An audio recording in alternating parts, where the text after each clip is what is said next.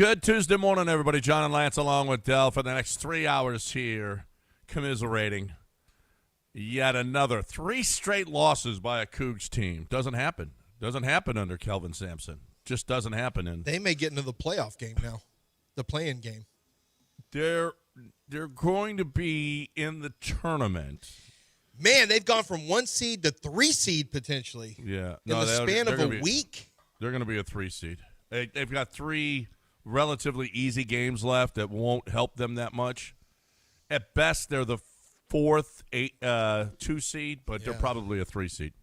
And you know what? Oh, well. They deserve it right now, the way they're playing. Well, it's offensively, they're just a mess. They're just a mess offensively. That's all they do is jack up threes, and Emmanuel Sharp is just not good. He just hasn't been good lately, and he's got to be really good for them. I'm not putting all the blame on Emmanuel Sharp, but Emmanuel Sharp's game has just his shooting. 1 for 6 last night, 2 for 8 before the game before against Arizona. Yeah. 1 for 10 from the field, 2 for 11 from the field, 4 for 11 against. Listen, I went back his last 17 games. 3 times he was 500 from the field. Everything else, and some abysmal games too.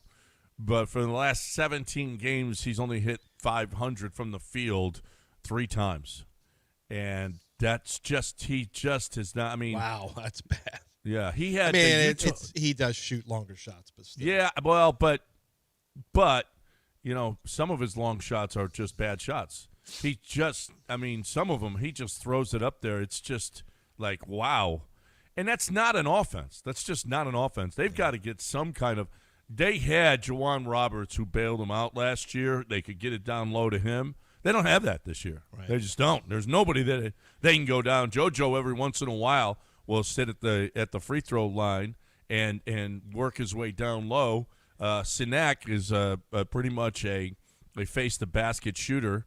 He's not a back-to-the-basket guy. So they just don't have anybody that can – Sacco has just got no offensive skills. McCarty is a three-point shooter. Right. And I don't even know. You know, they've got no guys that can bully their way in and get you a basket when you have to have it like Juwan Roberts did last year. Yeah. And it's missing. I mean, it's an integral part of, you know, when you have a hard time – when you're a team like Houston that kind of grinds sometimes, and it wasn't supposed to be like this as much this year, but that's what it's becoming. You need guys who can not only get second shots, which has been a key part of the Cougar offense, has been just second possessions near the basket, but just the ability to just, you know, get those grimy points in the paint, and they don't have as much of that this year. They don't have as many guys who do it, and they don't do it as successfully. So they have become more perimeter-oriented. They've always been perimeter-oriented to an extent, but there was a healthy blend of, while they didn't necessarily target, I mean, every once in a while they would target down low, and they would try to get guys established. You know, they don't play a classic, you know, inside-out offense where they feed it down to post. That's not what they do. But still, when they needed to get baskets from 6 feet, you know, from 3 feet, 6 feet, 7 feet, they could get more of them than they're getting right now. They've just become more guard dependent, which means more shots from distance and range, and that can mean some inconsistencies, frankly. Yeah, and it also means not as good defensively, and that's the thing. Here, I mean, harder to survive. Yeah, when you're off. Yeah. So last year, I mean, this year. It's not nearly as – I mean, they're giving up – they gave up 69, 73, 70, 64, 52, 66, 55, 54, 70, 86. In the big games, they're giving up a lot of points. You know, last year, Arizona, they gave up 64, 54, 68, 61, 59, 64, 61, 59. They just were so much better defensively. They can't get – they don't have those kind of turnover numbers that they had last year. It's not as chaotic as it has been the last – not only last year, but the Shed years, the Sasser years. Those were defensive, just maniacal defensive teams. And they just don't have that this year. They just don't. I mean, they don't have the bulk inside like they did, and they don't have, that point guard that is just incredibly difficult to get past. Kingston does as good a job as he possibly can, but it's just not the same. It's not even close. So that's that. You know what? It's not like they can't win it. They certainly can. Calvin Sampson after the game. Matter of fact, we've got sound from him. We've got sound from Bill Self. So here is Calvin Sampson. This is tough for him because this doesn't happen to him. This just doesn't happen to Calvin Sampson and his teams. They don't lose 3 in a row. They don't get blown out in a big game, which they got blown out. Make no mistake about it. Kansas was just that much better than they were last night, especially defensively. It was Kansas that looked like the Cougs last night, the way that they played defensively. Here is Calvin Sampson about this 3-game stretch. I think these 3 games, even though we're disappointed we lost them, it's not the end of the world by any stretch of the imagination. I think we can take these opportunities to help us in March and get better. But I don't know if anybody had to play 3 straight games like this. We're up 10 at Iowa State with under 8 to go, chance to win, didn't win. We got a lead in the second half against Arizona, chance to win. Tonight we just ran out of steam. We just had nothing down the stretch, and it takes nothing away from Phil's kids. But I kind of knew what we were coming in here for. Well, I mean, and I think he hit the nail on the head. It's the stretches against Iowa State. They went the final. What was it? And they got beat 17-4. Yeah. Right? Against Arizona, they went 10 minutes without a basket. Yeah. Last night, they jumped out early and looked great the first 14 minutes, and then they couldn't hit anything in the last 6 minutes of the first half. Nothing, absolutely nothing, and they're down 4 at the half. I mean, they have stretches where they just cannot score a basket. They don't have that guy. Yep. And when other teams like Kansas, like BYU, like Tech had with JT Toppin, they have bigger guys that have a lot easier time filling it up than Kingston does. Kingston is their go-to guy. I think they rely on him way too much, and I think that it's so hard for him to come up with that big basket. He does. I mean, he's got unbelievable ability, and I think he's going to be. I did see last night, though, they put a bigger guy on him, and boy, it's hard for him to get by a big, quick guy, and that's going to happen. That's going to be the case in the NBA. He's got to put on a little bit of weight because he's going to get bullied in the NBA. I don't think there's any question. Well, who's not going to get bullied is Jabari Smith, because at this point he's one of the more unstoppable players in the league. 22 points in the first half for the Rockets. Could not miss in the first half. Ended last night with, was it 5 or 6 threes yesterday for Jabari? I think it was Jabari ended up with 6 threes. They played Utah. Utah has been hot lately. Dude, Utah is Rockets lose to teams like that. What are you talking about? What are you talking about? They got 11 losses to teams with losing records this year. Half of their losses come against losing teams. This game was a trap. This was a trap This game? was a trap game. What about forget that. What about Amen? Amen didn't miss a shot. Amen missed one. He was 8 and 9, so he did miss one. He was unbelievable. He's got to get better, but Amen didn't miss. Unbelievable. Dude, 22 points at half for Jabari. Jabari couldn't miss. He missed one shot at halftime. Ever since Kevin Durant didn't call him something low-key, he's been on fire. No, low-key something. I know. I'm just mixing it up a little bit for the kids, keep them off guard, off balance. Ever since his group text message did not say that, about Jabari. Jabari's been, he's been, oh, yeah, fake group text message? Watch this. Mm-hmm. And then Jabari's Jabari went off yesterday. Kevin Durant had 12 assists, ultimate teammate stuff right there. Who has 12 assists except somebody who shares the ball and is a good teammate? Nobody. Nobody gets 12 assists. Selfish players and players who talk bad about their teammates don't have 12 assists. Are you kidding? They're not sharing the ball. Right. Kevin Durant was a super clapper 2 games ago. Every time they came off the court against the Knicks, he was super clapping, was very excitable and happy. Patting everyone on the back, gave the ball up yesterday. He was like, here you go, guys. I believe in you, and I trust you, and I'm your friend. Yeah. Jabari said, you think I'm radio? I'm TV. Okay, watch this. Ooh, bang. I just dabbed. If no one could see it, I just dabbed when John said that. You think I'm radio? I'm TV. Right. That's right. Yeah. TV is more glamorous. Yeah. And that's what he was. Yeah. I know what your radio reference means. I don't know what you're the talking real about. ones know. Did you think that Tari, that was a little dirty what he did to Vince Williams? I mean, the Rockets do what has to be done. That was bad. It wasn't good. It wasn't good. Dude, yeah, it was dirty. They were running down the court, and Tari's kind of pushing him, and Vince Williams hyperextended his knee and ended up tearing it.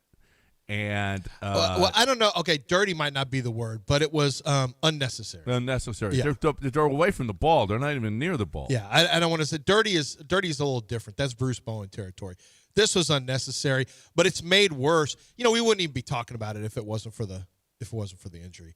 The injury is what makes it exacerbates everything. Like, oh, that's not great. That guy's not playing now. Not great. You know what is interesting though? There is one anomaly inside the box score that is worth noting.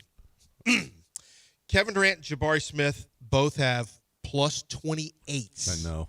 I was just going to bring this up. Oh, plus 28s. Okay. Let's look who else is. Ooh, this is pretty good. Amen Thompson, plus 17. Right. That's really, really good. Those are the best. Everyone's got plus 3, plus 4, plus Not 1, everyone. plus 8, plus 3, minus 5. They won by 20 points, had the lead throughout. Wait, and he was on the floor for 20 minutes. Who in the world could have a minus on this team? Dorian Finney-Miss. That's right. Dorian Finney-Miss. Dorian Finney-Miss The was human- minus 5 on the floor in his 20 mush minutes against Utah. Was on the floor for 20 minutes, 20 of 48 minutes. He picked up the only times in the game that the Rockets didn't beat the Utah Jazz. He was on the court, and that was 20 of 48 minutes. Somehow he had a minus number, Dorian Finney-Smith. In a game they won by 20. Yeah. He's beyond jinxie. He's beyond a mush. So in the other 28 minutes, they won by 30. Yeah. Even Isaiah Crawford played 2 minutes, and he was By plus 25, rather. In the other 28 minutes, they won by 25 when Dorian Finney-Miss was on the floor. No, they won by 30 because he's a minus 5. And they won by – oh, no, I'm sorry. They won by 20. Yeah, you're right. They won by 20. Yeah. So 25 and minus 5. Unbelievable. Unbelievable. This guy's such a mush. The only one with a minus. Such a mush. It's not even – at this point, it's just he's bad luck. And as long as you keep rolling that mush out on the court, you're going to keep on having the same results when he's in the game. You limit him to 6 minutes, you got a chance to play much more positive plus basketball. Go do the math. I'm gonna go get their record from the time he came back. And I can't believe you and I were like, when does he get back? Can you imagine how great life's going to be when Dorian Finney-Smith? We did. This were not our exact words, but I can't wait to see. This team's not even at full. I never said it like never that. used that voice. I just remember us saying, hey, well, this team's not even at full speed. Dorian Finney-Smith, if he ever plays, well, I wish he would have taken more time. I would hate to see him re-aggravate an injury. Take your time. Settle in for next year. He came back. His first game back as a Rocket was December 25th. It was Christmas Day, and they won. And they had 4 straight wins. And he immediately came off. 13 minutes, 16 minutes, 16 minutes, 15 minutes. Ime is like, let's get him on the court. Then it turned into 4 losses in the next 5 games. Then it was like, okay, they're 5-2 in the next 7. but then it's been 5-2 in the next 7. So 10-4. Well, they win. They win. It's not because of him, or I mean, it's the Rockets are a winning team. Okay, so, but goodness gracious. Well, I mean, he's 13. How in the world against Utah are you a Hold on a second. minus? They're 13-9 since he's been back. That's not the same record as they had before him. No, it's not. No, it's not. All right, we got a break. 713-780-3776. My guess is he's been Rockets minus win, most of the time. Cougs lose, and 2 blowouts. And if you want to get in and talk about it, you're more than welcome. 713-780-3776. Right now, we're talking a little Underdog. Hey, so Underdog Fantasy, we talk about it a lot with basketball. Did you know that they have combine stuff? I'm not allowed to participate. I did see a couple of curious numbers out there. But Underdog Fantasy also has it kind of limited. I think there's 8 40-yard dashes right now that are available, including Ty Simpson, including Antonio Williams from Clemson. There's a number of guys out there. Some of the numbers are a little too fast, in my personal opinion. Not that I know. I'm just saying based on watching tape.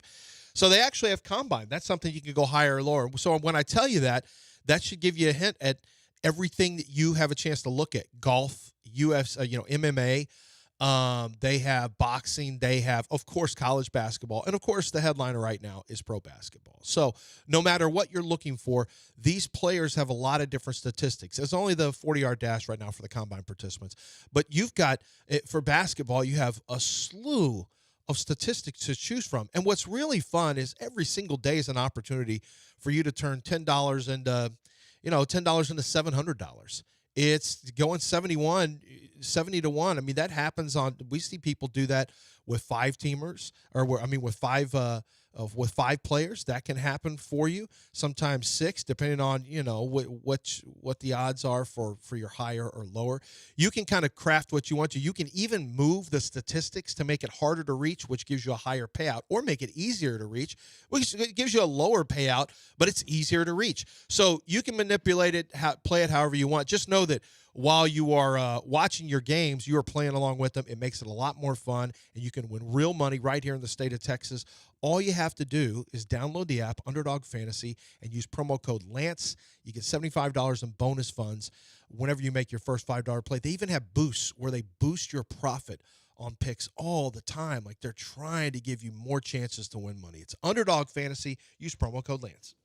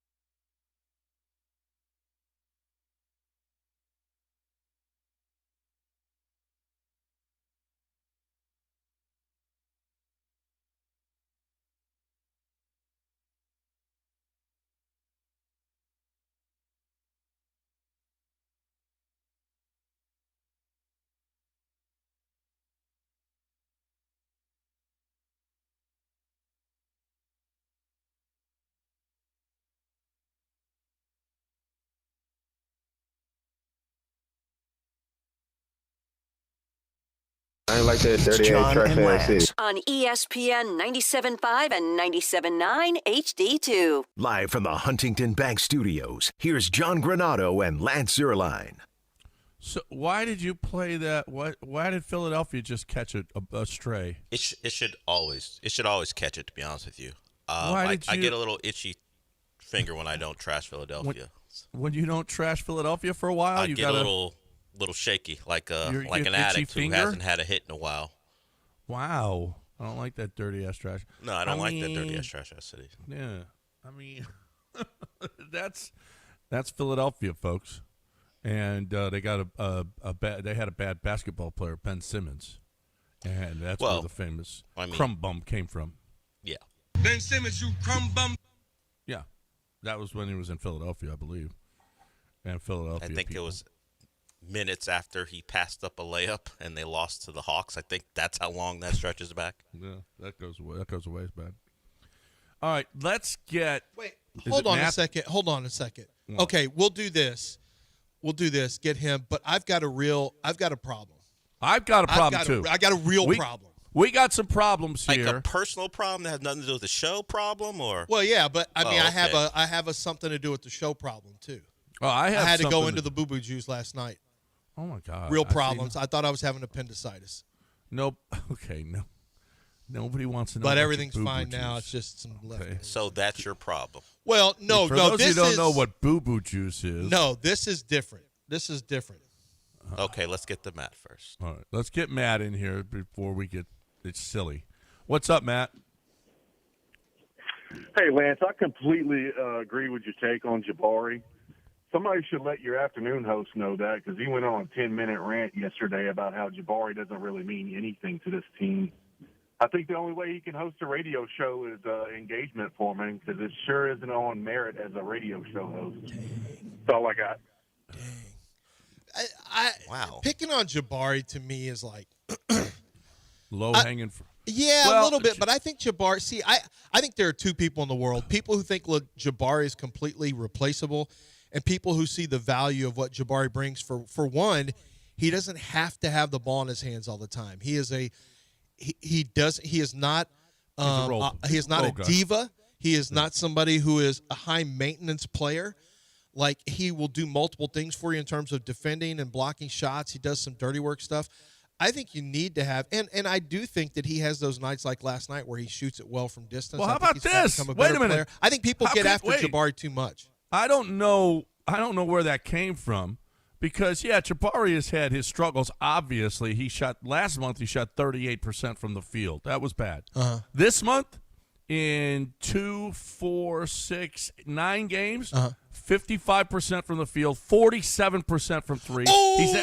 He's averaging 18.6 per game this month. Yeah. I mean, the last 9 games, I could see last month because he was bad in January, really bad. When Kevin Durant didn't call him the R word, ever since then, how has he shot? How has he played? He was good before that. I know. Yeah, he's was been good the before whole that. month. He was. No, actually, we don't know when Kevin said that. That's true. We don't know when Kevin said that. Well, when it became public, we know when it came out. Kevin didn't say that. Yeah, we don't know. Yeah, maybe it was last month Kevin said it, because last month. And then he took it to the group chat. You don't know. I don't know. I don't know that he said it at all. Then listen, and the month before in December, 47% from the field, 37% from three, almost 17 points a game. He had a really, really, really bad February, but he's not horrible. I think the problem for Jabari a little bit is that you're the number 3 overall pick, and we've just described him as a guy who's a role player.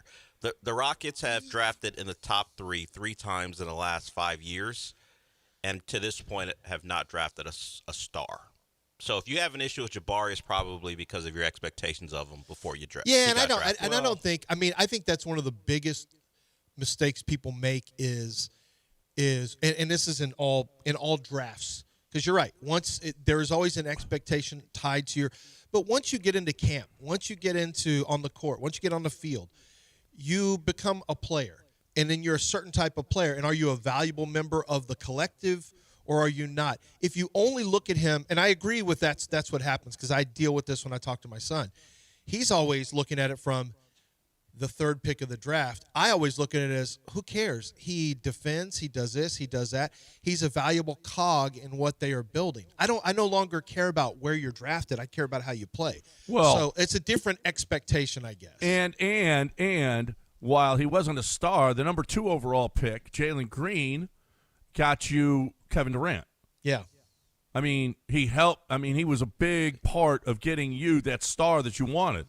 So while it might have been I don't know. I don't think Jalen was a wasted pick for the Rockets. No, not at all. He was, and actually, he turned out to be a valuable pick because he helped you get Kevin Durant. Well, but he had plenty of value as a scorer for you also last year. Right. Like Jalen Green was a good Rocket. He got better. He improved. His defense got better. His game started to mature. He became a better three-point shooter. He took an upward trajectory, and the Rockets decided to go in a different direction. That wasn't a bad pick. I don't think Jabari was a bad pick. But if you're gauging him off of third pick of the, like Dell said, third pick of the draft expectations, that's not who he was. But I also remember way back in the day when Dream was drafted first and Rodney McRae was drafted third.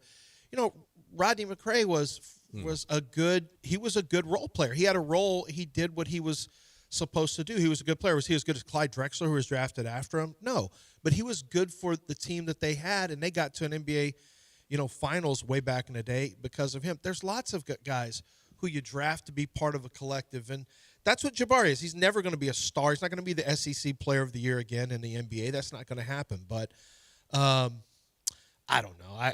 I'm okay with him. You don't think he's going to be the SEC Player of the Year in the NBA? Well, that caliber of player. Oh. Well, if you're looking for that guy again, that guy, you'll see him in flashes. Well, I mean, we go top 3. What about the 4th pick, Ahmed? They did pretty good there. Yeah. I think I think they did really well with him. Yeah. I mean, we've already covered this. Rafael Stone, in totality, has done a really good job of drafting. Right. He had his first big miss with Dorian Finney-Smith. It's just that's not his their big miss in terms of free agency. It's just not their year. That's Steven Adams was a phenomenal addition when he was healthy. Unfortunately, he will have been unhealthy almost as much as he's been healthy with the Rockets when they added him. And you look at the Rockets and their top picks, and you had a prime example. Now they don't win the game. They didn't have the chance to draft Cade Cunningham. They were number 2 overall, and Cade Cunningham has become an All-NBA type player. And John laid it out that you traded Jalen for Kevin Durant. Partly, you have to give up Dylan Brooks. The 10th pick you had from the Suns, you gave it up. So it was part of the trade. You look at the Jabari Smith. Look, it's not like you passed on Chet or Paolo Banchero. You didn't have the opportunity. You fell at number 3, and Jabari was the clear pick at number 3. So you want to call it bad draft luck you or had whatever. That was the pick. These are the guys you're going to take. Was Jaden Ivey after him? Yes, in that draft? but he's been traded and hurt. And they had he hasn't worked out. And Jalen Green was they had some replication. Jabari was the only pick to make. So did he fall into it? Did Rafael Stone, was he forced to make that pick? Yeah. But he was never going to take Jalen Williams from the OKC guard or swingman. No that one guy was. went 13th. You can't blame him for not getting him. It's just the guys were picked right where they're supposed to be. Yeah, they're fine. I mean, they're in a good position. They're one of the better teams in the West when they're playing Utah. So, I mean, when they're playing most of the other teams as well. So, when we come back, we got to break it. You've got beef with something. I got a real problem with something. I found something out yesterday that irritated me, and I barely was able to sleep last night. So you got your boo-boo juice out? Yeah, no, it's not the same. There's two different issues. There was one that was a problem with my physical self, and then there was one with my mental health that was my mental health was hurt last night. Okay. And when we come back, I'm going to tell you what hurt my mental health and really what can be done about it, because if you're listening, some of you might be able to do something about this. Yeah, and I got a problem too. And Dana Brown, you're going to catch it. You're going to catch it. Oh, boy. Time to talk little Houston powder coaters. Houston powder coaters, I mean, they want to – listen, Houston powder coaters is the city's – it's what the city does to look better, okay? Houston powder coaters have been hired by the city of Houston to powder coat all the metal – well, not all the metal, but all of the street lights and park benches and all of this stuff that is going to make us look great for the World Cup. It is going to make our city shine. And if the city thinks so much of Houston powder coaters, how can you not, okay? I mean, when did the city ever do anything wrong? So here's the deal. You're looking for the best way to powder coat whatever metal that you have. And even, especially if you buy brand new patio furniture, have it powder coated first. You know how much longer that's going to last? How much better that's going to look? And you may get something that's just plain white and make it colored the way that you want. Maybe they can't do your teams. Maybe you love a team that's orange and blue or red, white, and blue, or a maroon or burnt orange. Whatever team you love, you can have them powder coat your patio furniture, your car parts, your boat parts, whatever it is. They can powder coat that, make it look like your team, and look at you now. And everybody's going to talk about it because look at you, how much you love your team. And Houston Powder Coaters helps that. Free pickup and delivery. But anything that you need powder coated, okay, if the city trusts Houston Powder Coaters, you should too. All you need to do is go to HoustonPowderCoaters.com. Tell Robin you heard it right here, HoustonPowderCoaters.com.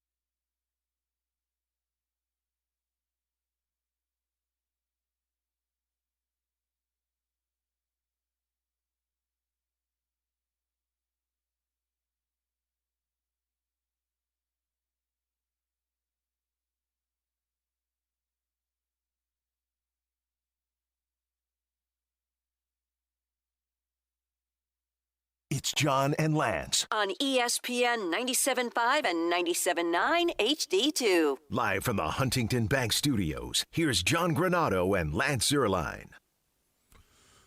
All right, welcome back. 713-780-3776.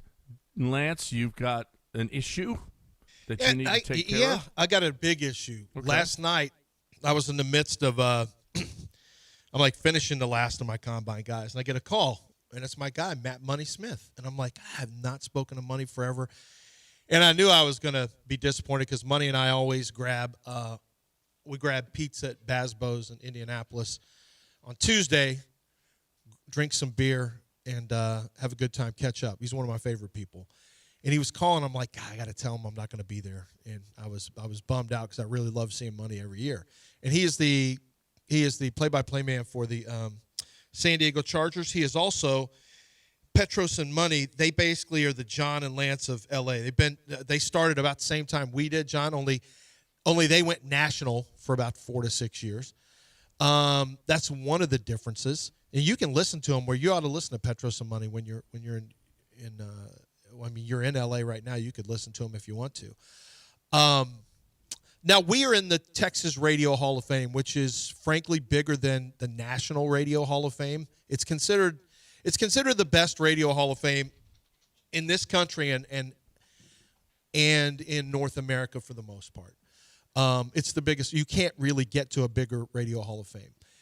So I would think that would afford us a certain amount of respect, not just from everyone in Texas, but definitely from our own community.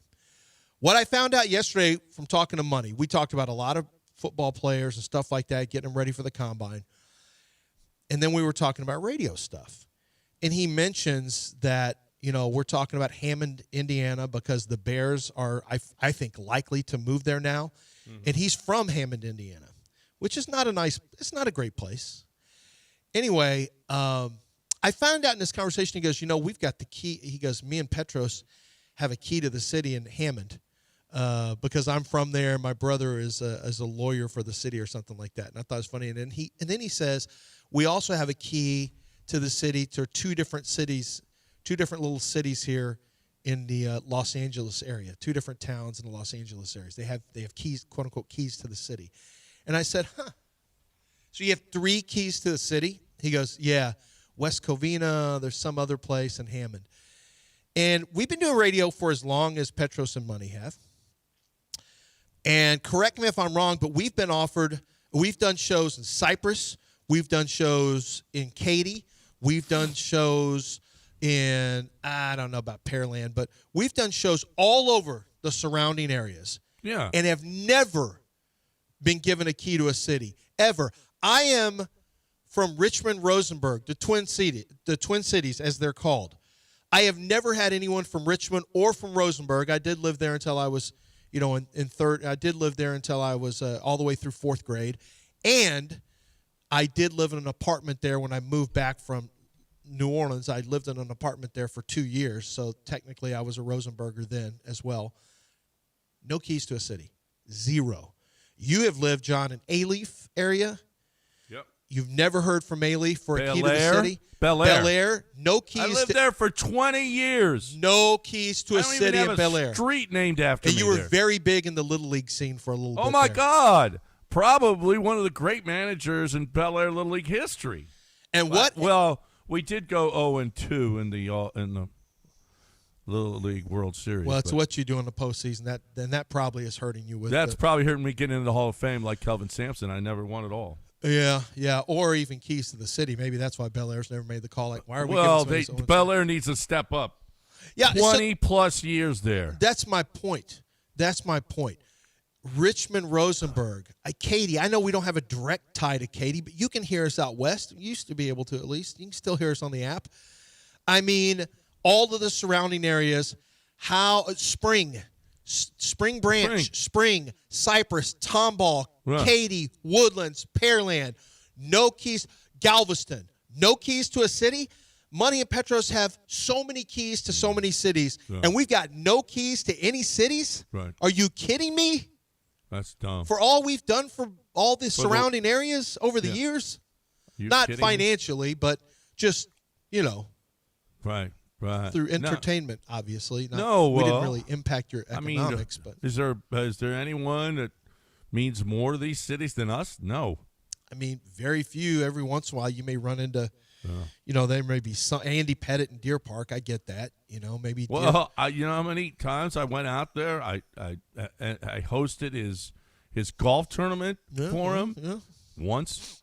I mean, honestly. Wouldn't have happened if you didn't host it. We deserve a key to. You're right. Yeah. Petros and Money. Yeah, they've got 3 keys to the city, and I love Money Smith. But, I mean, this is unfair and we are Hall of Famers. It's in the books. They're not even Hall of Famers. They could be. I don't know. I didn't ask. No one I was knows. so disgusted when he told me he You had don't 3 know. keys to cities. And I'm like, and I'm assuming the keys to the city get you free food and drinks. I assume you get to eat free and drink free at places. And I would imagine golf comes free also if you have a key to a city. I would imagine one of the reasons you may not have a key to a city is people don't like the smell of desperation. And it's wafting off of both of you, particularly you, Lance. I don't know, John, it's not as strong because you're in California, but the wafting coming off of Lance is a little stinky, even worse than maybe your bathroom during Boo Boo Juice episodes. So I think the stench of desperation may be turning people off. Well, maybe I've just never raised the – you call it desperation. I call it bringing awareness to a situation. See, the problem is – and if I have to put a ribbon on a pin or a ribbon on my shirt, I will to bring – See, your problem is the cloud of desperation is always around you. It's not just because you're talking right now. I don't feel There's like always it's like Pigpen. Like Pigpen always has that cloud. The stench of desperation is always there. I think that's from the Boo Boo Juice, that cloud. No, that's a different stench. But the desperation. It's not like Pigpen where I had desperation clouds around me. You just leave a little bit everywhere you go. No, that's not what I have. And like I said, I will if I have to bring awareness. If I have to bring awareness with a month, maybe March is national key to the city awareness month for me and John, and maybe we wear pins or ribbons or in fact we grow mustaches or whatever we do. For March because it's a very important month this month, and you haven't mentioned it at all. Black History Month. Yeah, you have not done what you should do as an ally. Well, one of the things that would make sense is if we we were given a key to a city by a black mayor, maybe. You talked we about talked about basketball? Jabari. We talked about Is that your tribute? Yes, Calvin Sampson and we talked. What about? I don't think we brought up Bryce Matthews, but this is a good time to bring up Bryce Matthews. What about some historical black figures that helped like the way? Calvin Sampson is a historical black figure. See, at least do that. I like Martin Luther King Jr. He was great. I like Sam Cooke also. There you go. He's not a historical speaker, but he is. I was born by the river, and in a little tent. I mean, Malcolm X probably wouldn't have liked me so much in the early Malcolm X, but then after he went to Mecca, he would have been like, "Hey, you're my brother." Yeah, early Malcolm X. Malcolm probably wouldn't have. He would have called you WD. He would have liked me. Yeah. He would like me. He would have. No, he definitely would have called you He would WD. have hated you. No. White You devil. would have been White You Devil. would have been White Devil from day one. No, exactly. Stop it, particularly when you rub your forearm. Frankly, I call John White Devil today. Yeah. You think Malcolm X wouldn't have had words for you? You think this is new for John? He's White Devil constantly with us. Only time he's not is when he's not drinking. And even now, he's got some White Devil tendencies. I'm not drinking. That's what I'm saying. Yeah, you're better. No, I'm part of the community. Someone brings up a point, and Me and probably Malcolm. a good one. No, Sam said, "Here's not your me key." and Del. Sam's listening, so she'll probably cut this. She goes, "You're right, Lance. Here you go," and took a picture of her keys to her car. This is not a key to a city, Sam. It's huge. They give it to you, and they probably need to give us a check that says John and Lance $5,000. well. The big the big cardboard checks To our foundation. to our foundation. Someone points out that Eyelids for kids. you begging Eyelids for keys to kids. cities you couldn't even point out on a map, which is probably correct. Well, I'm not going to say that. But then we'll look it up. Yeah, I've got Apple Maps. oh, yeah. cool. We'll be It's able to not get what that. they said is not accurate, but it's also irrelevant. So would you? It's not inaccurate, I should say. It's just not relevant. You push back on it, but would you want me to change your name in my phone to Pigpen? No, keep it at Trash Ass Lance. Okay. You don't have to change to Pigpen. That kid was one of the worst. Charlie Brown had a lesbian on there early on before anyone had Alleged lesbian. Peppermint Patty alleged. Alleged Okay. lesbian. Okay. They had a lot of mental. Pigpen and Peppermint Patty? So they had Pigpen, this kid who And was, Franklin. they Don't had forget about Franklin, who they Franklin. put on a different side of a table Well, yeah. for early, segregation pieces. We can only be so progressive. They had Lucy. They had Lucy, who was causing mental anguish to Charlie Brown. Literally She was a therapist, was treating him terribly. Yeah, and she acted as a therapist. She charged him for that. Charles, what was his name? Charles Schultz, yeah. Charles Schultz. Yeah, by the way, when I go to Tokyo, my wife's already carved out space for us to go to the Snoopy Museum, so there you go. that's great. Guys, we got a city manager calling in about maybe keys to a city. Oh, yes. Oh, let's go. We're behind, but that's okay. Who cares? The city manager, welcome. All right, welcome in. Hey, good morning. How are you guys? We're good. Good. Hey, so I hate to burst Lance's bubble, but the keys to and as much as I would like to donate the eyelids for kids, cities can't make direct contributions to foundation, cash or in kind. And secondarily, the keys to the city don't come with free food or drink. That's a tough action. So, I would imagine. They come with a fancy certificate and a lapel pin.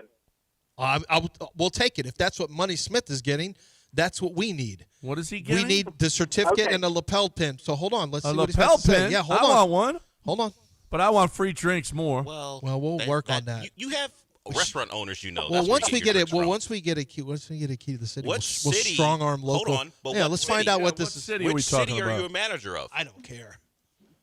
But so I'd rather not say the specific city, but let me just say I'm located in Brazoria County. Okay. Okay. And offline, I will make arrangements to see if I can't get you that honoraria for our fair city. Yes. But I would also note, Lance, about half the places you named, A-Leaf, Cypress, Spring, those aren't actual cities. Well, They're parts of the city, and they're just neighborhoods. yeah, but it doesn't. It's going to count no for one knows me. that. Like, Okay, I'm looking up. No one knows where Brazoria County is, so let me look. whoa, it up. whoa, You're not whoa! doing What are you yourself any doing? favors What are you here. doing? Okay. How are you going to get a key to the city if you I disrespect know where them like Brazoria that? Looking County at, is. Hey, give me the key to the city or the key to the county. You insulted him a little Well- bit. You got a little out of order yourself. Well, wait a minute, but what's the cities He in can't- there? He That's can't a tell county. you on. He can't tell you right now. Wait. No, what are the cities though? Some of the cities in Brazoria County. Some of the cities, let's see, Pearland is in Brazoria County, Alvin, Lake Jackson, Freeport. Oh, that's Dell's. Metropolis. That's where Dell So, grew am up. I just naming? I didn't grow up there. Am I just naming neighborhoods? Like what? When I say Cypress, Cypress isn't. What is Cypress considered? Cypress is just a part of Houston. It's a neighborhood. It's a neighborhood. It What used to be about a city. Katy? Katy's a city. Well, yeah, so it depends on where. Katy has a huge address footprint, but actually the city itself isn't that large. It's a township, So- isn't it? Doesn't matter. The key still is the same. No, it's a city. Yeah, that's right. It's a city. Yeah. But if you're east of 99 and you're calling yourself Katy, you're actually outside the city limits. Lance, you should be getting with your boy, Craig the Surf. Angleton's in Brazoria County. I'm going to work on every angle Yeah, I can. Angleton is in. I'm going to work Angle- on. I'm more Angleton. than happy to reach out. I'm more than happy to reach out. Oh and yeah, start a give us campaign this. on my We'll take the keys to Pearland. No, All right. we'll take the keys to wherever. I just want a key. Just get All us right. some keys. Let Hurry Dell up. know. Let Dell know what Put we 'em need on to hold do. and Yeah. Put 'em on in hold turn- and Don't get us ruin some this, keys. John. Hurry We're up. literally on the cusp of getting a Maybe certificate. every city in Brazoria County, so we beat money and yeah. I don't Okay? care. I just want one. Look at Brazoria County stepping up and giving us keys to the city. Well, we don't know yet. Well, you're I'm sitting there just assuming. You're, Of course you're they will. Bad mouthing it. Angleton and Alvin. Are you kidding me? I love Alvin. Oh, What's your favorite thing about Alvin? Nolan Ryan. Okay. There it is, the one fact. I doubt he's been to Alvin. No chance. Alvin? No chance he's been to Alvin. The- Nolan Ryan? It's too far down. Yeah, he hasn't It's too been to Alvin. far south. He's We never used been. to play Alvin all the time. He's not been to Alvin. Never been to El Campo. He's not a real one. He hasn't been to Never been to Pasadena. Wharton. Nolan Ryan is from Alvin. We know. we know You can't that. just That's keep your yelling one out fact. Stop Nolan saying- Ryan. Yeah, stop saying Nolan Ryan? that. We You've get never it. been to Alvin. You Never don't know. been- Never been south of Oh, I've Pasadena. never been. I thought you meant Nolan's Yeah, never I been. know. You've he's never been. You've never been. I've been to Alvin. For what? I drove through there to Galveston.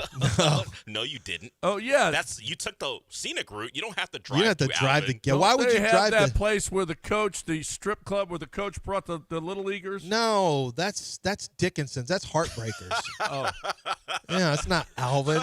Totally different. What are you talking about? oh. That's what- Heartbreakers. World famous. Yeah. No.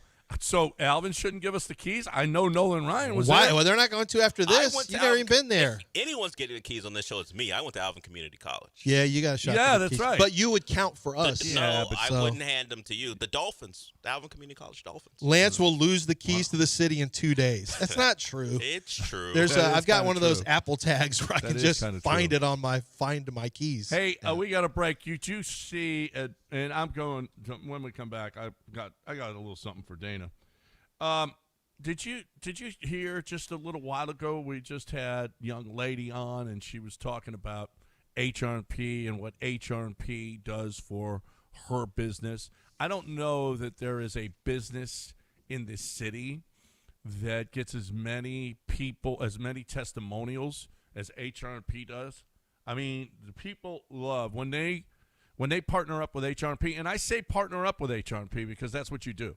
HR&P doesn't succeed unless you succeed, and HR&P helps you succeed because you spend less money doing your payroll and your HR. You are better. You're a better business because of HR&P. You are your employees are better off because of HR&P, because HR&P leads to more money in the bottom line to make you more profitable, to make it so that your business stays alive, to make it so your employees have a paycheck, a regular paycheck that they can count on, because HR&P is going to help you not let your business fail. Not only will they do the HR and payroll, but the taxes and the benefits packages and all of that, but they can give you business advice. They partner with us, and we love the partnership. And everyone who does, you hear them on this radio. You hear them talking about HR&P with superlatives, and there's a reason, because HR&P does it right. HRP.net, 281-880-6525, or HRP.net.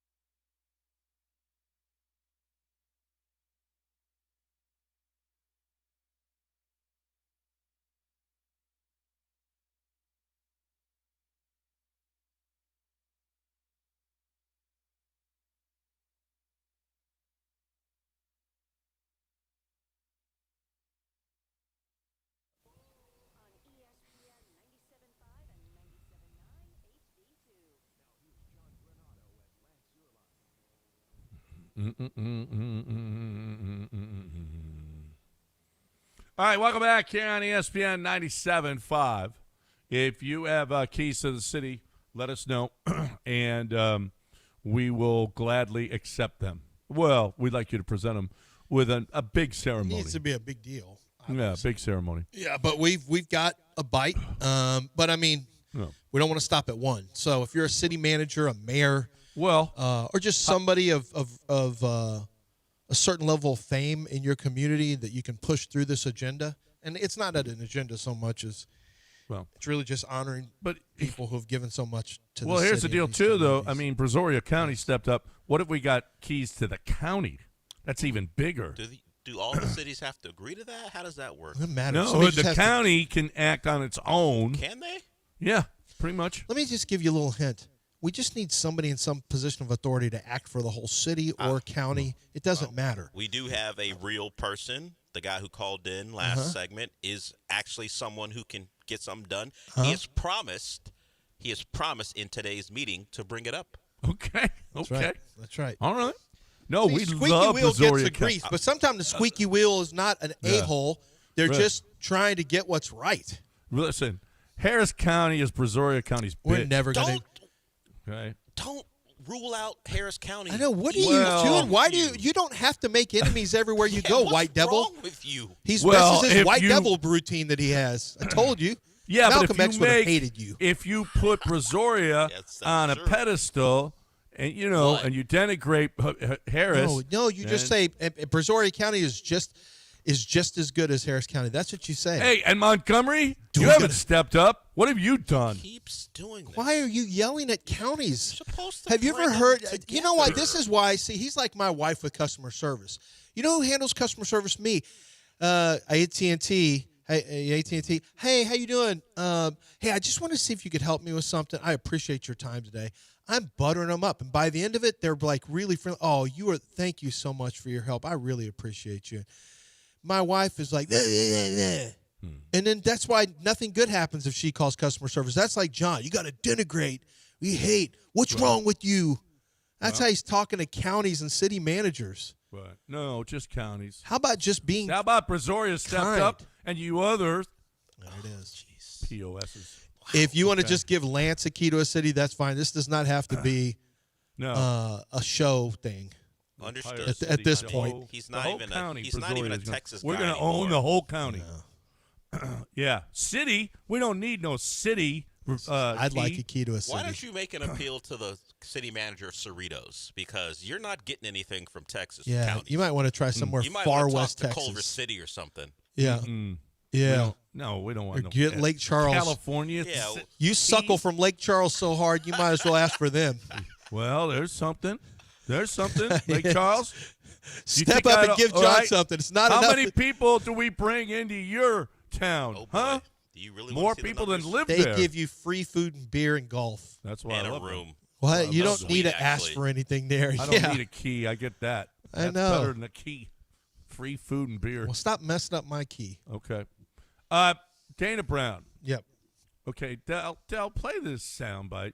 Play this, and because this is really bothersome to me.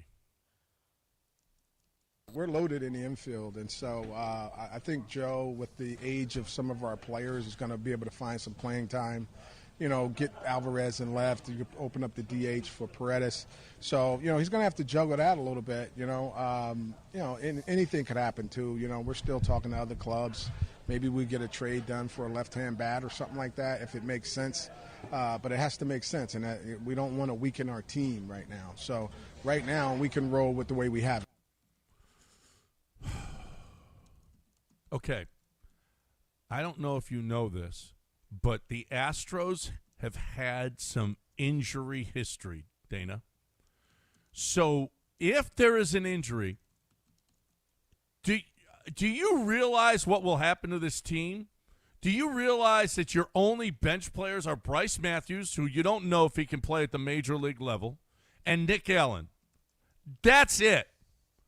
You used to have Marwin Gonzalez. You had Aledmus Diaz. You had Mauricio Dubon. Hell, Billy Spires started this thing. You had utility players. You get rid of Isak, who can play multiple positions, and you have nothing. You're going to play a Nick Allen, who is a 140 hitter. Do you really? He's 5'8", 166 pounds. He plays shortstop. He can't hit his weight. Ooh, and you're telling me that you're going to trade because, well, the Astros never have any injuries. Well, why would we need a guy who can play multiple positions and hit, who was one of our best hitters last year? Why would we need that anymore? John, maybe we'll get a left-handed bat. John, did you ever read the Odyssey?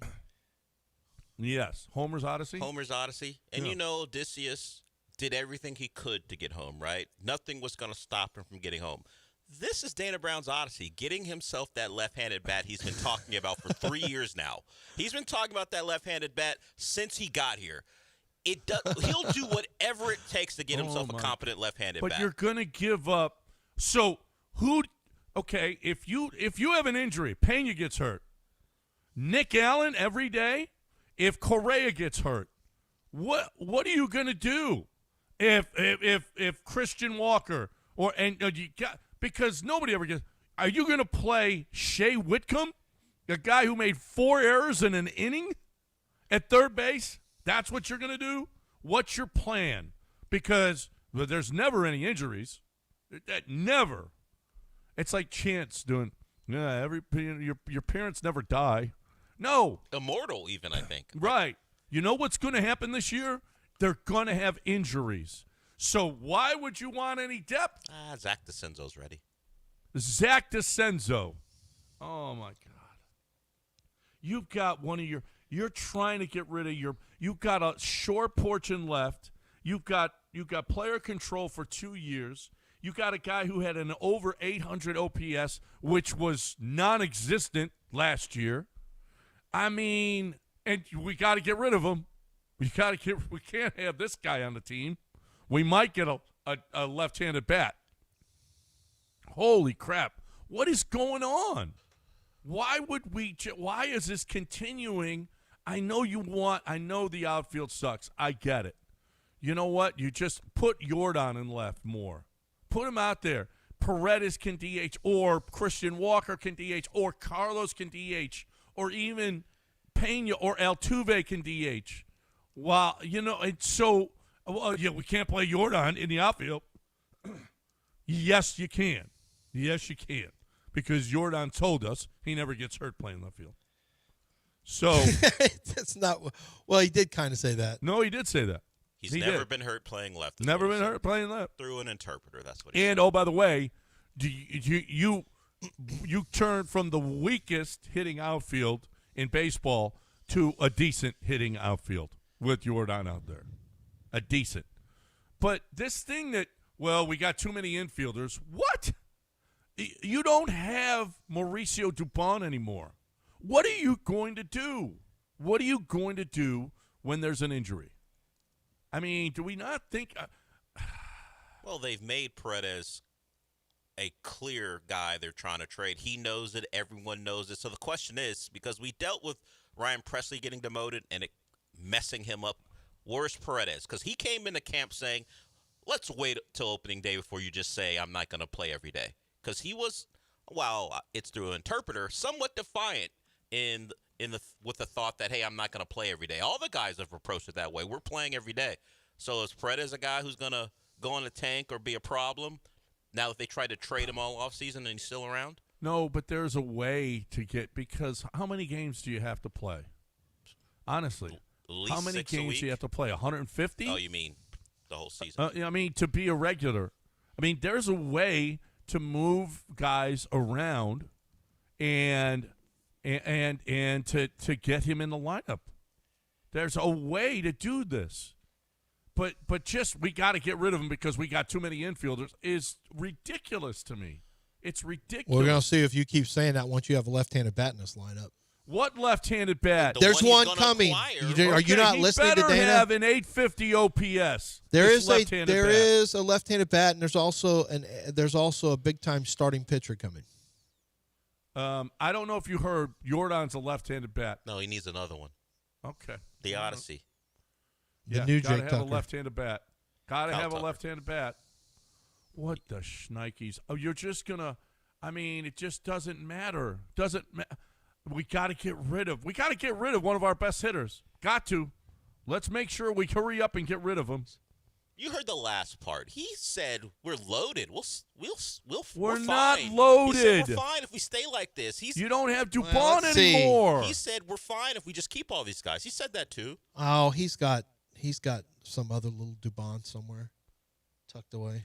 Who? Everyone's a Dubon.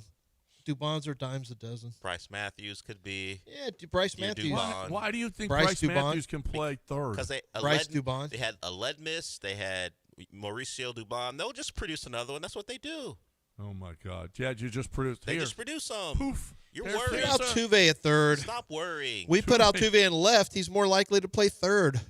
I played third. I played third. Can you imagine him trying to throw across the mound? Pop flies. No, I can't It imagine looked like that. Baron Morton trying to throw the ball with his jacked up shoulder. That's a random pull for people who don't Yeah, know. I just about watched this tape. Texas I was Tech like, quarterback. good Lord, is this terrible? And then I found out his arm is basically shredded. I felt really bad for the kid. He couldn't practice all year, right? Hey, he couldn't even in the Shrine game, they said he couldn't even throw a spiral, that it was atrocious. I was watching his tape, the Texas Tech quarterback. I'm like, I didn't see this during the season. I didn't realize, even when I'm watching tape for his two wide receivers, I'm going to have to go raise his wide receivers' grades just because they sat there playing. Everything's contested because the quarterback has no arm left. It's unbelievable. He played through he's playing through all kinds of pain, and it's just throws are pop flies. Safeties are ranging over, making fair catches on interceptions. I'm like, good Lord, this is terrible. All right, who's and they on made it hold? to the playoffs. Andy's on hold, wants to talk Dana Brown. What do you say, Andy? Man, you guys, Dana Brown sucks. My goodness. I mean, he is horrific. This guy, didn't Tucker bat left? Didn't Caratini bat left? Couldn't Dubon play 7 positions and hit around 265? At least he could hit his weight, not like this. What's his name? The guy that we got from him? Nick Allen. Nick Allen, the shortstop, backup shortstop for the Braves. That was an acquisition this offseason. Dana Brown is horrible. I mean, 2 years. Look, Jake Myers. Whoa, he hit 292 last year. That's great. You know what he hit with runners in scoring position? 211. The guy had 100 hits and 24 RBIs. The year before, 101 hits, and he had 60-something RBIs. He sucked last year. He couldn't hit with nothing. Wait, but you know that Dana Brown is trying. One of the reasons they're trying to find an outfielder is because they don't believe in Jake Meyer. I mean, they don't believe in Jake. That's one of the reasons they've been looking for an outfielder so much. I don't think they think he's in the plans. This is his 3rd year in. Hell, Jake Meyer should have been your center fielder the last 2 years. I mean, my goodness. Yeah. Lance, you could do a better job than I know Dana with Brown 2 right months, now. but I think that also Chaz, the hope was Chaz was going to be that guy. I don't think anyone went in. I don't think Dana's done a great job either. I'm with you on that, Andy. I just think in terms of the Jake thing, just kind of splitting hairs. I don't think that they ever look at, well, we got Jake, so we're good there in center field. I don't think that's ever been the plan. In fact, I think they were thinking Chaz was going to be the guy next year and bounce back, and that never happened, and Jake ended up having a pretty good year. But I really don't think the Astros, there have been so much talk. Chandler Rome, I think Brian McTaggart also have talked about they would be willing to move Jake Myers. I don't think Jake is in there. I think he's there because he has to be there right now. I think one of the reasons they're looking for an outfielder has to do with the fact that they don't have any confidence in him, nor should they, frankly. But Dana is, I don't know, part of me wants to just give him a pass on a lot of this, but his job is to build a roster. Like, I can't just give him a pass. His job, I don't think that his manager, I don't think his owner is hamstringing him from making any moves. I think there's certain, I don't think he can re-sign his own guys once they hit the open market. We know that. Nobody's been able to. But I do think there are moves. I do think he can be a little bit more active than he has been. The Kikuchi deal was a good deal at the time. I mean, it was a deal that needed to be done. I didn't love it at the time, but it ended up being a pretty good deal. But some of the other moves have not been very good, and then he's just been, frankly, inactive. The Tucker deal was good, actually. Yeah, the Tucker deal, it could be. It could be. I mean, we'll see. Cam Smith really needs to become a player for that to be considered a good deal. Well, I know. I mean, you rushed him with 36 games, minor league games. You rushed him to the big leagues. So Breggy was rushed a little. Well, but not everybody can do that. I mean, a lot of guys have to have more time in the minors. Yeah, but they needed an outfielder last year. I mean, I know that need is one thing, but actually, and so the kid struggled, and it should be expected. And now we'll see whether or not he can do it on a regular basis. But you can't. I don't think you can even judge him this year. The dude just was, thrown into a situation that he shouldn't have even been in. Oso, Bryce Matthews, Zach DeCenzo, Shea Whitcomb, Nick Allen are good enough to fill in the infield during an injury. What if it's a long-term injury? You want those guys on the field every day?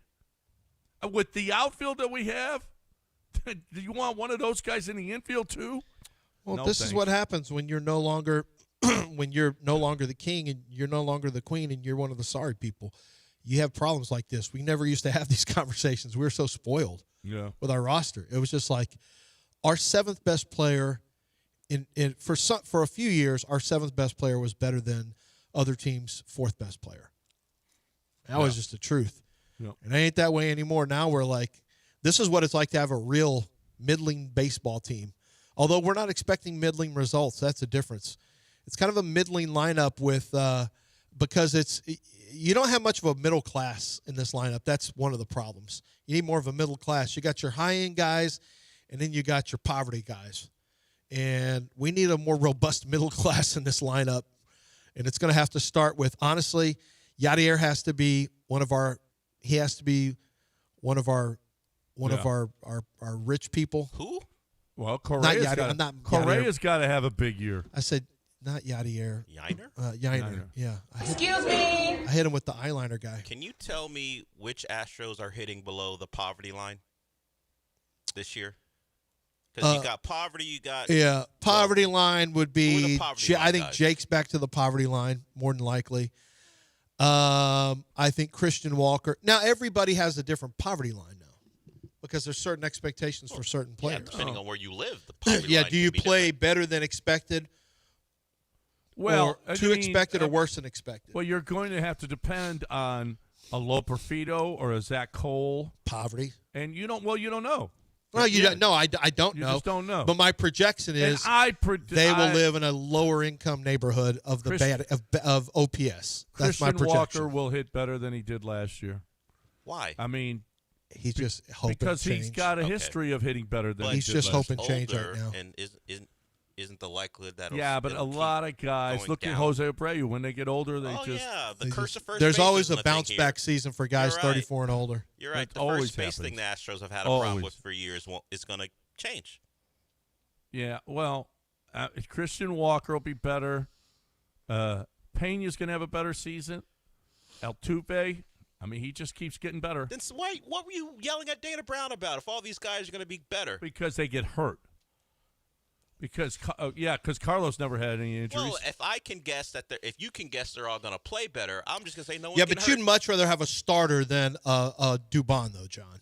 And he's trying to look for. I assume he's looking for a starter as opposed to worrying about a Dubon. A left-handed starting outfielder. Paredes is not really a Dubon. He was one of your best hitters. I know, hitters. but he's. It doesn't matter in this lineup. He's stuck as a Dubon. That's the problem.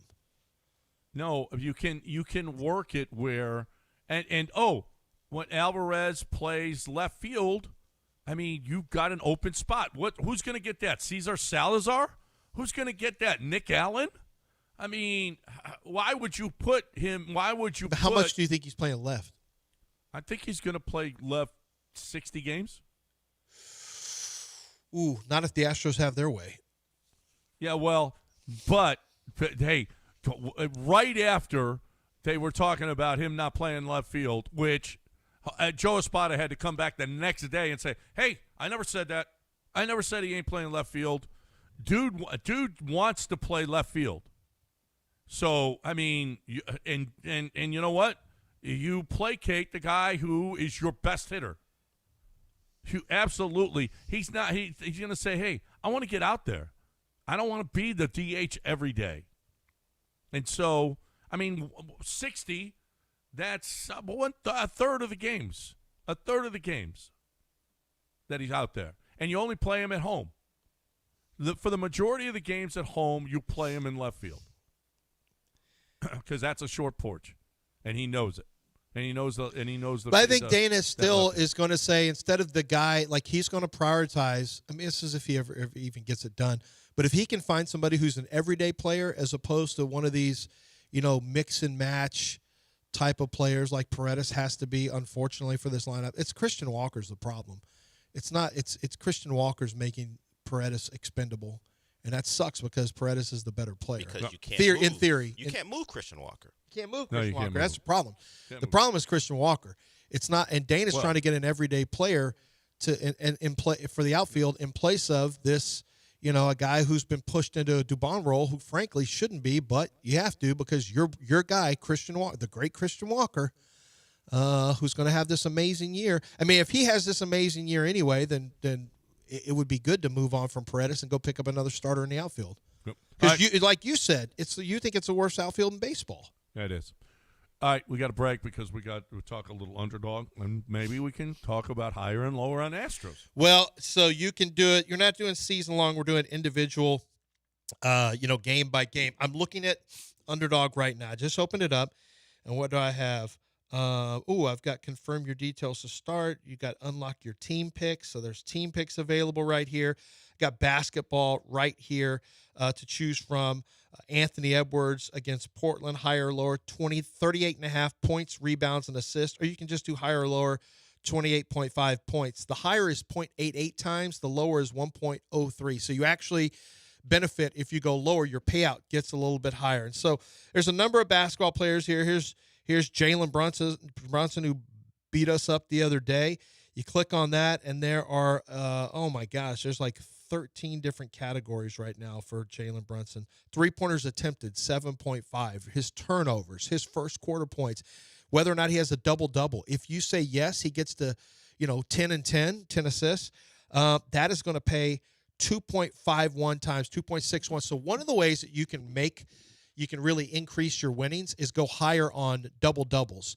And if a player gets there, it really exponentially increases your payout. You can go as little as 2 players. You can go up to 5,000 times your original play if you pick, a bunch of underdogs, really higher or lower. And it's a fun way to play along with NBA basketball. You may say, I don't watch it as much. Well, I bet you will if you're watching the statistics for your players go higher or lower, and you're making real money completely legally right here in the state of Texas. Download the app, use promo code Lance, and what it's going to do is give you $75 in bonus funds when you make your first $5 entry. That's Underdog Fantasy, promo code Lance.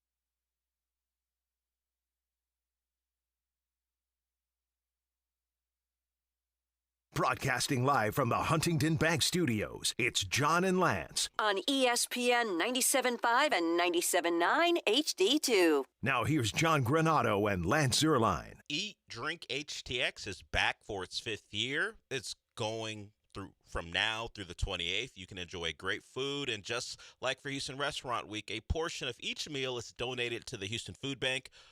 Restaurants participating have brunch or lunch for just $15 and dinner for $25. Find all the participating restaurants and their menus at eatdrinkhtx.com. All right, welcome back. 825-713-780-3776. With the number if you want to get in here. Any thoughts on anything we talked about? We got the Cougs losing last night and losing badly. Didn't look great. Their offense is kind of broken. They go through such long periods of not scoring. It just is. It's hard. It's hard to watch. I'm sure it's hard to watch for Kelvin. They can't answer, and they're not as maniacal defensively as they have been in the past. So that's a bad combination. When you don't get as many stops as you used to, and you can't shoot, that's a problem. Those are two problems in basketball, and the Cougs have had it the last 3 games. So, it doesn't mean they can't win it, but they're going to have to play a lot better. They're going to have to play a lot better than they have. Rockets win big, but they played the Jazz, a G League team or a D League. What do they know? It's the G League, right? Correct. A G League team, the Jazz.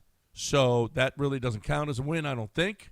Although other NBA teams get wins when they play the Jazz. I mean, it just doesn't wipe away the Knicks' fourth quarter, but it counts as a win. It does count as a win, per se, but it didn't change what you feel about them right now. No, they beat the Jazz, and I'm really happy that they didn't blow the lead. That would have been.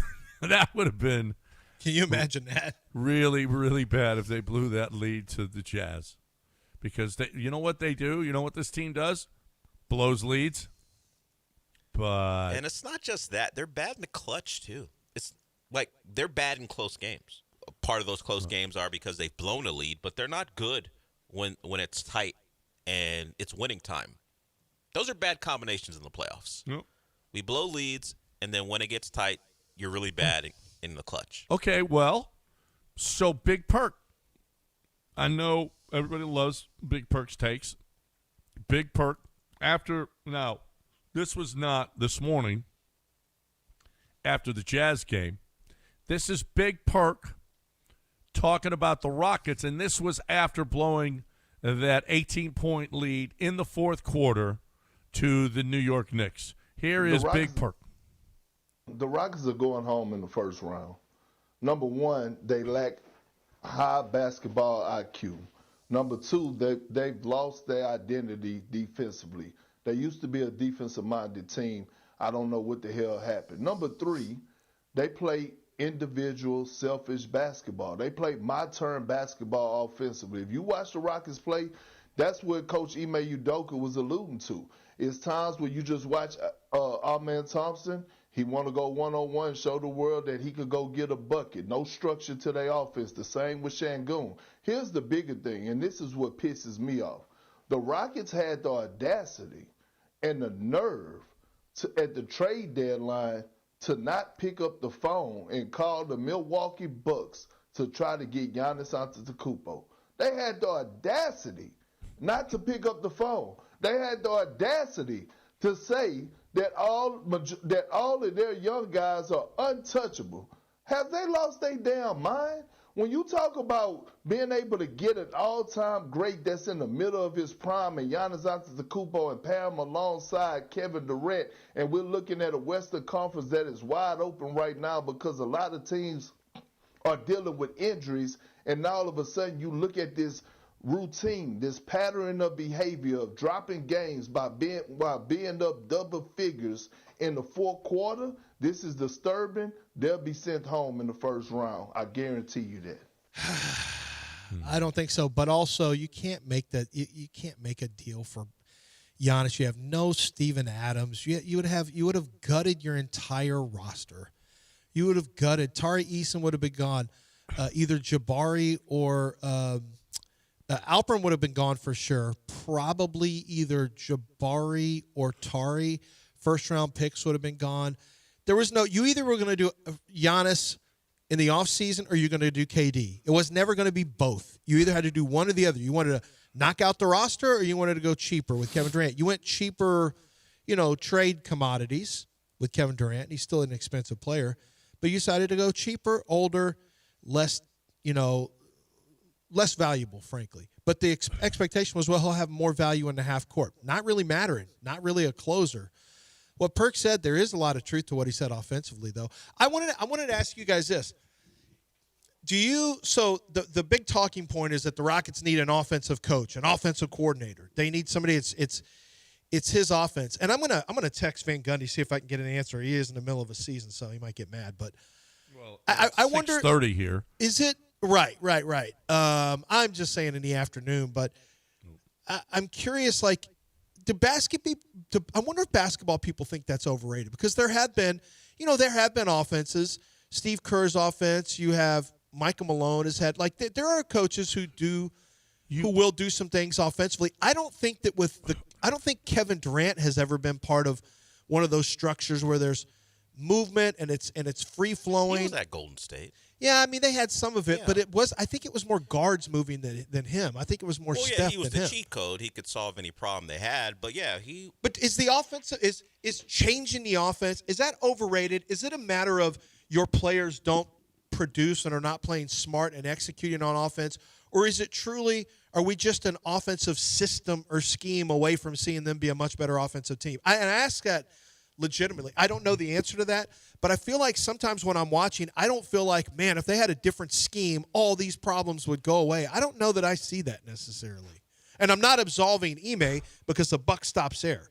Your offense isn't good. You're the head coach. But I don't know that they're like some X's and O's away from being this, magically fixing things. Wait a second. You mentioned Golden State. You know why Golden State is really good? Steph Curry, all-time shooter. I mean, Giannis. I mean, what teams win? The teams with the best talent. When the Pacers were really good with Tyrese Halliburton, was it their scheme?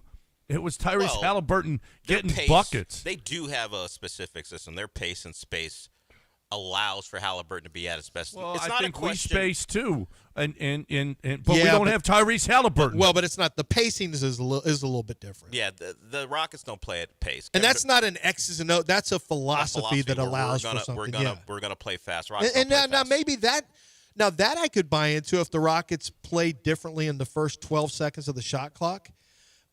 Maybe that's something that could be different than the scheme. Well, but look at their personnel. You got a 37-year-old. You got a slow center. You also have Amin, Jabari, and Reed, who would fit the profile of people who can play at a higher pace. But yes, you have Kevin Durant. So what are you going to do? You're not going to install something that's going to limit. And frankly, Alpi too. Yeah, Alpi for sure. Now, you got two guys who are not real. I mean, everyone likes playing with space. But from a pace standpoint, you call him the turtle, Del? No, I didn't call him that. That's what Raheel You called him the turtle? No, Raheel called him. Do you need turkey on our ass again? It wasn't me. It was Raheel who's filling in for you coming up here shortly. He called him some type of overweight turtle, I think is what he called him. Oh, yeah, he called him it's fat turtle. Don't put that on me. We've already had our turkey issues. Oh, yeah, that's Raheel. Well, let's give his phone number to Turkey. I'm not doing that. We could. We should. No, we shouldn't. We could, but we shouldn't. Yeah, that's what Raheel said, not us. Yeah, don't put that on me. So the question, there are reasons why you don't play faster. You have a couple guys who it doesn't feel like it would fit their style of play. The question for Ime, and he's at a point with the fans where the answer is no on this. Does Ime do things to make his team's life easier on offense? Does it always have to feel so laborious? Like it's this, we got to trudge through this, sludge through games, and if we're playing a team who's any bit competent, are you talking Cougars or I'm sorry, check that. Are you guys talking Cougars or Rockets right now? Because it sounds like you're talking either one of them right now. Yeah, it doesn't matter which Houston team you mention. It's the same thing. But as far as the Rockets are concerned, well, I mean, are they not the same? They're not as good as defensively as we thought they were going to be, as they have been in the past. They're not as tenacious defensively. They go spells without being able to score. And they got a defensive head coach. Both have a defensive head coach and seem to be lost offensively a lot. I mean, it's almost the same script for both teams. Kelvin Sampson, I don't know if he said it after the Arizona loss or was it last night. He talked about how they don't have a Roberts who they can dump the ball down to. I think we talked about it before. He talked about it. We just don't have a guy we can give the ball to and let him go to work. As much as we can talk about how athletically or offensively gifted Roberts was, they could throw the ball down to him when they need a bucket, and he can make a move and get a shot. They don't have that now. He says they're now a jump shooting team, and you can win a lot of games that way. But when the jumper leaves, they don't have a different way of winning, particularly because they don't get out in transition as much anymore because they don't get the same type of stops. They don't force the same type of turnovers. How the Rockets score points? Because they're not a jump shooting team outside of Kevin Durant and Tari. They get out in transition and they offensive rebound. If your defense isn't as good and you're not forcing those turnovers, that hurts. You don't have Steven Adams to get you your offensive rebounds. So the way they play offense, big factor, Steven Adams gone. And their defense isn't leading to the offense that they would like. I mean, Steven Adams, we never talk about this. Yeah. His pick setting is massive. His offensive rebounds. Well, his offensive rebounds clearly give ridiculous. you more possessions, but and also he limits second chances because of his rebounding. But his ability to set a pick, you're dealing with a team that we talk about. They don't have a primary ball handler. Do you know how much easier it is when you have Steven Adams cleaning up tight man coverage to you? That you have him as a big body picker who can lighten the load for you when you come off his screens and you got a little room to breathe. You don't have that anymore. Clint Capella is not that kind of pick setter. Alpi is not. You don't use him like that as much. Underrated loss for the Rockets. A huge loss. We got a break. You were talking about Alvin. What about Gulf Coast Chevy? It's out in Angleton. Now it's the same area basically. We're out in the same area. Alvin's not far from Angleton. Love going out to Angleton. Great people out there. Great people at the dealership. Been there for years. There's two different Gulf Coast dealerships out there, but I'm talking about Chevy, Buick, GMC. Go to LanceZCars.com. The website itself has all the different specials that you can count on from Gulf Coast, Chevy, Buick, GMC. I'll give you an example. When I go to my website right here and just type in Lance Z Cars, opens up quickly. The first thing I see on the front page is an ability to scroll through all of the different offers that they have in terms of the finance rates, the dealer cashbacks, the incentives that are being offered. 0% financing is available for many of the vehicles that they have in stock. And at that vehicle, you can also go to Gulf Coast Chevrolet Buick GMC.com, for example. They give you a chance to look through new inventory, used vehicles, their sell and trade-in function. They can work very, very quickly. If you need a scheduled service, it can be done from the front page. But you've got $1,000 just for being a Costco member. And a $1,250 if you're an executive member. That's on the 2026 Chevy Traverse, which is one of the favorite cars that I've ever driven in my entire life. And I also love what my son drives, which is the Buick Envision. That's another vehicle that I highly recommend for first-time drivers. It's a luxurious interior, very safe vehicle, gets good gas mileage, something I think you're going to love. Whether it's finance rate, whether it's price per month that you're looking for, with lease, you're looking for a great trade-in, you're looking for a lease, you're looking for a purchase, you want to span from anywhere from low-end 48 months up to 84 months, they're going to work with you to make you happy at Gulf Coast Chevrolet Buick GMC. Just make sure you take that trip down to Angleton and go see them for yourself, or go to the website and start the car buying process today.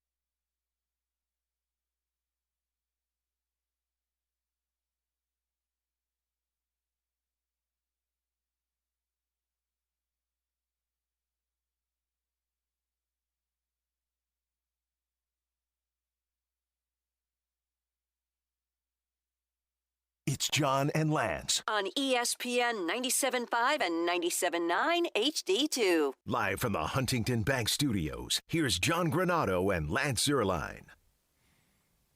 All right, welcome back. 713-780-3776. If you want to get in here, Chris in the Woodlands has been waiting to get on the show. What do you say, Chris? Hey, what's up, guys? Love the show. Before I talk about what I called in for, man, Kendrick Perkins is a moron. I don't know if you guys are. I can't handle listening to him sometimes. I don't think we're going to exit the first round. And Lance, you bring up a great point. He doesn't forward think. But if he had his way with his team, we'd have a bunch of 45-year-old Bruce Bowen, Ray Allen, Paul Pierce type of guys. We'd have to trade away everything we have. So I don't listen to that guy. I don't know how he still has a job. But I was sitting here going, man, John, I feel like you're on a rant this morning a little bit. And then I remembered it's Lent.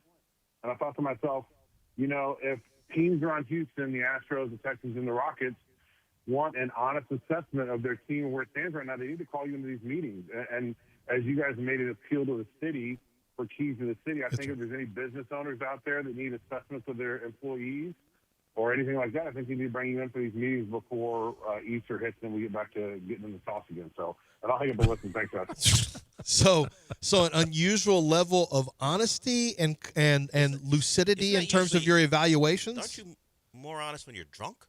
Isn't that usually how it goes? You just say things you would normally. Well, maybe he's saying more accurate because he's not a Dana Brown guy either. I think I'm more. Yeah, that's a tough call right there. No, I'm not really sure because you are being very honest, and I mean, they are easy targets right now. The Houston teams are not playing. We have some issues right now to work through, but John's never more unfiltered than like at a listener appreciation party when he's been drinking. So is that unfiltered though, Dell, or is it just? He just kind of an a-hole? Well, I mean, it's two different things. Unfiltered means you say what you really mean. That's what he does say. What he really I think means. John is just being his worst. I think he turns it up. Yeah, I just think he's being the worst version of himself. Okay. That's different. Well, got it. But he's not being honest. I think I'm a bad version of myself all the time. Well, that's why you're nicknamed the White Devil. You're not gonna get a fight from me. You're nicknamed the Problem and White Devil. Well, so during Black History Month, he's with the White Devil. Yes, certainly. You've only got a few more days. You only got a couple more days to be the White Devil. Yeah. You can just go back to being a problem. Well, I'm not the problem, okay? Oh, not now, but in I March, think I'm the solution. No, in March you're the problem. I will agree. Not this month. You're WD this month. White Devil? Yeah. I just like when Perkins gets really honest in full Port Arthur mode and just says things like, they need to take their ass up out of the playoffs, like something like that. I'm like, it's just my favorite. They're going to get their ass run up out the playoffs. Like, well, I hope they don't get their ass run up out the playoffs, Perk. Not in the first round. That's not good for us. They got their ass run up out of the first round last year without Kevin Durant. I don't need that to happen with Kevin Durant. No. It is a concern, though. I mean, if you're on a 4-5 or a 5-4. They are not going to be eliminated in the first round. It depends. We're not saying eliminated. If we're the saying Lakers, I like their chances. We're saying anybody else? Get their ass run up out of the first round. Yeah, the it's Wolves not eliminated. or the Nuggets. What do you mean? That is eliminated. No, but he's talking about run up out, like out in 5 or 6 or something. He ain't even talking about competitive. They're going to get their ass run out. That means getting a beat down. Big Perk. Right now, the Rockets, as much as we're complaining. When you get your ass run up out of the playoffs, it wasn't a good. It's probably 3-1. I mean 4-1. It's like a beatdown. Maybe 4-2, but 2 of them were blowouts. Like it was not a good showing. And there's going to be talk about the head coach losing his job if they get run up out the first. A playoff loss that incites changes. Yeah.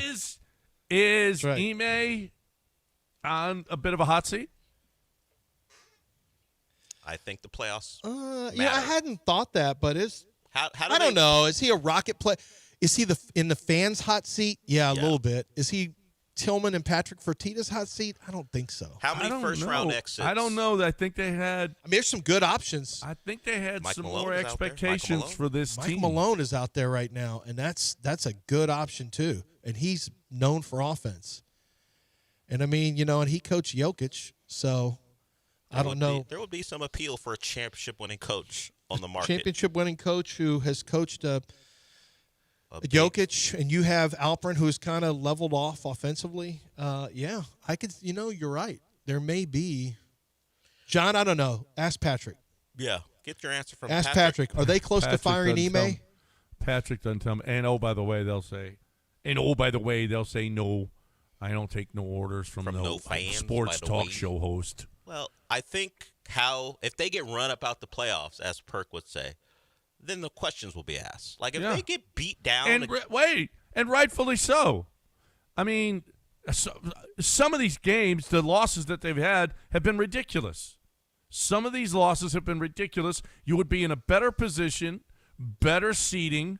Right now, watching this basketball team, what kind of level of confidence do you have that they are a team that gets to the Western Conference Finals? I don't know. I don't know if I don't quite know how to answer that, to be honest. I do. They're not playing like a Western Conference final team. They're not. They're just not. They play better teams, and they struggle. The Cougs are very much like this Rockets team. Yeah. They're not as good as they could be or should be defensively. They struggle to score points at times. I mean, they go through droughts. Mm-hmm. They let other teams back into the games. They looked way different earlier in the year than they do currently. Yes, they look much better. Their earlier trend, in the year. the head coaches are very similar. I mean, they have trended in the same direction. I would go so far as to say the Rockets, Texans, and Astros. I mean, the Rockets, Cougars, and Texans, with the difference being the Texans' defense is elite. Elite. But there's some of the same problems, some of the same type Trouble of coaches. scoring. Troubles on offense, yeah. And, throw the Astros in there if we're going to talk about trouble on offense. Right, and a mediocre. Well, they were pretty good defensively. Pitching wasn't great, though, if you want to include that on defense. No, but now it's going to be. Did you see Mike Burrows yesterday? I heard Mike the Truth Burrows. Yeah. No. If he finishes top 3 Cy, you know what? You're going to be unbearable. So we've got if he gets a Cy Young vote. Yeah, forget about top 3. Top 3, he just needs top one. 3. I'm putting out top 3 right now. Well, so Scooble, Hunter Brown, and who's his biggest Burrows. competition? Like, who's the third guy who would keep him Burrows. out? No, who would keep Burrows out? Who do you have to worry about? The third guy. Maybe Savage. Okay. He came on strong for Toronto. There's a lot of pitchers. I know that I'm trying, but you are putting him in the top 3, so I'm wondering who is the guy you're most worried about to keep him out. Probably. I'm sure Seattle has a guy. Probably Arrighetti. Arrighetti is who he's worried about the most. You think he's most worried about Arrighetti? By the way, the chat is on one today. I mean, America loves white devils. Well, we got that. We got this. We got this. Had trouble scoring. That was my nickname in high school. Oh yeah, Jetter. So, or is that someone else? No, that's someone else. Oh. No, he'll tell you he had no trouble. Oh, okay. Oh, Jetter. Are you concerned about Garrett Crochet? In your Mike Burrows campaign. Garrett Crochet should worry you. Yes. Yeah. Scooble and Garrett Crochet are two not guys, so much. and Fromber are all guys you should worry about. Max In your Fried. in your Scooble might be should Burrows maybe for worry Cy about Young Mike candidacy. Burrows. Yeah, actually, that's how it would work, Del. Oh. Burrows is not the hunted; he's the hunter. Yeah. Yeah. Okay. No. It's not until the midpoint where everyone's going to say, "Hey, Burrows is the hunted. No, he's the hunter." Which one? You is said he? Scooble's got to worry about Burrows. That means Burrows the hunter. Scooble's the hunted. It won't be until next year. I think No, he's John got to is so catch up to confident Burrows in that my mind. Burrows is already the hunted. Yeah. I think the guy who's won multiple sides is the hunted. Well, you think wrong, apparently. Okay. Well, I was just trying to use common sense. Nah, we're not looking for that here. All right, let's break. Let's talk a little hoops. We've been talking basketball. Your kid wants to play. He's watching this basketball right now, and he's out there. I mean, and especially if you've got little kids and they enjoy basketball. If they're young, how about a goal that's going to last their lives and the life? The hoop, the pro dunk goal is as good a goal as you're going to find. I'm not going to say it's going to last forever, but it's going to last. I mean, mine still, We got it when JT was young 20 years ago, 20-some years ago, and it still looks like it's new. Okay, drove by the neighborhood, and we gave it to a neighbor, and, man, it just – and their kids now have grown up with that goal. And when they sell the house, that family will grow up with that goal. I mean, it's incredible how good this goal is. It's not even close. You're looking for the best goal in the history of goals. All right. All of the technology, you can raise and lower it for the kids so that they can play 5 feet, 6, 7, 8, 9. They can't reach the goal, Dad. They're not going to play on a 10-foot goal. So you want that goal, and you want one that's going to have curve appeal. You want one that's going to last long. You want the best goal that you can possibly get, and that's the Pro Dunk goal. ProDunk.com. It's just a push of a button now to raise and lower. It's just the best goal. It's not even arguable. ProDunk.com. Tell Kate Tate you heard it right here. ProDunk.com.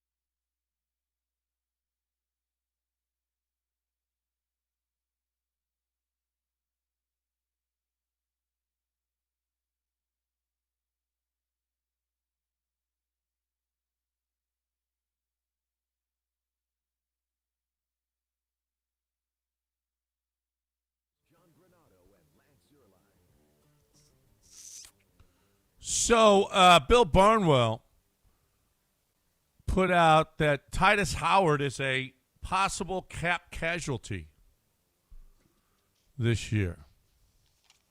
Boy, that would be something. You would have to really believe in Blake Fisher. Or you would have to target attack on the first 2 rounds. Or in free agency. Or I guess you could – no, wait a minute. If you thought Trent Brown – I don't know if I would want to – Trent Brown's injury prone. Okay, I'll play this game. What if they said Trent Brown and Blake Fisher will handle right tackle? I would say you got a right tackle problem if you said that. But what if you said those are 3? We're going to save money by cutting him. We're going to draft we're going to re-sign Ed Ingram. Well, we'll see how much he asks for. But we will is there somebody I'm missing at guard who played well last year? I don't think I am. I mean, that would take 1 free agent, and it would take at least an early draft pick.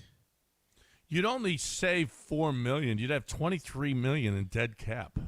You only save $4 million? Yeah. I thought the savings were more. Cap hits 27.9, and his dead cap is 23.6. Well, I wouldn't. That's not worth it. No. That's putting yourself in massive danger for that amount. If you're going to say $12 million or more, or $10 million or more, that's one thing. $4 million? Yeah. $4 million to no. Okay, what other topic? What else? So, because we're not doing that. Well, Houston Stressens put out an interesting. The Texans, they pick up guys. They pick up, Joe Mixon was for a 7th rounder. Eddie Ingram was for a 6th rounder. But the Texans, Derek Barnett, they pick up guys that have been around, right? That are out there in the street, cut candidates. He put out a possible list of guys. Let me see what you think of some of the guys. Josh Jacobs. What would he cost in a contract? Josh Jacobs is going to cost a year you or two, north of $10 million. Yeah, that's probably too much. That's a 3-down player with unbelievable touchdown production. That's Tony Pollard would be too expensive. I think Pollard could be had for about $5 million. Well, he's been pretty good lately. He has been pretty good, but I don't think the market's flooded with running backs this year. Yeah, DeAndre Swift. Yeah, I mean, to me, he's more like a $6.5 million, $7 million player. He's another one, kind of a Josh Jacobs light. He had a good year. Swift had a good year this year. Yeah, he had a real good year this year. But that's what you want to do. Get a guy who has a good year, and then you let somebody else pay him the next year. Right. Well, he could be a cap casualty because Monunga had a good year too. Ryan Kelly. Remember, this is not a good running back draft. So one of the problems you are running into is that teams are going to attack free agency as opposed to draft running backs. Right. So that actually could work against you from a it could work in the running back's favor on free agency. Maybe their price tags go up a little bit. Ryan Kelly, he's all right. He's at the back end of his career. Yeah, certainly. He's bigger. Mekhi Becton. Injury prone, but I would consider him. He's a DeForest big body. Buckner. Oh man, if you think the Colts are cutting him, that's not you saying that, but potential, right? I don't know the Colts. Javon Hargrave. I'd look at Hargrave. I don't know that he gets cut either. Malik Collins. Nah, we've already done that. Blake Cashman. Ben had Blake Cashman, and we missed him. We liked him, but it's not a huge concern for us right now. No. For the Texans, I should say. But who are the guys that you would most like to re-sign as free agents? Sheldon Rankins, Ed Ingram, Tim Settle, Tommy Townsend, Trent Brown, MJ Stewart, EJ Speed. Rankins, Brown, Speed. Derek Barnett, Miles Bryant. Keep going. These are all replaceable guys. Barnett's been okay. He's been okay. Dare, no thanks. No. I don't care about Miles Bryant either. Small little special team slot. Well, you need corner help, that's for sure. I know. Go get somebody better. Not Christian Kirk? No. No. Nick Chubb, Christian Harris, Danico Autry. If the price was right, I would re-sign him. It's just, when does he play? He's going to that's have the no problem. leverage. Well, he has no leverage. So you can get him at a much cheaper deal now. Naquan Jones, Folo Fotokasi. Folo's not, golly. It's almost like I'd rather run it back with a D-line. I don't know why I'm saying that. I mean, I'd like some fresh the meat. D-line wasn't a problem. No, it wasn't a problem. It wasn't a problem. You can be better against the run in the middle. But anybody you let go, you have to replace on the roster. So there's a cost associated with it. Sometimes you get them for less, but sometimes, like Autry, you can probably get him for you're going to get him for a lower number than he made last year. You're going to get him at a discounted number. You have the leverage. He does not have the leverage now. Unless another team. Yeah, but another team is going to have to pay a guy who has had suspensions for PEDs, who have had injuries, and who is older now. I don't know that he's going to carry. I don't think he really carries that kind of value. Maybe somebody would outpay, but then Rankins is available again. I think you bring back at least two of your of the four that you mentioned. You mentioned Folo, you mentioned Barnett, you mentioned Autry, you mentioned Sheldon Rankins, right? Those four. I would bring back two of those four, and I'm almost good with. You can just mix and match them. Oh, you said Tim Settle. I probably wouldn't bring him back, but I'd probably bring two of those five back. Naquan Jones, maybe as much as three. You bring him back. He's cheap, yeah. Yep. All right, 713-780-3776. They're going to have to be active in free agency. So this is the problem you get into. When you get into this portal business, which is what it is, 1 year guys. When you start signing that, when you get into free agency, it's like a never-ending cycle. Unless you draft really well and grow your own, it's a never-ending cycle of where you have to manage your money and bring in more 1 year guys. And it's like it's hard to get out of it because the Texans have been doing this now for 5 years. This has been going on since Bill O'Brien and Lovey, well, especially with Lovey and Culley, where they were in flux. The team was in flux, and they were just doing 1 year deals. But you see how it's extended now into the entirety of Nick's stay here. 1 year deals with cornerbacks, 1 year deals with especially defensive linemen.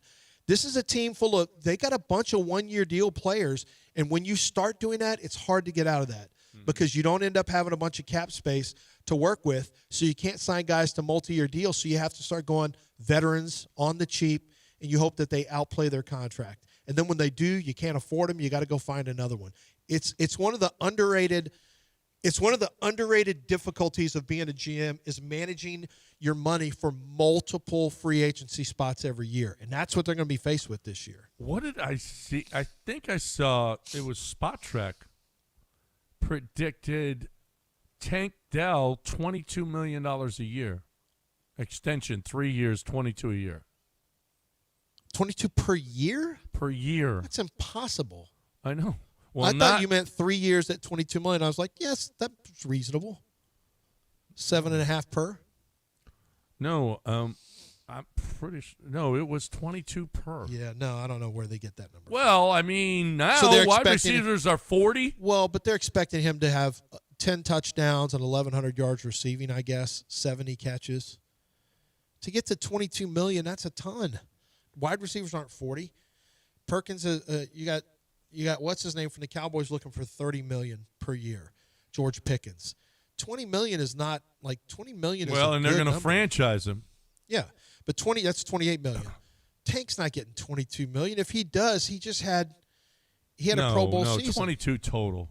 Okay, so that's what it is. Yeah, but that's what it's got to be. It's got to be, and he's not up. Just so people understand, he's not a free agent. No, this is his last year. This year. This is his last year. This is his last year. No, but if you wanted to do an extension and keep him. The receiver you're going to have to talk about an extension with is Nico after next season. Another one? Yeah. He'll be going into the final year of his deal. Is it already that fast? After 26, it'll be the final year of his deal. 27. Well, how long was the extension? He only signed a 3-year deal. And is it 3 year? It wasn't 3 in addition? No, the first year of the deal was last season, this past season. Second year is this upcoming season. So you're going to be giving Nico $30 million. Well, the problem was he was a third rounder. He'll be at 28 when he's done, I think. He'll be 27 after 26, the 26. Yeah, he's still plenty young. Give yeah, him to but him. you know what? The price of poker's gone up for wide receivers. Man, Give it to him. George Pickens is going to get 30. Yeah, Nico's give it to him. going to be asking for that. Give it to him. Keep him happy. That he's going to ask for more. Drew Rosenhaus is his agent. At least. Or you could just cap cut him and just move on and just let Jalen Noel take over his spot. I mean, that's the other thing. Jaden Higgins will be your new Nico. Yeah. Higgins will be the new Nico. Noel's the new Tank. And Xavier Hutchinson, just run it back. Just run it back. This team's going to get very expensive pretty quickly. So, yeah, you're right. There is a void in the contract in 2028. So he's actually got 2 more years. You know what? Yeah, I said after 26. You know what? He took less, though. You know, he was like, I want the team to win. And I think CJ is going to be like that, too. 9:09 here on Excuse me? the show. CJ's going to be like that. I got to say, Will John, Anderson you would have loved Jr. it. CJ went into full God mode the other day. Did you see it? I did see that. And I'm fine. He was kind of he was talking about adversity. It was actually, he came off as very likable and approachable. And did you see it, John, where he was doing something for CJ Stroud Foundation, was being honored it was something, and he talked about facing adversity and how suffering is beautiful and suffering is part of what he does. And I really felt for him. I mean, I really did on a serious level. I really felt for him because he's going through stuff that we could only imagine. I mean, I've gone through a lot with the mock draft stuff. When I put it out, there's hate.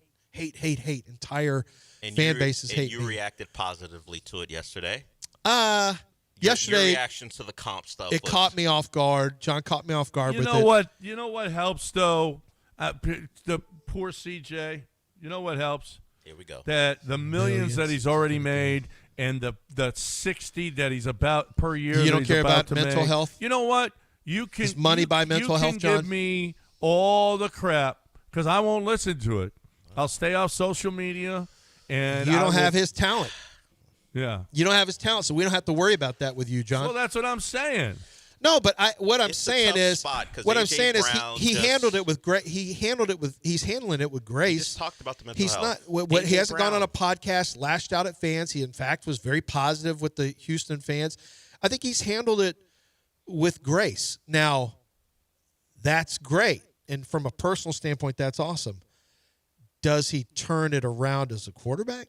Is he mentally tougher? I mean, these are 2 different conversations. Yeah, I was interjecting A.J. Brown because he went on a 9-minute thing on video talking about how he considered taking his life due to mental health issues. So while we talk about, and Rondell Moore, we just saw that happen over the weekend. Did you see the video with JJ talking to him? Somebody put music underneath it, and it was Rondell, who was really down on himself at Cardinals about drops that he had, and JJ's like, yeah, that's your job. You got to do that. He goes, but you're just going to come back and you're not going to drop it next time. You're going to get it. And man, that was heartbreaking. Watching him, just the look on Rondell's face in that cut. JJ was mic'd up, and he was so down on himself. And the amount of injuries that he went through, we saw it with Kyron Lacey.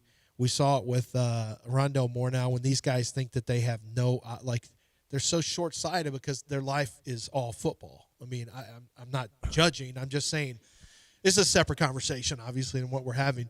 But some of these guys, you think all the money in the world, and this is who they are. It's their entire Kyron Lacey probably saw his entire dreams. He felt like his entire dreams were going out the door. And he impulsively took his own life. And then you have Rondell Moore. I can only imagine the injuries that piled on. He probably thought, I'm done. I can't get another chance on another NFL team. This is everything I was working towards. There's nothing else. No, listen, that is heartbreaking. They are one out of thousands and thousands and thousands of guys in the end. I mean, they're there, and we hear about them because it's so sad. It's horrible. But for the most part, I mean, even guys who struggle and don't play well in the NFL, they collect their millions and they live a very good life. You do have those stories. There's no question, but they are few and far between. Yeah, but I think the point we were making is you never know how someone's struggling. And Right. C.J. Stroud is okay, vilified CJ, in the city I right just saw a video here of C.J. giving his message at the Global Humanitarian Right. Awards, and the crowd loved him. And the crowd loved the message. course. And yes, They're all and paid to- CJ, they're if all he there. stays off social media, will for the most part everybody will come up, CJ. It ain't going to be a bunch of guys going, CJ, you suck. There's going to be a Wait bunch minute, of guys who are encouraging. Well, and also don't go to the barbershop. No, Don't Don't watch listen any to sports TV. radio. Don't watch any TV ever. Right. Well, I he don't know could that have- he's getting ripped Troy- on TV all that much. First of all, ESPN will rip him. Well, yeah. I mean, everybody who he played poorly. That's the nature of the business. And you got to overcome that. Troy Aikman talking about, and Troy Aikman just said what was honest. Troy Yeah. Aikman did nothing wrong. But C.J. Stroud right now needs to avoid pretty much everything. And you're right. It's not like he's going to be spit on. This isn't a guy getting back from a Marine coming back from Vietnam. I mean, people are going to treat him well, and our city's not like Philadelphia. No. They're going to treat him well for the most part. Yeah, you're right. But CJ's also letting down a bunch of teammates. Like, that's something we can't work through. We're used to, just turn off social media. How do you turn off your own guilt for letting your whole team down? Yeah. For letting Will Anderson down? For letting down, a veteran? For letting down D'Amico Ryans? That's something he has to live with. Yeah. And I think he's done and I think in the offseason what I've seen from CJ, and this is more on a personal note. This isn't about the football, because I'm not sure he ever gets it together and is the quarterback we saw as a rookie. I'm just being honest. That guy might have been the outlier. But and defenses may be doing stuff to him that he just doesn't handle well. He may be seeing ghosts now because of the pressure. He may never get out of that. But I think he is handling things with grace. And I think he has a good head on his shoulders, and his faith is, whether you believe in God or not is irrelevant to me. What I'm saying is he has something that his life is centered around, that is centering him, so that he's more likely to handle things much better than some of the Rondell or A.J. Brown or some others. He's in a better place to handle that stuff. But I'm just talking about, I can only imagine how hard I would be. I feel bad when I feel like I let you guys down, and even in a segment, I get really down on myself. And I'm like, I let John and Dell down with some of the things I did in that segment. So, even me sometimes. You should feel that all the time. You are remarkable. Not because Thank of you, any Del. talent you might 9:16 have. here on the show. Always get it back. Let's get to a break. I am remarkable about something that's now centered on you. Well, it's but I also am resilient, and I come back and I have a great next segment. And humble too.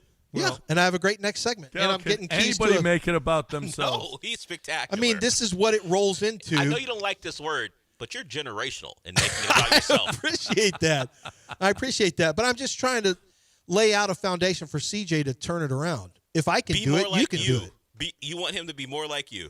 Yeah, I mean, in a way. I made it in the Hall of Fame. Can he make it in the Hall of Fame? Probably not. Not as it stands now. Can he spend 28 years playing quarterback for the Texans? Unlikely. Feels unlikely. Unlikely. All right, let's break. 713-780-3776. We want to get in here. I talked to Kent Jones yesterday.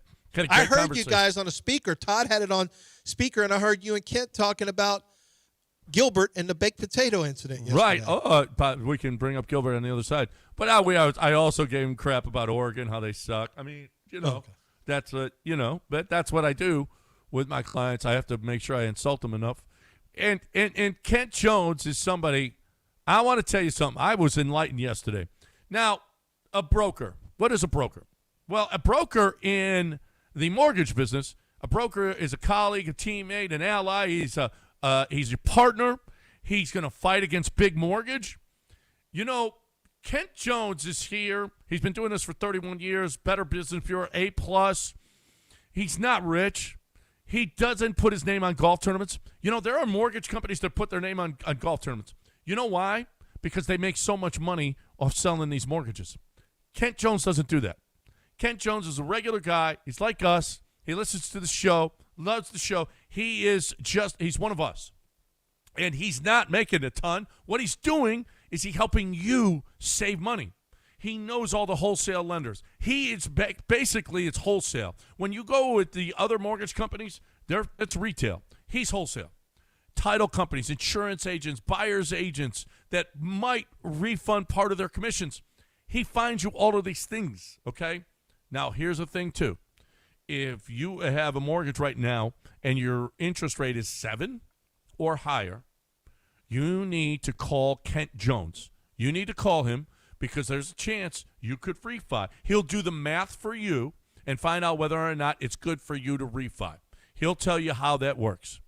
But if your interest rate right now on your home is 7 or higher, call 713-520-5626. 713-520-5626 or 975loans.com.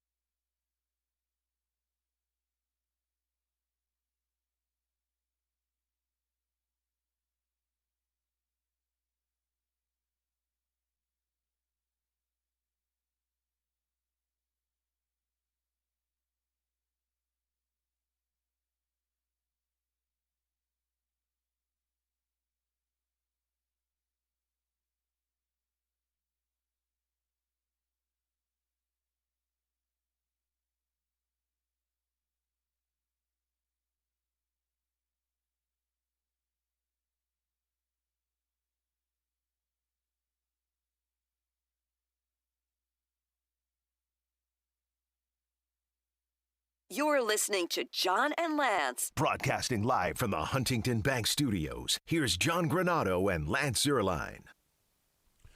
All right, welcome back. ESPN 97.5, 713-780-3776. I want to go through you're going to take some time off. Are you here tomorrow? Is he even in the studio? He doesn't have his headset on. Are you in here tomorrow? Lance? No. You're leave gone? early. You leave early tomorrow? Yep. Oh, so you're off tomorrow. Okay. I was the TSA thing, they changed it. It took 1 day. And everyone's like, hey, we paid for this. You can't shut TSA down, government. And they went, all right. Well, they shut down Clear, but I thought TSA was still open. No, they can't shut down Clear. Clear's a separate business. No. I'm sorry. Global Entry, they shut down. Yeah, Global Entry. Yeah. And we don't care about Global Entry. We don't care about that. We don't care about that. So you're gone. Well, there is an exercise that I want to do with you then. But let's get Nola Steve in I'm not here first. doing burpees. I don't do any of that. Not that exercise. Calisthenics. Oh, okay. No one wants to see you do burpees. I don't want to. I've been sitting in a chair for 2 months. Yeah. Okay. Nola Steve, what's up? Hey, good morning. Hey, yeah, we do weighted burpees in Philly. But hey, morning, you guys. I was listening to the show yesterday. Happy birthday to Gilbert. I know you won't be sending him any of that trash Texadelphia because they're all closed down there. But Lance was saying that it would only take him 2 months to become a bricklayer. But I don't think he needs any training after watching the Rockets lose to the Nova Knicks. And Ime doesn't know ball because in 2016, Jalen Brunson, Mikal Bridges, the real killer bees, and Josh the Hitman Hart went down there, won a natty. And you got to know, Rockets, when you playing Nova, it ain't ever over. Nova Steve, out. Oh. I thought it was Nola. It's Nova Steve. Nova Okay. Steve, yeah. He Loves called Nova in Steve. back when it was Villanova, and now it's Right. Nova Knicks. Right. And the accent was something else. That was a Yeah. new. That was a new part of the character. Mm-hmm. So we added a layer there. So that was good. That's good. That's good. All right. By the way, yeah, Gilbert. It ain't ever over. Gilbert is getting a steak. 38 truck fast. Gilbert is getting a steak today from Nick's Place. Okay. And What it's about his French birthday. fries? What about French fries? He's got French fries, but he doesn't have corn. He's got mac and cheese because Nick doesn't Hey, we got problems. send him a baked potato and watch his head explode. have corn. No, he doesn't have baked potatoes I just love either. that he continued. As He's soon got- as I said that, he went, "No baked potato." He likes mac and cheese, so we're going to do that. Good. Gilbert does? Yeah. How do you know that? Because for some reason, You definitely didn't I talk do to him know on the that. phone. I do know that he likes mac and cheese. You do? All right, so SF Data Niners put out this 77 mock drafts over the last 2 weeks, and this is the consensus of each pick. And I want to see how many you have. Pull up your mock draft. I want to see how many you have with the consensus and to see how close you are to what everybody is thinking. And there might be two back-to-back because Well, I have a new mock the consensus, like for 8, it was Jeremiah Love, and the consensus for 9 was Jeremiah Love. See, I have a new mock draft coming out on Monday. Well, which one do you want to do now or Well, now? I haven't done it yet. Well, So which I guess one do you have? I guess I'll do my old one that's from when we were at Lake Charles. Well, you haven't done one since then? No. Oh. My last mock came out February 2nd. Okay. See how many you have. You got Mendoza first. Yep. Arvell Reese second. Yep. Mauogoa. Nope, that's a bad pick. David Bailey fourth. Yep. You do. So you got 3 of the 4. Oh, they're copying me, but go ahead. Carnell Tate. Nope. Spencer Fano. We're at 6. 6. Nope. Carnell Tate. David Bailey 7. Nope. Keldrick Falk. Jeremiah Love 8th. Yes.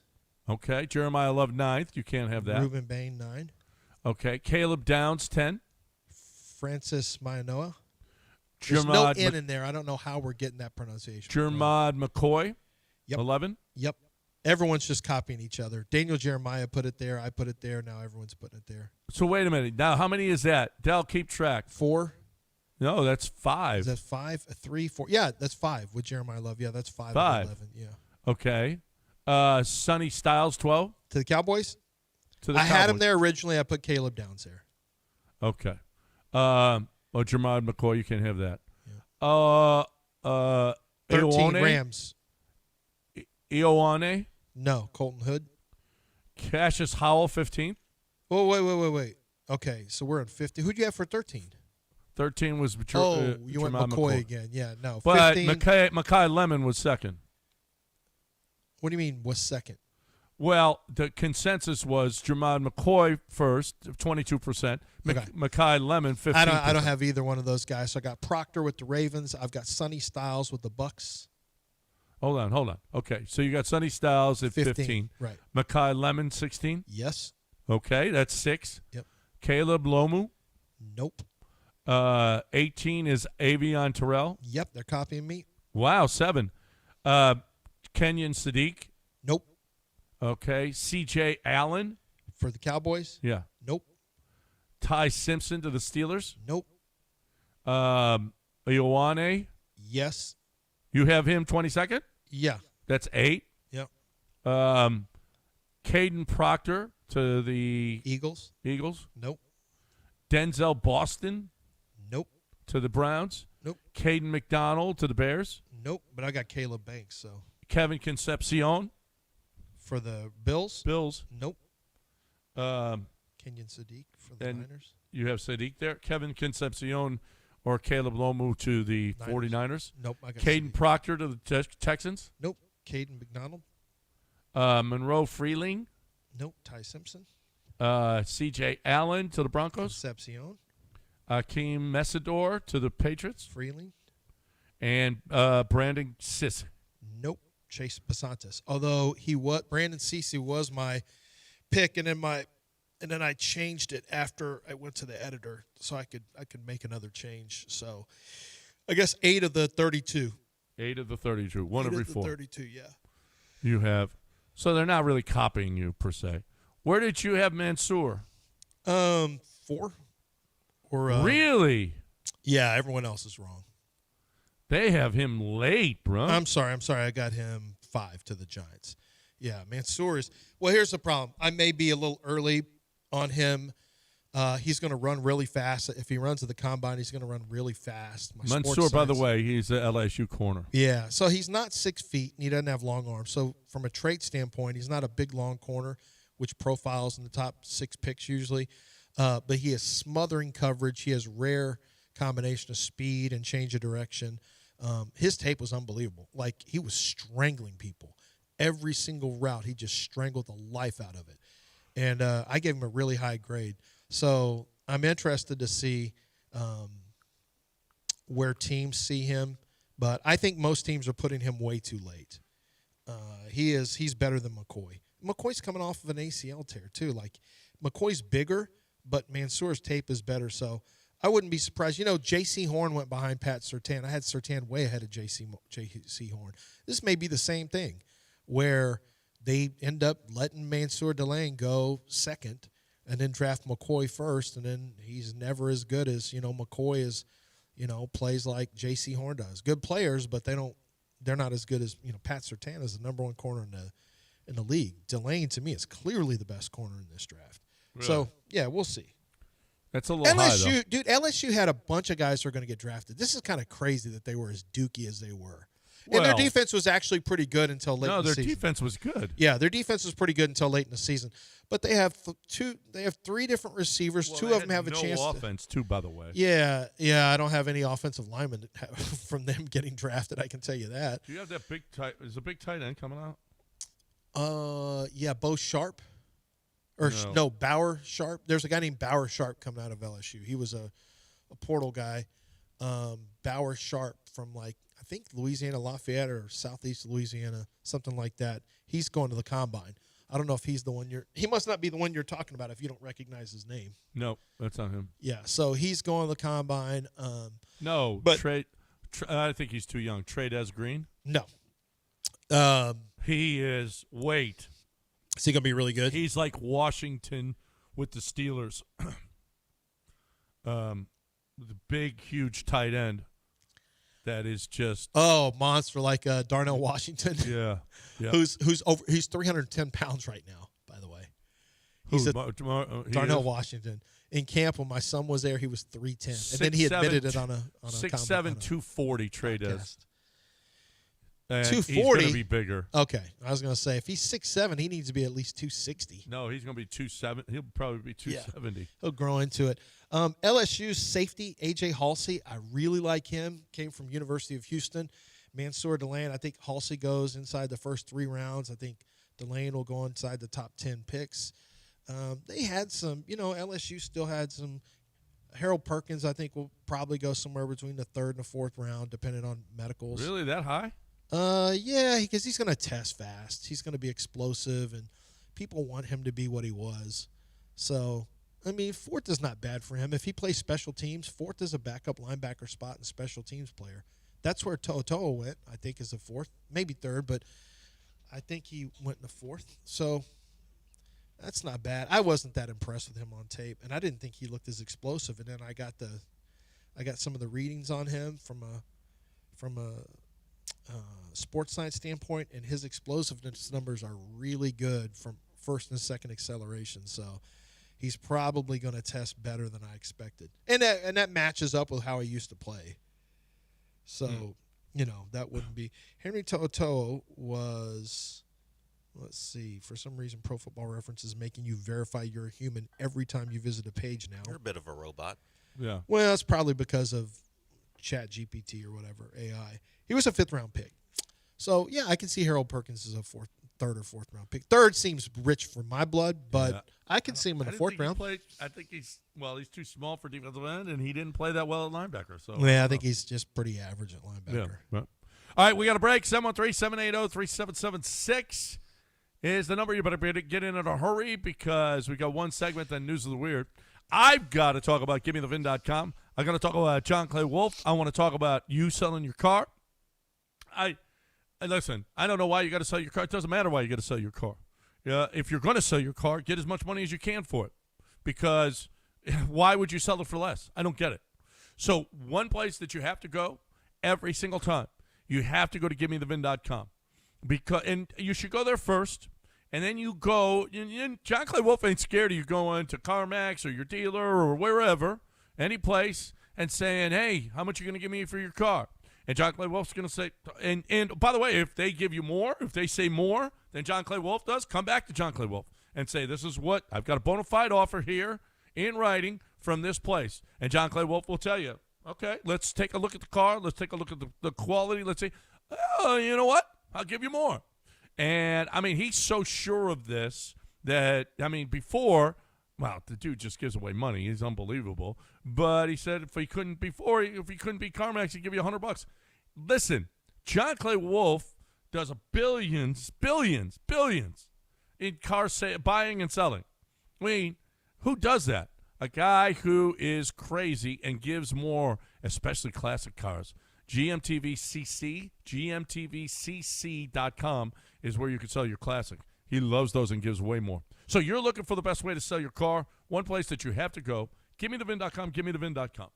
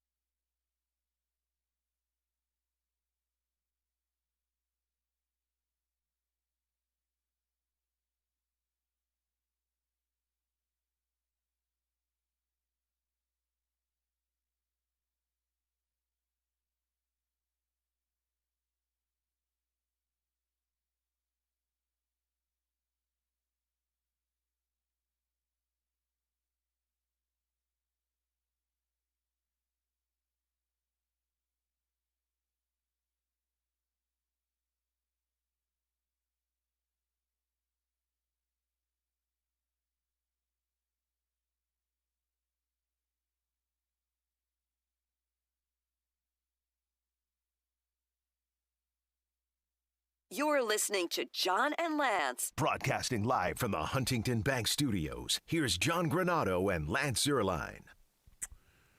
All right, this is our penultimate segment, so you got to get in a hurry if you want to get in here. Chris is here, wants to talk about the Rockets. What do you say, Chris? Hey, good morning, guys. How we doing, Chris?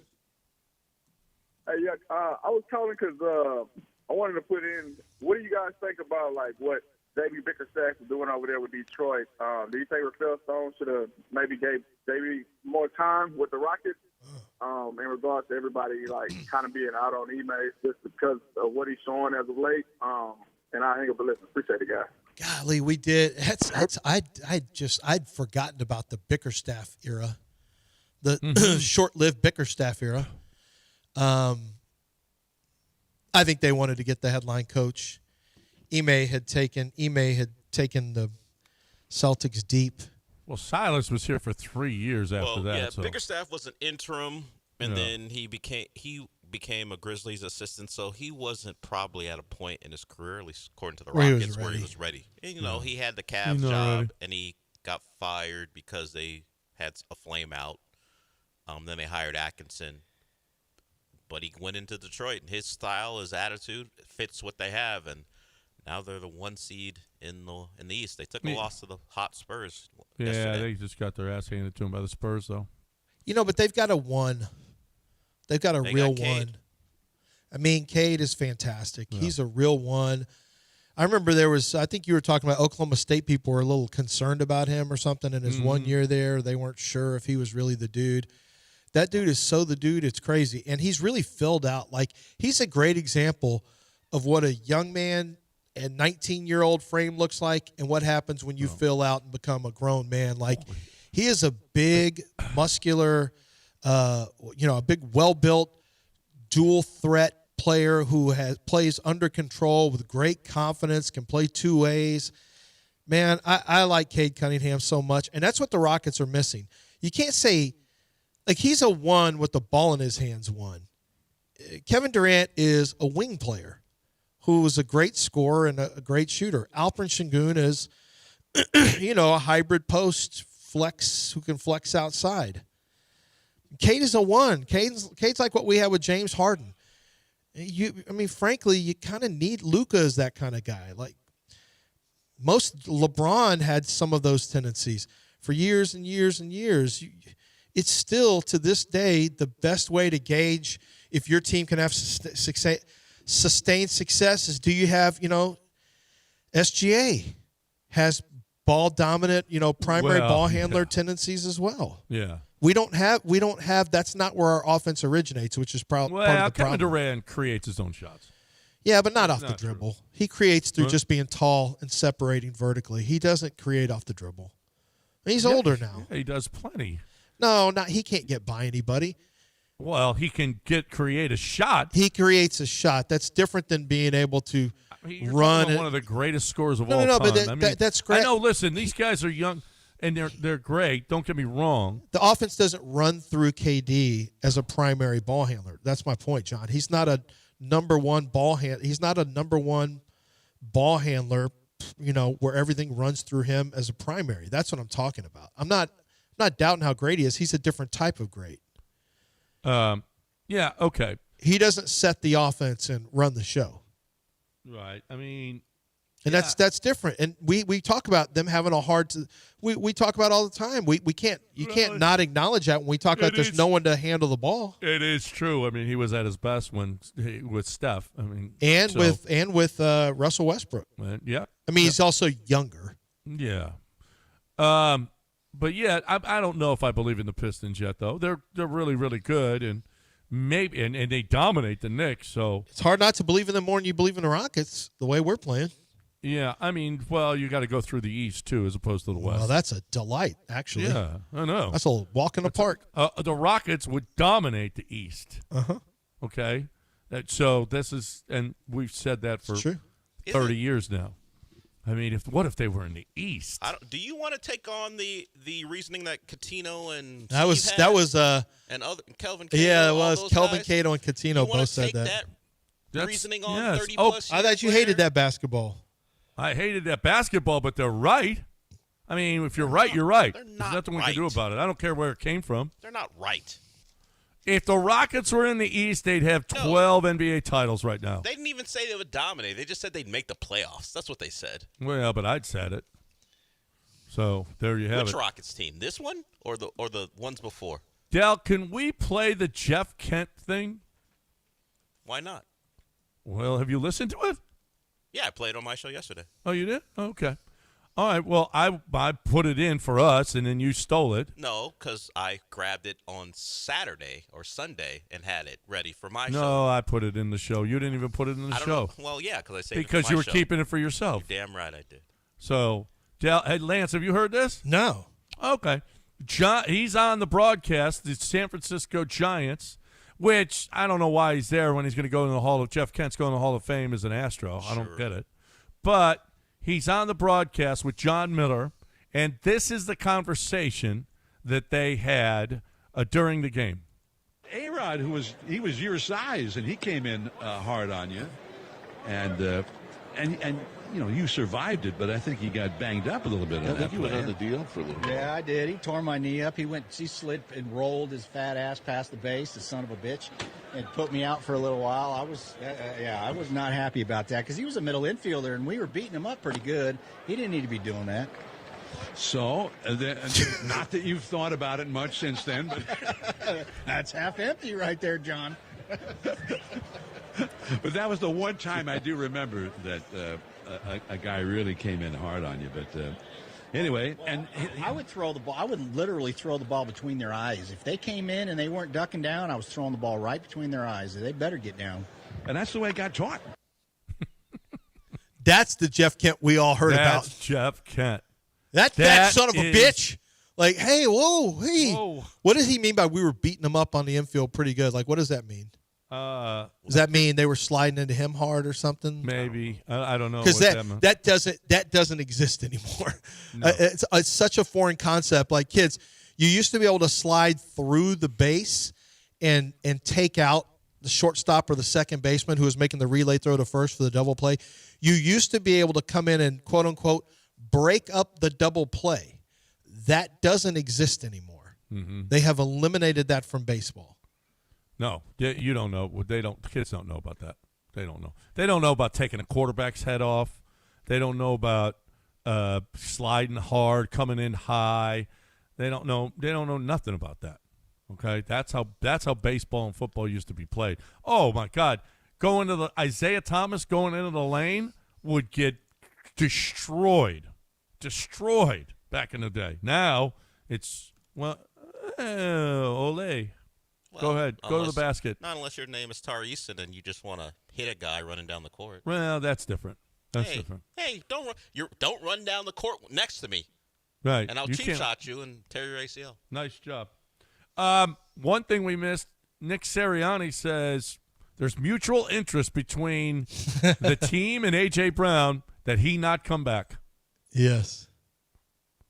Okay. I mean, you hate saying that stuff because it hurts your leverage for a trade, but at some point you just have to acknowledge the obvious. This guy's a pain in the ass. We don't want him here. And, frankly, more and more people are going to start finding out that people in that Eagles locker room are not Jalen Hurts fans. That's been leaking out. First time I heard it was before the draft last year, and I was shocked. I'm like, what?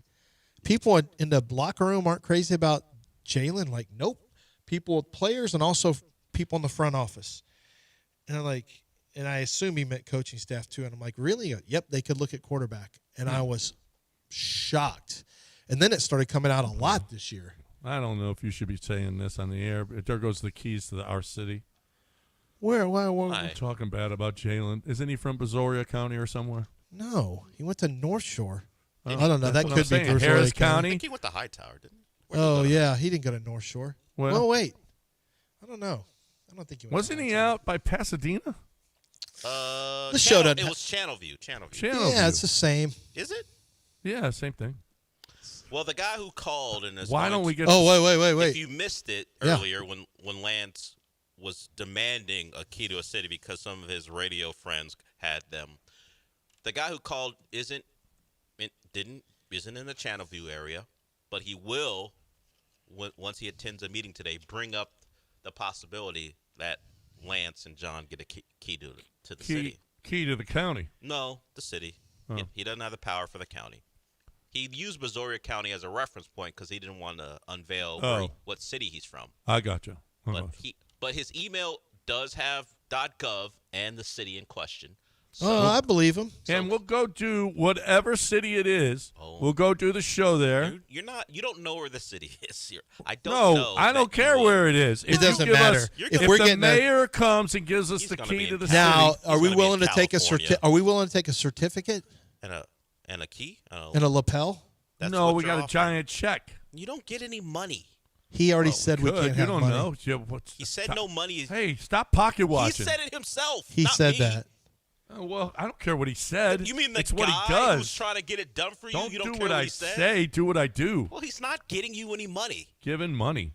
He said it's not legal. By the way, Robert Carradine at 71 has passed away. Revenge of the Nerds. Revenge of the Nerds. Tri-Lambs everywhere morning tonight. Oh, he was one of the Tri-Lambs. Yeah. He was the Robert Carradine. He was the head yeah. guy. Anthony Edwards. The glasses. I mean, the first thing this morning, Chance texts me and Lance. Oh, what a horrible day. And you didn't start the show with it, huh? No, we didn't start the show with it. We ended the show with it. Well, we still have News of the Weird. Yeah, we still have News of the Weird coming your way next, right here on ESPN 97.5. But first, Lance is going to talk a little. Speaking of school, San Jac. Yeah, sanjac.edu is the website. San Jacinto College, the Espn Institute named them the #2 community college in the entire country, which basically means the entire world. And that's great. If you've got a young person who wants to go to college and you're like, we just don't have the money. Well, one of the things you might want to consider is obviously you need to go after financial aid, whether you're going to a 4-year college or you're going to San Jac. They have financial aid available as well. But a great thing is they can get your young person all the classes they need to get taken, and those credits will transfer over to 4-year Texas institutions as well. So spend 2 years at San Jacinto College, and what you're going to find is that you have all these credits that you roll over to your 4-year college, and you have avoided the crazy college debt that so many people suffer through, into their 40s and 50s. It's crippling, and you can avoid a lot of that by going to San Jacinto College. I talk about people who are in their 20s, 30s, 40s, 50s, 60s. I don't care how old you are, where you want to change your career, you want to change your job choice and go into a different career. sanjac.edu allows you to start new programs with over 200 different associate degrees and certificates in a wide variety of disciplines and fields. So go to the website and check it out for yourself. This could be a chance for you to be fearless and start your new life at sanjac.edu.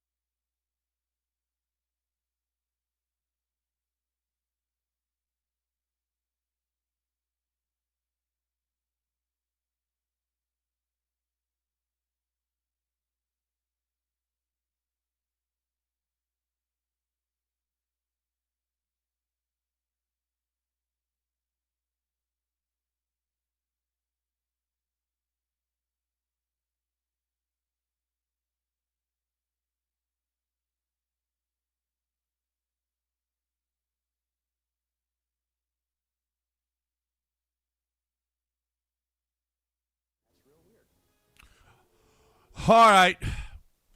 I know it's a hot topic whether or not we should take people in from other countries. What about Tate McRae? Canadians are mad at Tate McRae after her rumored boyfriend Jack Hughes scored the game-winning goal for Team USA against Canada. She's from Canada. Yeah. She's hot. She seems to be able to make a living. She's a singer. Yep. So, should we adopt should her? we let her come into this country and become a citizen? How does she feel about universal health care? We got to ask questions before we just let her come in. We have American standards. Well, she's not changing our healthcare but if system. she's attacked our healthcare system, then she's out. You can't. Well, she's going to be. What? Listen, You don't know. people are attacking her in Canada right now. That's fine. She's been unfollowed by a lot of people there. I think she also, What? I think she also did some promo material for the U.S. as well that pissed people off before the tournament began. Yeah, she was like, she put out Team USA. Aren't you Team Canada? She did a thing on Insta or somewhere. Why are we surprised? Made in Canada, but Look what the people in our government and just others did to Eileen Gu. She's an American who competed for China. Beat it. Gorgeous. Yeah, she's attractive. So Yeah, Tate McRae's going to catch the she's same. gorgeous. Listen, I don't We care need what to- she does. Yeah, we need to forgive She's hot. her. Bring her in. Bring her back. She's not Bring one her of into us. this She- country. she's Bring Canadian. Eileen Gu back. Sure, she's Bring Tate McRae in. That's fine. She's dating You Jack can keep Hughes what's her now. name? Who's the one, the trashy one that's real short? Sabrina Carpenter. Get her back to Canada. She's not Canadian. What do you mean Well, get her she back is to now. Canada? She's never been Canadian. She is now. Why? Putting the cha-cha out there like that. What? Oh, you have a problem with women putting the cha-cha out there? When did that As long start? as my daughter's until my daughter's in college. Well, that's on you. I know. I'm being a girl dad. You're being a Get the parent. choo-choo girls out of here. Choo-choo. The choo-choo girls. What's wrong with you? You're not being a girl dad saying choo-choo You're not. on the public airwaves. A mom who went missing without a trace 24 years ago was found alive living a double life in North Carolina. So she just so she said 24 years ago, she said, I'm going out Christmas shopping. The old Christmas shopping ruse. And never came back. I disappeared. What is Santa better? got me.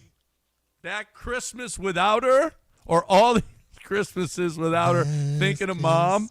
Or now you're like, hey, you just left us? Honestly, I want to hear her reasoning before I condemn her. I think she no one has heard her, but we've heard from the family. And they said, hey, that kind of sucked. Kind of sucked what mom did. Maybe mom had good reason. Yeah. I mean, well, yeah, she just wanted to get away because maybe they were a whiny little family. Yeah, I saw a Michelle Pfeiffer movie, a Christmas movie, where she just ditched her family and went to L.A. because they weren't honoring her as a mother during Christmas. Maybe this family. My was doing wife the same is thing. gone. I think she's been close to that over the last couple of years. Sometimes you drive. It wasn't even Christmas. It was mom like a to it. Wednesday. Yeah, families are terrible. What happened to my kids? None of them are going to go to Texas. She's all pissed off just yesterday. Just yesterday. Just yesterday, like, not one of my kids is going to go to Texas. This is so disappointing. Sometimes moms come to the realization that their kids are giant disappointments and they Mom, got to get away. Marty doesn't have a chance to go to Texas? Yeah, she's got a shot. I think she has a shot. I knew the other ones were out, but like when it became official they weren't getting in, it's like I was like, why did you keep your hopes up? They're just dream crushers. They're professional dream crushers. that's Marty what they is your do. hope. That's what kids And I'm do. like, stop being so hard on Marty. She's your only Is shot. Texas a good school for the arts? It is. Okay. But my wife wants her to go to some Northeast high-end Well, I would imagine. performance college. I'm like, That's, you know what? we better have good financial aid. She's about to take on that debt. That's a pretty good promo for robots, getting robots instead of kids. You don't have to give them 20 years of food. Well, you know how expensive that I'm just is? telling you right now, if Todd can get a company that does that, I'll do live spots for him. For a Hey, robot? Lance Zerline here for Robot Children.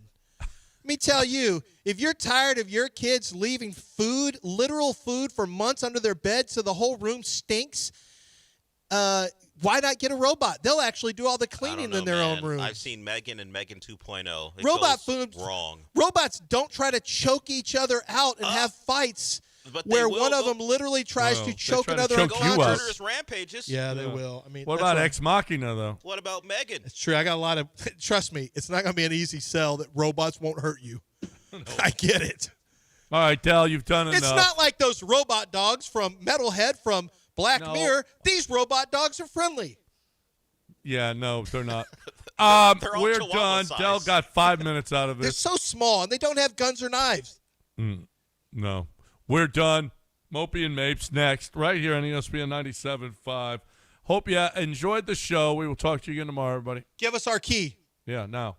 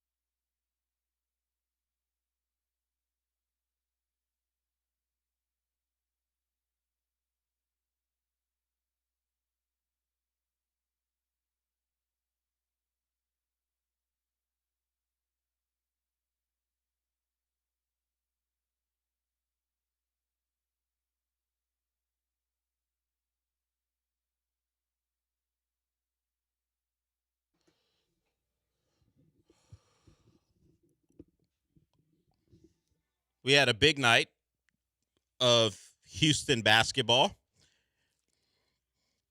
Both games are on at the same time. And you might say the city split. Of course, the more important game is the one the city lost, with the Cougs losing to Kansas. Bill Self, Big Monday in Fog Allen. Just lock it up for Kansas. That continues. The Cougs could not break that streak. But honestly, considering the Jazz were on the other side for the Rockets as their opponent, it's really the city went 1.5 to half. Like the city got a half win. It's the Jazz. Sure, Kevin Durant was playing into the fourth quarter. Sure, Alpi was in late in the fourth quarter for whatever reason. He was late in that fourth quarter, still on the court for whatever reason. Sean termed it unserious, but it's like half a win. The only story coming out of it is if you lose. Well, that's what I thought until I saw what Tari Eason did. Then that's the actual long-standing story from that game. The fact that Vince Williams, the guy that, there's no other way to say it. Tari gave him a little cheap shot, and Vince Williams running in stride landed one of his foot coming down, landed awkwardly, and there are real fears that he tore his ACL. Tari went into the locker room to talk to Vince Williams. I was talking to Sean before the show. If you think about Vince Williams, he's, I think, 25 years old. He's playing for the Jazz in a season where they're not trying, which has been the case for the last half decade, it feels like. But he's the guy they would play in the fourth quarter in games they don't want to win. That's his status in the league right now, Vince Williams Jr. I don't want to hear from you. I don't want to see you. If I am fearful that I tore my ACL off of something that was completely avoidable, I don't want you anywhere near me because, if I was ambulatory, there might be a problem. You might have to deal with me to get back out of the locker room if I could get up off my feet, or on my feet, except, I may have torn my ACL. So that's the story from last night. If you missed it, they're both running down the court. Tari gives him a little shoulder chuck. Vince Williams lands awkwardly. The knee goes, and now they fear it's a significant ACL. The game itself, the Rockets didn't blow a lead. Take comfort in that. You can't be bad in the clutch if you don't allow it to get to the clutch. That's something you can avoid with the Jazz sometimes, because the Rockets did lose to the Jazz earlier this year in Utah. But last night, this version of the Jazz. Yes, this version. They're committed. They're committed to the bit of losing. That's where the half win went. The half win went to the Jazz. Yeah, the Jazz. Yeah, you make a great point. Sure, it goes down as a win for the Rockets. I think the city lost 1.5 to a half as far as how things shake out. And the other half, where you think belongs to the Rockets, because that's what it looks like in the standings, it's to the Jazz because they got what they needed out of it. Yeah, they got what they like. If we're they had being a good trip. If we're being serious, sure, the Rockets coming off the loss to the Knicks, that sucks. You need to get a win. But if the Jazz have an opportunity to get a good player, and that good player comes back to haunt the Rockets, it's a giant loss for the Rockets. The Jazz are doing what they need to, and the Rockets did too. So each team gets a half a win. To tie the two games together, the Jazz just got closer to getting Darren Peterson. Yeah. That's all that happened last night. That's all. And you know what? I would guess the Jazz organization would say they're better with Vince Williams. But if he's playing in games they're trying to lose, did the Rockets do them another favor or not do them a favor by injuring Vince Williams? I don't know. We'll see how it shakes out. Does a better player have to play, or do they pull a G League guy up and that guy plays? That one. Okay. That one. Now they can get a worse guy. So they did the Jazz another favor. Hopefully Vince Williams is okay, but the fear is it's a significant injury. If you just type in Vince Williams and Tari, you'll see the play on Twitter. It was not a good look for Tari Eason. So much so that he did go in the locker room to check. As I said, I'm Vince Williams. Beat it. I don't want to talk to you right now. My career took a demonstrative turn through something that was unavoidable. As far as the game that had more importance, the Cougars, I say, lose games the same way all the time. This one was a little different. The drought happened in the first half, and Kansas just blew them out in the second half. Non-competitive. The Jayhawks, who were in a spot where they weren't playing good basketball, got themselves right. Look, you have to take care of business if you're Kansas at home, But there has to be a supreme confidence. It's Monday, ESPN's in town. We never lose. No matter how we feel about where our season is, the conversations about Darren Peterson, this is a game we win. And they did in really resounding fashion. So last Monday, Sean was out, rightfully so, honoring the presidents of the past. Maybe the current one. I don't know how he feels about things. But he was honoring the presidents. All of them equally. There you go. There you go. You avoid the controversy, unlike the U.S. hockey team, who some people are thrilled with because they're going to be at the State of the Union tonight. Other people aren't. And the U.S. women who were mocked in the call with Cash Patel and the president and the U.S. men's team has politely declined. We're busy. We're busy. So the U.S. women won't be at the State of the Union after the jokes were made at their expense during the U.S. men's celebration. But Sean avoids all controversy. Josh Pate. They're all great. Josh Pate could learn a lesson. I would have all 40-something of them at the same time. What do you mean? On my show. Oh. The Sean Mapes college football. Dead, alive, who cares? Whatever. Yeah. Impersonator. Yeah. Give me a John Adams. Give me a John Adams impersonator, or just get Giamatti. He played him in the movie. There we go. Bring him there. And Gary Sean, Oldman can be Harry Truman. Let's go. Sean will ask him all about NIL questions. It won't have anything to do with politics. No, apolitical. This is what we're talking about. Anyway, I was out on Monday. He wasn't here on Monday, so he wasn't here for the conversation I had with AJ about how good of a week it could be. Now, they were coming off the loss, right, to Tech, where they blew a lead over the weekend. So the thought going into the weekend was the Cougs could go 3-0, or last weekend they could go 3-0. What a week it would be in Cougs basketball history. We had, or at least John and Lance had Kellen Sampson on Thursday talking about the Arizona game being the biggest game, home game at least, in Cougar history. They go 0-3. The first two, disappointing, but you see you had leads in the second half, and your offense cost you. This one, you start off fine. The shots are going down, and then, predictably, the shots stop going down. And it is a product of being a jump shooting team. Kelvin Sampson talked about it. They don't have anyone to throw the ball down low and go get them a bucket or get fouled, get a team in foul trouble, or just simply get to the line to shoot free throws. They don't have that guy. Juwan Roberts wasn't supremely skilled offensively, but that is a guy you can throw the ball to, and he can go at least get a bucket or get fouled or draw attention and get you an open look. That guy doesn't exist for them right now. And when you're a jump shooting team, sometimes your jump shots leave you. And because they haven't been shooting the ball as well from the field, that leads to sometimes imbalance on defense, run outs, and they're a team who likes to guard the pick and roll aggressively, and that forces turnovers. Teams have tried to avoid getting their bigs in that type of action to keep the Cougars and their athleticism from mucking up the game. And while they're still a good defensive team, at one point they had the 18th best defense as far as opponent field goal percentage. They're not what they were, where they were tops in the country for like 4 or 5 years in a row. So there is some slippage. They don't have a point of attack defender like they've had in the past. And if you're not going to score, sometimes your defense can't simply make up for the fact that the shots aren't going down. So they've had a week where poor shooting has cost them, and they can't get out in transition. This is what Kelvin Sampson talked about. Their inability to get out in transition for easy buckets has hurt their offense quite a bit. That comes from forcing turnovers and speeding up the opponent on offense. And you saw what happened the last 3 games. Offense goes.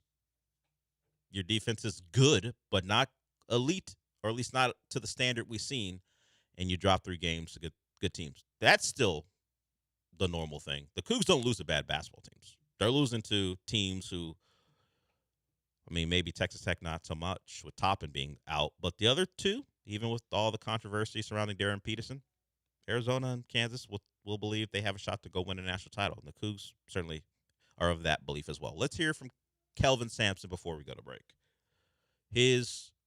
Of course, He was available to the media after the game. It's just a little bit of him discussing what happened over this 3-game stretch and what it might mean for March.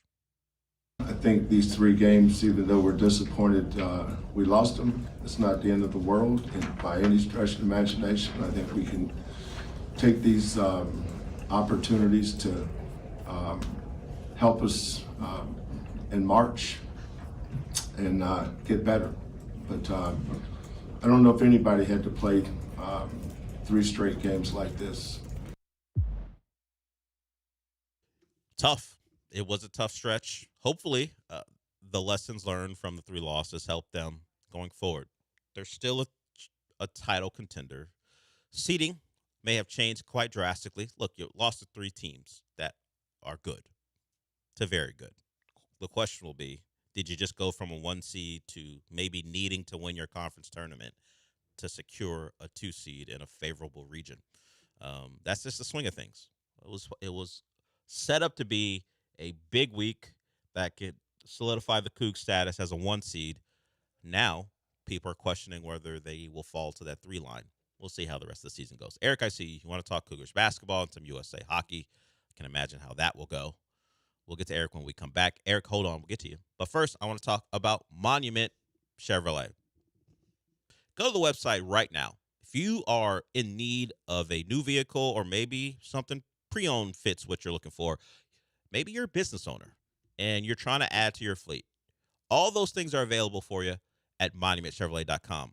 From the deals on the Silverado 1500 to the wide selection of pre-owned vehicles to the giant inventory of commercial vehicles. It's all there for you. Just pick. I'm looking at the view our lineup section right now. Trucks, electric, SUVs, performance, and commercial. They're all laid out there for you. Just click on a link and you're off. And once you find your vehicle, go to Pasadena. They're off of Beltway 8 and 225. It's almost like a campus because they have a parts department. They have service. I've been there several times talking to the guys, including Jeff, who wants to be your point person. He's their GM. And any questions you have, Jeff is the person that you ask for. He'll answer those questions and then direct you to their salespeople. They have a non-pushy style. They're going to go at your pace. So if you have the vehicle in mind that you want, they'll get you set up quickly. But if you're still looking, but you need some help, they'll walk you through options and find the one that fits you best. So it's all there for you at Monument Chevrolet. The great cars, the great great vehicles, the great service, all there for you at Monument Chevrolet and also monumentchevrolet.com. Chevrolet, together let's drive.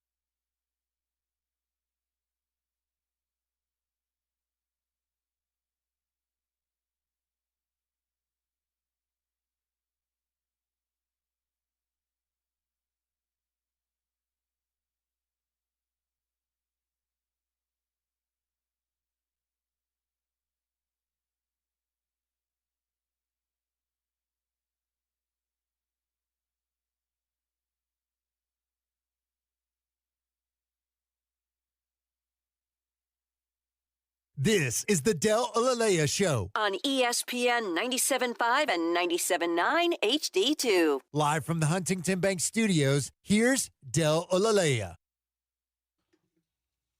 While I knew the combine was approaching, I did not realize, because frankly I don't care that much, wasn't locked in, that it was GM Speak to the Media Day.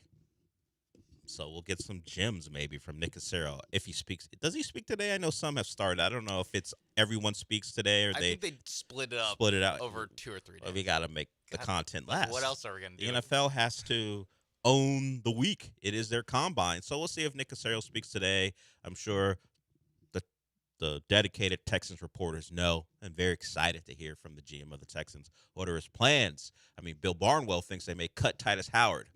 That would be 2 high-priced free agent O-linemen they get rid of in the last 2 off seasons. It was Laremy Tunsil last offseason, right? Because he was supposed to be the missing piece to the Commanders as they made their way to another potential playoff run. Of course, Jaden Daniels gets hurt. Laremy Tunsil played fine, but they weren't good. Von Miller, if Laremy Tunsil was included, but when they got Von Miller, that was when you knew the Commanders thought they had a chance to win. Von Miller's always the final piece. It worked in L.A., when he was like 5-6 years younger. Didn't work for Buffalo. Didn't work for the Commanders. We will see if Von Miller takes the tour and winds up playing. Who would be the next Von Miller destination? Team who thinks they're pretty good, has a shot, just thinks they need a little bit of help. Feels like a Charger. They only have Khalil Mack now.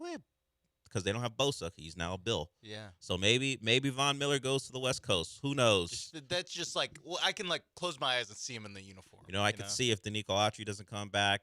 Maybe the Texans, some of their supplementary pass rushers don't come back. Huh? Situational role? Hey, Von, you want to rush on only third downs? Yeah. Have you and Daniil Hunter and Will Anderson going at it? Bump one of them inside. Yeah, I could see it. I just know Von Miller's going to wind up with some team who thinks they're really close. The thing is, Von Miller's awesome, Hall of Famer, all that today. I don't want to be the team that gets Von Miller thinking that they're going to contend. Because, again, other than the Rams and then the Broncos in 2015, those guys, all those teams are wrong. Yeah, it's true. And Von Miller, original Bronco, so it wasn't like they made a move. They just drafted a guy who turned out to be great. But was 4 years. That was 4 years into his career. We're talking over a decade ago. We got to bring it back to the beginning for the end for Von Miller. Maybe he retires. Von Miller did have 9 sacks last year. It didn't matter because the Commanders were bad. So somebody's going to quiet 9. Yeah, somebody's going to sign Von Miller. Yeah, he's still good. Yeah, at 36 years old, someone's going to pay him. He won't appear in camp because why would he? But someone will pay Von Miller to go rush the passer, and it will be a team. He also kind of feels like a cowboy, to be honest. They do need pass rush. Yeah. That does fit, right? Jerry Jones brings in a big name like Von Miller who passes prime, but you can see still has something left. Yeah, still something there. It feels like a Cowboys destination more than the Texans, honestly. They got other money. They got other people they need to spend money on, namely one Will Anderson. Let's get to Eric, who wants to talk Cougars basketball and U.S. hockey. What's up, Eric? Yeah, I think Kelvin Sampson and Ime Aduki, I think they're name. overrated. They're overrated. And also, I think the women's hockey team, Trump didn't invite him because I think they're a little too old for his taste. I'll hang up and listen. First of all, it's Ime Udoka. We will make jokes regarding Neil Long, but we will not make fun of his name, particularly when it's so crass as Aduki. You can do better than that. Also, as far as the Trump stuff, there's no point. Come on. Just 2 straight days from Eric. Yeah, for those keeping track at home. Yeah, I'm not getting into that. Thank you for the call, Eric. And he did invite the women's hockey team. They politely declined. I mean, hey, you're not going to laugh at us, and then we're just going to show up and act like you didn't laugh at us, even though it was positioned as we're too busy. But let's be real here. We win a gold medal, you laugh at us, we're probably not going to show up at your event. Just think about it in your own life. Publicly laughed at, mocked, after accomplishing what you might set out as your biggest goal. Maybe you're not going to show up at the party, if you want to call it that, for the person who did that. But the men will be there. Keith Kachuk, Brady Kachuk, the two Hughes brothers. Yeah. They'll all be there. This has to be the best achievement in sports. I'll just say in sports. That, like, really hinges on two families, right? It really hinges. I mean, the Kachucks are at the forefront because they are a hockey family. The Hughes, they have the two brothers on the team. And they scored the two overtime biggest goals that they needed. I mean, their mom won a silver for the U.S. women, and she's a part of the U.S. women's hockey program. Okay, yeah, like that's royalty as far as I'm concerned. I mean, wasn't the Kachuk dad also? Keith Kachuk was a big-time hockey player as well. Yeah, man. Yes. I mean, I will point out that mom is still a part of U.S. women's hockey, and I don't know if the Hughes brothers were caught laughing on camera. Mom might have something to say. But, yeah, the Hughes family, the Kachuk family. Where would we be as a nation without them? I think the nation would be in the same spot. Where would U.S. hockey be? Probably not gold medal winners. Probably not gold medal. Yeah. I don't know how much U.S. hockey is going to change the state of the nation. But we'll see. The State of the Union. They'll be there to change things. Or just to sit quietly and be and clap when you're supposed to clap. Yeah, and be put on camera at some point. They were partying last night at a place called 11 down in South Florida because originally, and I see Reed and Keith will get to you here, well, at least one of you here. Initially, they were supposed to party in the Northeast, but because of the weather, they went down to party. They picked Florida because, the Panthers have won the last 2 titles, and the parties look very fun. Yeah, so, they know how to do things down there. Also, it's February 24th. Yeah, why did they choose the Northeast to begin with? Why wouldn't you want to be somewhere warm? The Hughes are from Florida. Just go down there. You got one Kachuk plays down there, the other plays. The other Kachuk, plays in Canada. Just go down there and have a good time. The problem for Nike is this: Nike thought Canada was going to win, so they didn't make enough U.S. hockey jerseys. So the demand is high for U.S. hockey jerseys, and they're unavailable because Nike thought Crosby and McDavid would bring it home. They should have known better. McDavid never wins. Yeah. They should have known. Oh, he did win the 4 Nations, but that was just a contrived event. That doesn't matter. He can't beat Kachuk in the Stanley Cup Finals. Couldn't beat him in the gold medal game. Nike, you should know. Yeah. But they back Canada instead of the U.S., so there are not enough hockey jerseys, U.S. hockey jerseys, for the demand. So Nike fumbling a bag. Can't even blame Fanatics for this one. Yeah, no, that's on you. Yeah. Let's get to Keith. He has an Olympic hockey comment. What's up, Keith? Hey, guys. So, everyone's comparing 1980 to the 2026 team and Hollywood and who would play who. I think you guys talked about it yesterday. There's no need to wait 25, 30 years to make a movie. Why not wait 5 or 10 years to make a movie? And I think the coach, you guys talked about names for the head coach. So Mike Sullivan's the guy in real life. He's the head coach of the 2026 team. And first glance at him, it's like you could do a movie in 5 to 10 years. Dennis Quaid is the guy. No-brainer. Dennis Quaid's the guy. He's been in a ton of sports movies. Houston guy, been acting for 40 years. Like, this is a no-brainer. Dennis Quaid. And then my other question is, if you would redo the 2024 NBA draft right now, the Rockets took Reed Shepherd at 3. Would you have swapped and taken Stephon Castle at 3 instead? Thanks. Well, in 10 years, Dennis Quaid will be 81 years old, so that feels like a no-go. He's too old for the role, Keith. Mike Sullivan, currently 57 years old. Look for a younger actor. If you think this movie gets put in development and production starts in 2036, Dennis Quaid will be 80-plus years old. Feels like a role not for him. He's too old to be Mike Sullivan now. He's 14 years older than him now. Mike Sullivan's like, yeah, Dennis Quaid, cool and all, but what are we doing? John Hamm, what's he up to if I'm Mike Sullivan? Yeah, that's what I would ask. Yeah, what's John Hamm? I mean, you seem like a guy who will do anything at the moment. You want to be me in a movie talking about U.S. hockey? Welcome. Well, yeah, also, John Hamm, what's going on? He's in everything. Yeah, he's in so much right now. I mean, including whatever MasterCard commercials or whatever. I just feel like I see him a lot. He is capitalizing on being John Hamm. Yep. And Mad Men's having a resurgence. Yeah. Because it got added to HBO. And Your Friends and Neighbors is a relative good hit. show. It'll be back for a second season. So if you're John Hamm, you start finding ways to cash those checks. Yeah. And Is that what's the Super next? Bowl?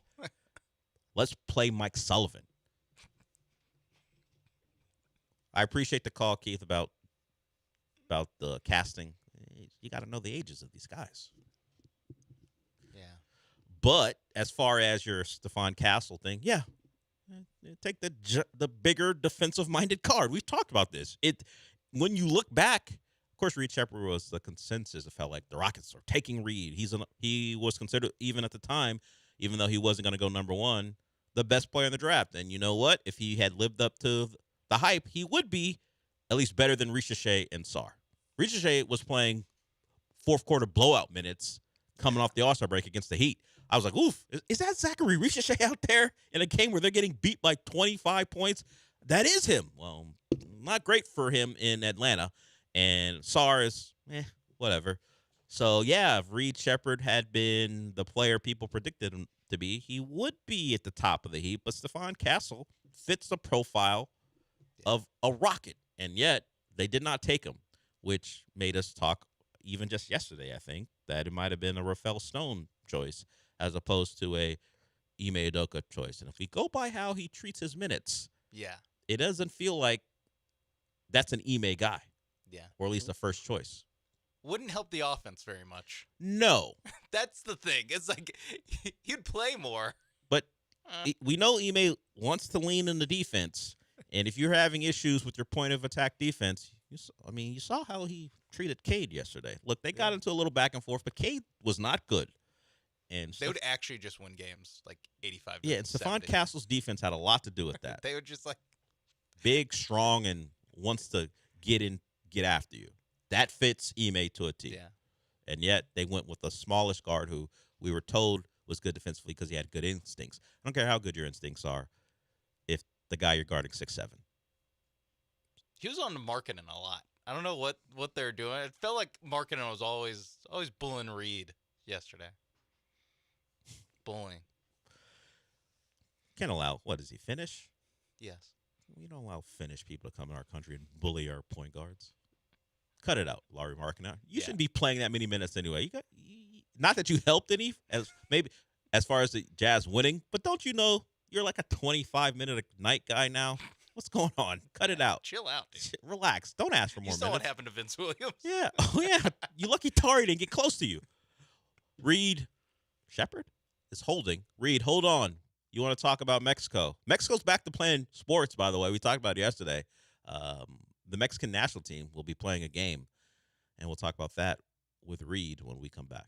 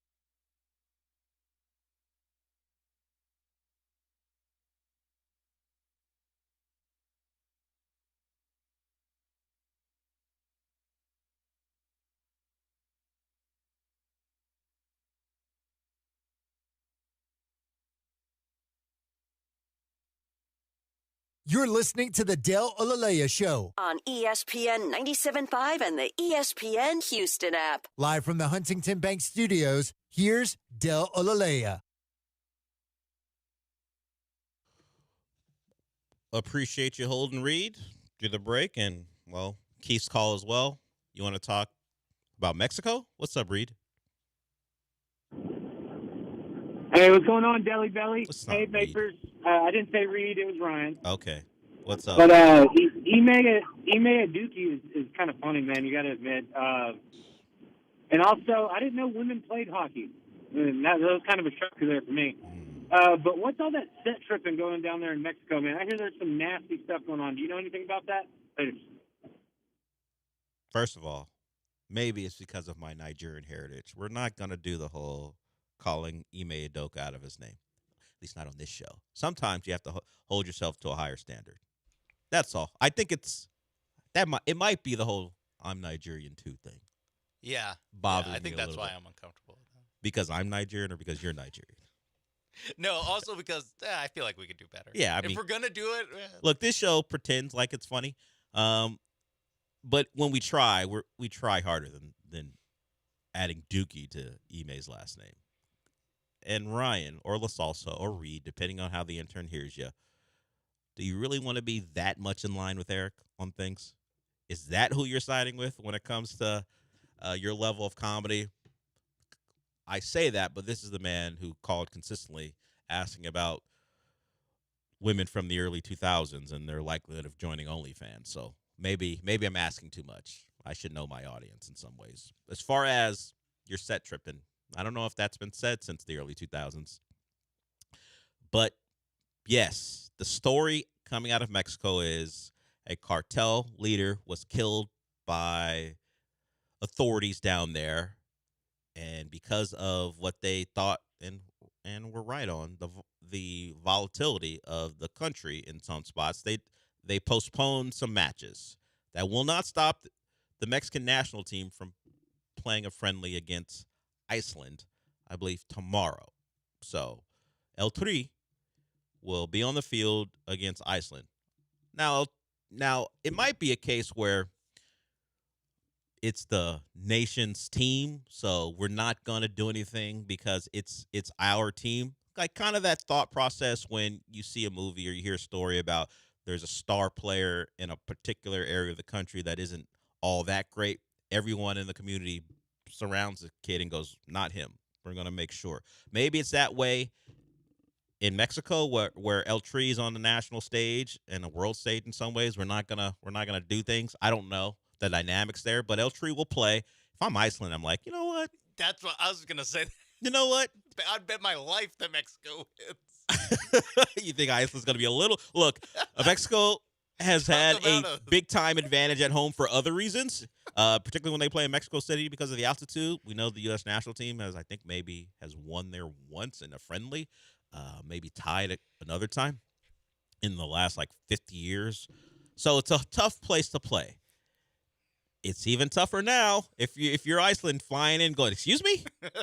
We got to play who and where now? I just don't think they'll get a good night's sleep before the game. Yeah, I don't know where do they fly in the day of? Are they based in San Antonio and they just practice and then they fly in the day of and play the game and fly out? I don't know. I don't know how dangerous it will be or how concerned the Iceland national team is. They're just gonna need to be some mental toughness from the Iceland. I mean, they play it. I mean, as far as where their home country is, you probably have to be pretty tough. I mean, unless you just enjoy the cold. I'm sure it's a nice place. These are my American biases coming through. But I don't know, man. I'd be like, you know what? Skip this one. Yeah, I think they would love it if it was Let's just move. cold. Let's move this to Los Angeles. Yeah. Can't we? I was thinking that too I feel like the last couple weeks we've gotten a steady stream of the French national team's headquarters for the World Cup will be at, this Division II college or whatever. I was wondering, are there going to be teams that do play in Mexico that are like, you know what, we'll like you said, we'll just set up in San Antonio, and just fly over for the games. Yeah, I don't know how to work. I mean, Mexico may want to get their affairs in order right before the world comes into their country. It's a showcase of your country. They got a couple months. Yeah, Canada, the U.S., Mexico, all hosting the World Cup. It's supposed to be a celebration of world soccer. It's a time to showcase your country to the world. We know the unrest regarding people coming over here. That'll be a talking point throughout as far as America's hosting capabilities. Mexico now has this. Canada, I don't know that they have encountered any major controversies. No set I don't know. tripping in I haven't heard of any set tripping going on in Mexico. I don't know if I've literally never heard of set tripping in Canada. So. no, I don't know that it exists. My entire life. Maybe they listen to NWA at some point. So I'm sure a Canadian has said it at some point, but never in a serious way, only in song. But El Mencho was the cartel leader killed by the Mexican army. They according to the article, look, I don't know anything. I'm just reading what ESPN says. El Mencho was killed in a targeted attack by the Mexican army. And now, as you might imagine, certain people aren't thrilled, but they will play Mexico and Iceland in Querétaro. We'll see how it goes. Hopefully it all goes fine. For everyone involved. I'm not looking for any escalation of anything other than great soccer. Look, can I guarantee that at some point if the game's going poorly that the Iceland goalkeeper won't hear a slur from the crowd? That has happened at times, but that's just part of the soccer culture. Yeah, that's soccer. Around the world, honestly. I mean, it's not unique to Mexico. I mean, we saw what happened with Vinny, and but that was with a player. But some urine getting thrown. That's happened. Batteries before. that has happened. So I was watching. If you don't know the story, Vinny Jr., star player for Real Madrid, star player for Brazil. He was playing a Champions League game against Benfica in Portugal. A player was accused of using a racial slur. Okay, that is still being adjudicated, but the player in question will miss the match in Spain when the return match where Benfica plays Real. And, of course, Jose Mourinho, the manager of – I say of course, people don't know. The manager of Benfica said that we can't be a racist club because Eusebio, the star in the history of Benfica soccer, was a black player, Portuguese black player, at least eventually, because he played he's from a country that was under Portuguese control. I forgot the country in question. And then you look at the crowd. There's crowd shots, and there's a couple guys, or not even guys, kids in the crowd doing the monkey thing as Vinny Jr. is walking around, running around, setting up for a corner or whatever. So I was like, okay, all right. Of things aging poorly, the Mourinho quote that, hey, we had a black player, we can't be racist, that one has aged poorly already. Yeah. Not sure if he has full control of the fan base. Yeah, I'm not blaming him. I'm just saying don't use not use sure if something. they got the memo. Yeah, Vinny. Yes. So the games will be played. Soccer will apparently will always have stuff like this surrounding it, depending on the moment in time or the game in question. But I'm just hoping for a fun event. I love the World Cup. I mean, the U.S., their chances, people feel a little bit better about them now, think they can maybe make a quarterfinal. I saw Taylor Twellman say that should be the baseline of what they accomplish. It is an expanded World Cup, so the quarterfinal isn't, I don't know if I would say it isn't as easy. I think you might have to win 2 games to get to a quarterfinal now. I was going to say, I think there's like an extra knockout game. Yeah, so normally you win a second round match, a thing the U.S. hasn't won since 2002 against Mexico back in South Korea. You're in the quarterfinal. Now I think you have to win 2. I think that's how it's set up now because there's so many more teams. So it'll be a bigger challenge, but you're at home. A quarterfinal, you would hope, is what they can accomplish. And then that would be a positive step for U.S. soccer. But that's a couple months away. We'll go to break with that. We'll turn to the NFL because Bill Barnwell of ESPN, he has done his tiers of players who could get released by position, and a prominent Texans makes the list. We'll talk about that Texan when we come back.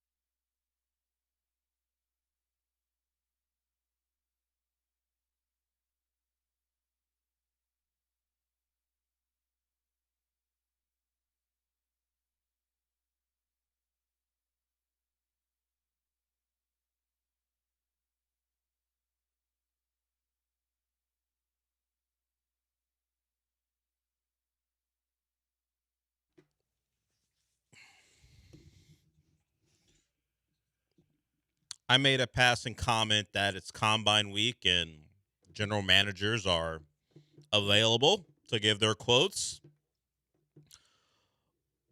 which means the NFL machine kicks up again, and that means it's content time from the people who write articles. The latest one comes from ESPN.com and Bill Barnwell, and he's talking about potential cap cuts, and Titus Howard is on the list for the Texans. He put this in tiers, so it's not like Titus Howard is in the top tier of guys who might be cut, but he is a relatively expensive guard who is being paid money like he's a tackle because that's what they signed him as, but he's now playing guard for the Texans. We know injuries have dictated him moving back and forth, but if the Texans had their way, it feels like, and if the Blake Fisher hit had worked, it'd be Ursery, insert another tackle, and Titus Howard at guard. Thanks to his position versatility, he's been able to be inside and outside depending on the demand. He doesn't save you a lot of money if you cut him. Like his cap hit is $27, almost $28 million. If he got cut, his dead cap would be almost 24. You're saving about $4 million to get rid of one of your starting offensive linemen. And if I believed that the Texans can go into the draft and go pick a guy who would cost you less, but will play up to the level of Titus Howard, and you'd have that player on a cost-controlled deal for years, I'd be like, you know what? Maybe take the gamble. But I don't trust anyone currently in that organization unless there's some secret deal with Jeff Stoutland I haven't heard of where he's going to be a consultant because he's available.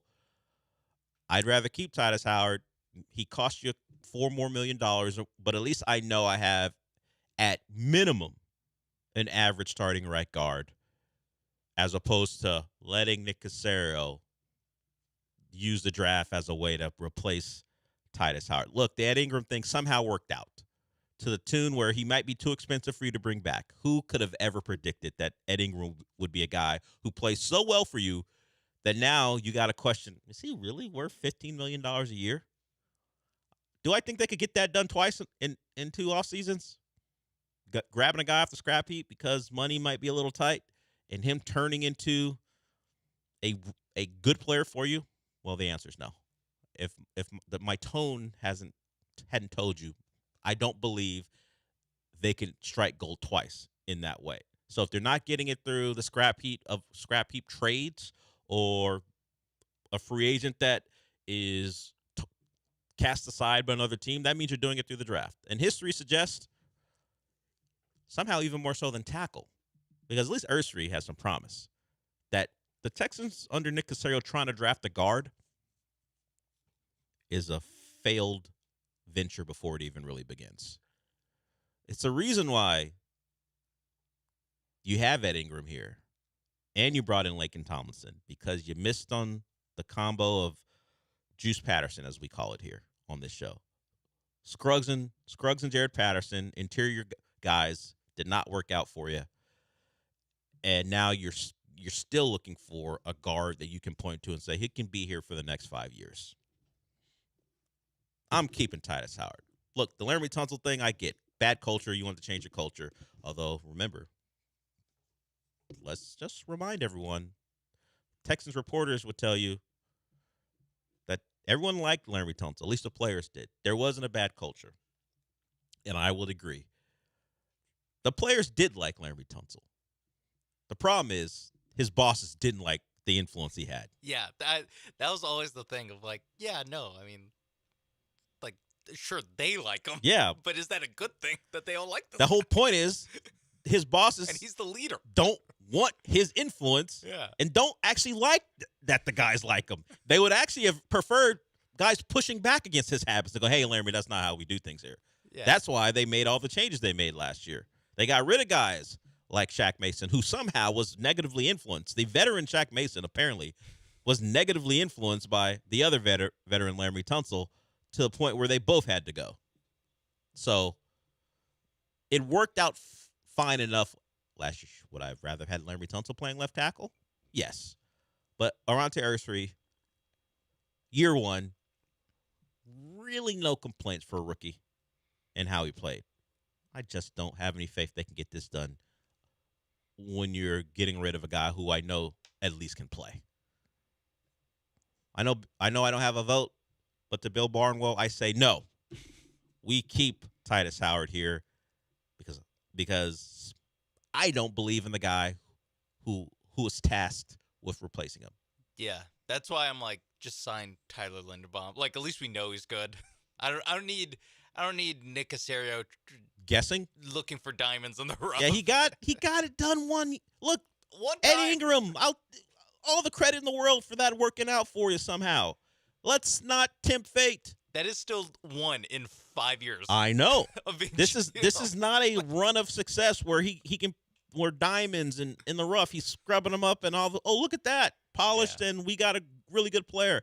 I don't believe that they're capable of doing it over and over again. Not at that position. If Caserio would tell me, hey, you think I can't draft the DB? Nah, that's you, buddy. Yeah. You have locked that in. I got no complaints there.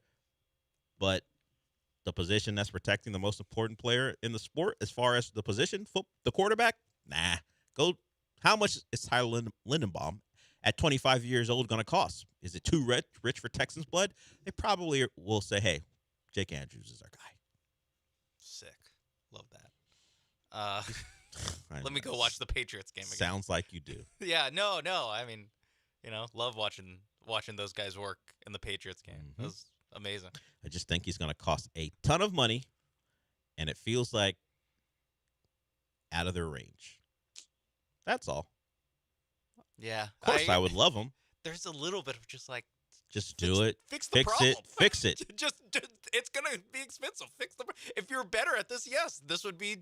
You have to pay because you are not good enough. Yes. Selecting these guys in the draft where they're cheaper, and it doesn't destroy what you're trying to do cap wise. In most scenarios, I would just be like, yeah, just keep drafting one or two offensive linemen every year, and eventually you'll get a good line or an average line. Sure. Just doing that.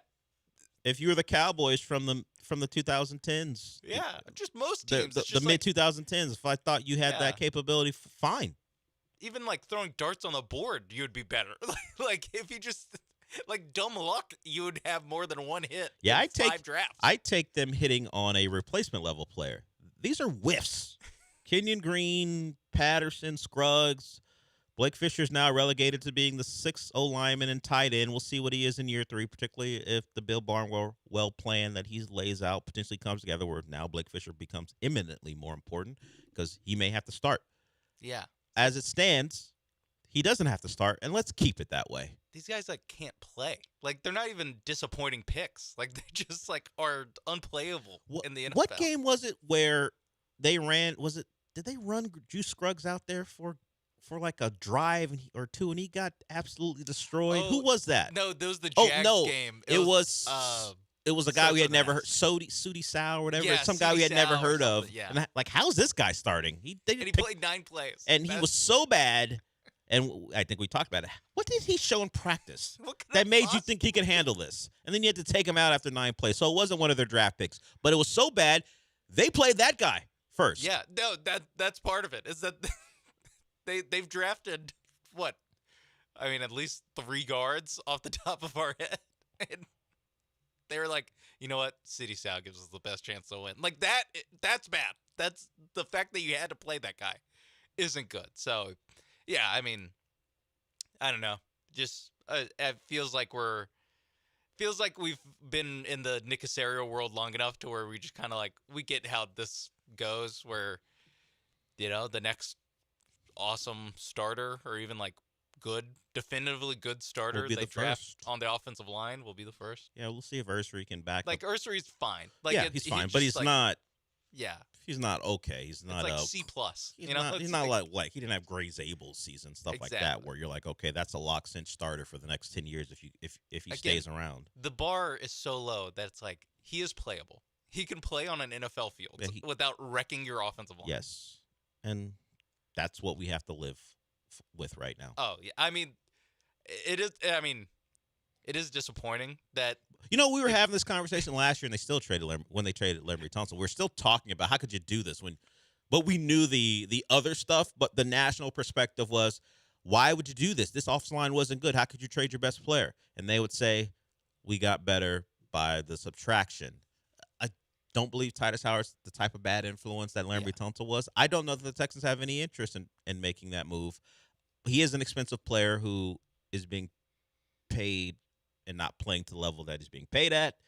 But you can't be choosy when you're a beggar.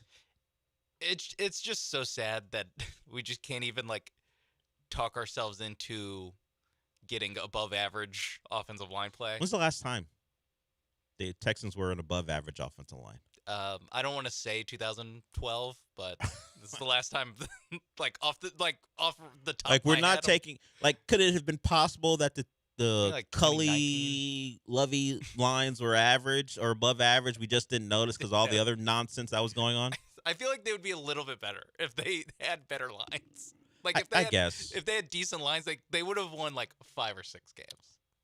Maybe, probably right. Although maybe 2019, the first Tunsil year.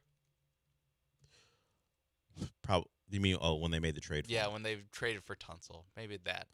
It's but the thing is, Deshaun Watson would always take a bunch of sacks, but that was a little bit. They had sacks are. I went to 2021.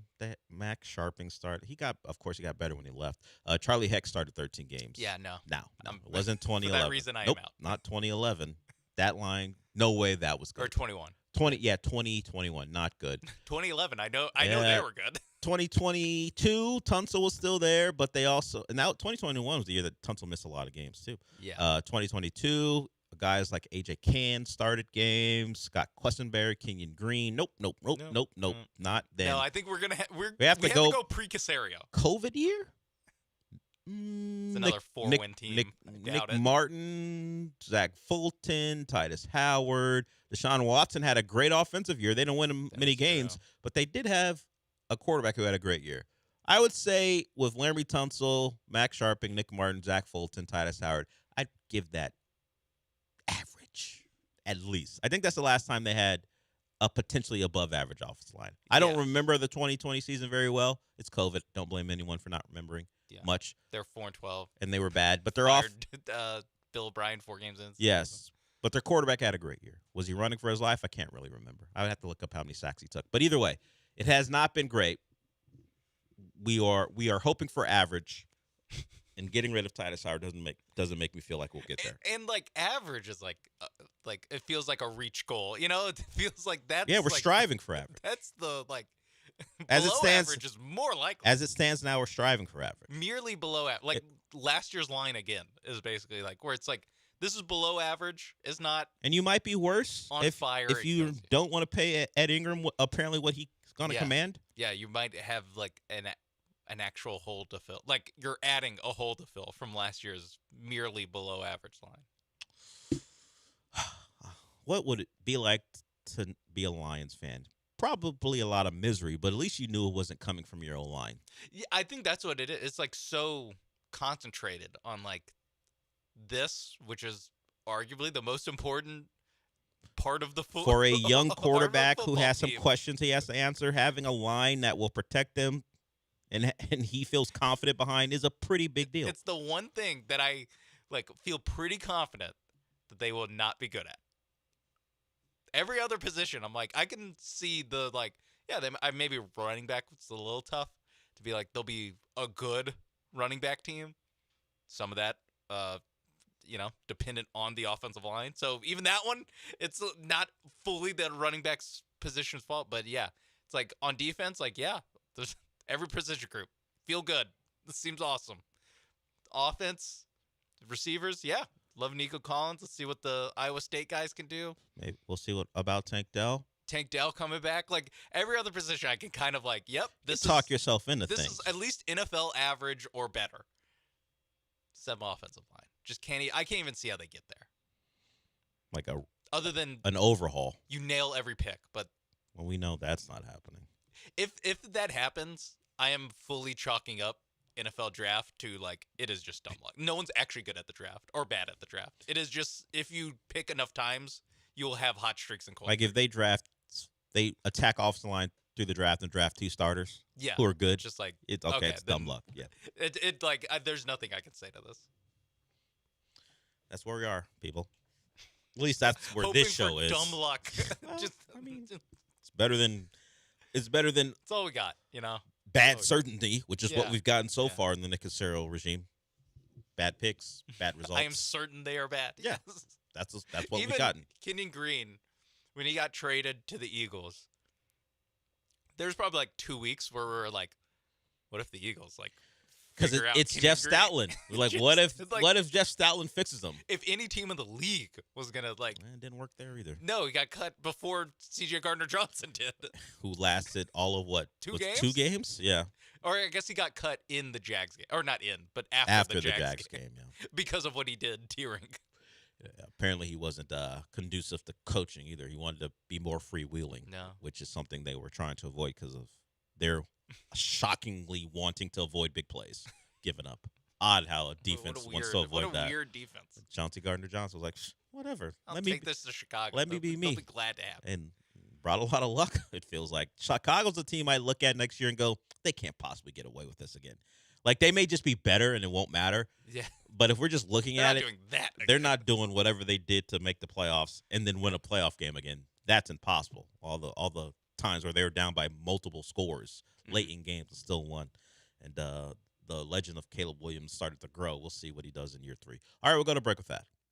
When we come back, we'll get to some Texan stuff a little bit later, but there's some rule changes that the NFL has said no to, where the more progressive league, the UFL, is like, you know what, we'll do them. And, Sean, have you heard of the account Two Stripes CPD? No. It is a college football account that all it does is, like, showcase things from the BCS era. Okay. Love it. There's a tough screenshot that's going to hit close to home. I couldn't even believe it was real until I saw it. Then I realized, oh, yeah, this guy stunk in big games. So we'll talk about that when we come back.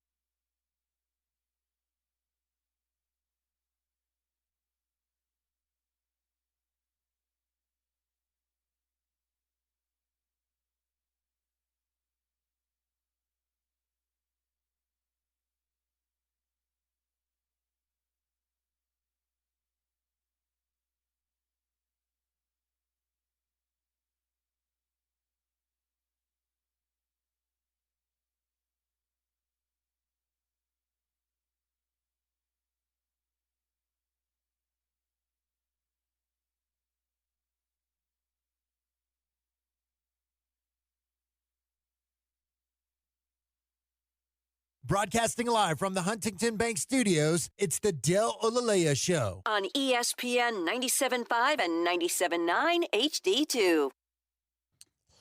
So I mentioned two-stripe CPD. And if you don't know what it is, it doesn't have a giant following as it stands, but they have their logo, and it's reminiscent of the BCS logo during that era, and they just throw in their name in it. And this came across the timeline for me, and I couldn't believe it when it happened. This guy is now on Pro Football Talk. He's evaluating quarterbacks. He does the back and forth with Mike Florio. Of course, I'm talking about Chris Sims, and we know Chris Sims' era at Texas was with major in the shadows, sometimes at the forefront, depending on the game. The Chris Sims era at Texas was marked with some low lows. He wound up throwing 58 touchdowns in his career. And, of course, remember, back then, sure, you had Chris Sims get the big arm, Texas recruited receivers, but it was a different game back then. So 26 touchdowns in a season, big deal. Less so now. 28. So he had the 26 in his senior year, 58 overall, 31 picks. That's a lot of picks compared to touchdowns.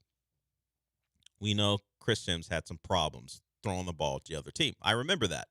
What I did not remember was this. There's a graphic that popped up, and of course the caption from the account is, "We've never seen a worse big game quarterback." And you know what? If the stats are real, they're so bad you think they're fake, but it has all the markings of real because it has the ABC graphics on it from that time period. All that stuff is recognizable. It'd be an amazing Photoshop if this was fake. Yes, even the background looks non-HD. All of it fits the profile of being real. It looks like it's straight from 2001. Yes. Versus non-top 10 teams, and this is in the middle of his career, so it wasn't complete, but it was getting there. It was 28 games, completion percentage of 59%, 42 TDs in 28 games, only 10 picks. Yeah, good for the era. That's good for the era.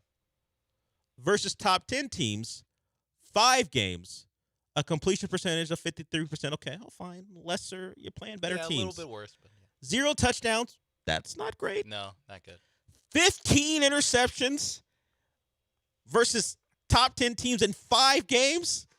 I remember it being bad. I remember Major having to come in against Colorado in the Big 12 title game where they could have played Miami in the national title game if they had won. I remember that stuff. I remember Roy Williams. Okay, I'm a college football guy. I remember it. But 15 picks in 5 games and no touchdowns at this point in his career, that's a screenshot Chris Sims wish never existed. The account's not a giant account, so it only has 4,000 followers, 4,000 plus followers. Only has like 195 retweets. Not a big account, but it has been seen over 132,000 times, and it is an egregious screenshot for Chris Sims. There's also almost 200 bookmarks. Yeah, people. Yeah, anytime Chris Sims says anything about a quarterback, about how he plays poorly in big games, they're like, "Excuse me." Yeah. They're gonna have this. He's gonna have this inundating his mentions. I mean, his job is criticizing NFL. That is what he's there for, to talk about quarterbacks coming up in the draft, guys who play on Sundays. That's what he's there for on Pro Football Talk. He's a quarterback guy. I dare him to have some questions about Fernando Mendoza against Ohio State. I bet you he will. I mean, that's part of the game, right? I've seen it. That's part of the game. He's going to talk about quarterbacks. He will have to talk about the clear number 1 pick and give critiques. Maybe he's all in. We'll see. But he's gonna talk about Fernando Mendoza struggling against the best competition he's faced. Good luck. I don't know what's funnier, him being like, "You can't play this poor," and be the number 1 pick, or he would know he wasn't the number 1 pick. Yeah, or him being like, "Listen, I understand." Just being like, for me, he actually looked pretty good. Like, I don't know if he had more top 10. His career wasn't over. I don't know how many more top 10 games he had, so those numbers might have changed for the worse or the better. Who knows? But through 5 games, a trend, averaging 3 picks a game. No touchdowns. No touchdowns in 5 games. Like, basically any 5 games is pretty hard to do. Yeah. Even if you're playing. Just on accident. And it's not like he's the quarterback of Northern Illinois at the time.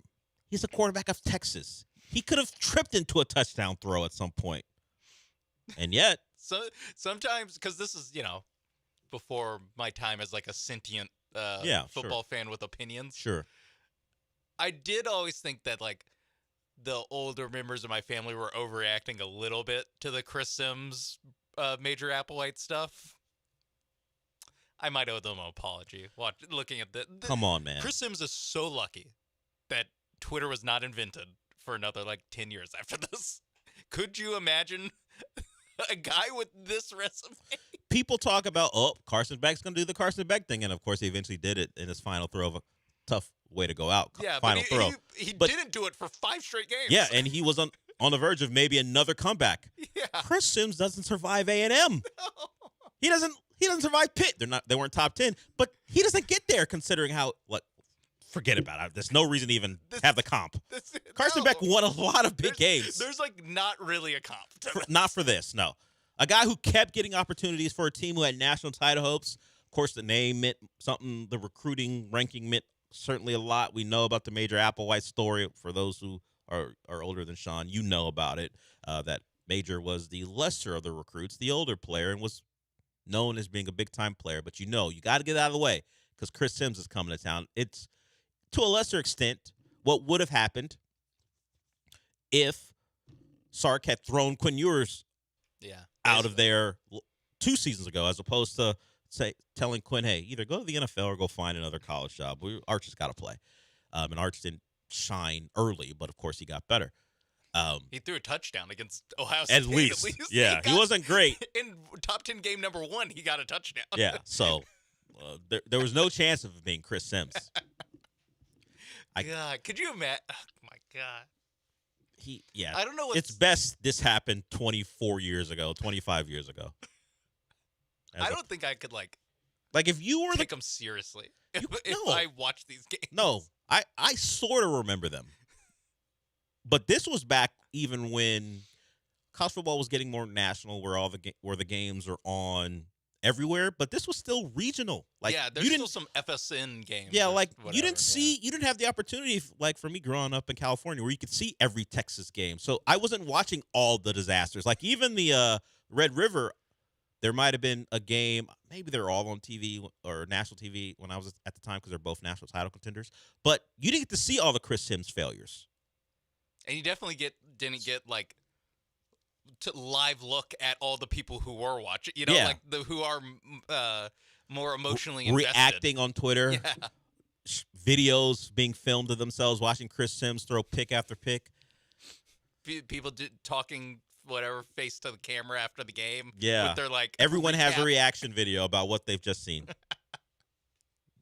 Different era, man. Thankfully for him. They don't really. I mean, you'd be hard pressed to find. This man started games in the NFL.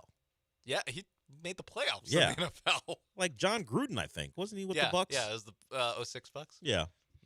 John Gruden. Watch the film, bro. And yet, look at him He now. only watched the non-top 10. You look pretty good then. Yeah, that's 28 games. That's most of the sample size. He's got there's much more evidence of him being a good quarterback than there is being a bad quarterback or the worst quarterback ever. The worst quarterback I've ever seen in my life. I can't I honestly can't comprehend. Averaging 3 interceptions a game. Yeah, only at the time there weren't as many content creators as there are now. YouTube didn't even exist. Could you imagine what a Texas hater would have done with the compilation clips of Chris Sims in his worst moments if YouTube was a thing? I feel like back Texas then? fans would have done it. like everyone would just be like, yeah, that too. After game 5 of top 10 game with no touchdowns and now 15 interceptions.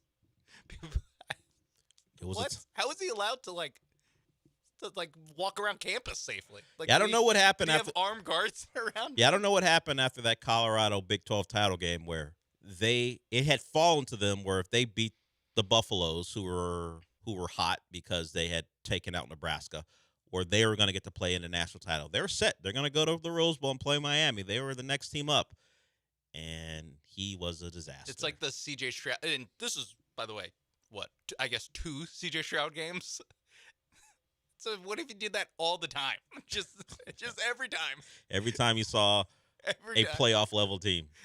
Like we talked about, just getting merely average quarterback play, and you might win the Patriots game. Just merely average against Colorado, and you play for the national championship. And they had and Major almost brought him back. Yeah. It wound up being 39-37, but could not get it done. And Texas ain't beating Miami in that game, but at least you get to the national title game. Instead, just another one on the Chris Sims rack of awfulness. Now I want to see more disgusting quarterback stats. Well, I don't know if two-stripe CPD That's what their beat should be. will continue to do that. Pull quarterbacks we've heard of stats from that time period because we don't remember them. Show me some Orlovsky stats, all right? He played at UConn. It's whatever. Yeah, he probably did crush. He played at UConn and wound up as a college an NFL quarterback. There's no way he was as bad as Chris Sims. He didn't get the opportunities. UConn wasn't playing top 5 teams. But either way, I saw that and couldn't believe it, but it's real. We'll go to break with that. We will we'll go back to the sport Chris Sims talks about all the time, the NFL, because some rules that you would have hoped would change, not going anywhere.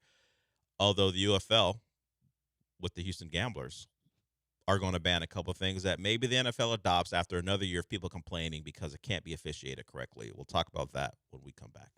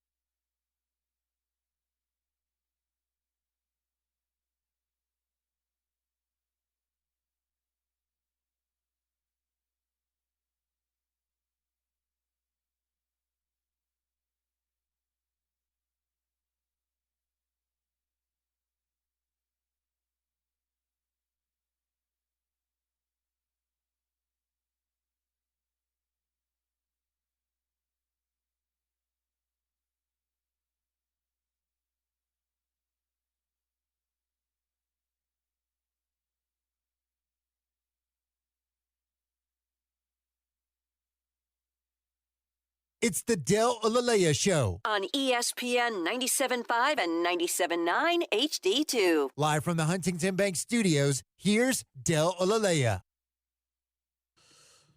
So this tweet comes from Adam Schefter. Early this morning, the NFL no longer discussing banning the tush push. The UFL will announce today that it's eliminating the tush push. So the UFL, if they haven't already, will say you can't do that anymore. And I think they're also going to make, is it 60-yard field goals, 4 points? So they are doing things. The NFL is like, you know what? I know we can't really officiate this thing. No one really likes it too much. Sure, there are the people go, if you can't stop it, then we shouldn't get rid of it because you can't stop it. But our referees don't know how to referee it.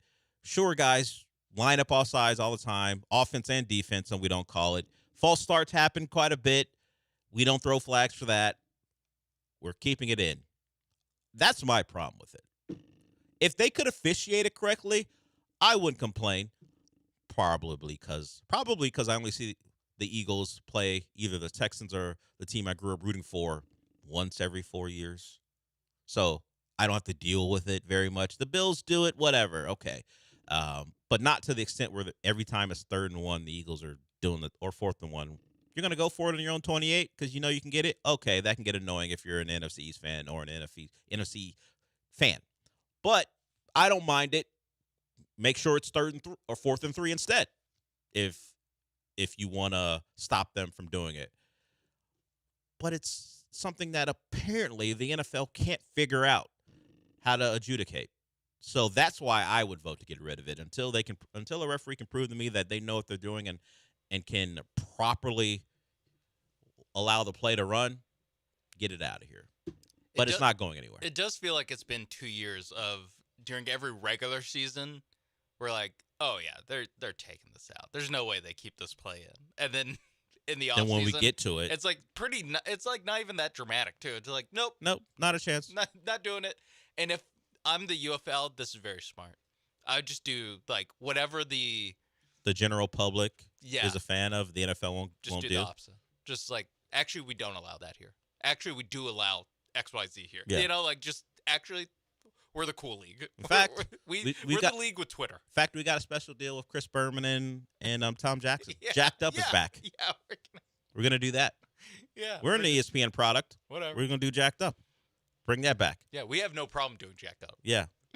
In fact, we welcome it. Even though these guys are making like $60,000 a year. Yeah, but it doesn't matter. Entertainment value. That's what we're talking about here. Yeah, that's what they should do. They should just every rule change that people are like, wouldn't it be cool if XYZ? They do it. This is nothing to do with anything, but I pulled up Tom Jackson, just to make sure he's still alive while we're talking about him. He may need to get to Google because they have him listed as 5 feet tall. That's tough for an NFL linebacker to be former NFL linebacker to be 5 feet tall. He can't. Now, no, he's not. I go to his wiki, he's 5'11". He was short for today's time period, but he's 5'11". But if you just go to his overview, 5 feet 0 inches. I was like, I know Is that another Tom Jackson? I don't know. But it is all of it. Drafted by the Broncos, played for the University of Louisville. It's all the facts except for the fact that they have him 11 inches shorter than he's actually supposed to be, at least. I know college heights and even NFL heights back then were a little funny. They kind of mess with the numbers. Don't think they did it for 11 inches worth of Tom Jackson. So he's still alive. I think the UFL should get him and Berman to do a Sunday night show and have a Jacked Up segment. Get him a booster chair if he needs it. I saw him on primetime way back when. Speaking of nostalgia, he was not a guy who needed a booster chair. Yeah. So that's interesting. It also would have made more sense if he was 6 foot flat. And maybe it's just a typo. Yeah, maybe. But I don't know how. Maybe. You're right. Maybe the 5 should have been a 6. But either way. Let's get on that, Google. I don't know. It's not like Wikipedia where like you can edit Someone can go in there and edit it. Someone needs to. If I'm Tom Jackson, what are we doing? I'm making a call. Yeah, I would look into that. So it is a Nick Caserio day. In fact, we have sound from him. I throw it on the rundown, Sean. We're just gonna take it as it is. It's from Aaron Wilson's account. We're not gonna play all of it, but it's the first time he was able to respond to the speculation regarding C.J. Stroud. I listened to the Todd McShay thing. he was part of the buildup that led to, hey, would anyone even really do this? I mean, for the most part, locally, we all thought it was kind of silly. It just didn't make sense for the Texans to do it. And frankly, if you're coming off, if you're a team looking at CJ's latest performances, why would you be so desperate to give up picks and then have to pay him? The Texans should be the ones questioning whether they are willing to give him what he's likely to command. But Nick Casario is available. He has to answer questions. This comes from Aaron Wilson's account. Here is Nick Casario on a variety of topics, but he did address the C.J. Stroud trade talk. Well, I mean, Nick's a free agent, so we got 3 guys under contract right now. We got Woody, coming back. He had a good year. He's our leading rusher, so for rookie, that's pretty good. Jawar Jordan's under contract. British is under contract. Dara's a free agent. Nick Chubb's a free agent. So, I mean, we only got 3 guys that are on the team currently. We're probably going to have more than 3 players on the team. So, where did that player come from? Free agency could be one mechanism, draft could be another mechanism. Is there a trade market for somebody out there? So that's kind of where we are for today. Feels like you guys made some progress on the offensive line, headed towards where you wanted to go last year. Still maybe some work to be done, maybe some ability to move the ball on the ground, things like that. Where do you kind of see the offensive line, and they have some free agents? You can keep it up, Sean. Maybe the potential investment there. I think you articulated very well. Certainly made some improvements. Probably a little bit better pass protection or in the run game. Run game was a little bit up and down. So we can improve some areas in the running game, just relative to the overall offensive production will probably help us. Ed's a free agent. That's probably one of the key guys. I mean, Ed's a free agent, Trent's a free agent. Ed had a really good year. Honestly, had the best year of his career. So, that's a position we're going to probably have to evaluate and kind of see what our options are. Have some players coming back who played pretty good football. Ariante went in there and probably played as good as any rookie tackle. So have some good young players, have some veterans in there, have some guys that are free agents. So we're kind of working through that process right now. We'll kind of see where we end up. That's Nick Casario on the running backs and the offensive line. We talked quite a bit about the offensive line earlier on the show. We'll get to him on the other side talking about C.J. Stroud and addressing something that's rightfully so. He called it moronic. It was silly season talk, and the GM will address it in that manner. We'll hear from him when we come back. As far as the running backs, he mentioned Nick Chubb being a free agent, talked about Woody Marks and Jawar Jordan.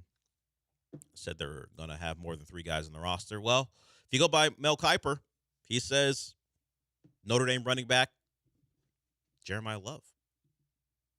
No, Jadarian Price, I believe. Jeremiah Love, I think, is slated to be a higher pick. Let me make sure. He did mock a Notre Dame running back to the Texans. I just want to make sure. No, yeah, Jadarian Price, the kick returner, complimentary back to Jeremiah Love. Mel Kiper has the Texans taking him at number 28 overall. Lance Zierlein, our preeminent draft expert, beggar of a key to the city. He has desperation around him like Pigpen had the stench and dirt cloud around him. If you missed it this morning, he is desperate for a key to a city. Not because he really wants one. He's just upset because one of his radio friends has one in L.A. A guy he mentions somewhat, quite a bit. Matt Money Smith apparently has a key to the city. Now Lance wants one. That's the Lance that is not a very serious person. The guy who does the evaluating of NFL prospects, you can listen to him, and he thinks Jadarian Price could be Javonte Williams, the back who just got paid by the Cowboys, former draft pick by the Broncos, had a really productive career at North Carolina, broke a lot of tackles at North Carolina, got hurt, but then got paid by the Cowboys. Lance thinks this player, who Mel Kiper is mocking to the Texans, Jadarian Price, could be that type of player. And the Texans have a need at the running back position. They got Woody Marks and a bunch of guys. And less so when you think about Nick Chubb being a free agent and Joe Mixon being a guy with an uncertain future. So maybe Jadarian Price is someone they look at taking a running back late in the first round. All right, we'll go to break. We'll hear from Nick Casario a little bit more talking about C.J. Stroud. We'll get to that when we come back.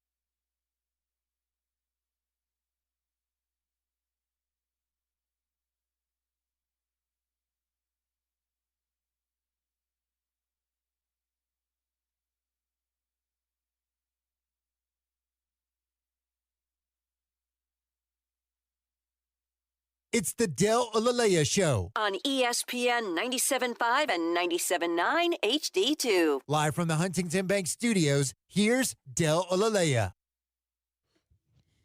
So the sound we played going to break was Nick Caserio among, as you might say, a gaggle of reporters.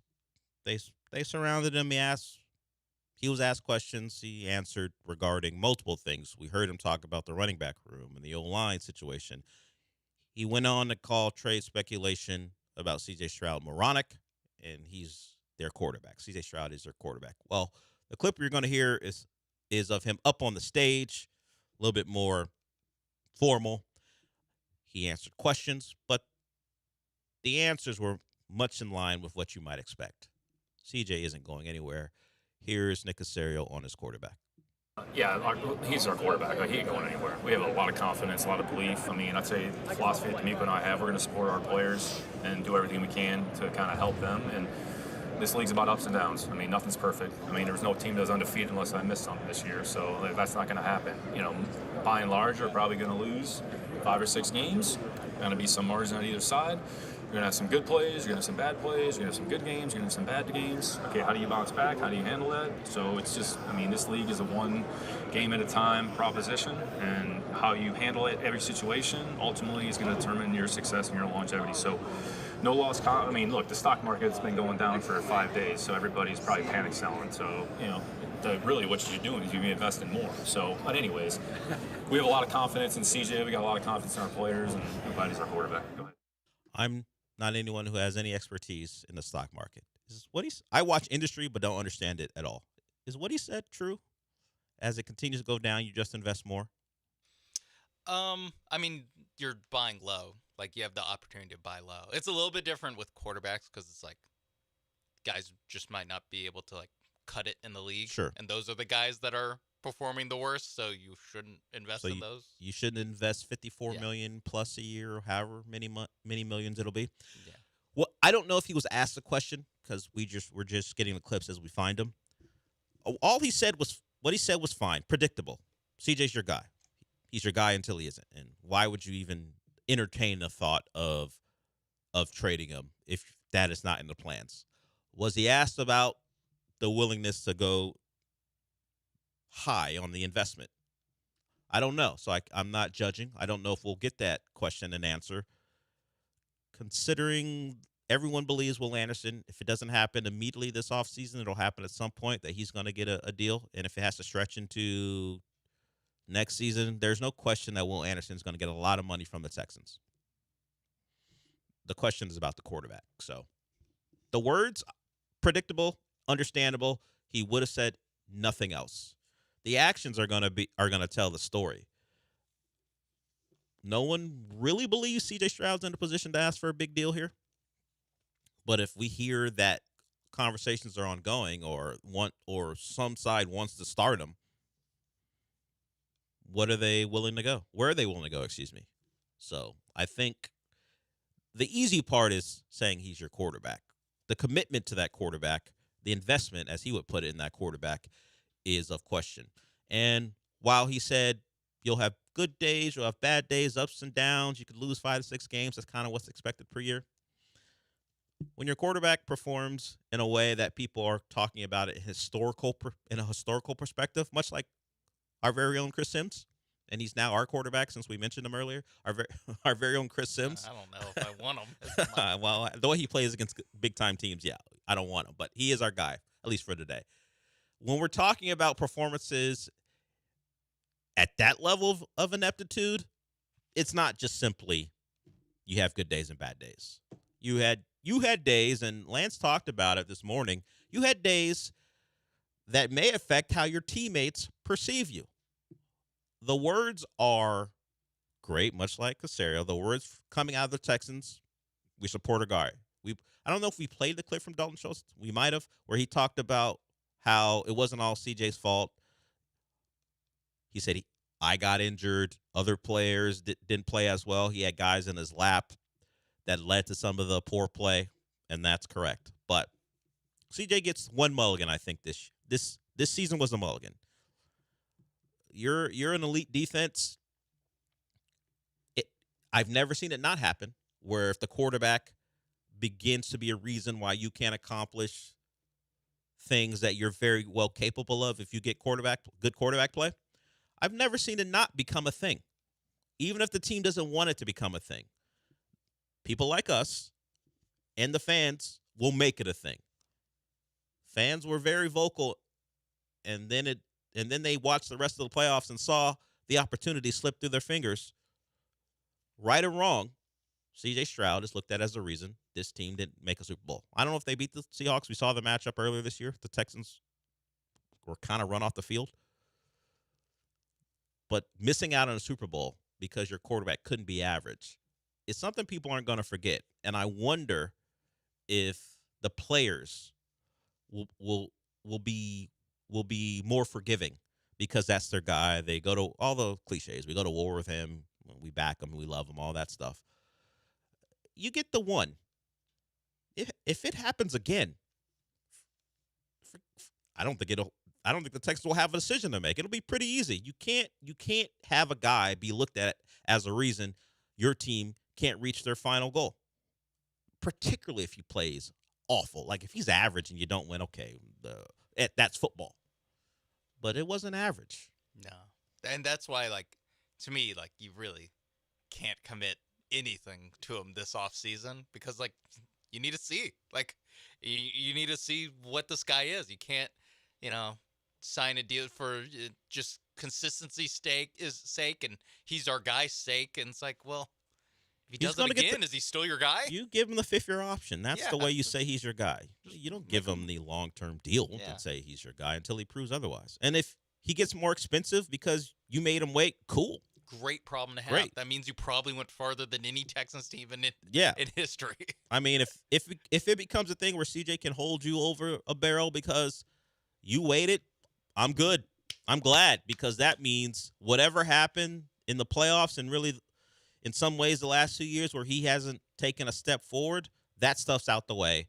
And this was just a little dip. Nick Caley in year 2 figured it out. Nico Collins, great again. Not that he was bad. Tank Dell's back and performing. All those things come together. Give him his $58 million, whatever it's going to be per year, and we can move on. You have to fix your roster in other ways now because you won't have the money to spend, but that's a good problem to have. Let's hope we get there. But he mentioned investment. We'll see. I would say hold. Hold. Yeah, I don't think you need to buy more. Yeah, not at the moment. I feel like that's one I can't get in his brain. I feel like the metaphor got away from him there. Where, like, he wanted to just say, like, everyone's panicking. We're going to double down. Yeah, is but, what like, he probably should have said. Yeah. It's like, he's saying buy the dip? Is that what he's saying? He's saying sign all the bad players? I don't know. That used to be good? Is that what he's saying? He got Ed Ingram. He bought on that when it was at a very low stock price, and look what happened. Now I hope he's okay buying high on Will Anderson, though. I will say I hope he's okay with that. Yeah. Invest in that. Blue chip. Yeah, that's a blue chip stock. All right, we're done for the day. Since we're done for the day, Sean, what does that mean? Shred up, Stroud! He's our guy. We can only hope we get to play that far more often in 2026 than we did. Got the vote of confidence. We like college football. We know what that actually means. Vote of confidence don't end well Chris for the Sims person. got the vote of confidence. Yeah, Mac supported Chris Sims quite a bit until he couldn't anymore in certain games. All right, we're done. Rich Eisen's up next. We'll talk to you tomorrow.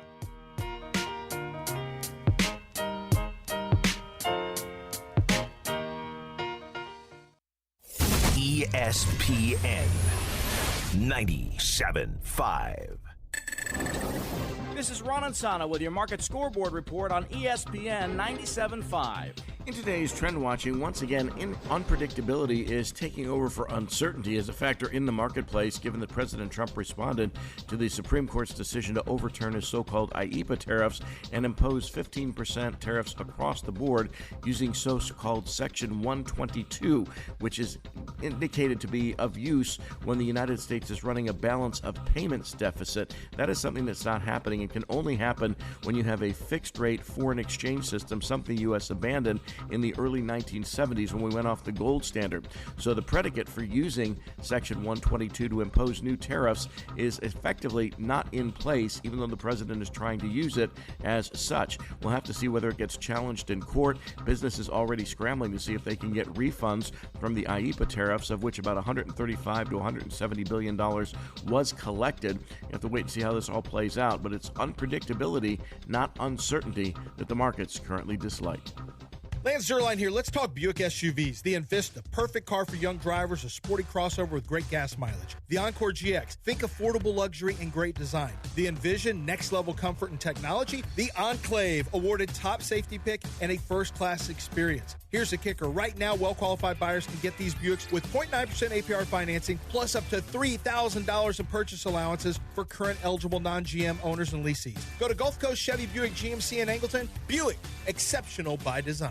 Fast breaks, buzzer beaters, and block parties are back, and Underdog is the best place to get in on all the action all season long. You can make picks and win money right now in Texas. Playing on Underdog is so easy. Just pick whether your favorite players or go higher or lower on a bunch of different stats. You know the drill. Points, rebounds, steals, blocks. They got it all on Underdog. Kevin Durant, higher or lower on his points. Alpi Şengün, higher or lower on his points and rebounds. Amin Thompson, higher or lower points plus assists.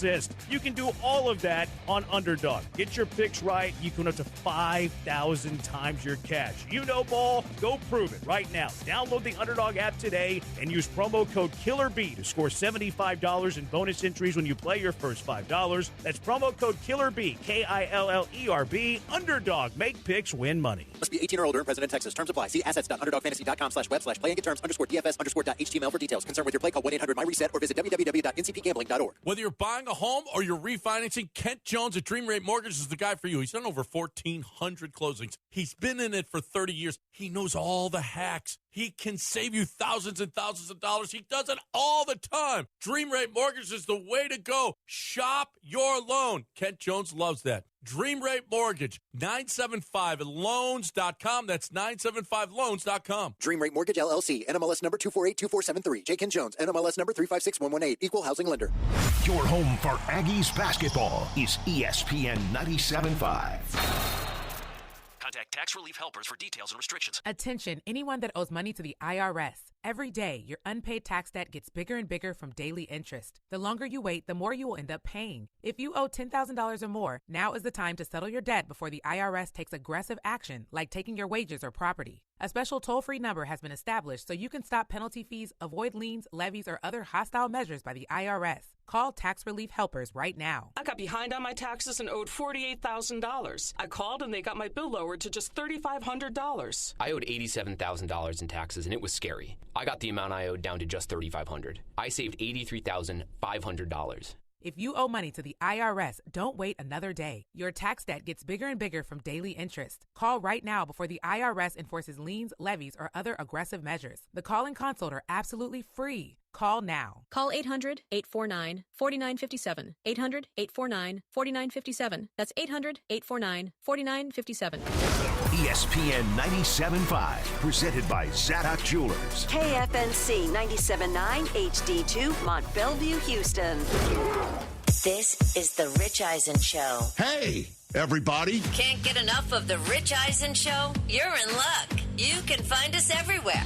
Watch us weekdays on Disney Plus from noon to 3 Eastern.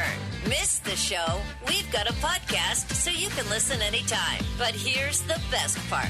Our YouTube channel. Subscribe at youtube.com/Rich Eisen Show and you'll never miss a moment. Now, on with the show. Live from the NFL Combine in Indianapolis, it's the Rich Eisen Show. Mendoza ready to take the snap. Jeremiah Love, touchdown! Picked off, Sonny Styles. The Rich Eisen Show. In this hour, Dolphins head coach Jeff Hafley and GM John Eric Sullivan. Ravens head coach Jesse Minter. Plus, latest news and more. And now, it's Rich Eisen.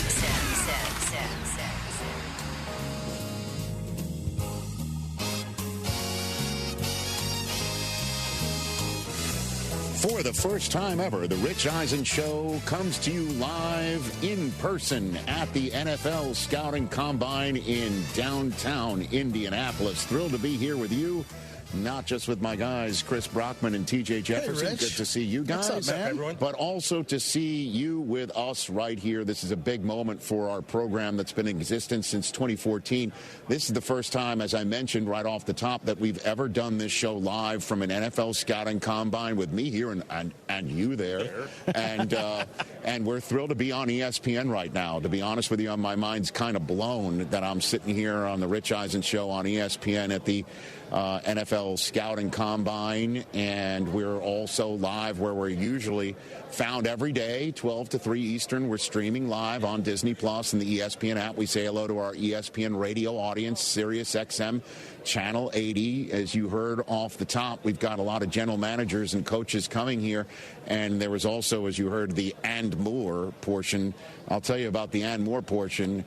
Yes, Jesse Minner, the first guest that we have, the head coach of the Baltimore Ravens, is going to come here. The new head coach and general manager package together from the Miami Dolphins, Jeff Hafley and John Eric Sullivan. And then Omar Khan is going to be joining us from the Pittsburgh Steelers. Robert Saleh, Brad Holmes, in hour number 2. If you have hair, you're not allowed on the set. So I should go? Bye, TJ. Pretty much. Okay. But we're also going to need the seats, to be honest. Hour 3, Todd Bowles, Howie Roseman, Kevin Stefanski, the new head coach of the Atlanta Falcons, and then Dan Morgan, the GM of the Carolina Panthers, wraps up our first of 4 days live here at the NFL Scouting Combine. Baby. This is my 22nd Combine. How about that, man? Oh, this is my 3rd. Let me tell you something. When this started, we're sitting in a convention center, massive room where there's all the podiums where the GMs and the coaches speak, and then the prospects start speaking tomorrow because the on-field drills that I'm going to be hosting with Daniel Jeremiah on NFL Network, 3 p.m. Eastern on Thursday. Defensive line group gets out there. Every time a group goes out on the field the day before, they speak to the media here. So the D-line and the defensive line group is going to be out at these podiums on Wednesday, which is why a lot of the coaches and GMs speak on Tuesday. And then when we first started on NFL Network, there wasn't a room like this. There wasn't a room like, because on the other side of where it's Radio Row, just like Super Bowl. Yep. It wasn't anything like this. As a matter of fact, we were fighting with the competition committee just to get our cameras in here. Really? Yeah. Come a long way, Rick. Not kidding you. I've mentioned this on the air many times, and Bill Polian has confirmed it. He was like what should I say, Dominic Hasek, Patrick Waugh, and Martin Brodeur. Turning everything away? Like he was sticking everything away. Like, no cameras here, no cameras there, because this is a laboratory. Hellebuck, Rich. Hellebuck, pardon me. Very good, thank you. This is a laboratory where all the prospects come.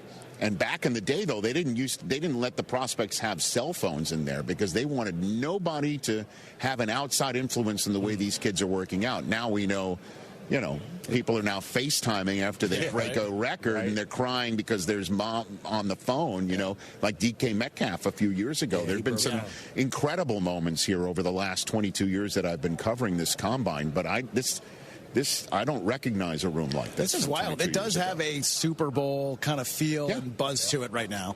And it's been just 2 weeks since the actual Super Bowl that you're referring to.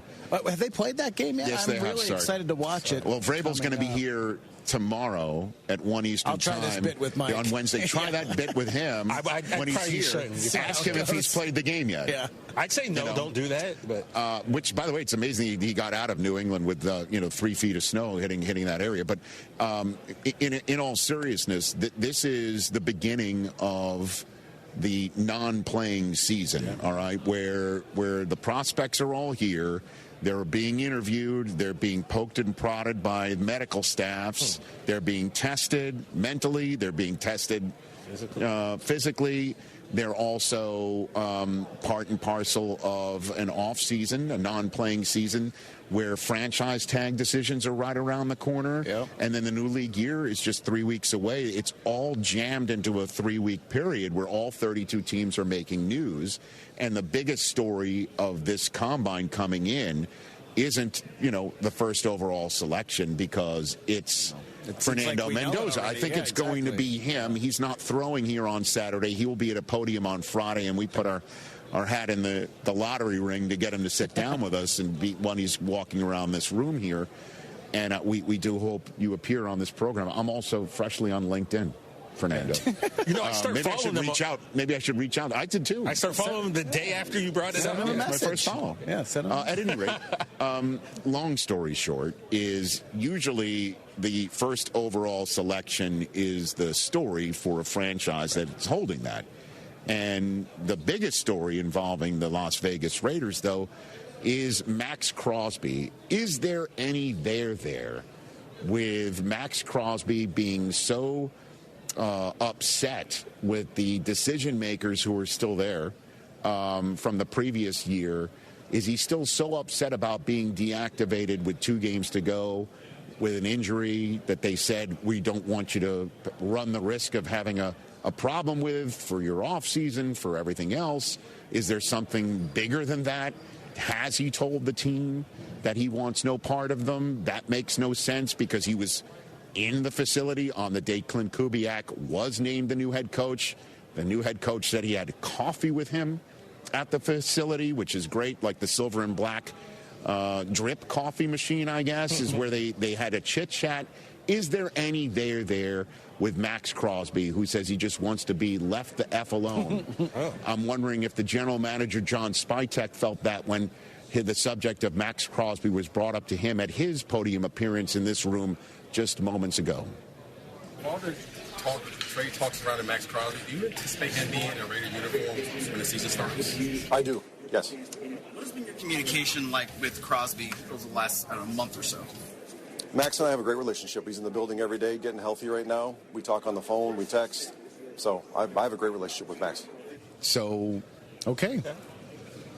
MoveOn.com. I don't know if. I don't know. I feel like we've heard similar things from GMs in the past, and then a few weeks later, that player is on a different team. Well, he didn't say the magic words. Right now. At this time. Right now is the 2-word version of it. At this time is the 3-word version of it. I expect him to be here at this time. This time, yeah. He's on the roster for now. For now. There's a for now. For now. There's a right now. Yes. And there's a future. At this time. Those are markers that you look for. Right. And Spytek was wise enough to not go down that road and just say, yeah, I do expect him to be here. And maybe it's because he's going to be there. At the end of the day, right? As I have said, and I'll just repeat it one more time here now that we're hanging at the combine together, all of us, right? That you do not trade somebody like Max Crosby. Stephen Jones is slated to be a Friday guest here on the Rich Eisen Show. But you don't because you're going to be looking for somebody like him. Yeah.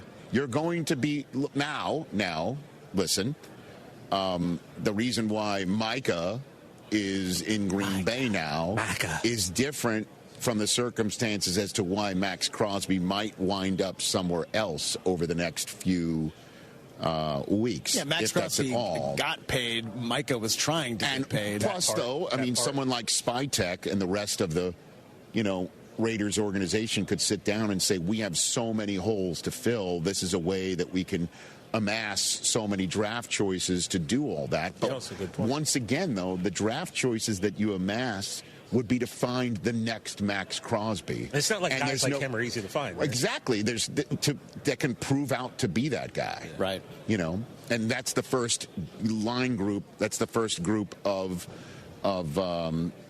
players that we're going to see at the scouting combine. I've got my research binder from the great Jack Andrade who put this together. Actually your research binder. I left mine at home. I did. Okay. You want to call me out in front of everybody? Wow. I've got stuff going on, Chris. It literally has not your name on it. I mean, I had to do our show. I had to do our show. I had to do Overreaction Monday, the podcast, wherever you get your podcasts, and the Rich Eisen Show YouTube channel. It says Jack. I'm just saying it doesn't say your name on the front. On our flight out here, we were watching the Overreaction overreaction Monday on our seat back. Okay. First of all, we're lucky we even made it here. Understood. You know? All of those things happened. Yeah. So, mine got left at home. Okay. You don't have to say it, but I'll admit it. All right, we got to stop talking like this. Great. Should have just had Liz pack But at any rate, the reason why I'm pointing this out is I'm a great team player. Of course. I needed Jack to give me an extra one. But the defensive line group are the first groups that are going to be out there. And these are the guys that you would want to take a look at and say, if we trade Max Crosby. Hey, that reminds me of Max Crosby. Hey, I like that guy right there. And plus, nobody, in my estimation, breathes and lives and personifies the concept in the 21st century, a quarter of that century in. Nobody personifies the Raider mentality and who you think is in Las Vegas Raiders than Max Crosby. Yeah. All right? You know what I mean? I get it. Like, he looks like he's in Mad Max. He's got 2 X's in his name. In Las Vegas, you're 1 X short of just being, home. 30? Oh, sorry. Home, my bad. What's the matter with you? So, long story short is... but 2 number 1s for the Max might be not bad. You'd give it up. You're going to find Elliott Wolf here and say, I'm going to look around for him and try to talk him into it. Flip him. Either him or the other guy we might Your be first-round draft choice is too low, though, pal. Too low. If I'm Vegas, I'm like, nah. No, I know. I'm trading him to somebody that's way up there, so I can have the 1st and 4th overall pick if they're the Tennessee Titans. First and 3rd good this year, TJ. I was say that's 3rd. the problem of being excellent. Let's go. Yeah. But I still wouldn't do it. This is the guy. I still wouldn't do it. I still wouldn't do it. No. Okay. Not at all. Because you're going to be looking for him. You need to build around Fernando Mendoza, right? Now, you choose him, unless he's basically come out and said, forget it. I find that hard to believe. Yeah, but that is honestly, as we're walking around here, and you could see how you run into everybody every 2 feet, right? Like, it's a convention here. Yeah. And everybody's like, happy that football's back and we're talking ball and everybody loves ball. That's number 1 conversation. Sorry, Max, I know you want to be left the F alone. But this is basically the conversation here is what's up with you? What's up with the Raiders and you? Did you tell the Raiders you're not coming back and you're just going to tamp down? I don't know. Whatever it is, until we hit that new league year, or until we hit the I shouldn't even say that. Training camp is when you lost your Micah. But sorry, TJ. Sorry, TJ. Sorry, Max. That's the story here. That's what everybody's talking about right now. Yeah. Because everybody believes the Raiders are going to take Fernando Mendoza. All right, so we've got a lot of speed dating to get to here. Yep. So you guys can free to walk about the cabin. I got some guys here. Yeah, we'll hold it down. We can't go. By the way, you know what we forgot today? What did we forget? We forgot to... light the candle. We forgot to light the candle today. What did you bring? Just a little... Hey, look at that. Because we don't know fire regulations where we're at, so we just want to make sure the candle was lit. Did you really bring a candle here? From Los Angeles? I could say I did it, but it wasn't me. I would just say that you did. It was one of our wonderful crew that looked out for your boy. Okay. You know what I mean? So, yeah. But now I feel like this is a show when the candle's lit. So, okay. Yeah. So there we go. And you're looking for every Patriot you can possibly find right now. Yeah. Well, he's uncomfortable because he doesn't have his laptop in front of him. So I don't know what to do with my hands. Both of us. I'm over here feral. You just like, what do I do with my? All right. Well, Jesse Minter's on the podium. Oh, can you go up there and like ask a question? Yeah. No. Don't delay him. He's got to be here. Oh, you're grab it. He's supposed to be here in 5 minutes. I'll go get him. Yeah, we'll make a hole. That's what I'm saying. Okay. Like, if you want to do something, am I the show muscle today? You are the show muscle. I'll take that. The two of you. I'll take that. Stroll around here. I'm show photographer today. Let's get them all. Now we've got the muscle, and we've got a lot of them today. And actually, in hour number 3, when the show moves to ESPN2, you should definitely stay tuned for that, because we I believe, are switching from Howie Roseman to Kevin Stefanski in the middle of the segment. Like a hot change. Like a hot change. All right. I don't know how we're going to do that. Let's go. We'll figure it out, though. That I might need the muscle for you there. You know? Howie's not a big guy. I could just literally pick him up and probably... Plus, what am I going to ask Howie anyway?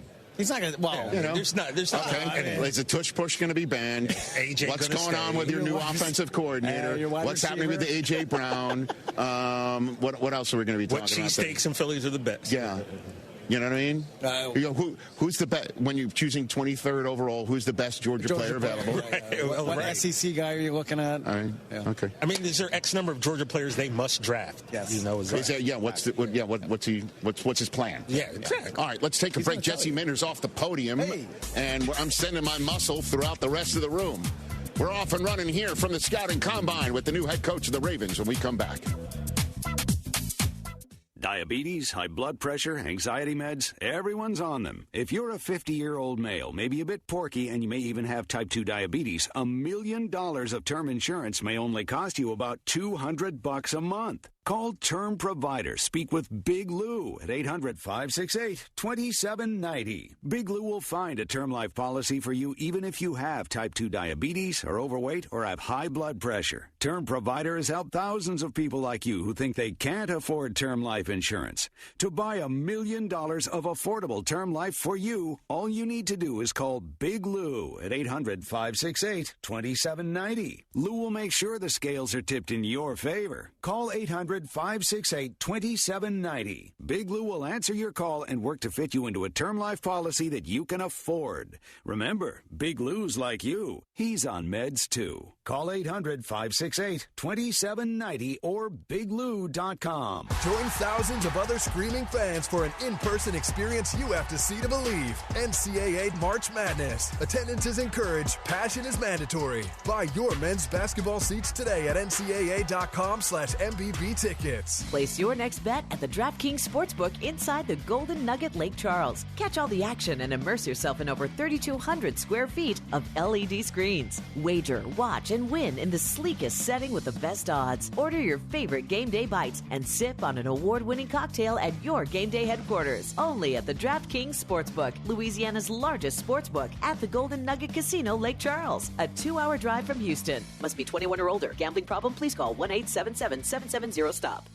Hey guys, it's Joe George. On Wednesday, February 25th, Flight by Yingling, proud partner of the Dallas Stars, will be at McIntyre's in the Heights. That's this Wednesday, February 25th. Stop by, register to win their flyaway trip, and snag some exclusive Flight by Yingling gear. Hi, this is Harold Gunn. And this is Bill Olson. Texas Outdoor News is the longest running, most award-winning outdoor radio show in the state for a lot of good reasons. We bring you the latest news and information about hunting and fishing across our great state and beyond. And our guests are who's who from industry, government, and the field. Texas Outdoor News is brought to you by Ford Trucks and your best in Texas Ford dealers. Join us Saturday mornings at 6, Sunday at 7 on ESPN 97.5.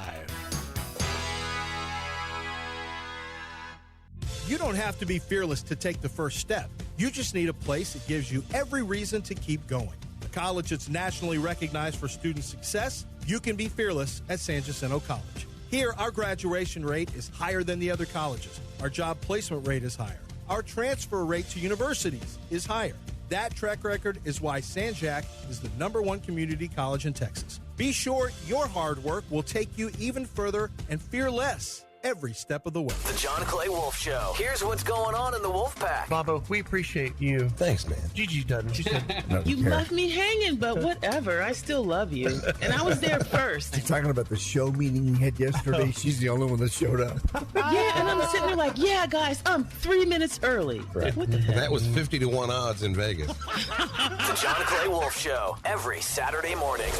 ESPN 97.5. We all hear the radio ads about the IRS. They tell you to be afraid, to be scared, and they try to frighten you into calling. I'm not here to do that. Tax Relief Advocates is different. TRA is here to tell you that if you owe money to the IRS, whether it's $5,000, $50,000, or $500,000, we have a solution. It doesn't matter if you're sitting in your car, at work, or with your kids. No matter where you are, call now. 800-551-7672. Don't lose hope. TRA can eliminate or reduce what you owe to the IRS. Generous programs are now available that can give you a fresh start. Our passion is taxes and helping individuals fix their IRS problems. We have over 1,000 5-star reviews on Google and an A+ with the Better Business Bureau. You don't need to be afraid of the IRS any longer. End your tax nightmare today by visiting us online at TRA.com or call 800-551-7672. That's 800-551-7672. Tax Relief Advocates. Real solutions for real people. Brinkman Quality Roofing, a local family-owned business, has 50 years experience in roof repairs, roof maintenance, and roof replacements on both homes and businesses. Brinkman's workmanship is backed by the largest roofing manufacturers against leaks for up to 30 years. Brinkman has 100% financing available and free, no-obligation estimates. Brinkman Quality Roofing is the one to call at 281-480-ROOF. That's 281-480-ROOF, or go to brinkmanquality.com.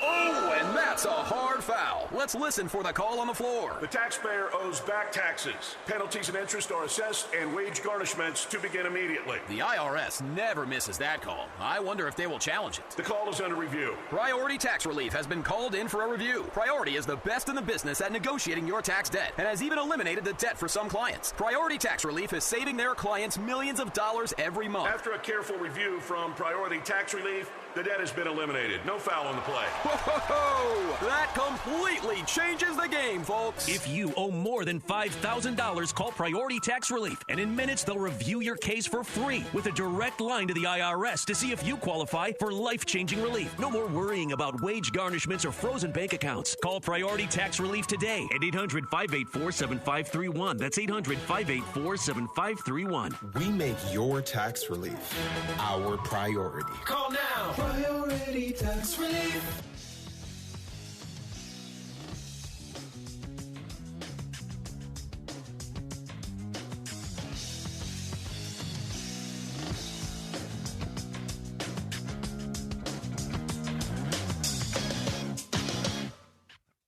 And so a lot of that was related to hiring a young staff. Our radio audience just returned here on ESPN Radio. We're here live with the head coach of the Baltimore Ravens, Jesse Minter, here on the program. So what was your conversation with Steve Bisciotti like? What was that like to be in that man's office and chit-chat, knowing what this organization means to him? It means the world to him, and continuity means the world to him, too. It must have been awkward for him to be in a situation like switching head coaches. It was humbling, and I think the head coaching change was a major thing weighing on his mind, obviously, over that time frame. I think in the end, it came down to there was a chance for it to have a little bit of continuity, but also a new, fresh leader. And so I think you get a little bit of like, hey, let's not throw away, let's not tear down what's been built here for 18 years. It's been very successful. They've been an organization at or near the top every year, in contention regularly. And so now it's like there's some things that you can keep. There's some things that you can maybe update and change. And I think he felt really good about all the things we talked about. Tell me about the offensive coordinator you hired and why you hired him. Declan Doyle. I think he's creative. I think he's a connector with the players. I think it was really helpful for him to be with Ben Johnson last year in Chicago. Tons of respect for Ben, how he operates, and being part of a new staff as the offensive coordinator. So he was able to really kind of set the table week to week for Ben as the play caller, Ben being the play caller. But he's been preparing for this. He's been in the league. He's been in the league since he was 22 years old. So I don't think the age is a major factor here. This guy's been rolling in this level for a long time. Worked with Sean Payton, Ben Johnson, some great offensive minds, and I'm excited to see what he can do. Well, obviously with Lamar. So let's get to this conversation. I've got Jesse Minter here on the Rich Eisen Show. Your conversations with Lamar, what can you share with me that you've had with him? Great. Very similar. Like at the beginning, there's normal there's an openness to want to learn about me. We did know each other. We crossed over for a couple years in Baltimore. So I think there was, again, like a little bit of a familiarity. Okay, this younger guy, I remember him. We've had a lot of opportunities to talk. I'll try to probably keep a lot of what we say to each other private between the two of us, but feel like the relationship is off to a great start and headed in a great direction. So what questions did he have for you that you're willing to I think he was involved in the interview process. So he was in an interview room with you at one point? We were on a Zoom. Okay. And so that was cool. He wanted to hear my vision, for him, the offense, the team. What is that that you're willing to share? Yeah, I think it's a really well-connected team that plays team football, that cares about each other, that plays for each other on the field, an offense that takes advantage of his skill set, but also has plays off of plays off of plays. It's a very systematic approach that we can take some pressure off of him in the run game by handing the ball to Derrick Henry as many times as possible. You had a big smile on your face as you said his name. Excited about that. Right. And so really just building a system that allows him to thrive and be the MVP caliber player that he's been. Run more? I don't know if he needs to run more. I actually think there's times where he can run less. If you build an offense that takes advantage of the under center, the downhill run game, now that opens up a lot of boots and play actions and plays. And then, the great quarterbacks have that ability on the key play to execute the second play. So the first play is maybe not there. It's not the perfect play call. Now he can take advantage of that with his athleticism, his skill set. That's what he's always been able to do. Yeah. And will continue to be able to do. Listen, I understand the sensitivity of this question, or this subject matter with him about running. We're here in Indianapolis where he refused to run purposely. And it made sense. We're just like, hey, you want a quarterback? I'm your guy. Yeah. Okay. And Ozzie Newsome and the Ravens were the ones who said, we get it. We're going to trade up in the first round and get that 5th year of contractual control. We believe in you, and we're going to get you up and running, literally and figuratively. But I mean, he is in this league where the two-way threat, you as somebody who's, built to try and stop that stuff, knows how much of an advantage it would be to you to get him to do both. And the question is how do you do it? Does he want to do it? Do you want to tell your new OC, we have to do it? And that's the question that I'm wondering about. I think there's high leverage moments where the quarterback's willing to do what he needs to do to win the game or win the play or whatever it might be. Right. And then I think there's times where you got to, this is a franchise player. This is a guy you want to be the quarterback for a long, long time. Yes. And so there's a health element and a protection element that needs to be in place to where he's not taking some of the hits that he doesn't need to. So I think it's a great balance there. You want him to be what's made him great. I think you look at Mahomes and Josh Allen and all those type of quarterbacks that can make that second play. And so he's certainly up there, in that stratosphere. And again, it's like, can we make the offense help him? And then to where when he does have to do that, he has that opportunity to do that. So best Michigan defender available with your first draft choice as a head coach? We'll see. First, yeah. You got some targeted here? Yeah. I mean, you know how I feel about you, man. And how I just loved watching you do what you did.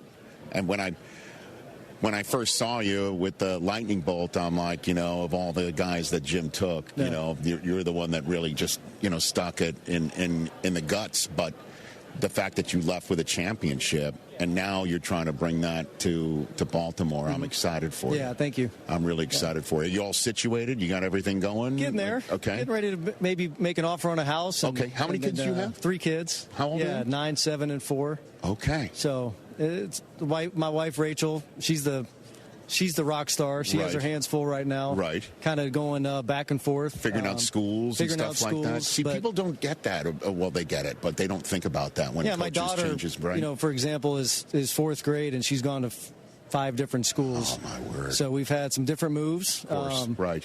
Now we hope that this is one where we can stay somewhere and be somewhere for a long time. Okay. So, and again, what was your first memory of a combine? Where's the first combine you were at? Oh, probably 2018, just doing like a lot of the informal interviews with the secondary, kind of seeing it and just being amazed. For John's staff? Okay. Just being amazed at how big of a deal it is and really just how big the NFL is and how everything is entertainment, everything's a production.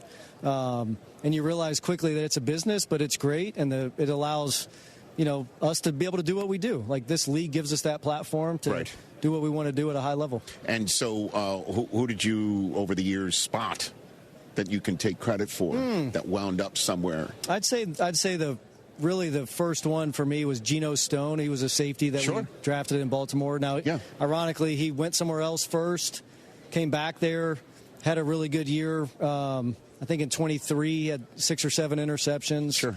Now plays for one of our rivals in Cincinnati. So that's definitely one that jumps out. Jumps out at you. Yeah. Okay, fantastic. And what's your message to Ravens fans who are still wondering who you are after 18 years of John Harbaugh and having a team that, again, where the results didn't hit in a manner that Steve Bisciotti was comfortable I think the message is, like, we want the Ravens fans to have the highest expectations possible, which is to win the last game of the year. Mm-hmm. We want to internally create standards and create operating procedures that allow us day by day to chase that allow us to get a little bit better each day, not worry about the end result right now, but really focus on the process of getting a little bit better at a time. Mm-hmm. Right now is the time to build a team, through free agency, through the draft, through the offseason program. And then when we go out on the field in September, that we're ready to represent our great fan base, put a product out there they can be excited about. And the defensive side of the ball, what are you going to do? Yeah, we're going to play Ravens defense. Historically, this franchise has been the bar for defense in the National Football League, I would say. We plan on getting back to that, and we plan on doing it very quickly. Fair to say Kyle Hamilton is sort of in the Derwin James role for your defense? Yeah, I think there's is that fair to say? Fair to say. Right. They're their own players. They, of course. Their own strengths. They're both unbelievable. Derwin was such a joy to work with for 2 years. Love that man. He loved you. And so Kyle, he does love. It's not really, really excited to work with Kyle. Kind of what he brings to the table. Right. He's younger, so he's I think his 4th or 5th year now, and has been already, first team All-Pro a couple times. So could not be more excited to have him. Well, I'm excited for you, Jesse Minter. Thanks appreciate again. That. Really appreciate everything that you've done in your career to get to this point, and I'm fired up to see what you're going to do for a fan base that is second to none. And an owner who's as generous as they come. He's so great with my charity run every single year, he and his wife, and I'm a fan of the organization and for you. Thank you. Really excited for you. Appreciate that. You got it. That's Jesse Minter, the head coach of the Baltimore Ravens, right here on the Rich Eisen Show, live from Indianapolis. When we come back, the new coach and general manager of the Miami Dolphins, Jeff Hafley and John Eric Sullivan, together when we come back. My name is Whitney Allen, and I'm a widow. My husband, Ryan, died. We never thought we'd ever have to use life insurance, but the unexpected happened. With Ethos, signing up was fast and 100% online. You can get a quote in seconds, apply in minutes, and get same-day coverage. No medical exams, and you can get up to $3 million worth of coverage. I am grateful we were prepared. Get your free quote at ethos.com/game. That's ethos.com/game. Paid spokesperson. Time spent on application may vary. Online health questions required. Rich Eisen here. For small businesses, every hire counts, and so does your time. Hiring can quickly become overwhelming, from sorting applications to figuring out who's truly qualified. That's where LinkedIn Hiring Pro helps. It streamlines the process so you can focus on connecting with the right candidates, not managing the noise. Hire right the first time. Post your job and get $100 off towards your job post at linkedin.com/Eisen. That's linkedin.com/Eisen. Terms and conditions apply. Danny Clark here of Collectors Firearms on Westheimer and Voss. You have some guns collecting dust in your closet? We want to buy your guns. We're the strongest buyers for one gun or entire collections. If you have a big enough collection, we can come to you. Modern and antiques of any kind. You could be sitting on a gold mine and not even know it. Come see us at Collectors Firearms on the corner of Westheimer and Voss. Look for the tank out front, collectorsfirearms.com. Monument Chevrolet. For new and used cars, fleet sales, and service, visit Monument Chevrolet in Pasadena, right off 225 and Beltway 8 at monumentchevrolet.com. Chevrolet, together, let's drive. Whether you're buying a home or you're refinancing, Kent Jones at Dream Rate Mortgage is the guy for you. He's done over 1,400 closings. He's been in it for 30 years. He knows all the hacks. He can save you thousands and thousands of dollars. He does it all the time. Dream Rate Mortgage is the way to go. Shop your loan. Kent Jones loves that. Dream Rate Mortgage, 975loans.com. That's 975loans.com. Dream Rate Mortgage, LLC. NMLS number 2482473. J. Ken Jones. NMLS number 356118. Equal housing lender. Houston is Soccer City, USA, and World Cup 2026 is coming our way. Join me, Glenn Davis, every Tuesday and Wednesday, 6 Central Time, for Soccer Matters ESPN 97.5. Presented by the Daspit Law Firm. Hi, this is Kirsten Stokes with Stokes Hardware, where your old school service isn't gone. It's our specialty. Our knowledgeable team knows plumbing, painting, and power tools inside and out. Whether you're fixing a leak, starting a project, or need the right tool for the job, we'll walk you through it. Skip the big box runaround. Shop local, shop smart, shop Stokes Hardware. Find us on Instagram, Facebook, and online at stokeshardware.com. Stokes Hardware, real help, real expertise. Oh, and that's a hard foul. Let's listen for the call on the floor. The taxpayer owes back taxes. Penalties and interest are assessed and wage garnishments to begin immediately. The IRS never misses that call. I wonder if they will challenge it. The call is under review. Priority Tax Relief has been called in for a review. Priority is the best in the business at negotiating your tax debt and has even eliminated the debt for some clients. Priority Tax Relief is saving their clients millions of dollars every month. After a careful review from Priority Tax Relief, the debt has been eliminated. No foul on the play. Whoa! That completely changes the game, folks. If you owe more than $5,000, call Priority Tax Relief, and in minutes they'll review your case for free with a direct line to the IRS to see if you qualify for life-changing relief. No more worrying about wage garnishments or frozen bank accounts. Call Priority Tax Relief today at 800-584-7531. That's 800-584-7531. We make your tax relief our priority. Call now. Priority Tax Relief. Want to know what's really happening in professional golf? Then you need the Golf Hour with Will Doctor. Will covers the latest and biggest stories happening on the professional golf scene, breaking down the tour, the majors, and the betting board. Plus, Will gets the inside scoop directly from players, coaches, caddies, and the people who actually know what's going on. Listen to sharp analysis and real opinions each week on the Golf Hour with Will Doctor. Saturday mornings at 8 on ESPN 97.5 and the ESPN Houston app. Jeremy Branham here. You've heard me talk about Pro Dunk Hoops and their drill-powered lightning adjust system that lets you raise and lower your goal in seconds. It's 10 times faster with zero effort. Right now, with your new Pro Dunk basketball goal, you can get the lightning adjust system for free. That's a $249 savings, but you have to call. You won't find this offer on the website, so call Pro Dunk at 281-351-9822 and mention ESPN. That's 281-351-9822.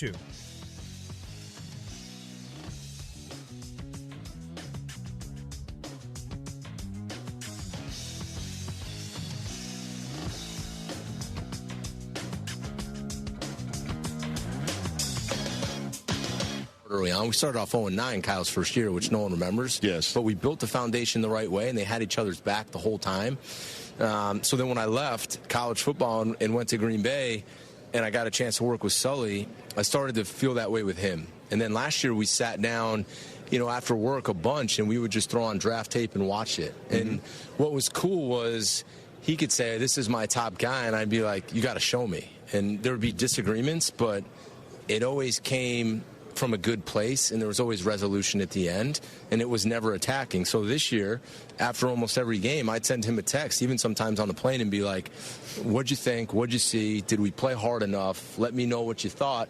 And he was brutally honest with me, and it was awesome. And I think having that mutual respect and being able to have conversations and not worry about stepping in each other's lane, I said to myself, if I get a chance, that's the guy I want to do this with. No kidding. Jeff Hafley, the new head coach of the Miami Dolphins, and the new GM, John Eric Sullivan, here on the Rich Eisen Show.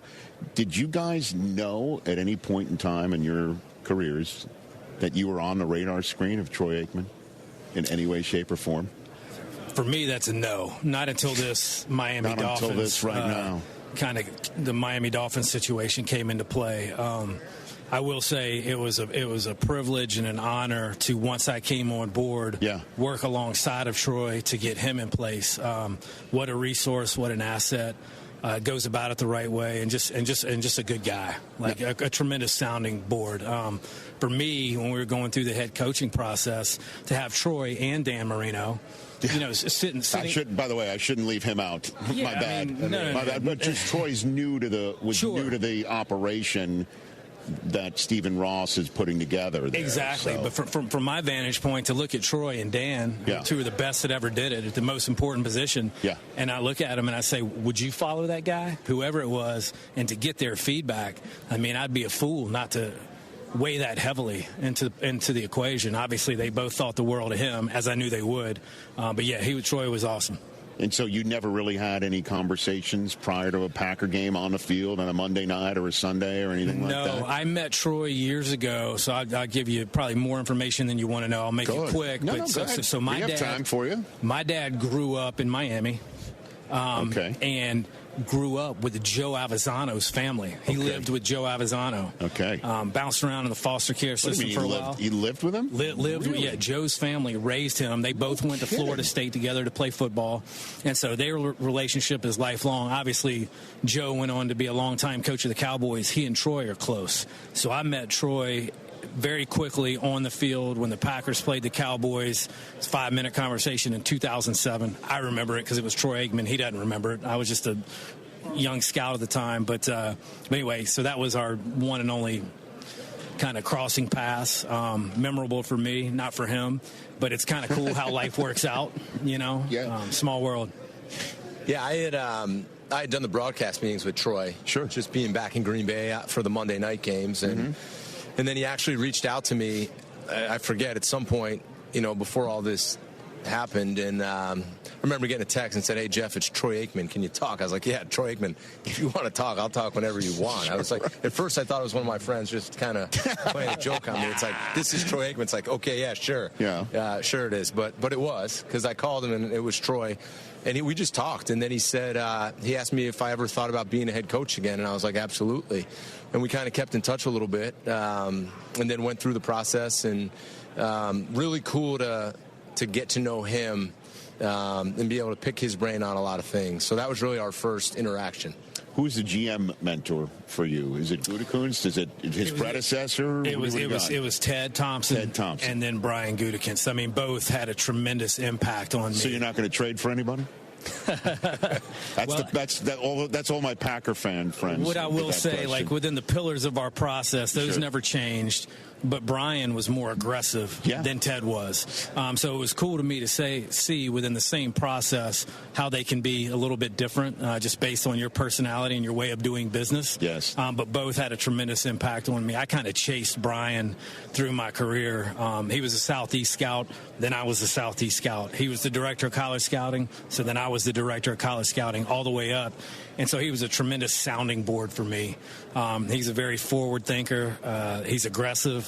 He's got a great eye. He's good with people. I have nothing but respect for him. But Ted was kind of the godfather for all of us. Sure. And still for so many in the league, for sure. And, it's interesting that you both come, professionally at least for you, Jeff, you both come from an organization that's gone from one Hall of Fame quarterback to another Hall of Fame quarterback to a kid that's really balling out right now in Jordan Love. Sure. Now you're part of an organization that, for the lack of a better phrase, is still looking for the next Marino. So where are we right now on your quarterbacks on the roster right now, John Eric Sullivan? So everything's on the table with Tua. I've said it multiple times today in different media outlets. We've talked to his reps. We've talked to him. We've explored the possibility of trades. We are very appreciative of everything that Tua has done and accomplished with the Miami Dolphins. It will be interesting to see where this goes, with the Dolphins or elsewhere. Quinn Ewers is obviously on the roster. He did some nice things down the stretch. My job is to make this as competitive of a room as I can, and that goes really for every positional room. We'll see what that looks like down the road. There's a lot of factors at play. I can't give you a definitive answer today. A lot of conversations that need to be had, but every move you make affects the next one, so we'll kind of see how it all plays out. What are you willing to share about the market that you've seen for Tua since you say that you're talking on that front. I think whenever you're talking about a quarterback who's accomplished some good things in the National Football League, who's played at a high level, there's always going to be interest. The details and specifics of that I'll obviously keep to myself. I think it'd be irresponsible and unprofessional to come on live TV and share that. But there is interest. And I think I know Tua still thinks he can play at a high level, whether it's in Miami or elsewhere. So I hope that he has the opportunity to do that one way or the other. A couple questions, if you don't more questions, if you don't mind, about Tua. You said everything's on the table. Releasing him, cutting him is also. I think it's all on the table right now. And keeping him, is that on the table? It's on the table. Yeah, it's on the table. And in terms of keeping him, what conversations, Coach, have you had with him that you're willing to share? With John Eric? No, with Tua. Good one. I had a great conversation with Tua. He was on vacation the first time I called him in the Bahamas with his family. Okay. And, then he came by. He came by and saw both of us when he was in the office. We sat down and talked for a while. Just really just like I would with any other player who's on our current roster, and got to know him, wanted to know about his family, and kind of talked about his football career and where it was going. And, we kind of left it like that. And I told him, I'm going to treat you like you're playing quarterback on this roster and until I'm told otherwise. And that's just, I can look in the eye and tell you that's the truth. Mm-hmm. I think that's my job to do right now. And the rest of the offense, what can you tell fans this is going to, in your estimation, look like? What does a Jeff Hafley head-coached offense look like here? Yeah, well, we've hired Bobby Slowick, who I have a ton of respect for. Mm-hmm. I love the person. Coached against him when I was in Green Bay. I love the pedigree. Really learning for years under Kyle, who I have a ton of respect for as a play caller. I think it all starts with running the football, and I know that's probably what everybody says, but I believe that you have got to be able to run the ball in this league. Well, you got a pretty darn good one to start with, right? We do. There in Achane. We've got some good pieces up front, and then watching Achane. How fast is he? He's really fast, but he can accelerate so quick. He's got such good vision, and he can make people miss, and then he gets vertical and just gets the extra yards. When we played against him on Thanksgiving, not this past season, but the year before, he caught a screen on us, which I was worried about that screen the whole entire game, and he made two guys miss, and he is just a dynamic football player. So being able to run the ball with a guy like that certainly helps. And then, obviously, we got to throw the ball, take some shots, hunt explosives. But I'm really going to lean on Bobby for that, and I trust him in doing so. John Eric Sullivan, again, the new GM, and Jeff Hafley, the new head coach of the Miami Dolphins, kind enough to finish up the hour here of our first day at the NFL Scouting Combine live on ESPN and Disney Plus and ESPN Radio. Who are you looking forward to? Which position group do you think can shine out here at the Combine that you're looking forward to seeing, John? You know what? Every draft is different in terms of strengths and weaknesses. The thing that I pay close attention to is how they compete, how they interact with one another. Mm-hmm. I like to watch them all, to be honest with you. I grew up, my dad's a longtime wide receiver coach. I played receiver. I love watching the skill guys. But then we got to build this team inside out. So I love watching the offensive linemen, the defensive linemen. It's hard for me to say one group in particular, but I just like watching these guys compete, interact, see what kind of professionalism they have, talk to them when they get in our room, find out what's important to them in terms of their priorities, winning versus individual accomplishments. We're trying to build something that has a certain culture, certain feel to it. Yeah. And I think you take this week as it is, and you can start to connect a lot of dots and cross a lot of T's. What's a meeting room at the Combine look like, Jeff Hafley, for the Miami Dolphins and for you guys? What's it look like? What does our meeting room look like? I mean, are you trying to scare these guys? No. These guys, sometimes I've been in some meeting rooms where you just try to scare the crap out of them. I wanted to scare all of them. Yeah. He told me I was out if I did. So I'm not allowed to. He looked at me, and I started trying to go on the first one. He gave me an elbow, and he's like, knock it off. No intimidation? No intimidation. Okay. None. He said, you're the head coach. You're not a defensive guy anymore. Okay. So lay off the hard questions. But there's a grease board, right? There's all that sort of stuff? We don't have a grease board. No? Ours has been, and I think he's done a really good job of leading it, because last night was our first night. Okay. I didn't realize we were sitting there for about 4 straight hours. So, I mean, welcome to the machine, Welcome to the machine. So I got a lot of respect for what he's been doing for all these years. Right. But it's really been about getting to know the player and having a plan and, having questions that he's come up with so we can kind of have something to compare each player to. Yeah. But really making the player feel comfortable so that we can get to know him rather than just intimidating the guy and not getting anything out of it. So, truthfully, I think he's done a really good job, and I'm not just saying that because he's sitting here. Okay. No, I've been in some places where they dim the lights and they just put the light over him. It's not like an interrogation scene. You want to come and interrogate someone for us tonight? By the way, I'm for hire. I'm a Michigan man. So I go to a campus where, the boss's name is everywhere. The business school. I'm not messing around, but sure. Yeah. I know Aikman, too. I really can't invite you to do that. This is his deal, so I'm sorry. I'm all for it. You're welcome anytime. Put the light on. No, don't just say that now. Give you the floor. What if we put you in the chair and get to interrogate you? I'd love that. I think we should do that. Be good for TV. That would be great for TV. Which is what I'm all about. Let's do it. Which is what I am absolutely all about. In the few minutes that we have left here on the show, give me John Eric, a moment at a combine where you were part of the process, where you identified somebody on the field, like, I need to dig in more on this kid. And then you dug in more, boxes got checked, draft hits, you pound the table, you get him, and he showed out. You got somebody for that? Eddie Lacy. Awesome. Yeah. How so? Just, Eddie was obviously a very good player at Alabama. There were some questions coming out. Mm-hmm. When we peeled back the layers, what we found out about Eddie Lacy is he loves to play football. When the lights come on, he performs. Incredibly tough, loves to compete.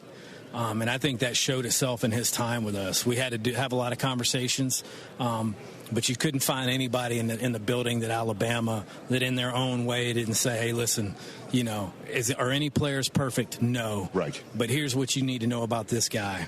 When the lights come on, he shows up, incredibly tough. Teammates love him, and he was all of that once we got him. And so when you see somebody like that, right, like that moves him up a board, when you just know that there's a love of football and everybody just says he's a gamer, that's a metric on in your world? That's a huge part of it, and he was actually at his pro day in terms of the workout. Mm-hmm. It's kind of what we do as evaluators. Like, if he didn't blow up the testing numbers, he actually ran 4.60, 4.59, right, which on the metrics would be marginal to poor. I think he jumped 30. None of that stuff would light it up. But once they put the ball in his hand and he started going through the bags, I mean, you're looking at each other like, this dude's a Cadillac, man. He's really good at what he does. And then when he came to the Green Bay Packers, I'll share this story with you.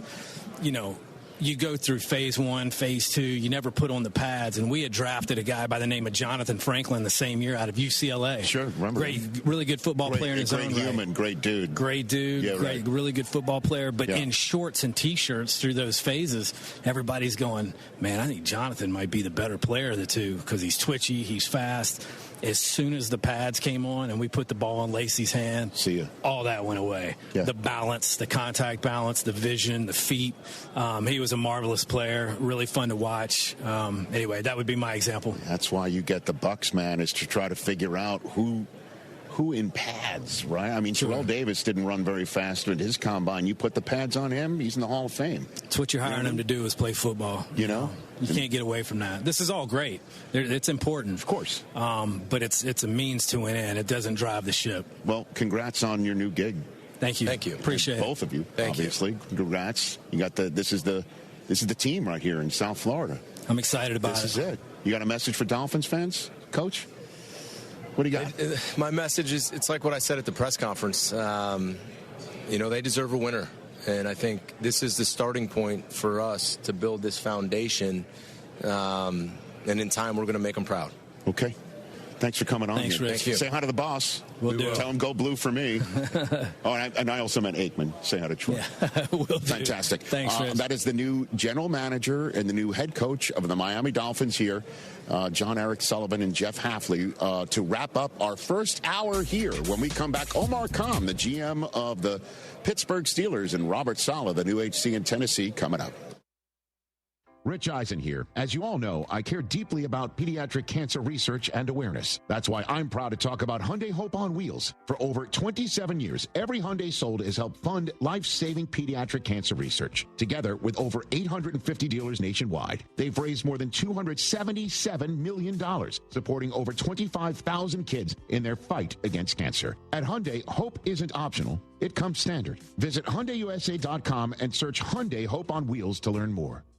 Evan Cohen here. In life, as in sports, the pros make it look easy. That's why pro golfers like Jason Day, Ben Griffin, and Patton Kazire trust the pros in lawn care. True Green. They have the experience and expertise to give you a lawn worthy of the PGA Tour. And since True Green does the work for you, you get more free time, or more tee times. So stop stressing over your lawn and start loving it. Sign up now at TrueGreen.com because nobody makes it easier to get a golf course quality lawn than True Green, the official lawn care treatment provider of the PGA Tour. Small business owners, does your bank get your life? Does it let you switch from your personal to your business account with a tap? Or let you give your CPA direct access? We do. Let's get more from money. Switch to Huntington Bank. Welcome. Eligibility requirements apply. Some features may require enrollment. Place your next bet at the DraftKings Sportsbook inside the Golden Nugget Lake Charles. Catch all the action and immerse yourself in over 3,200 square feet of LED screens. Wager, watch, and win in the sleekest setting with the best odds. Order your favorite game day bites and sip on an award-winning cocktail at your game day headquarters. Only at the DraftKings Sportsbook, Louisiana's largest sportsbook at the Golden Nugget Casino, Lake Charles. A 2-hour drive from Houston. Must be 21 or older. Gambling problem? Please call 1-877-770-STOP. Offer not valid in all states or where prohibited by law. Loans are subject to lender approval. See website for details. Honey,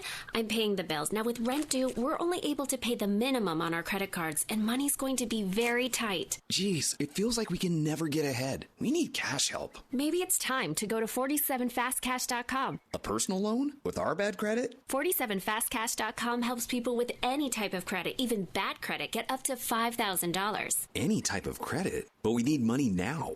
Well, that's the best part. With 47fastcash.com, you can be approved in minutes, and the money can be in our bank account as fast as tomorrow. Tomorrow? Wow. At 47fastcash.com, you can be approved for up to $5,000 regardless of your credit history. And you can do it right from your phone. Honey, we're approved. It was fast, easy, and we'll have our money tomorrow. Oh, amazing. When you need cash help, go to 47fastcash.com. That's 47fastcash.com. 47fastcash.com. Join thousands of other screaming fans for an in-person experience you have to see to believe. NCAA March Madness. Attendance is encouraged. Passion is mandatory. Buy your men's basketball seats today at ncaa.com/MBB tickets. Lance Zerline here. Rodeo season is here. Republic Boot Company is the place to be. Just off 11th and Studwood in the Heights. Step into the heart of Texas craftsmanship. It's the only place you can buy their 1836 line of handmade 100% leather boots, and they can even customize to fit for your unique foot the same way you break in a baseball glove. Pick up a sport coat, cowboy hat, enjoy a free beer. I'm talking about everything to get you rodeo ready from head to toe. Republic Boot Company, where tradition meets style. Go to their website, republicbootcompany.com.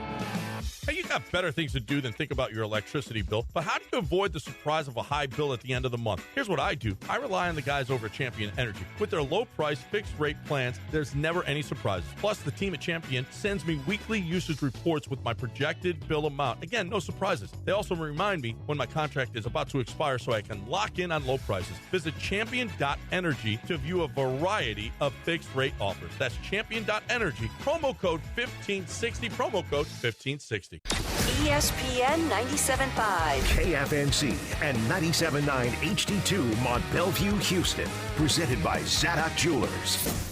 This is The Rich Eisen Show. Hey, everybody. Can't get enough of The Rich Eisen Show? You're in luck. You can find us everywhere. Watch us weekdays on Disney Plus from noon to 3 Eastern. Miss the show? We've got a podcast so you can listen anytime. But here's the best part. Our YouTube channel. Subscribe at youtube.com/Rich Eisen Show and you'll never miss a moment. Now, on with the show. Live from the NFL Combine in Indianapolis, it's the Rich Eisen Show. Mendoza ready to take the snap. Jeremiah Law, touchdown. Picked off. Sonny Styles. The Rich Eisen Show. In this hour, Steelers GM Omar Khan Titans head coach Robert Saleh, Lions GM Brad Holmes, plus latest news and more. And now, it's Rich Eisen.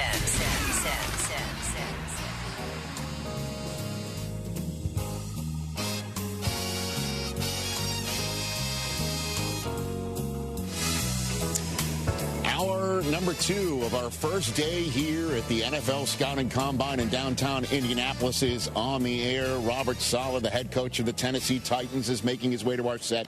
Same thing as the general manager of the Detroit Lions and Brad Holmes. But the GM of the Pittsburgh Steelers is helping us kick off hour number 2 here on Disney Plus and ESPN Radio and ESPN Cable as well. Omar Khan, good to see you, sir. Good How to are see you, man? Thanks for having me on. Good to see you. How's life in your neighborhood? Life's good. Been busy the last 6-7 weeks. Been really busy. But, yes, I've noticed. It's been good. Yeah, I've noticed. It's been good. Is it weird to not have Tomlin here at the Combine? You know what? It's you haven't gone through too much yet, but maybe I'm wondering if it's definitely. I don't say it's different, but we spent a long time. I was with Mike for 19 years, right? Yeah. And he loved this process, and so it was. I got some great memories. He was a great partner for a long time, and honestly, it was a privilege to work with Mike as long as I did. Well, I mean, very few people in the organization predate him. You do, yeah, right? So you knew what it was like at the transition back then, and so you've been with Mike for a long time. Were you surprised? Did you know? Let's put it this way. Did you know when he walked into that meeting room after the loss to the Texans that he was about to tell everyone he's leaving? Yeah, well, that morning he came in, it was the day after the game. We lost a playoff game, and he came in and sat in my office. We talked for, it was like 90 minutes or close to 2 hours probably, and he told me what he was going to do, and, it just... it was surprising, obviously. Reality set in. After he told me that that was going to happen, and been together with him for 19 years, and I got this job in 22. And did you try to talk him out of it? Of course, yeah. You did, yeah. And he made up his mind, So he made up, he showed up for work that day knowing this is my last day here as the HC. I don't know at what point. You're going to have to ask him, but yeah. I'd love to. Yeah, that's he'll have to answer that. But from your perspective, he was clearly adamant in making his decision. Yeah. Were you in the locker room when he talked to the team? In the team meeting room? Yes, sir. Yeah. He had the team meeting, and he told him I was in there. Yeah. It was quiet, and just I think everybody was in disbelief. Yeah, I know. Again, I know it's like Fight Club that we don't, and stuff got out, and I know that it was very sensitive. But what was it like from your perspective to watch it go down? It was just, it's one of those things. It's Mike Tomlin. He's a future Hall of Fame coach, and you guys know how we felt about him in the building, and how the players loved him, and I just remember it was quiet, and I turned around at one point, and I saw the rest of the guys, and there was disbelief. And afterwards, it was a lot of hugs, and he handled himself so good. Mike's great. And so. Hey, he's Mike Tomlin. He's Mike Tomlin. I know that. And so now you've got Mike McCarthy. Yes. And walk me through the process that led to Mike McCarthy, because, the general sense is that the Steelers were going to have the same result of every single coach hiring since Chuck Noll, which is to go with a defensive-minded guy in his mid-30s, late 30s, first crack at it. So how did we wind up with Mike McCarthy in Pittsburgh? So we were very open-minded. We did cast a wide net, interviewed some really great candidates. I'm confident saying that most of those guys, if not all of them, will be head coaches at some point. But as we went through the process, and we understood and evaluated where we are as an organization, and Mike McCarthy was the right fit for us, and it's been great so far. I mean, he's I've known Mike for 25, 26 years, and we've been grinding for the last month. It's been nonstop, and it's been good. I feel good about it, and he loves Pittsburgh. I mean, he's a toll taker there, man. Yeah. You know, he's from the area. Yeah. This is a Pittsburgh guy through and through. He still has. Yeah. He still sounds like he grew up there every single day. So that is a fit. How is he a fit for what you're trying to build right now? You know, I think his resume speaks for itself. Right. You know, he's been a Super Bowl winning head coach, won a lot of football games, and you know, the reality is you know, and he's been. He's had a lot of experience in developing young quarterbacks, and you know, we are an organization. We're still trying to identify who that next franchise quarterback is for us now. You know, we don't. You know, is it Will Howard? You know, we'll see. You know, but we're not there yet. We have to figure that out, and So, what were your conversations about Will Howard with Mike McCarthy? If you don't mind sharing. Yeah, you know, I'll tell you what I can. You know, Mike evaluated those quarterbacks last year. You know, he was out, but he did evaluate them, and he really liked Will. You know, Will's a winner. There's a lot to like about Will. Oh, I'm aware he's a winner. Yeah, I'm aware of him. Very, very well aware. I don't know how much you've gotten to know Will at all, but he's. You know, he's great. There's a lot to like, and Mike is really excited about working with them. So he's got a shot to be your starter as we're sitting here right now? I know we're months away here. Yeah, there's a lot can happen now and then, but, you know, the opportunity is going to be there, I think, and whether it's this year or at some point for him to show us what he's got. You know, we wish we would have seen him play in the preseason, and he got hurt. That was unfortunate.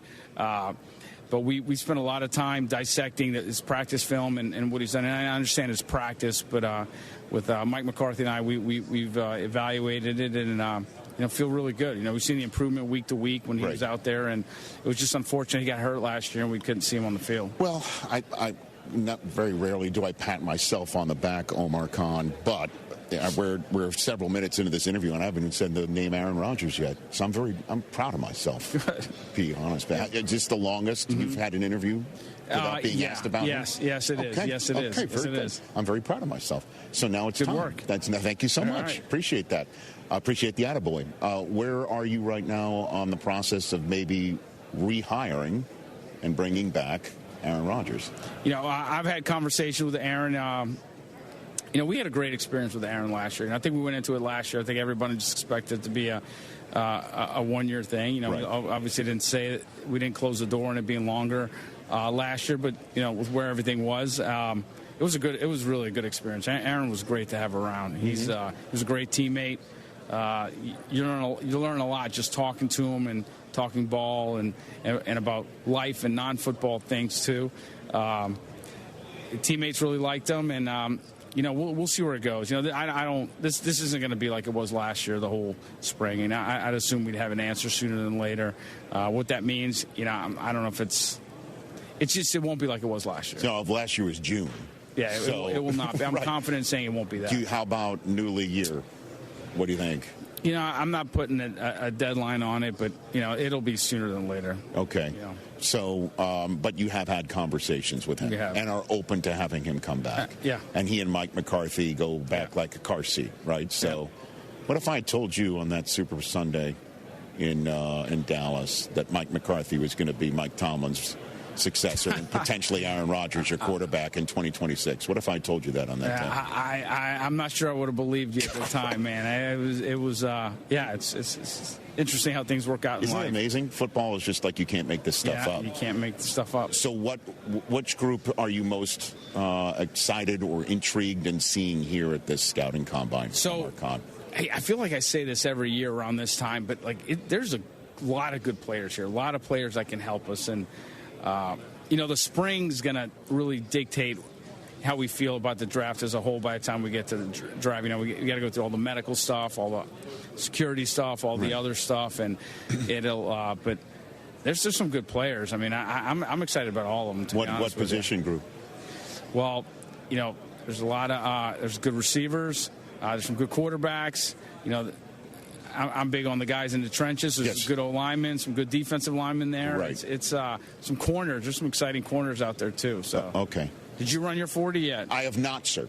Okay. I am running it in April. In April, okay. Yes. I'm in training. I don't know if you can tell right now. Yeah. By sitting on my ass talking to general managers and coaches. How close are you to being ready?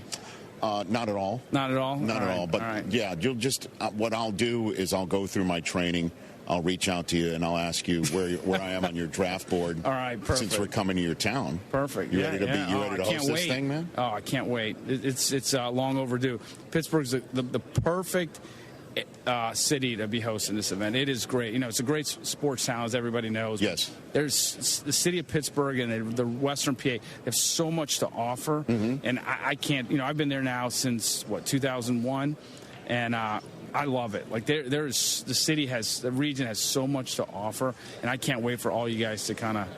I can't wait either. There. It's such a beautiful city. It's gonna be lit up on the first night, second night. Very few cities glimmer like Pittsburgh when it's nighttime. Awesome. It is great, awesome. and it's going to be a spectacle to say the least. And as you know, when the draft travels, there's different fan bases that get a sense to show their civic pride and boo another team that's on the clock. For instance, the Bears got booed heavily last year in Green Bay, whereas when the draft was in Chicago, Green Bay got booed and things. Which team would you predict is going to get booed the loudest at the Pittsburgh draft? That is a tough question. But look, I only ask those. I need an answer. What's your prediction for the decibel meter? The AFC North is pretty special and unique. Okay. So if I had to guess, I think it's going to be equally divided amongst the other three AFC North you can't teams. do it. Give me the one. Give me the one team in the AFC North that you think is going to get booed the loudest. Oh, man, you're putting me on the spot here. Come on, it's all good. We have mutual respect with all three teams. It's just. You got it. I know which one it is. It's going to be, I would say, probably when Cleveland's up on the clock. Cleveland, okay. I would think Baltimore, because Baltimore's like every single year, you kind of stand in each other's way. It's a great rivalry, though. But the Browns, that's it? The Browns. Yeah, you're putting me on the spot here. It's going to be pretty close. I know it's going to be. We're not going to really have a decibel meter on it. So, your message to Steeler fans who you've heard it.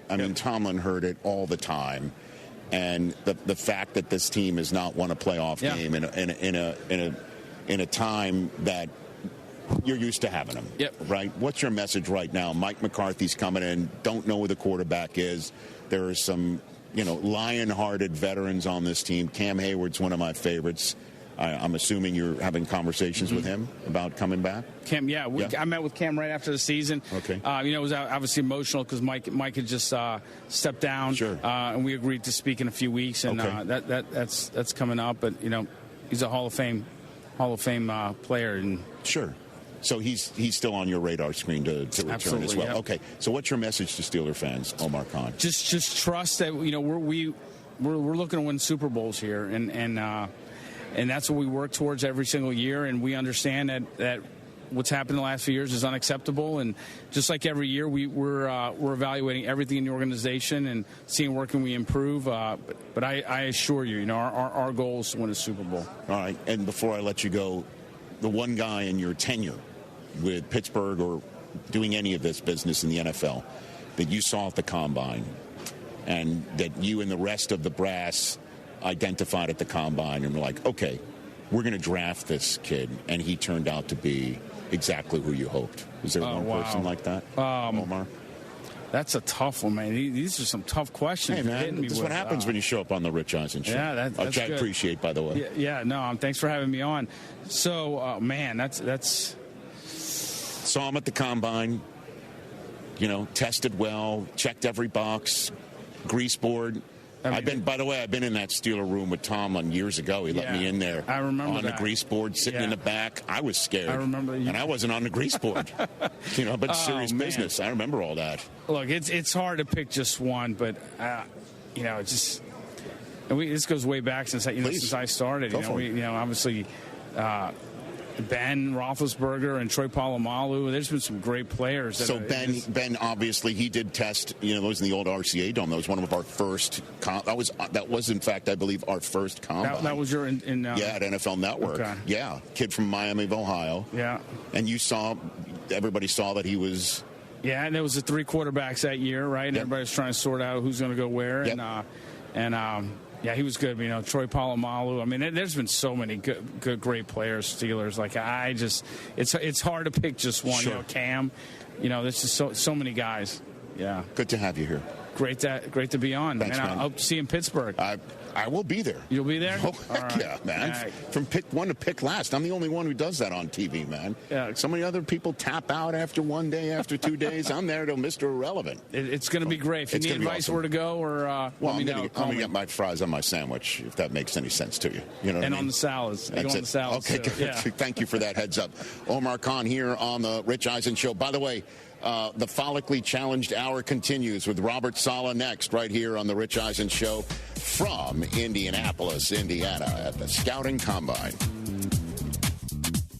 Do you have 3 ex-wives and your current trophy wife wants a life insurance policy 3 times the size of the policies you had to purchase for your previous mistakes? If so, you need to call Big Lou at Term Provider, 800-568-2790. Big Lou is intimately familiar with your problems, and if you're 50 or 60 years old and in reasonably good health, a $1 million policy should only cost about $100 to $200 per month. Big Lou may have a solution for your previous policies as well. You may even save enough money to lighten the load on your new $1 million policy. Remember, call Big Lou. He's like you, except he's only on number 2. Call Term Provider at 800-568-2790. That's 800-568-2790 for $1 million in term life insurance that you can live with. Call Big Lou at 800-568-2790. John Granado with Robin Orlando from Houston Powder Coaters. Robin, you guys are doing data centers now. There's all kinds of businesses that could use powder coating. Yes, we are doing industrial, which means oil and gas. We are doing plenty of residential, and now we're doing tech. We're going in with Meta. We're going in with Tesla. We're working on their data centers. We've even done Samsung in Austin. So the sky is the limit when it comes to our coatings. I mean, if I'm a city and my water tower is looking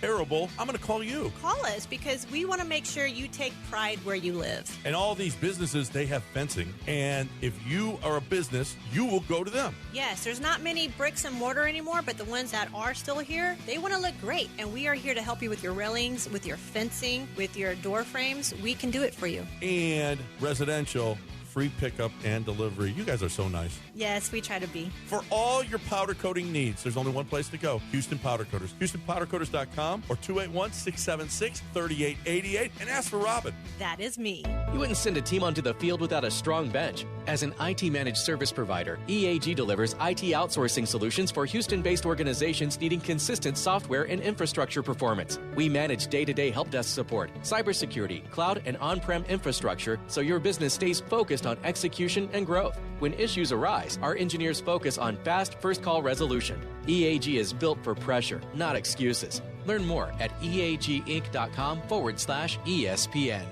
The John Clay Wolf Show. Here's what's going on in the Wolf Pack. Bobo, we appreciate you. Thanks, man. Gigi doesn't. She said, You left me hanging, but whatever. I still love you. And I was there first. You're talking about the show meeting we had yesterday. She's the only one that showed up.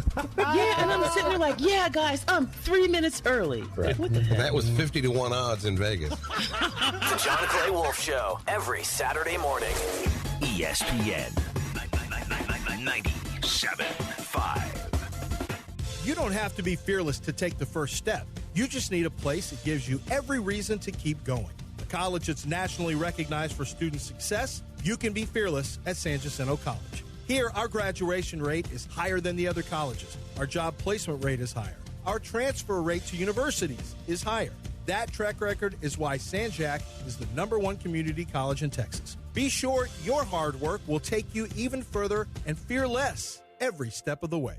The best thing about memories is they never fade and never go away. Stories from your past sit up in your head perfectly, and you can just draw from them for the rest of your life. The details don't get fuzzy, and you can share them with the people you love easily. Oh wait, that's bull. That's a heritage film. The thing that we create for families and founders to share their stories with a personal documentary film that does last forever. YourHeritageFilm.com. Social Hour just got an upgrade at Federal American Grill. Every day from 3 to 7, enjoy $10 appetizers and handcrafted drink specials. Sip from a world-class whiskey and cocktail selection, perfect for unwinding after work or kicking off a great night. Need a quick lunch? Order online and take those signature Federal favorites to go. And don't forget to join Club Fed for rewards, perks, and exclusive offers. Federal American Grill, River Oaks location coming soon, thefederalgrill.com. Hey, Texas hockey fans, Joe George here. Flight by Yingling, proud partner of the Dallas Stars, will be out at McIntyre's in the Heights on Wednesday, February 25th. That's this Wednesday, February 25th. Stop by to register to win a flyaway trip to see the Stars take on the Philadelphia Flyers on March 29th and snag some exclusive Flight by Yingling gear. The trip includes 2 tickets, airfare, and hotel. Must be 21 or older to enter. Flight by Yingling, proud partner of the Dallas Stars. Enjoy responsibly. DG Yingling, Pottsville, Pennsylvania. Can you dig it? Hey, yo, Houston, it's Booker T. And you already know every Tuesday and Wednesday, we're bringing the heat on the Hall of Fame. That's right. It's me, the Boat, Brad Gilmore, and we're talking all things wrestling, UFC, boxing, and the biggest stories in sports and entertainment. If it's making headlines, we're breaking it down. Hot takes, real talk, and behind-the-scenes stories you won't hear anywhere else. Don't miss the Hall of Fame with me and my man, Brad Gilmore, every Tuesday and Wednesday on ESPN 975.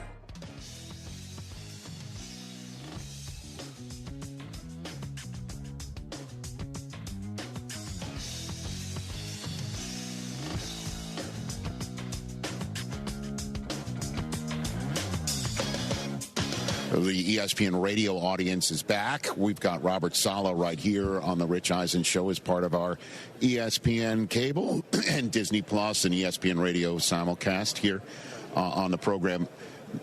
The time that you had in San Francisco after, your time with the Jets, and you had some time to sit here and think, I get another head coaching gig, I am not going to do this, or I will not allow that to be set up in a way that I don't want it. How have you brought that to Tennessee right now? Yeah, that's a fair question, and and we could stay here for a couple hours and go through all of it. But the one thing I keep repeating myself on is that there's really there's no handbook for a first time at anything you do. Right. There's no handbook for a first time owner, no handbook for a first time host. There's no handbook for a first-time head coach, and I think we could all agree that if we look back at our first day, we'd all agree that we're more prepared for our moments than we were back then. And there was a lot of things that I learned throughout that process that I'm taking with me. There's a lot of things that I'm leaving behind, and there's still a lot of room for me to grow also. And so like I've said, I'm grateful for the opportunity I had in New York. I'm more prepared now than I ever was, and just really looking forward to this one. I'm with you, Robert. I mean, we'll sometimes show video of moments from 10 years ago on the show. And it's tough for me to watch that stuff, honestly, because I think I'm better at what I do now than I was then. I'm watching some interviews where I know I'm kind of struggling for the next question with this interview subject. I just know what's going on in my head, watching it back, and it's tough for me to do. So I'm wondering, what are you doing different? What are you going to do differently? Yeah, you got a specific one that you can share here? There's always pushing the envelope with what I'm gonna do, like from an evolution standpoint. But the most superficial one, just one of the things that I feel is my strength is my connection to the players. Mm-hmm. And I felt not calling plays, for example, in New York, kept me from being able to connect to the players the way I feel like I need to be able to build the relationships that are needed to have success. Yes. So it is one thing that I am adamant about doing, just to help me stay connected to the guys and to the team for that matter. But that's probably the most superficial one. But there's certain things within the office, how we're scheduling, how we're meeting.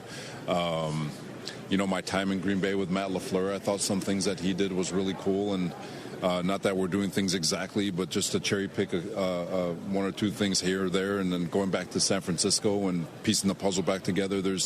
You're always kind of evolving and you're always growing, and not being closed-minded.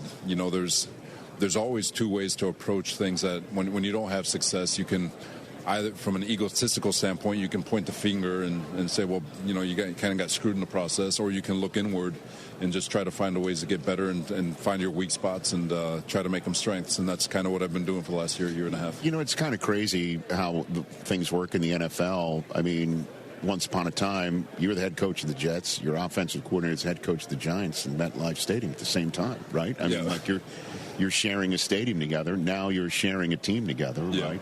Where you're the head coach of the Tennessee Titans, calling the defensive plays. And you have handed off a very important gig to Brian Daboll as the OC and the guy who's like, you're going to connect at the hip to Cam Ward, and that's the success.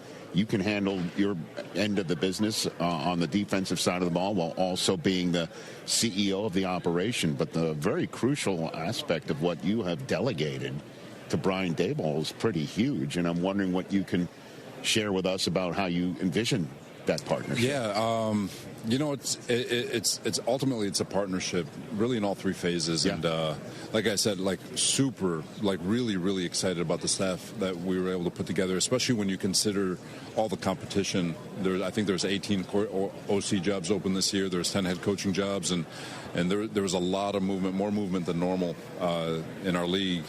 And there was a lot of competition for Gus Bradley. There was a lot of phone calls to get Bones out from his role. There was a lot of competition for Daboll, and for them to choose us amongst all the offers that they were given, I think it's a testament to what we have going on over here. And to speak on Daboll, there's a lot of empathy between he and I, and just an understanding of how to handle things. We've been through the same. We bounced ideas off each other when we were both in New York, and I'll continue to do the same thing here, along with Gus and Bones. And so from a staff standpoint and building it, you talk about what's different. The staff is much more experienced than my first staff in New York. So just taking a different approach and leaning into guys who have done it before, who have had a lot of success in this league before, and who have constantly evolved who they are in this league. So it's exciting to have all three of them. Well, obviously, and again, Daboll in particular. You just asked Josh Allen about how important Daboll was in his growth. Obviously, Jackson Dart last year is another one. Daniel Jones, the year that Daboll won Coach of the Year, was spectacular in that role. So what's the growth you're looking to see from Cam Ward with Daboll at the controls? The expectations are going to be the same, and it's why I was so attracted to Daboll. And like I said, with the experience aspect, he's done it before. Yeah. He's done it with not once, but multiple times. He's a guy that we've had to go against several times. We've practiced against him. I just love the way he operates. I love the way I love his mindset. I love the way he speaks to his players. I love the confidence that he injects into his players, along with the accountability that he holds and the standard that he holds them to. Mm-hmm. He is a no-nonsense coach, but he does it in a way that still shows the love that these players need. And so when you're looking at a guy like Dabes, he's not going to be here long. We're going to have success. We're going to win a lot of football games. He's going to get another opportunity also. 4th overall pick. Obviously, you're not going to reveal anything just yet. It's still also being formulated right now. What's your approach for this crucial first selection for you as the HC of the Tennessee Titans? There's a lot of things that still got to take place. Obviously, this is the first one. This one gets the most attention, but there's so many Zoom meetings. There's informals that are happening. There's pro days that are happening. There's private visits that are happening, the 30 visits that are happening. And so this is just scratching the surface with regards to the information that we're gathering. And I think when you're drafting 4th overall, we're in a position where we can draft the best player on the board, and whoever that is, when we're done with the evaluation process, is going to be the big winner. But again, just to revisit the fact that your quarterback's in place. You know what I mean? You took the job, and you know what Cam Ward has done. You've already seen what he did last year. You're able to have that handled. What about the rest of this team that you're ready to get your hands on here, specifically that there's mentioned here? Everything that we do is always going to involve the quarterback in terms of helping him develop. And so building a football team that can support him. I think, especially when you're a young quarterback, asking a young quarterback to carry a team 60 plays a game is a little unrealistic. So for all of us, as we go through this process, just being mindful of what actually helps a quarterback just be a quarterback and just be a piece of the puzzle. There's going to be a time when Cam puts his team on his back, and it could be this year, depending on how he develops as a player. But asking him to do that and expecting him to do that, I do think is unrealistic. So everything that we do, all our meetings, everything that we do is going to be about the quarterback and his development, along obviously with the rest of the roster. And Jeffrey Simmons might season him up a little bit more. Oh yeah, I mean you got. Well, the two of them went at it last summer. I don't know if you're aware of that from your position in San Francisco. The two of them would go at it. Cam Ward and Simmons. Cam's not going to back down from anyone. He's an ultra competitor. That's why I'm driven to him. He's not fake either. He's been in the building every day, just going through his workouts and all that stuff. And I don't think there's a day that goes by where he doesn't go through the entire building to say hello to people. And I just find it so impressive that a young man, and especially in this day and age, I think he knows every single person in the building, their name and what they do. And for him to be, just as a rookie with all the stuff that's happening, to be conscientious enough to go through and just learn everybody, I think that it says a lot about who he is. The young man wants to win just like we all do, and Simmons is nasty. And Simmons, you can do some things. Oh with man, Jeffrey. When you talk about Jeffrey, we've had some good ones in our system, from Buckner to Armstead. I mean, Quinnen Williams is pretty damn good, but Jeffrey is he's up there with all of them. I'm really excited for him and his opportunity, and really excited for us to get our hands on him and cut him loose and see him operate in our system. Yeah, last thing for you here. I had Kyle Van Noy on the show last week. You're a perfect person to ask about this. He thinks defensive tackle is now becoming more of an elite position than edge rushers, because the edge rushers, because the quarterbacks get rid of the ball so fast, and offenses are getting faster like that getting the pressure up the middle is now the new edge position. Would you agree with that? What?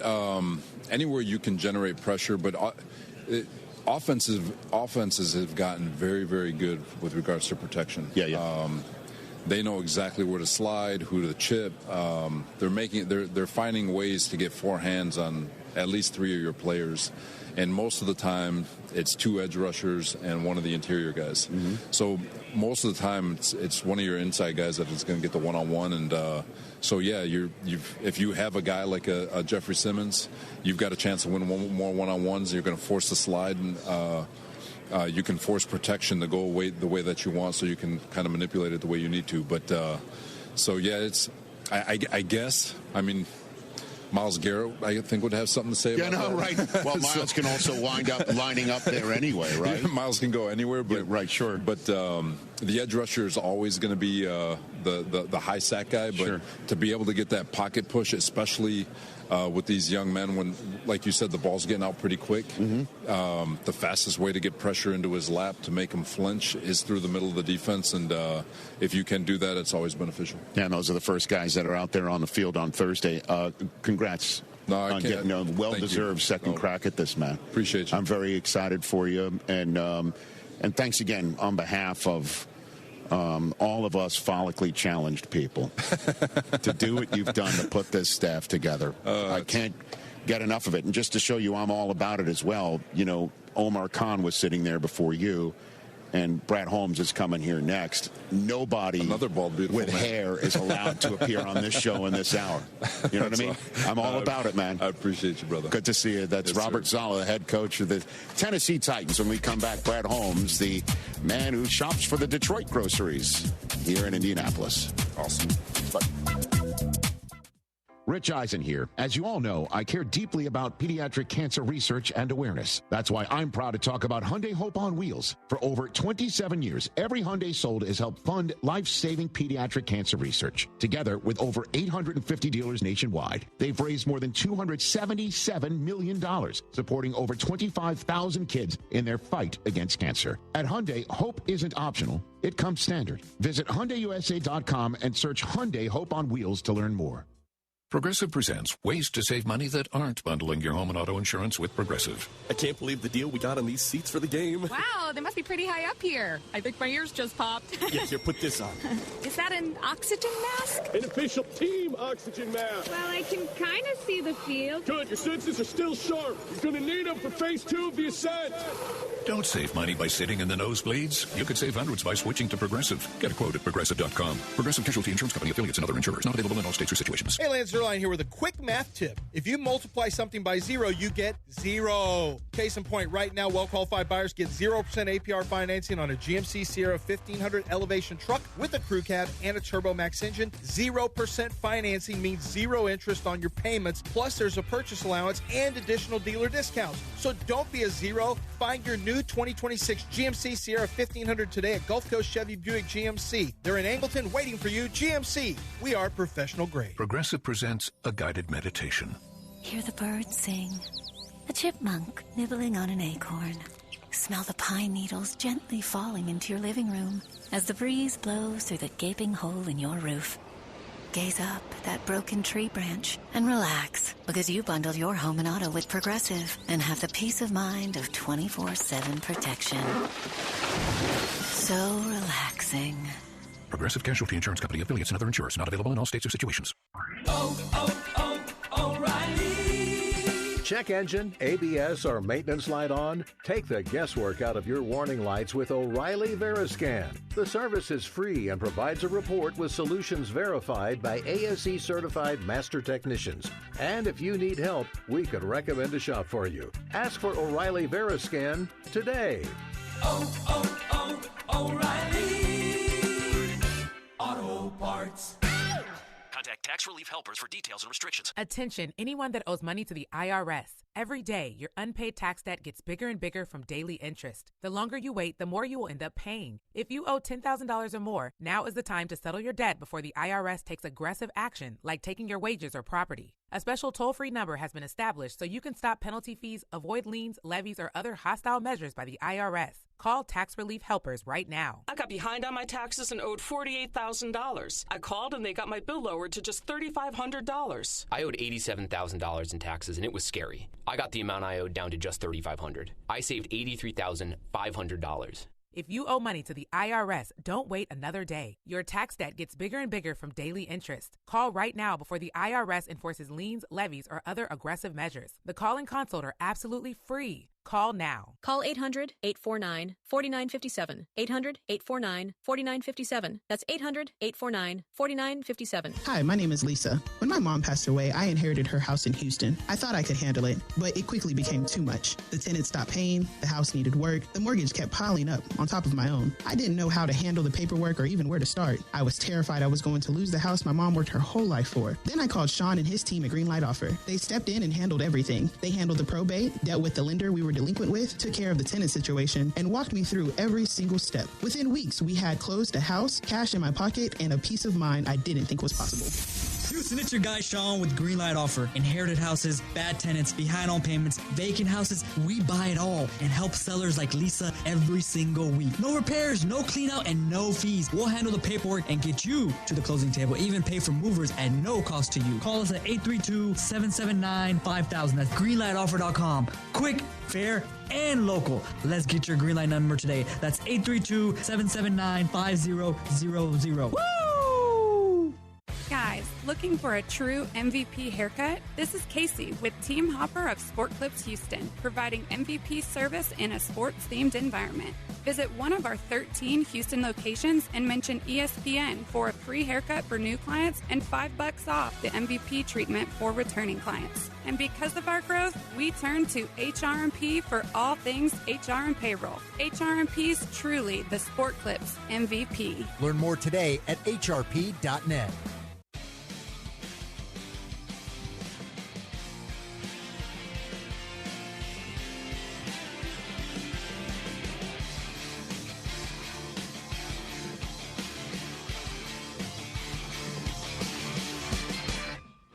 But, you know, when you get into the linemen, you know, it's more of the 10-yard split, right? Yes. Like that matters, because if a lineman's running 40 yards in a row, something is terribly wrong. Something is Unless wrong. Penei Sewell's breaking it on a nice pass that's been called up. That is true. Goff. Like, yeah, we've done some things with Penei where we've called him to run a little bit more, but no, it's just what translates more. So really alignment the 10-yard split. So maybe if you chop it down to instead of 40, maybe it's a 20, something along those lines. But I think that's gonna come at some point because you're starting to see it some at pro days with those big guys already. Executive Vice President and General Manager of the Detroit Lions, Brad Holmes, is here. Our radio audience has returned. The conversation surrounding Jeremiah Love out of Notre Dame and where he should get drafted and how high he should be drafted, I think, based on the conversations that I have, are 100% seen through the prism of you and your team selecting Jahmyr Gibbs a couple years ago. Yeah. And a lot of people saying, why are they doing it? It's a reach. It's too high. It's a running back spot. And then now a few years later, it's like, oh, yeah, now we get it. Yeah. What was that process behind drafting Jahmyr Gibbs? And by the way, beating a lot of other teams to the punch behind the scenes. I mean, really, it's just looking at we didn't really look at it as just like he plays running back or a certain position. We just looked at the player in general. And so when we looked at it, we're like, okay, his just overall ability as a football player in comparison to all the other players in the draft was just so high that it just was pretty obvious. It was like, well, he's an elite football player. It's not about what position that he played. And I've fortunately had the luxury of kind of going through something very similar back with the Rams with Todd Gurley. Right. It's just that there was a knee thing with him. That was the issue with him. Yeah, he was coming off an injury, but it was just like, look, he's so good, right? Like just in totality of the entire draft. So we kind of took the same approach with Jahmyr. So I can if a team views Love in that same scope, if you have the conviction, I don't think it matters where you picked him at. Right. I mean, the concept of a running back, you don't choose a running back that high. And I think Love would definitely be drafted sooner than when you drafted Gibbs. It doesn't make any sense to me because the number of times that this player touches the football and can affect the score and can also potentially, if you get the right one, run the clock out for you. Not to cape for running backs here to a general manager, but I kind of do. And you're going to be in a position where you if you don't mind, I'm not putting anything out there that people don't know. You might have a market-setting contract that you have to sign Jahmyr Gibbs to in the next couple of weeks. Yeah, right? And I think it goes back to a little bit like what you just said. I think if you talk to any offensive coordinator or head coach, what do they want to do on offense? They want to run football. Right. They don't score points. Right. But they want to be able to run football. You can kind of control the game a little bit better. You can dictate a lot of different things if you have the ability to run the football. Well, you've been hearing that for decades now. What I didn't understand is, well, everybody wants to run the football, but you don't want to invest in a running back. And I understand the obvious of, well, he gets a lot of carries and a lot of hits and this and that, but when you can identify a special one, especially that he's a game breaker, he can hit the home run, I think it's be hard to look past. And again, I do cape for running backs because it is wide receivers get paid more than running backs at the top end and pretty much almost in every metric. It's much easier to hand the ball to somebody. You know what I'm saying? Like the defense can stop the runner after the ball's been put in his belly. Sure. But a defense can prevent you from getting the ball to a top-notch wide receiver. Yes. That's the difference for me. So why is the running back market the way it is? And again, I ask you this with my follow-up about Jahmyr Gibbs needing a new contract. Yeah. Or being in line for one. Yeah, I think it's a lot to that. Now, look, when I was with the Rams, we had Aaron Donald, and he was probably the only one that may be able to stop the quarterback from handing the ball to the running back. He could intercept the handoff. He was like the only, but no, I totally see it. But I think especially when you get into the guys that can do both, in terms of running and passing. Now I think you're kind of entering a territory where if he's able to not only, take the handoff, but able to run routes and make things happen in the passing game. And then I think the other thing that's very probably undervalued maybe from the outside is the protection aspect, because even if you have a running back that can make plays in the passing game in terms of catching and running routes, when that guy's in the game and you don't know if he's going out on a route or not, he'll stay in and protect and step up in protection. Sure. That's even more of an added bonus. So once you start getting into that territory, which is not a lot of guys that can do that, then, those guys earn their worth. So let me stop dancing around and ask you directly. Are you in a contract conversation with Jahmyr Gibbs right now? Look, not active right now. Okay. I know that we'll, speak with his agent, as early as this week, and kind of see, kind of what that timeline looks like. But Jahmyr Gibbs, he's one that he's a part of our nucleus. He's a core piece on our football team. We want to keep him around for a long time. So we're already in alignment on that. We just got to figure out, more dialogue is going to kind of get a better sense of what that timeline looks like. Okay. And which position group are you eager to see that you think can help you guys, certainly when you're on the clock in April? Look, I think we're in a position now where we have to really look at everything in terms of, both sides of the ball. You can never have enough depth, brother, even if it's not starting front level guys. The way this league is going, you're going to be, unfortunately, attrition comes, and you're going to start tapping into your depth at some I've noticed that pretty early. I've noticed that certainly on the back end of your defense the last couple of years. Yeah. So, so I just don't think there's a position that we really, so we're going to be looking at everything, at every single position. So, and I think that's the beauty of it. And we've always kind of approached the draft from a best player available approach anyways.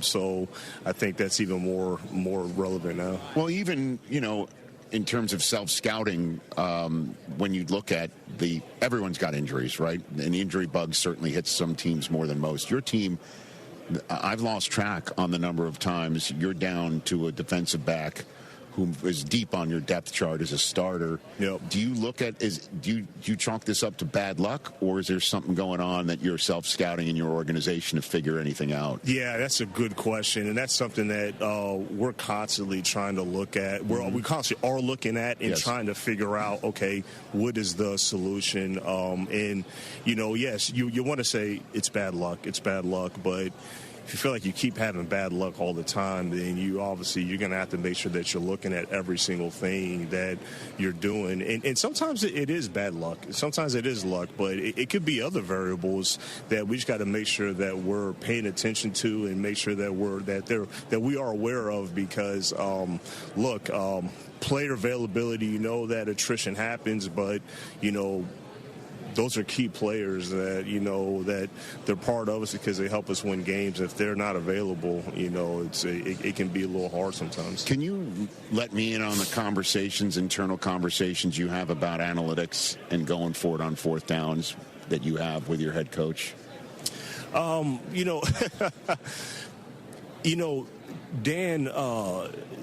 I would say Dan is, I've always felt he's an aggressive person by nature. He's not scared of anything, but I've always felt that he's very calculated as well. So I don't, so I know that he looks at all of it. He looks at all the analytics, and he looks at the management and the statistics and all the situations. So he's not just, feel like when he decides, at least from our conversation, when he decides to actually go for it, there's a reason. He feels game flow. He feels how the game is going. He feels a situation, and that's when he usually pulls the trigger on it.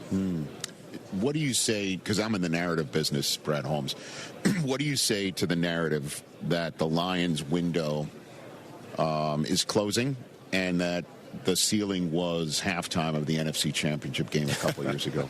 What do you say to that, Brad? I would push back on that just because even with the dilemma that we're facing now, is that we have a lot of young ascending players that are eligible for extensions.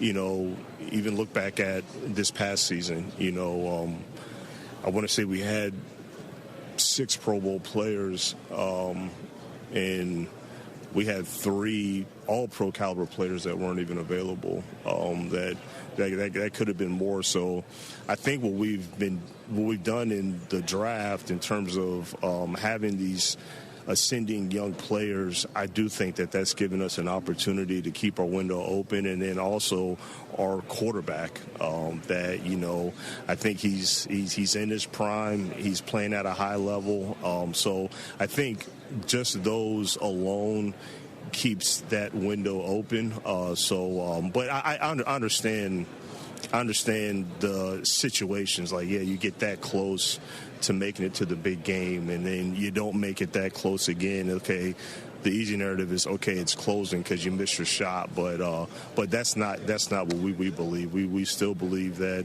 our window's open, and really the way we operate is we want to avoid windows. And so I like that. And so look at that. That's a good line. We actually do the best that we can to avoid windows. Right. And Drew Petzing's now in here, right? You like the hire, clearly. You're the general manager here. Yeah. Is he gonna bring something similar to what Lions fans are used to? Yeah, I mean, look, I think our fans are used to our offense scoring a lot of points and being explosive, and I think Drew Petzing, he checks all those boxes. What was impressive about him is not only his intelligence, his command, his attention to detail, but his knowledge of every single component on the offensive side of the ball. So it's not just like the formation that you design or the play that you design. It's understanding protections and understanding every minute detail of a running back track he understands all that. So he just checked those boxes, and it was an exhaustive, long search that we did, very extensive search with a lot of great candidates, and he was one of the earlier ones that we had interviewed. Yeah. And so the mere fact that he kept staying afloat and we kept going back to him, I thought spoke volumes. Well, say hi to your coach for me. When I see him here, he does have a kid who goes to Michigan State, right? Doesn't he? Because Dan? Yeah. Dan. Yes. Okay. Because he showed up to the Michigan State game dressed like he was Magic Johnson, in 1979. And it's okay. It's all right.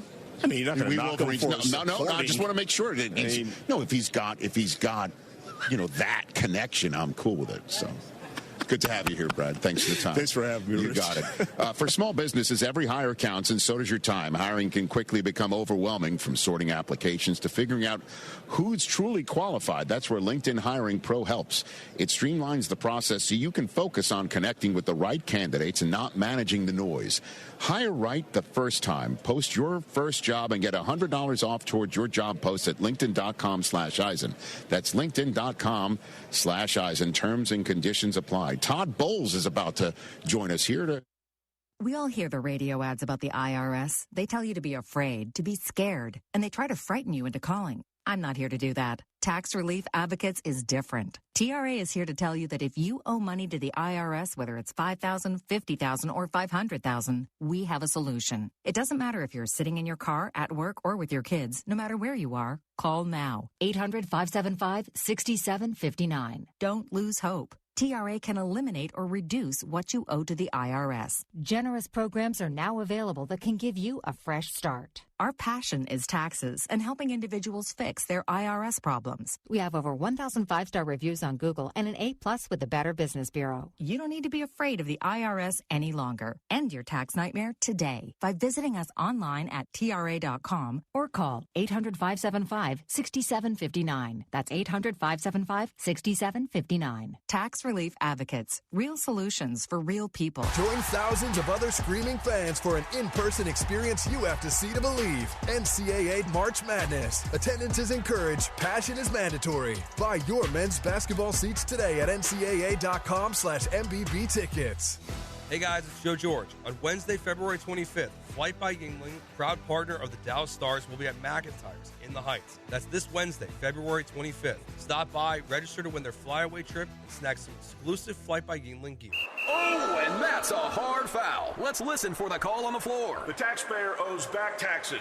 Penalties and interest are assessed and wage garnishments to begin immediately. The IRS never misses that call. I wonder if they will challenge it. The call is under review. Priority Tax Relief has been called in for a review. Priority is the best in the business at negotiating your tax debt and has even eliminated the debt for some clients. Priority Tax Relief is saving their clients millions of dollars every month. After a careful review from Priority Tax Relief, the debt has been eliminated. No foul on the play. Whoa! That completely changes the game, folks. If you owe more than $5,000, call Priority Tax Relief, and in minutes they'll review your case for free with a direct line to the IRS to see if you qualify for life-changing relief. No more worrying about wage garnishments or frozen bank accounts. Call Priority Tax Relief today at 800-584-7531. That's 800-584-7531. We make your tax relief our priority. Call now. Priority Tax Relief. This is Chance McClain reminding you that you can always put off getting a heritage film. Your dad, you know, the guy you love more than anything,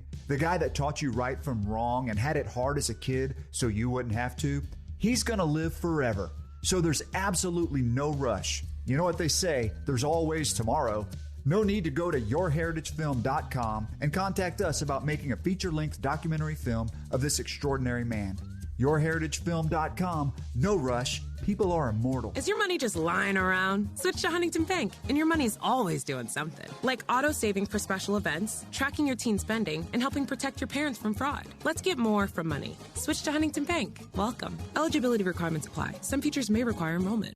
Hey, you got better things to do than think about your electricity bill, but how do you avoid the surprise of a high bill at the end of the month? Here's what I do. I rely on the guys over at Champion Energy. With their low-price, fixed-rate plans, there's never any surprises. Plus, the team at Champion sends me weekly usage reports with my projected bill amount. Again, no surprises. They also remind me when my contract is about to expire so I can lock in on low prices. Visit champion.energy to view a variety of fixed-rate offers. That's champion.energy. Promo code 1560. Promo code 1560. This is Danny Clark, owner of Collector's Firearms. If you're in the market for a new or used gun or accessory, don't wait for the gun show to roll through town. With over 10,000 guns in stock, we have what you're looking for. We're open Monday through Saturday every week of the year. Tactical, hunting, pistols, revolvers, rifles, and much, much more. All in stock, ready to go. Whether you're a beginner or expert, our staff will take care of you at Collector's Firearms on Westheimer and Voss. Look for the tank out front, collectorsfirearms.com. For 72 years, Stokes Hardware has been your go-to family-owned and operated hardware store, serving 3 generations strong. Whether it's plumbing supplies, paint, power tools, or everyday hardware, we've got what you need at competitive prices. Shop local, support small business, and get old-school personal service. Our knowledgeable staff is always ready to help. Hablamos Español. Find us online and follow Stokes Hardware on Instagram, Facebook, and TikTok. Stokes Hardware, family trusted since 1954. John Granado with Robin Orlando from Houston Powder Coaters. Robin, if you are a business, you will go to them. We are here to help you with your railings, with your fencing, with your door frames. We can do it for you. HoustonPowderCoaters.com or call 281-676-3888. This is ESPN 97.5, KFNC, and 97.9 HD2 Mont Bellevue, Houston. Brought to you by Zadok Jewelers. This is the Rich Eisen Show. Hey, everybody. Can't get enough of the Rich Eisen Show? You're in luck. You can find us everywhere. Watch us weekdays on Disney Plus from noon to 3 Eastern. Miss the show? We've got a podcast so you can listen anytime. But here's the best part. Our YouTube channel. Subscribe at youtube.com/Rich Eisen Show and you'll never miss a moment. Now, on with the show. Live from the NFL Combine in Indianapolis, it's the Rich Eisen Show. Mendoza ready to take the snap. Jeremiah Law, touchdown! Picked off, Sonny Styles. The Rich Eisen Show. In this hour, Buccaneers head coach Todd Bowles, Eagles GM Howie Roseman, Falcons head coach Kevin Stefanski, Panthers GM Dan Morgan. And now, it's Rich Eisen.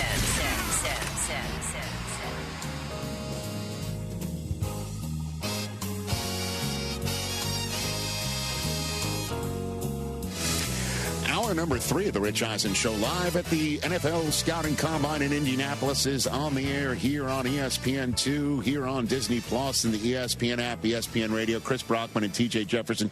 Great job today, guys. We are here. I'm going to tell you, this has been my best show in years. This is going to be an awkward hour. I'm not going to lie, because normally, like, people are supposed to sit down, when you're just starting the segment. Boom. And you're supposed to get up when the segment's over. Sure. But Todd Bowles is making his way here, and I'm going to have to kick your guys out. It's understandable. I get it. And then Howie Roseman comes, and in the middle of that segment, he's leaving, and Kevin Stefanski's sitting down. How do I tell Howie we're done? We're just like you just did. Offer him a trade. No, I think he might be. Is that what that's true? Someone from Georgia's over there. I gotta run. Hey, all right. We'll give you a third-round pick if you leave. That's the way it works. So as soon as Todd Bowles makes his way here, and we've had a great first 2 hours. It's great. It's just I've been speed dating. You really have.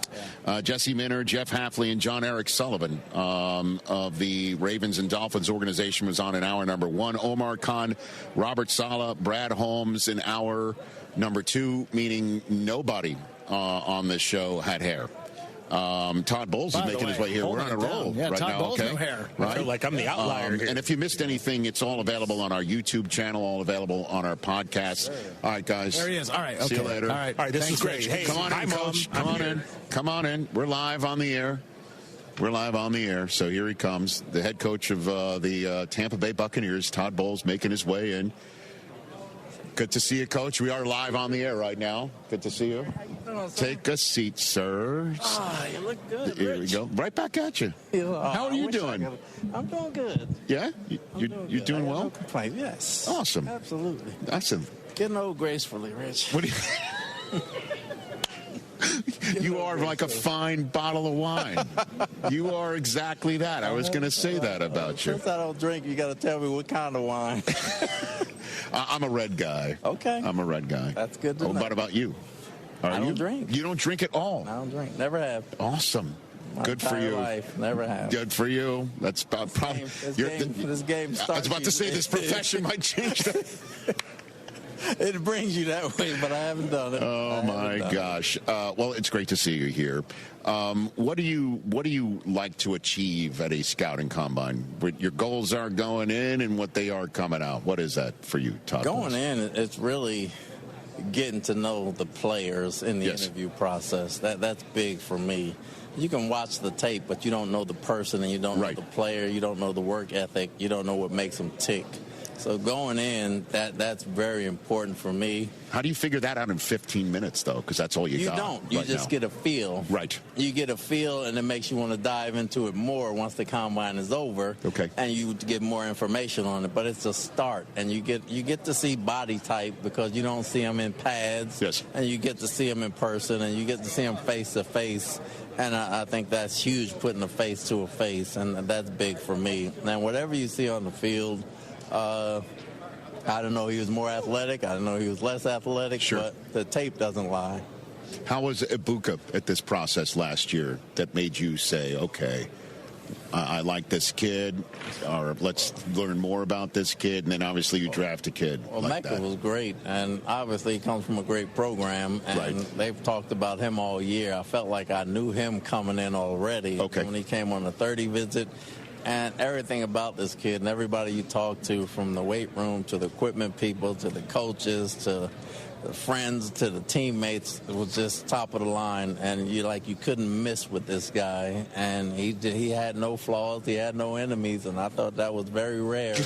And he carries himself that way, and he just came in and he was as advertised. You sure was. What about Bucky Irving in a process like this, to choose a running back out of the mix of there's seemingly 40, 50 of them almost every time at a combine? We had Bucky on a 30 visit. Didn't really get to talk to him here. We had him on a 30 visit. He was a very good football player, but he's a little undersized, so we couldn't take him early.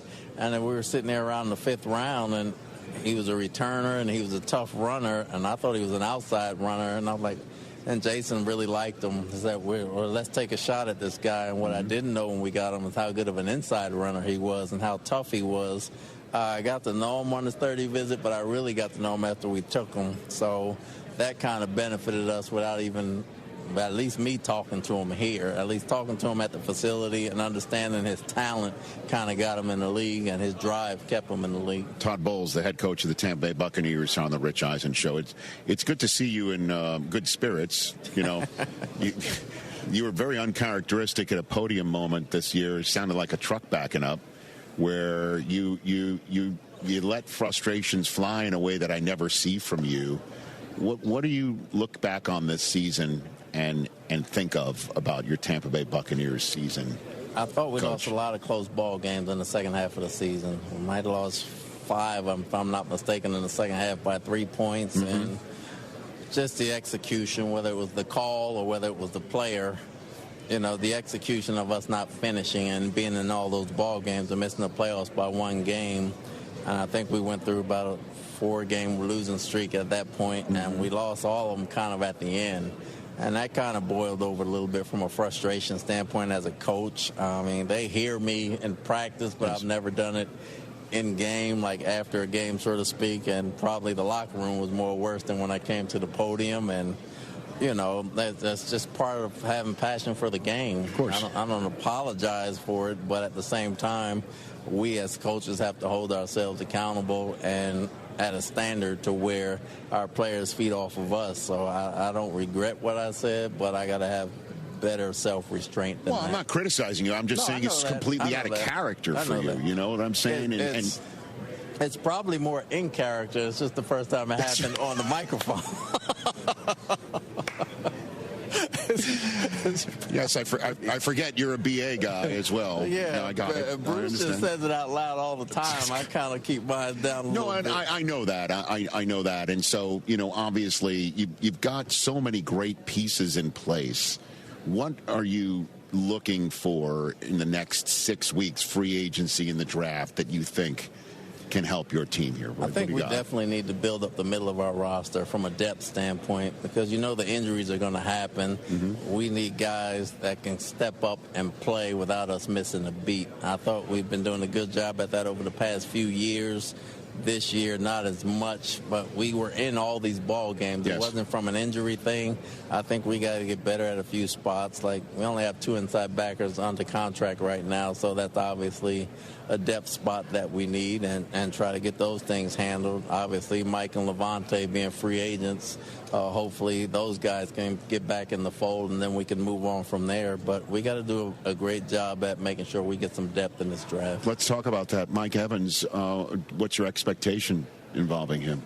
I'm hoping and praying he comes back. I mean, he's been a Buck his whole life. He's done so much for the city and the team of Tampa Bay that it's unmistakable. His legend is etched in stone there. He can still play at a high level, but he's earned the right to look around in free agency because he's played so long, and we just hope and pray that he comes back. Is Levante a question of does he want to just keep playing, or is he also looking around? He hasn't made that decision yet, so he's also earned the right, and both of them are legends and has carried the team and the city for the past how many years, 10-plus years, and they've been playing 13 and 14 years. So, we're waiting to see what he wants to do, but he's earned that right to do that with all the years he's played. Well, is Baker knocking on Mike Evans' door and basically saying, what's up? I'm hoping he is, Right. but, I'm sure Baker wants him back a great deal, and he's looking and listening closely, Right. so hopefully that works out for us. What's been your experience with Baker that has blossomed here for him? It's really been unbelievable just coming in, and I think the first day, me, Jason, we all told him the same thing. We didn't want him to be Tom Brady. We wanted him to be Baker Mayfield. You literally said those words to him? Yes. I said, I'm not asking you to be Tom Brady. I'm asking you to be Baker. Mm-hmm. We don't want Tom. We want Baker Mayfield. They're different players. Tom's legendary. Nobody's going to ever replace Tom. Tom's like a pair of shoes that you put up on the shelf that you wore for a long time, and you buy a new pair, and you got to break them in. And Baker came in, and he's the new pair of shoes for us, even though he's been in the league for a while. But I think we found each other at the right time. He was the right fit for this team. But mentally, he is so sharp at reading the room as far as understanding what the defense needs, what the offense needs, spending time with players, whether it's sitting down at lunch, giving them advice, hanging out with them later on, hanging out with the offensive line. He runs with the linebackers. He does a great job of keeping everybody in sync while he learns the game plan.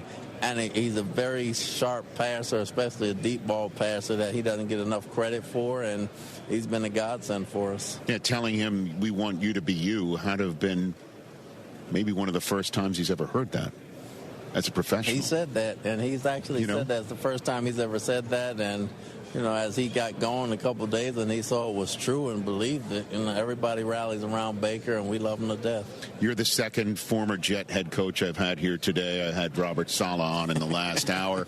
But the reason why I bring that up with you right now is how did you watch Sam Darnold do what he's done? You were his first head coach in the National Football League. I was so happy for Sam. Right. I was so happy for him. He came in under a lot of pressure in New York, but he got injured a little bit, and then I don't know what happened after I left, but I know he bounced around a few, but we always exchanged pleasantries when we played each other after the game, and I'm just so happy for him because I know he works at it, I know he cares, and it's great to see him blossom. What does that tell you about quarterbacking in this league? And obviously you have a veteran. You have the guy chosen. It's amazing.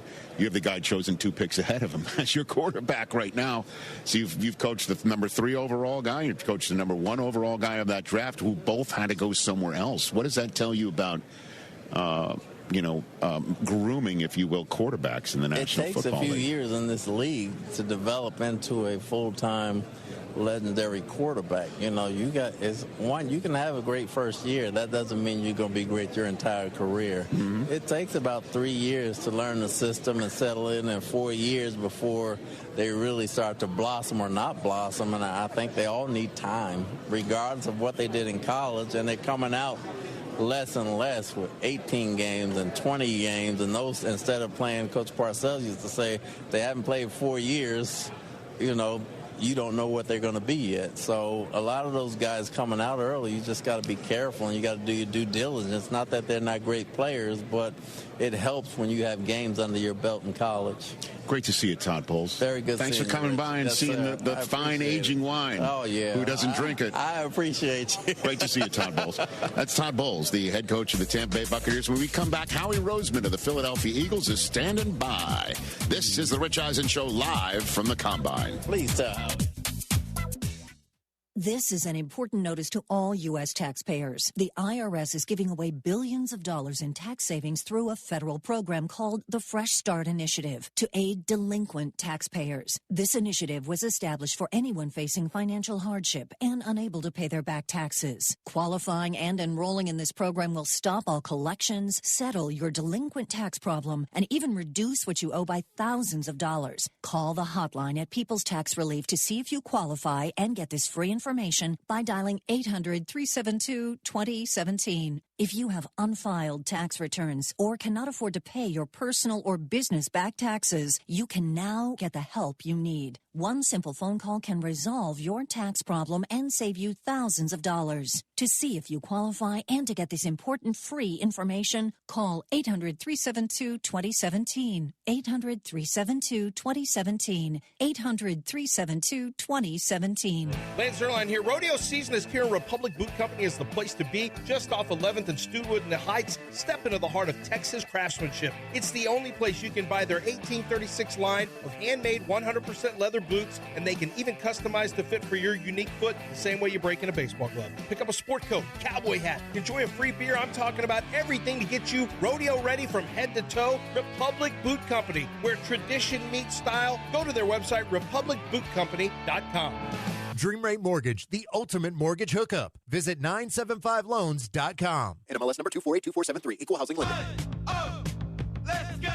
You're still grooving, still connecting, still loving, still turning up, still thriving. You still got it, but your immune system, it weakens as you age. That's where vaccines come in. They help train and strengthen your immune response to fight off respiratory illnesses like flu, pneumococcal pneumonia, RSV, or COVID-19. Ask your doctor or pharmacist which vaccines you need. Book in minutes at vaxassist.com. Sponsored by Pfizer. Progressive knows there are some surprisingly expensive things in life, like rugs. People say a rug would really bring the room together. And sure, you don't know what that means, but it sounds important. Suddenly you're using words like jute and sisal. Then you see the price and lose it, because how can the thing you walk and spill on cost so much? So you devote your life to taking down Big Rug. But then you remember that switching your home and auto to Progressive could save you hundreds. So, looks like Big Rug is safe. For now. Progressive Casualty Insurance Company, affiliates, and other insurers. Not available in all states. Hey, Lance Zerline here. My favorite auto dealer is Gulf Coast Chevy. They run the dealership for you, the customer. They help you get the vehicle that you want with the savings you need. And Gulf Coast has so many ways to save. For example, on a 2026 Chevy Silverado 1500 with TurboMax engine, well-qualified buyers get 1.9% APR financing when you go with GM Financial. Or save thousands in total value with a cash allowance, engine credit, and bonus cash. See dealer for details. Visit Gulf Coast Chevy in Angleton. You can shop online at LanceZcars.com. Chevy, together, let's drive. Houston is Soccer City, USA, and World Cup 2026 is coming our way. Join me, Glenn Davis, every Tuesday and Wednesday, 6 Central Time, for Soccer Matters ESPN 97.5, presented by the Daspit Law Firm. Contact Tax Relief Helpers for details and restrictions. Attention, anyone that owes money to the IRS. Every day, your unpaid tax debt gets bigger and bigger from daily interest. The longer you wait, the more you will end up paying. If you owe $10,000 or more, now is the time to settle your debt before the IRS takes aggressive action, like taking your wages or property. A special toll-free number has been established so you can stop penalty fees, avoid liens, levies, or other hostile measures by the IRS. Call Tax Relief Helpers right now. I got behind on my taxes and owed $48,000. I called and they got my bill lowered to just $3,500. I owed $87,000 in taxes and it was scary. I got the amount I owed down to just $3,500. I saved $83,500. If you owe money to the IRS, don't wait another day. Your tax debt gets bigger and bigger from daily interest. Call right now before the IRS enforces liens, levies, or other aggressive measures. The call and consult are absolutely free. Call now. Call 800-849-4957. 800-849-4957. That's 800-849-4957. Social Hour just got an upgrade at Federal American Grill. Every day from 3 to 7, enjoy $10 appetizers and handcrafted drink specials. Sip from a world-class whiskey and cocktail selection, perfect for unwinding after work or kicking off a great night. Need a quick lunch? Order online and take those signature Federal favorites to go. And don't forget to join Club Fed for rewards, perks, and exclusive offers. Federal American Grill, River Oaks location coming soon, thefederalgrill.com. You don't have to be fearless to take the first step. You just need a place that gives you every reason to keep going. A college that's nationally recognized for student success, you can be fearless at San Jacinto College. Here, our graduation rate is higher than the other colleges. Our job placement rate is higher. Our transfer rate to universities is higher. That track record is why San Jac is the #1 community college in Texas. Be sure your hard work will take you even further and fear less every step of the way. Hey, Lance Zerline here. Stop throwing money away. Everyday valuable electrical equipment gets scrapped during renovations and demolitions. Equipment that's worth more than scrap value. Contractors, project managers, construction pros, M&J Electrical Supply will remove your electrical equipment and pay you more than the scrapyard. Zero hassle, better money, everybody wins. M&J Electrical Supply buys, sells, and removes electrical equipment. Call 713-699-5055 or email sales@mnjelectrical.com. Follow ESPN Houston on Facebook, X, and Instagram. Wherever you are, we're there too. Not in like a creepy way. You know what? Just follow us on social media.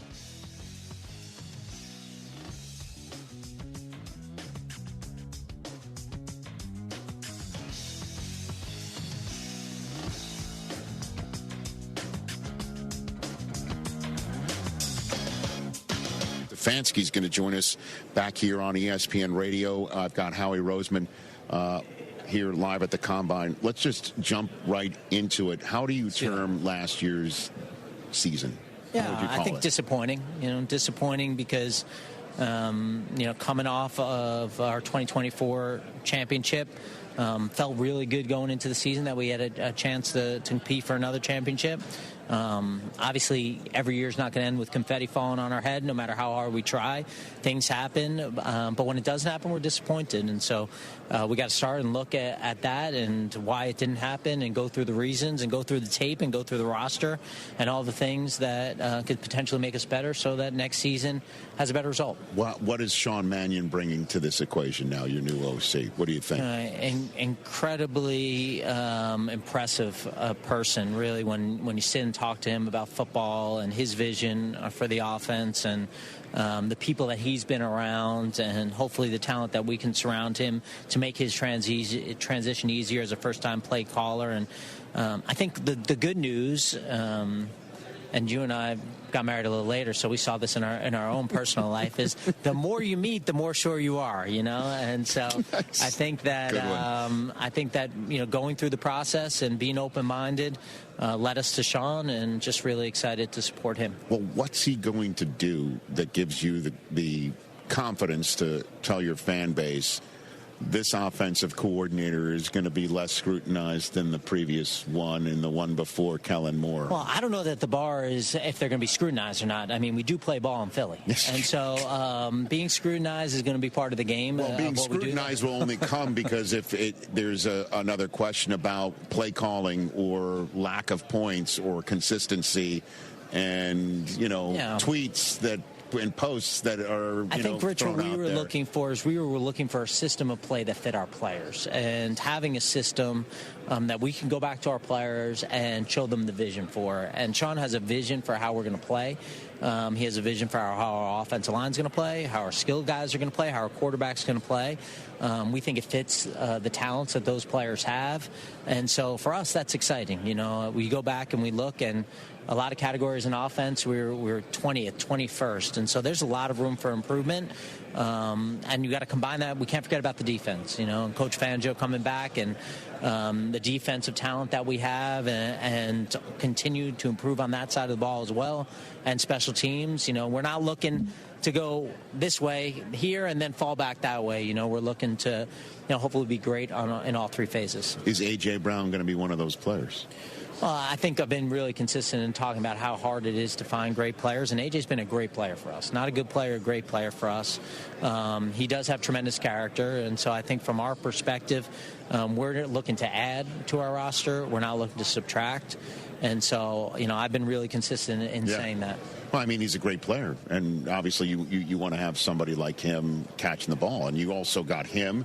You got obviously Devontae Smith. You got your tight end. You got your quarterback. You got Saquon. You're ready to roll. What's your offensive line outlook as you're sitting here at the Combine, do you think? I think we got 4 Pro Bowl players coming back on our offensive line, which is exciting. We feel like we got some young talent there as well. Tyler Sheen will be in his second year as a starter, and we haven't hit free agency or the draft, to continue to add, and really that's what we want to continue to do. We want to continue to add talent.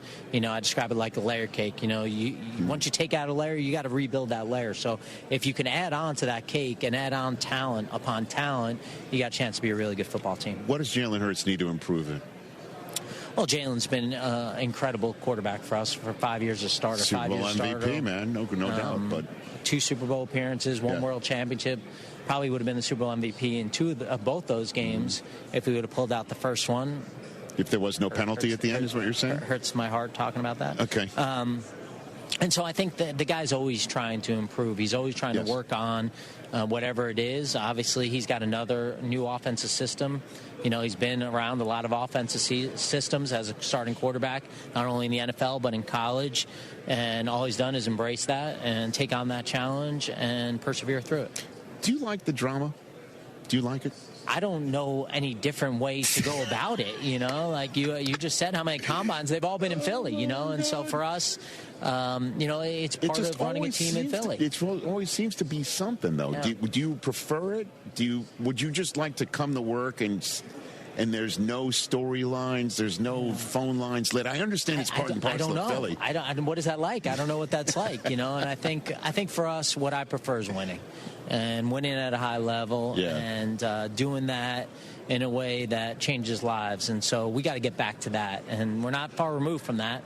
And certainly when you're talking about 11 wins and winning the NFC East, well, it's not a terrible year, you know, but our standards are what they are, and we embrace that. All right. In the few minutes I have left with you, walk me through watching Cooper DeJean and Quinyon Mitchell here a couple years ago. Let's pull back the layers on evaluating and nailing it, and what you see here and what boxes needed to be checked after that. Yeah. Now Coop was medical, right? Because Coop wasn't here.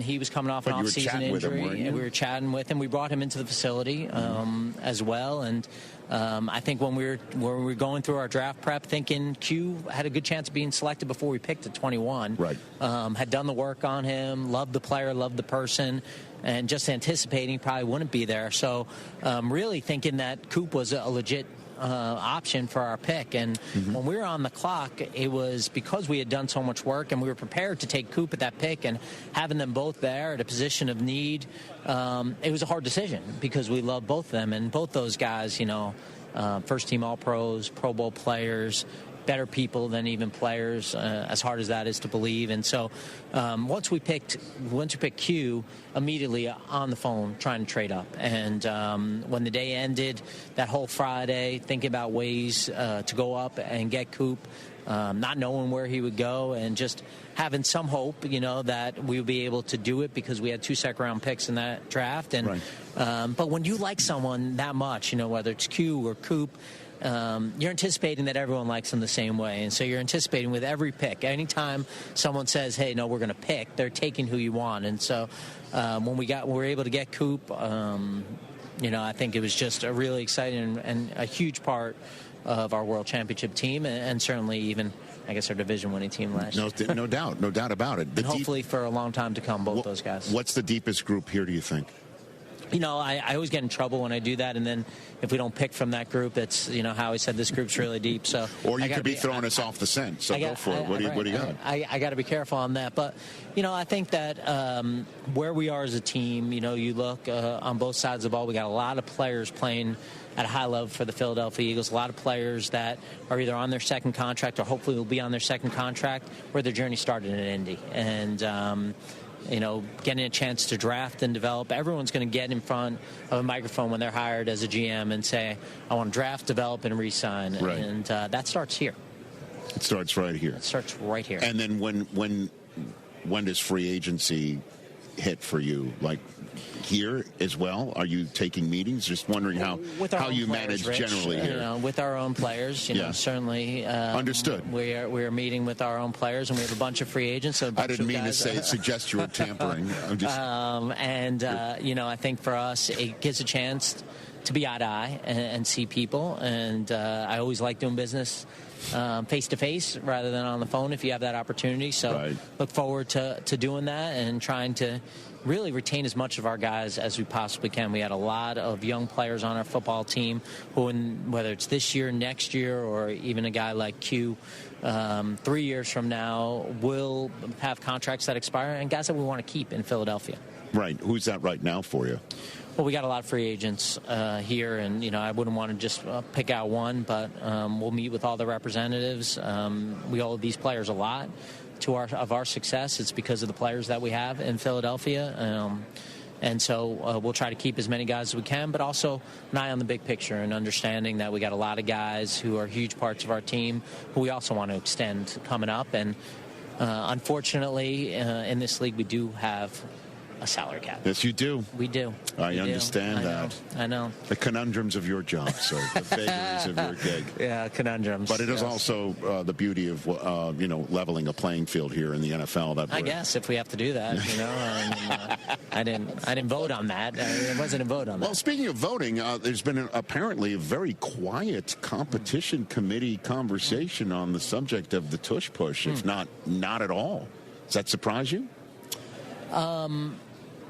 No, I mean, I think we had a lot of conversation last year about the play and, our feelings on the play. And so I think that that's where we are right now. And so whatever we got to vote for and vote on, we'll evaluate and analyze and have the conundrums of the decision. Well, why do you think there's apparently no conversation on the tush push? I would hate to put words in others' mouth, Rich. Look at you. I would hate to should I do it? Should I do it then and have you react or not? I am not in control of what comes out of your mouth. Look at you. Well. Okay.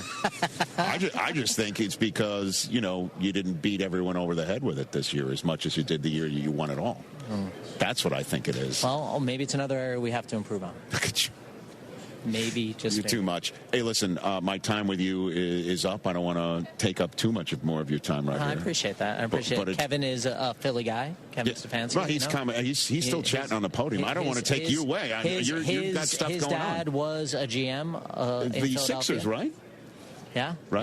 Yeah. Okay. So he knows what it's like. I have him talk to my sons about what it's like to be a son of a GM in Philadelphia. His dad's a great guy. Yeah. Now, unfortunately, he's got to come to the NFC, and we got to compete. Yeah, you got to compete. Yeah. You got to.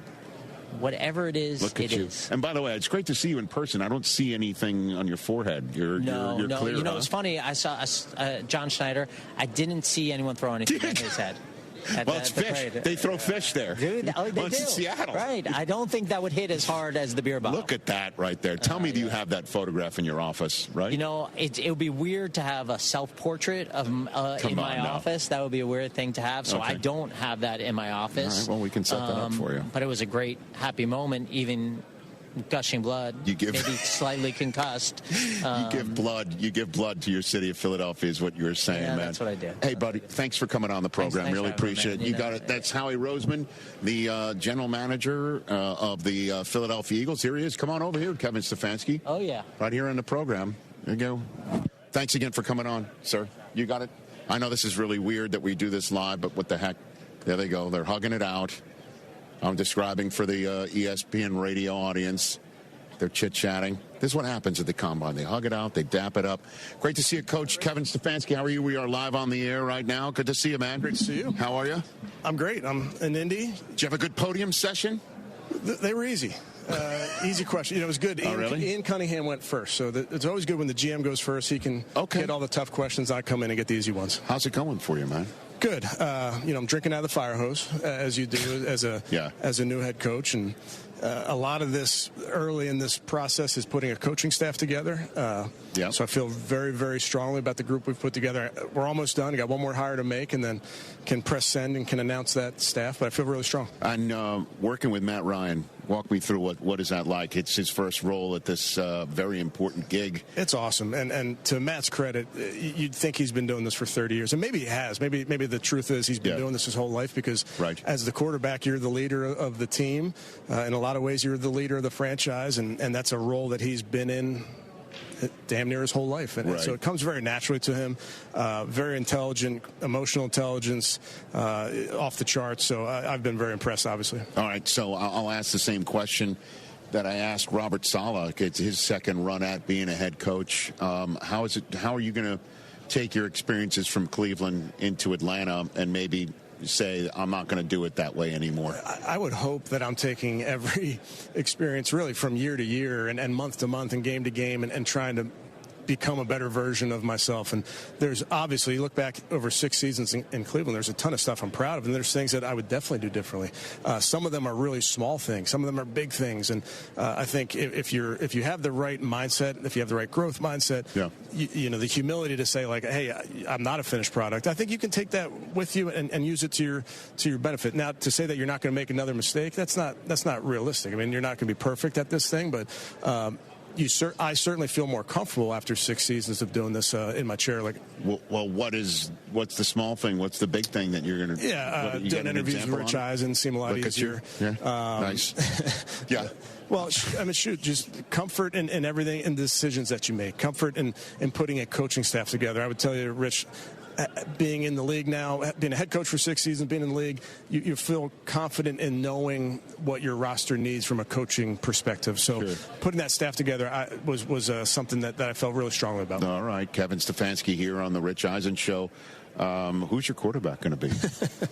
Well, it's February, so that doesn't matter. You can't ask me to be nuanced, Kevin. I'm very excited about Michael Penix, as you can imagine. Now, what's most important to Michael, and he knows this, and he's done an amazing job, is rehab. Yes, and he's getting healthy, and he's attacking his rehab. So I'm proud of where he is right now. He's definitely still has work to go, but he's just got to keep his head down. So he's doing. And then, do you have a plan if Kirk Cousins is available, or he will not be available? Or I know what's being reported out there right now. I think those are all things that we're working through. I think Ian and Matt and myself have had a lot of those discussions, and obviously Ian talked this morning about Kirk, and I think the world of Kirk. Obviously, have a personal relationship with him, but we're excited about what we have moving forward. Okay, and then Penix, what'd you see from him? I imagine I don't think so. I mean, obviously Watson was still, either healthy or coming back.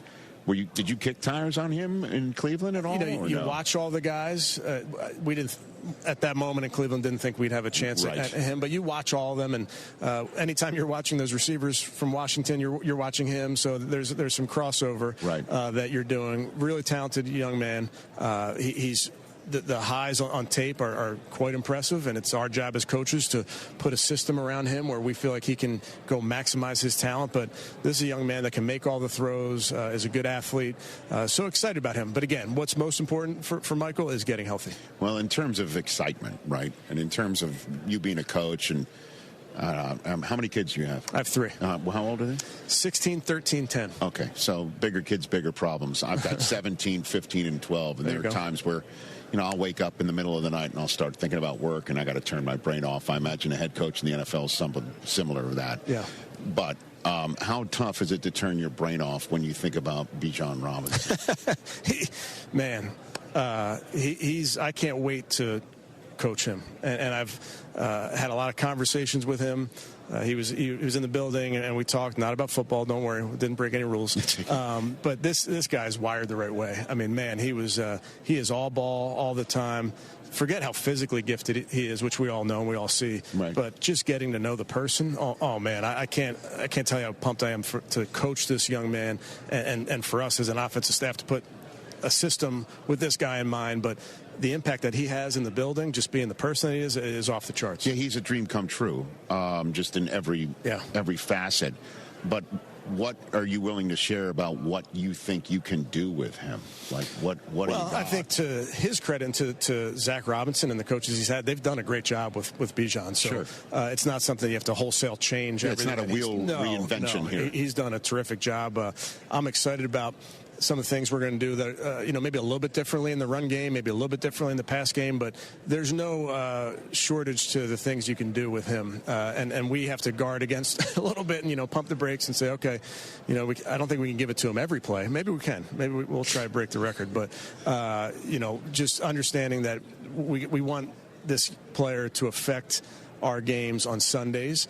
And what he can do in the pass game, what he can do in the run game is really, it's all untapped. Well, I mean, again, I know you spent your time in Cleveland, and certainly weren't talking fantasy football, but his usage has been a massive topic of conversation since he's come out.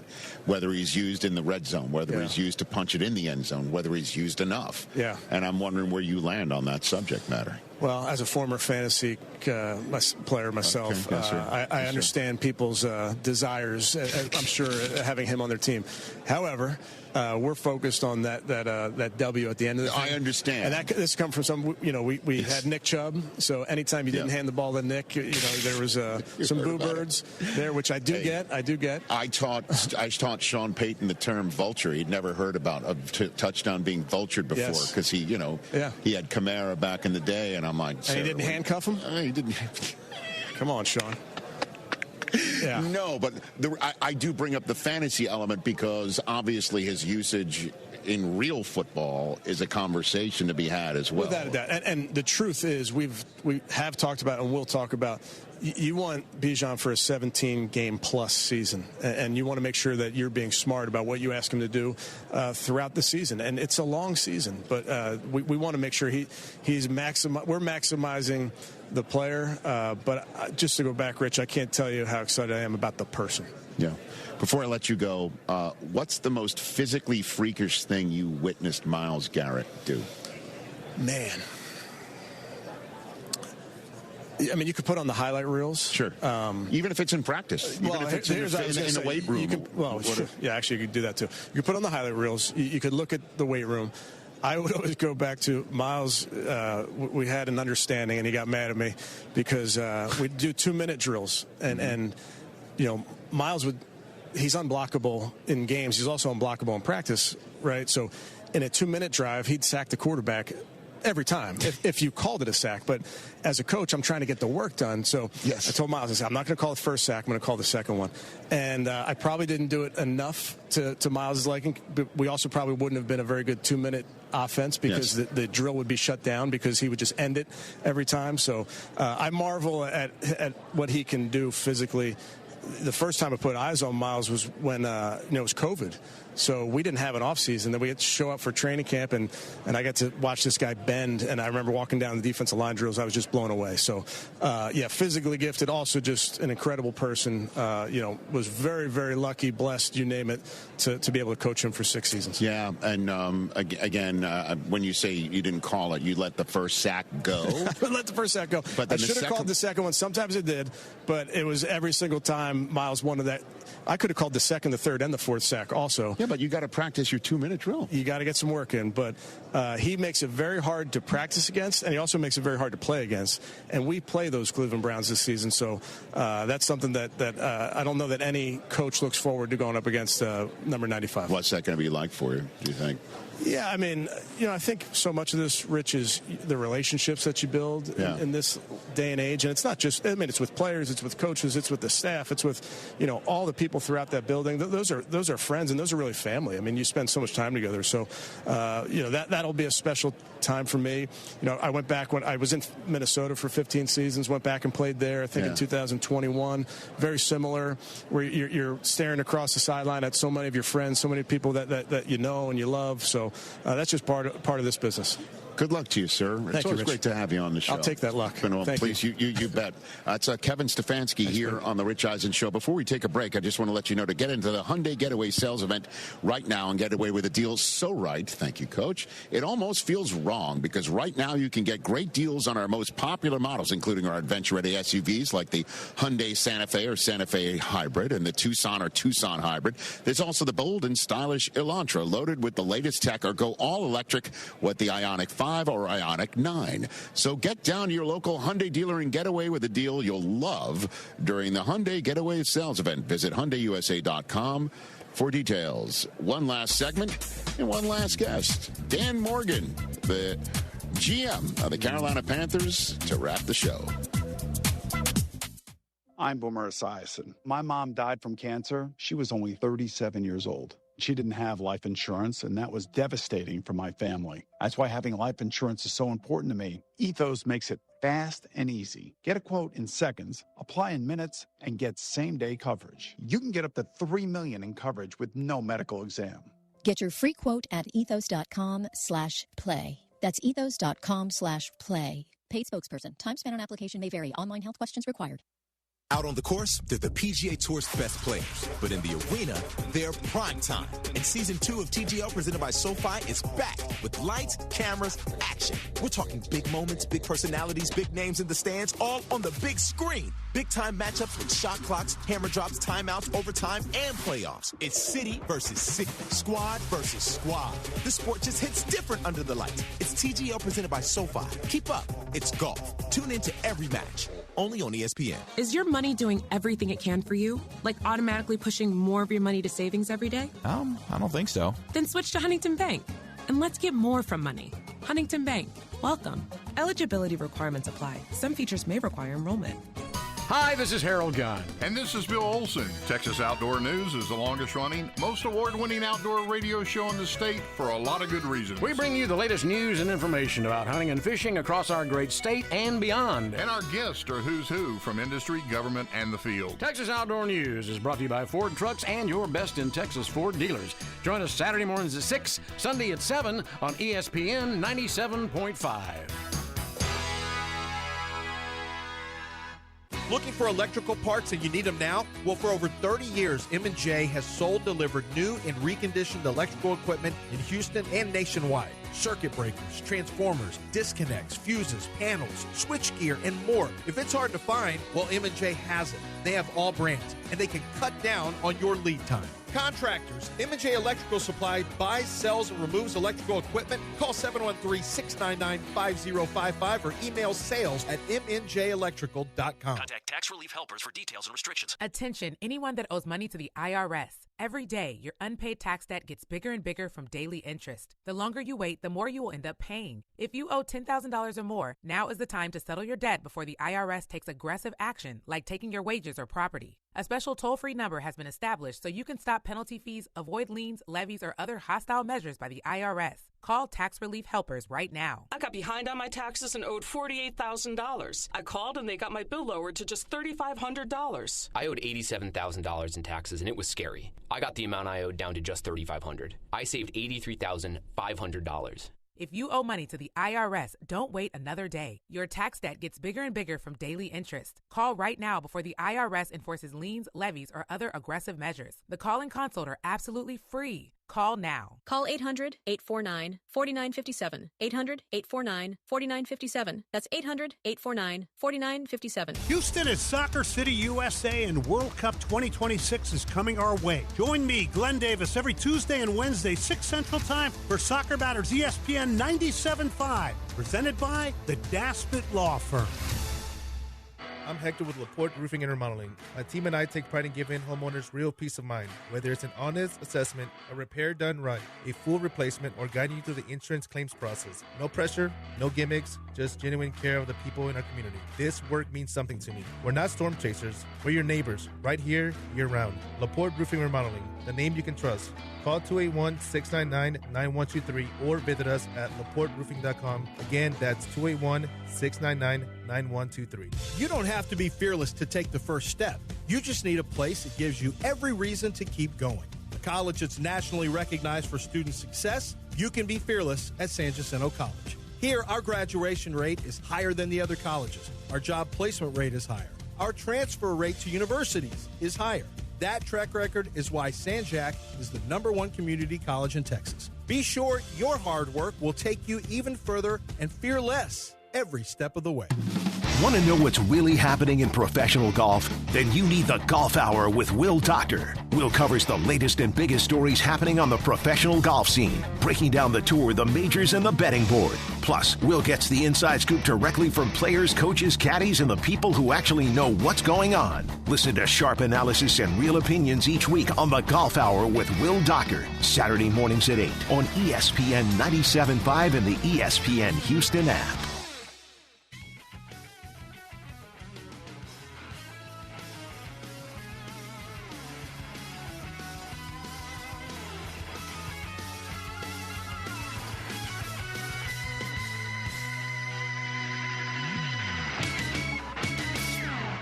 Yeah, it is. Our radio audience is back. One last segment here in our first of 4 days of the Combine. The GM of the Carolina Panthers, Dan Morgan, is here. What was your Combine like when you were a player?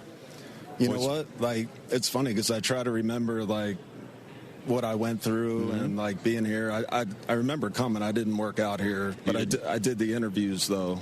Why didn't you work out? Were you hurt or you? No. So we at Miami at the time we had so many draft prospects that we all decided, hey, we're going to go down there. Like, they're all going to come, so it's not like if we don't work out here, then... So the Hurricanes en masse said, we'll do it at the pro day. We're not working out at the combine? Yeah. How would that fly to Dan Morgan, the general manager? I'd be fine. You'd be fine now. Yeah, I get to go down to Miami. Okay, why not? right. Yeah. But, so we went down there. We did our workout down there. So I just did the interviews here. Okay. And I remember going in there, and it's funny because when guys come in the room, I kind of know what they're feeling like. You know, you're sitting there, like, some of these guys haven't done an interview before, so, like, they come in, they sit down, they have 10 people staring just at them, so it can be a little nerve-wracking for them. No doubt. So I try not to judge those guys, you know, these young men, you know, too harshly on a 20-minute interview because, you know, it can be a nerve-wracking thing. What was Ted McMillan like? When you walked in, you just like, okay. Walks in, you like look up, you just see this like big human being that's super confident and just like smooth guy, but then he becomes an animal out on the field. So his pre-draft was awesome. Like talking to him and just kind of getting to know him as a person and like hearing his football story and just kind of how he, you know, developed into who he is now. It's pretty cool. Were you white-knuckling the choice because you're thinking somebody might hop in front? We were.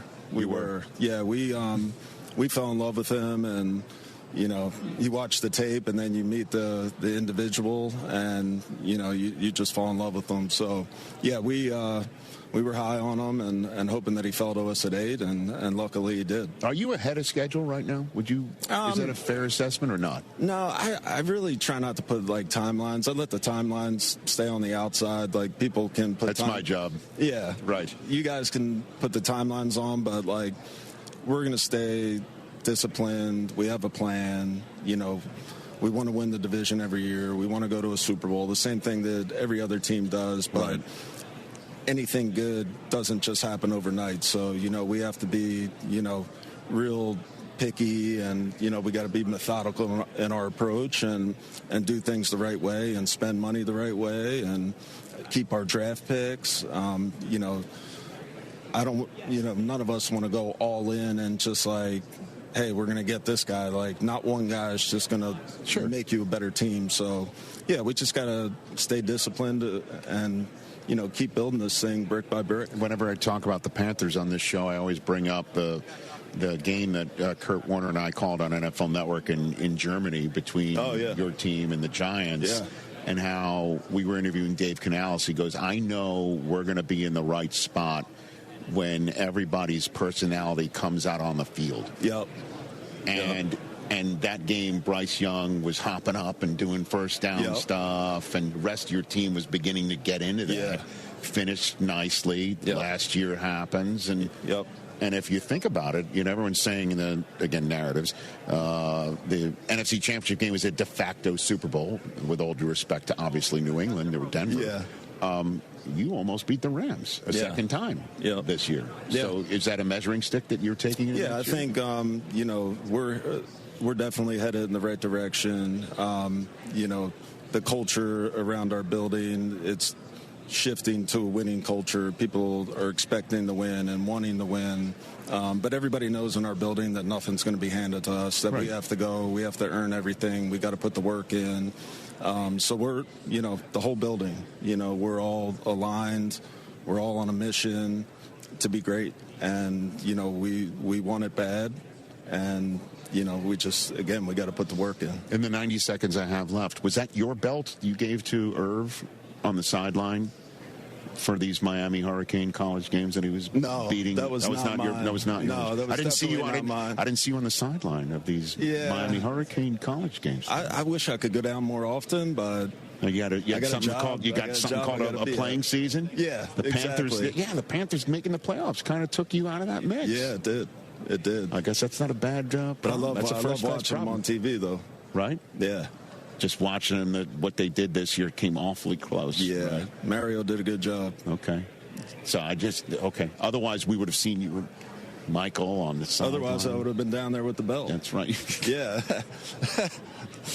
How about Irv with his belt, man? Yeah, he has fun. He looks like he has fun. Yeah, he's one of my favorites. Yeah. Well, thank you for coming on here. Yeah, I greatly appreciate me. you helping me finish up my show today. Awesome. I greatly appreciate it. And I just love, again, I like your coach. I like what you guys are doing. I like, how Bryce is growing into the role here. Yeah. Appreciate that. Pretty cool. Yeah. Congrats on all that. Yeah, we're excited. You got it. That wraps up day one right here on the Rich Eisen Show live from the Scouting Combine. We're going to be back with you here all 3 hours on Disney Plus and the ESPN app. Sean Payton, John Schneider, Dan Quinn, Ryan Poles, Nick Sirianni on our Wednesday show.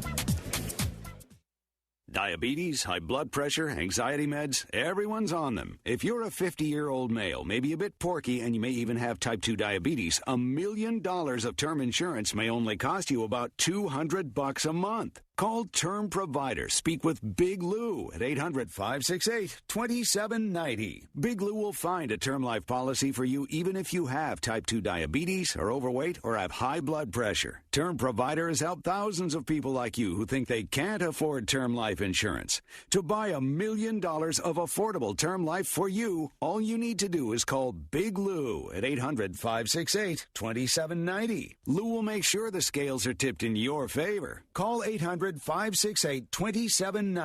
Big Lou will answer your call and work to fit you into a term life policy that you can afford. Remember, Big Lou's like you. He's on meds too. Call 800-568-2790 or biglou.com. In pressure situations, execution matters. When something breaks, you don't want delays, scripts, or handoffs. You want answers. At EAG, our IT outsourcing model puts experienced engineers on the front line, focused on fast first-call resolution when time matters most. Less escalation, less downtime, less frustration for your team and leadership. As an IT managed service provider, we measure success by problems solved, not tickets closed. EAG, built to execute. Visit eaginc.com/ESPN. Lance Zierlein here. Let's talk Buick SUVs. The Envista, perfect car for young drivers, a sporty crossover with great gas mileage. The Encore GX, think affordable luxury and great design. The Envision, next-level comfort and technology. The Enclave, awarded top safety pick and a first-class experience. Here's the kicker. Right now, well-qualified buyers can get these Buicks with 0.9% APR financing, plus up to $3,000 in purchase allowances for current eligible non-GM owners and lessees. Go to Gulf Coast Chevy Buick GMC in Angleton. Buick, exceptional by design. Jackson Hewitt handles your taxes and your stress. Inhale our no surprise price of $149 or less. Exhale, paying more for complicated taxes. You won't. Inhale new tax law knowledge. Exhale, missing out on your biggest refund? Certainly not. Don't miss paying $149 or less. Rest easy. Jackson Hewitt's got your taxes. Guaranteed. Limited time offer for new clients on federal returns. Participating locations only. Terms at jacksonhewitt.com/149. A KFC tale in the pursuit of flavor. The greatest insult the Colonel ever suffered was being served a wrap that was just a snack by a friend. So he took 2 crispy tenders, lettuce, tomatoes, and pepper mayo, and wrapped them in a soft tortilla. It wasn't a snack, it was a meal. He called it a twister, and never called that friend again. The Colonel lived, so we could chicken.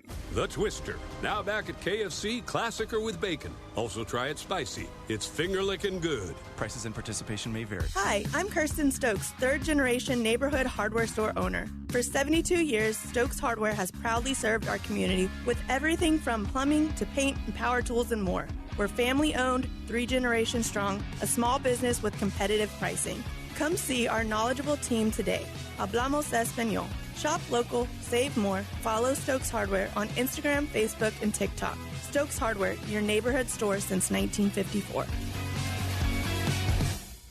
Hey guys, it's Joe George. On Wednesday, February 25th, Flight by Yingling, proud partner of the Dallas Stars, will be at McIntyre's in the Heights. That's this Wednesday, February 25th. Stop by, register to win their flyaway trip, and snag some exclusive Flight by Yingling gear.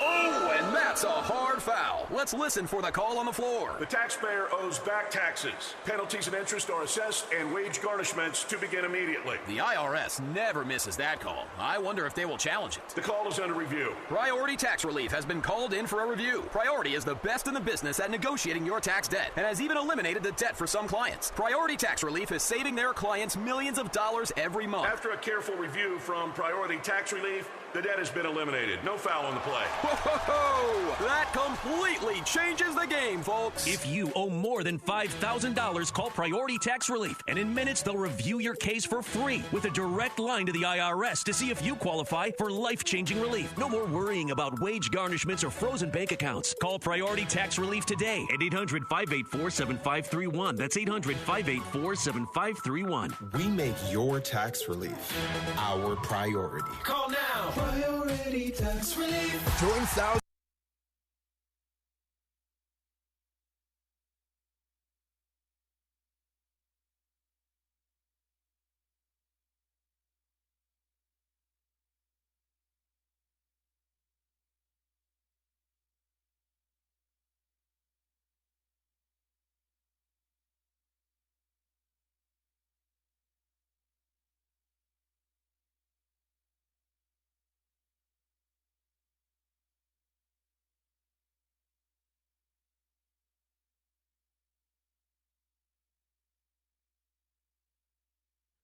Hello, Houston. He's Joe. I'm Jeremy, or Jeremy and Joe. AJ's around here as well. Brian's still not working. It's amazing how little he works. Lots to get to today. Get to the Rockets here in a little bit. Rockets played a basketball game yesterday against the Utah Jazz. Won said basketball game. Nick Caserio had something. Nick Caserio is being insulting today, Joe. Potty mouth Nick Caserio. Needs to wash his mouth out with soap. Being very mean to people. Very mean to people. He insulted a lot of people today. He did. Very mean. I don't like that from Slick Rick. Doesn't know what windows are. Doesn't know what drafting for need is. And now he's just calling everybody the M word. The M word. It's unbelievable. Yep. He's calling people the M word. He it's is. Really, it's a shame to see from somebody with a leader in this city. He is. He's just making sure his feelings are clear. He just chose a very aggressive way to do it. Yeah. I mean, the Texans are a first-class organization. They're very classy. I mean that sincerely. And you have your general manager running around out here throwing out the M word to people. It's it's tough to hear from a guy who's in such a leadership position. There's a lot of stuff going on around the NFL. Some comments about Breece Hall. Texans running back situation might not be great. I found this interesting, too. The CBS had these rules of free agency that would be interesting to take a look at because free agency is upon us. It is here pretty soon. Not here yet, but it's here pretty soon. Like the Combine kind of kickstarts the offseason. So we'll get into plenty of that a little bit later. But we start with my beloved Cougs. Fall at the Allen Fieldhouse yesterday. Kansas now 41-0 on Big Monday at home under Bill Self. Kansas has not lost back-to-back games at Allen Fieldhouse since 1989. That's why I was a little bit frustrated they lost Saturday to Colorado. But, Joe, as we always do, top three takeaways from Houston's basketball game yesterday. I mean, the obvious one is they didn't shoot the ball very well in this one. But I don't think the shot selection is poor all the time. I think it's just the ball wasn't going in the bucket for the most part in yesterday's game. Is that fair to you? Yeah. I mean, that's fair. That's fair to me. Like it's just like they just didn't make shots. I mean, you have Sinak 4 for 13, Fleming 6 for 18, Sharp 1 for 10. Like you're just not going to win basketball games that way. No, you shoot 32%. You shoot 32%. It's going to be tough. 5 for 24 from 3 as a team. It's going to be tough. You mentioned some of the like your two leading scorers. Look, Kingston still had 16, but 6 of 18. Like not his most efficient day. Manuel Sharp's your second leading scorer. He was 1 for 10, 1 for 6 from 3, scored just 5 points. Sinak, who Bill Self mentioned in the postgame press conference, they're like, hey, we're going to try to stop Sharp and Flemings, and like we were willing to sacrifice Sinak having some looks, and he had some really good looks. 4 for 13 from the floor, 1 for 4 from 3. Yeah, bad shooting night, and it's tough to win, especially on the road, especially in Allen Fieldhouse. A very difficult place to win, and you have to have good shooting games in order to beat them there, and Houston did not. I forgot to mention this yesterday, but one thing I think that's going to need to – I don't know if it's how much it can improve at this point in the season. I feel like you need a little more from your bench. You're just not getting a huge amount. I mean, Mercy Miller had 9 yesterday, but you're not getting a lot of production from your bench unit guys. And I know they don't all play a lot of minutes, but you're just not getting a ton from them in these last 2 games specifically. So that's the next one for me. Is just like you just need a little bit more from when, especially when, as we're talking about with the guys not scoring efficiently in last night's game, you need someone else to kind of step up and find a way to get it done. And just none of those guys on the bench are doing it right now. Yeah, maybe it'll be Miller. Maybe Miller will step into that role where he can be your scoring punch off the bench. Like you mentioned, he had 9 yesterday. Was that because, it was kind of, a lead late and played some of the young guys? That way you get the older guys off their feet? Or, is that something they'll continue to do? It's probably going to be specific based on the game. Miller can score. Isaiah's more of a defender at this point. Chase McCarty's a good shooter. Hasn't really materialized this season, but I think it's coming. He's a really good shooter. So yeah, I think that's a fair point. Like get a little bit of punch from your bench, especially on a night whenever you don't have good shooting nights from your guards, your starting guards. That's when it could really, pick you up a little bit. Last one here. I'll try to find a positive. No one had more than 1 turnover in the game. You had 8 total, but no one individually had more than 1. So that's a positive. I'll take from last night's game. Yeah, Houston leads the country in fewest turnovers per game. So. It's kind of what they do, but that's good. That's good. No one had more than 2. That's a positive, I suppose. AJ, you want to jump in on this? Did you watch the Cougs yesterday, or were you watching the Rockets? I'm very interested to know what AJ was watching last night between the Cougars and the Rockets. I watched the Cougs first, and then in between I watched the Rockets too as well. But okay, yeah, for sure. But then I turned it back on the Cougs once they returned from halftime and just finished that out because Rockets were playing against the Jazz. So let's be real. Yeah, that's a good point. It's a good counterpoint. It's a good counterpoint. Do you have 3 takeaways, AJ? Yeah, I have a few. Like Joe was saying, I mean, the shot selection wasn't bad, but they led for the earlier part of the game too, but they started to struggle from the half court perspective offensively, and then the Kansas, they were able to get to the free throw line more, and then I don't know. It's just I kind of compared to I was talking to Sean about this too, like the Rockets and Cougs can be similar in terms of their offense from a half-court perspective being stagnant at times too. So, hopefully, like you said yesterday, like it wouldn't be the end of the world. They lost 3 games in a row, but you definitely don't want to be trending downwards at the end of the regular season going into the Big 12 tournament. Yeah, I'm eager to see the bounce back. You've got 3 more games left in the regular season. Conference tournament after that. The season's not over. Like, the sky is not falling here. You lost to 3 really good teams. 2 of those were on the road. You just look at the KenPom per se. Kansas number 15 in the KenPom, and they're unbelievable in that arena. Like they're 41-0 on Big Monday for a reason. Haven't lost back-to-back games there since '89 for a reason. Iowa State number 8 in the KenPom. You're playing at Iowa State. It was a close game. You lost to Arizona, who's number 3 in the KenPom. Another game that was in the balance. I totally understand all of the critiques and the criticisms, and I think a lot of them are fair. I would just say the season's not over. Like this is a well-coached team. You have what is going to be a Hall of Fame head coach. You have a lot of talent. I'm very eager to see the bounce back here. And there's no shame losing the 3 games they lost. It just so happens to be that they're all in a row. So it makes it look worse, right? Like if you had these staggered across, like let's just say the Big 12 schedule is different, right? And you had one of these games towards the beginning of the year, one of them in the middle, and then one of them at the end, and you still lost all 3, you wouldn't feel bad about losing those 3 games because they're staggered around. But because they're all at once, it's like, oh, no, panic. The building is burning down, when it's probably not. You need some consistency in some areas. But this was also the same team that led Iowa State by almost double figures in Ames. It was a team that came from 10 points back and led Arizona in the second half.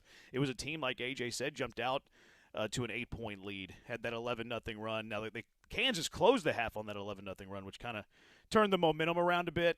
Maybe had a big influence, although Kansas shot it lights out in the second half, and Houston really couldn't buy a bucket in the second half. Now, the defenses that they've played has something to do with it. Like I always point to the KenPom. Kansas has a top 10 defense. They're number 10 in the country in defense. Iowa State's number 8. Arizona's number 3. So your offense is going to look worse against 3 top 10 defensive opponents in a row than it would, say, 3 middle-of-the-pack defensive teams. But that's an area that, if you want to win it all, that Houston would tell you. They'd be the first ones to tell you that they need to be a little bit more consistent in that department. Yeah, I think now it's just the question is just how do you respond? Like this can be a very much a positive thing, having a roster that's, built around 2 young players in a way, in Sinak and Flemings, and this can be a good learning moment as you get ready for the tournament. This doesn't have to be the end of the world. I think you're right where, yeah, it feels like the sky is falling because there's, 3 games left to go in the regular season before the Big 12 tournament, and you've lost 3 games in a row right now, and so things don't feel good right now. Everyone would kind of be panicking right now. Kansas fans would have been freaking out if they lost 2 games in a row. So, no, it doesn't feel good, but look, you got Colorado, Baylor, Oklahoma State. They should roll through those next 3 games, and then we'll see what takes place in the Big 12 tournament. Yeah. 713-780-ESPN HRMP listener line. Junkie says, thank you guys for leading off with the Cougs after they play. Really appreciate college basketball talk in the city. You're welcome. And I also appreciate how you spelled Cougs correctly, Coogs. I just want to thank him for doing that. Remember we had that text yesterday that it's delusional and homerish if Houston lost to Kansas that they would still be on the 2 line? Remember that? Yes. That junkie that texted in saying, you're being delusional, you're being a homer. If they lose to Kansas, they won't be on the 2 line. So I made it a point in my prep today, Joe, that every single time I saw a bracketology, with this time of year, you go to any publication, The Athletic, ESPN, Lenardi has his, you have these college basketball sites like Andy Katz for NCAA, you have the Field of 68, I mean, just CBS, just go down the gambit here. Every single site has a bracketologist, let's call it. Every single bracketologist I looked at today, I looked at 4, Lenardi, Katz, CBS, Bracket Dom, all still had Houston on the 2 line. So just wanted to point that out because I like to be a maverick for justice. I like to be, tell it like it is. I like to be honest and truthful. So that junkie yesterday that said it was delusional and a homerish that I said that if they lost at Kansas, they'd still be on the 2 line. I just wanted to point out that I was right and you were wrong. Fair. Totally fair. Just wanted to point that out. I think it's a good thing to point out. Yeah. I offer believe Cougs get to Sweet 16 and done. We'll see. It depends on your matchups, right? I think Houston's going to learn a lot from these 2 tough road games. You lose at home against Arizona, who's a top 3 seed. Maybe they're going to be better for it. Samson's pretty good whenever adversity is there. 713-780-ESPN. Coug Blaze not good. J-Bone. Coug Blaze, I get you, Coug Blaze. 75, get the losses out now. That's the thing. Play bad and play not your best in February, and then try to get better in March. You know what I mean? Well, that's what the goal is to make a run in March. February doesn't really matter. It's the goal. You can position yourself, but yeah, you're not gonna lose your season in February. Yeah, or at least some teams might. But I did think it was interesting. One thing you mentioned yesterday with the first 16 reveal, when I was looking at some of the brackets as well, to see the Cougs be put still in like Lenardi's bracket, for example, in the South region, because I do think they will not let Houston do that if they're okay. Well, they did it with Purdue last year as a 4 seed. Did they really? Yeah, Houston played at Indy against Purdue. That's true, they did. I mean, maybe they will then. I feel like they shouldn't do that ever, but if there's precedent, then there's precedent. Yeah, there is. I mean, there is precedent for it. Houston had to do it last year as a 1 seed. Houston did it as a 1 seed, played 4 seed Purdue, 45 minutes from Mackey. I have a sneaky suspicion that the committee is trying to avoid it. I think the first reveal maybe told us that, but it's also like, it's like I said yesterday. Maybe it's just me being senile or whatever. I think the committee is going to try to avoid Houston being in the South region as a 2 seed to protect their 1 seeds. A hunch I have. The other part of it, like I said yesterday, is maybe because Houston was the second 2 seed that they were trying to protect the top 3 1 seeds by not giving Iowa State the last 4 seed, the last 1 seed, the 4th 1 seed, the top ranked 2 seed, to go somewhere else. So I don't know. It's one of those 2 things. Hopefully it's the latter, because that would mean that Houston could still be playing in the South. But whatever. You're going to go play a basketball game against good competition if you make it there. Is you think best path is the path to the 1 seed just winning the Big 12 tournament now, or be a 1 seed? You might have to win out. Which look, not to overlook the guys that are playing coming up next, but again, it's not 3 super challenging teams in the Big 12. I know Big 12 basketball is very good, but Colorado's not exactly scary. I don't know if Baylor's how good they are this year. They got 2 first-rounders, Baylor does. So did Rutgers last year. Colorado's got a very good young team. It's capable of beating you. But I feel like it feels like Duke, Michigan, UConn are kind of locked in as 1 seeds at this point. Well, you're missing Arizona. Well, and then Arizona, I feel like to me it feels like it's the winner of the Big 12. Well, Arizona's in the trio. Arizona has a better resume than UConn. You think was they're the locked last. UConn was a 2 seed in the bracket reveal. It was the top 3: Michigan, Duke, Arizona. The last 1 seed was Iowa State. Now Iowa State did lose at BYU. I don't know how punitive that should be because playing at BYU is very difficult. And then UConn was the top 2 seed. Houston was the top 2 seed last Saturday. Houston's lost 2 games since then. Yeah. So I don't. No, I think the top 3 are Michigan, Duke, Arizona by a pretty substantial margin. I think there's a gap there. UConn probably has the lead right now because Iowa State lost and Houston's lost twice, so UConn might be that last 4 seed. But a path to a 1 for Houston, not that I care. Like, I don't really get lost with the whole, 1 seed, 2 seed thing. Like, I don't think there's a huge difference between being the last 1 seed versus one of the top 2 seeds. But if you're asking me the question, what would it take? Probably to win out. Maybe win out, win in the Big 12 tournament, maybe lose a very, very close game to Arizona in the final could get you there, could maybe edge you there if UConn loses a game or 2 down the stretch. So, there's possibilities depending on what UConn does, maybe even Iowa State does. But I think the safest bet, obviously, would be to win out, win the Big 12 tournament. I think there is a path to win out, lose in the Big 12 final, and maybe edge into that final 1 seed, but it would probably require a little bit of help that way. Yeah, and I'm with you. Normally, it doesn't matter, really, if you're a 1 or a 2 seed. I think for this year, it is a slightly different just because that's, the Sweet 16 and the Elite 8 will be played here in Houston.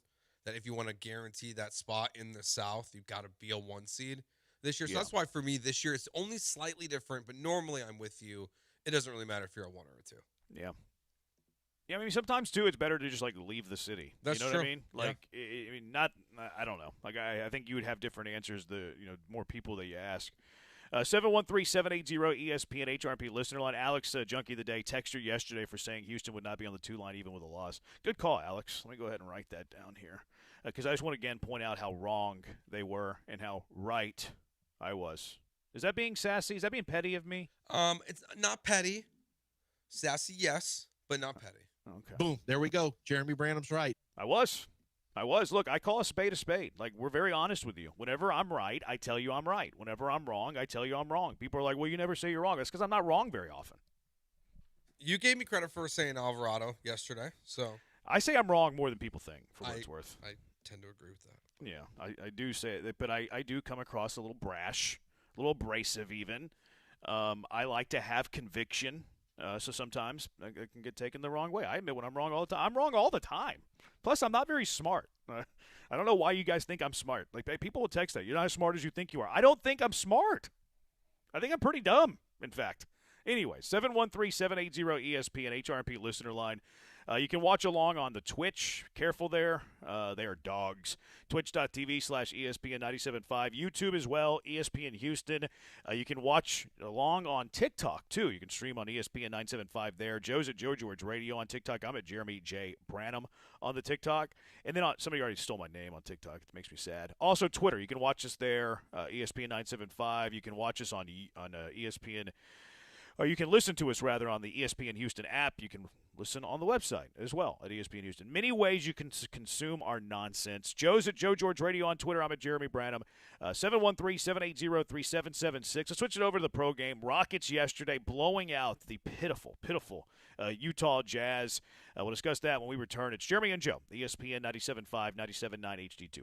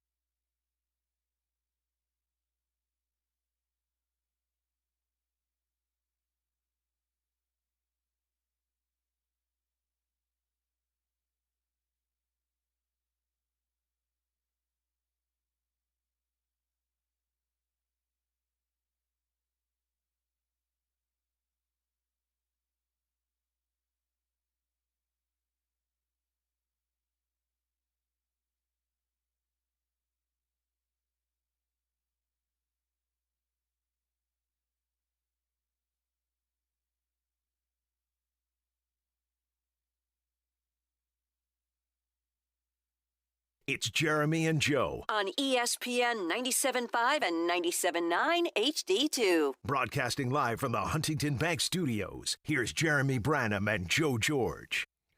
He's Joe. I'm Jeremy. 713-780-ESPN, HRP listener line.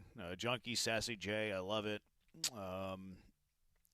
Another junkie says Will Levis. We're not going to write that one off as a wrong just yet. He's still very young, Will Levis. Still a young man. How long are you going to give it? Until he's 30. I mean, Sam Darnold bounced back. Like, why can't Will Levis bounce back? Like, what if he ends up in Minnesota and like all of a sudden lights the world on fire? Skull. That would be an interesting fit. That's the fit that I'm rooting for because I want to not be wrong on this. That would be really interesting, actually. Like a quarterback competition between J.J. McCarthy and Will Levis for the Vikings next year. That's interesting. I don't know. I mean, it'd be awesome if in order for this take to be like, ultimately I don't care. Like, I don't care about the career of Will Levis. Sorry. Like, it's totally selfish. Like, I don't want to be like an idiot because I was standing for Will Levis in this draft. So it's more that I'm rooting for selfish reasons than I actually care about Will Levis. But in order for this take, I think, to ultimately be right, which, I mean, it already has a lot of stain and black cloud over it. I understand that. I concede that. I'm being silly.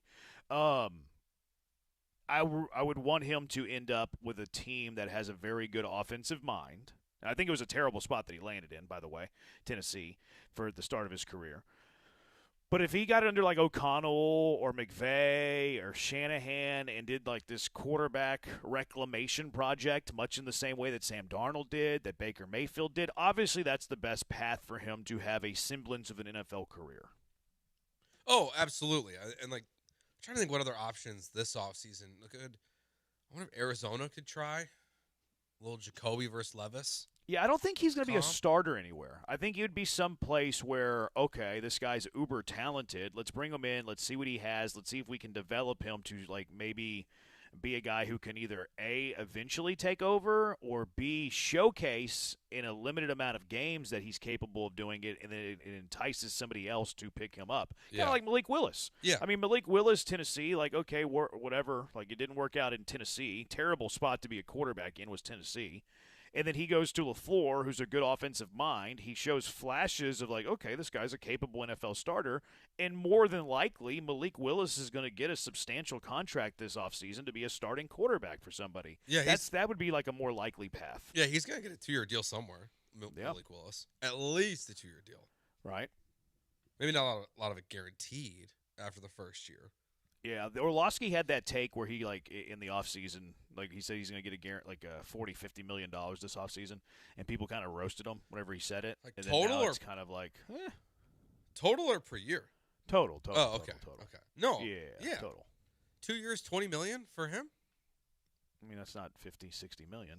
Well, 2 years, 25? I think you said 40. Did I? I might have. I can't remember. 40, okay, all right. If I did, my bad. We'll have to go. Sassy J. Well, I don't remember what Orlovsky said. So, like, me just throwing out like a number, like, I don't really know if he said that.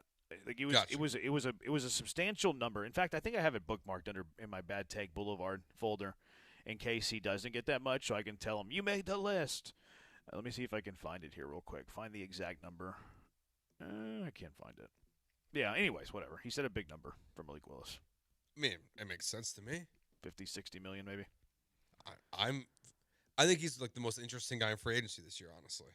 So you think he'll be a starter? Yes.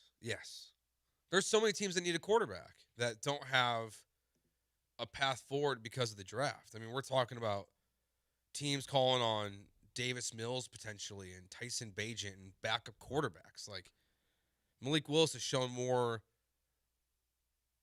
high-level play than Mills has shown. So Do you think Kyler Murray will be a starter somewhere? I do. Okay. Do you think Tua will be a starter somewhere next year? I'm not sure. Okay. Do you think Bagent will be a starter somewhere next year? No. Do you think McCarthy will be a starter somewhere? I think he'll be in Minnesota. I don't know if he'll be the starter. Okay. Well, I'm asking if he'll be a starter. Well, I think it's being a competition, but I'll say yes. With who? Minnesota. No, with who? Who's he competing with? I think like Tua. Ooh. That would be nasty. That'd be such a group. Could you just platoon them? Could you platoon the quarterbacks like we see in baseball? Or like the Astros platoon maybe in right field like they did last year down the stretch? Could you just platoon like this defense isn't as good as against lefties? This defense isn't as good as righties. We're going to play the left-handed quarterback against defenses that struggle with lefties, and then we're going to play the right-handed quarterback with defenses that struggle against the righties. I'm being stupid. I know that isn't a thing. Do like the whole like Tim Tebow Florida era where like you're just switching off possessions. Yeah. That was when he was a freshman. It wasn't his entire era. I loved that. I loved that team. Who was the quarterback? I remember who it was, but I can't remember his name. I want to say like Leak. Yeah, was it Ryan Leak? Was it Ryan Leak or CJ Leak? Who did Tim Tebow share time with? I'm going to bill you for this. At Joe George Radio on TikTok. I mean on Venmo. It was Chris Leak. Chris Leak. What a pull. I said CJ. That's close. I mean, you got the C, right? You never know. He could be a CJ. You just don't. Maybe we just don't call him that. Chris Leak was not bad. No, he was not. Like he was a pretty good quarterback. That was a funny team because that was like the whole jump pass era. Remember? Yeah. Because like they would bring Tebow in on the goal line and like he would do the jump passes and stuff. What a career Tim Tebow had, man. Like one of the weirdest. Like honestly, like we don't talk about this that much. Maybe we did in the past. But Tebow had such a strange career. Like, he comes in as this, like, decorated quarterback. He plays as a freshman, wins a Heisman, wins a Natty. Like, is this polarizing NFL prospect that nobody thinks is actually good in the NFL.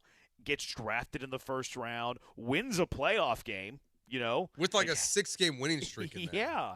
Had some moments. And then by the time his NFL career was done, he was playing tight end for Bill Belichick. And he goes to baseball. And there was one more stop after that. Oh, that's right, Urban Meyer. He was a tight end for Urban Meyer at training camp.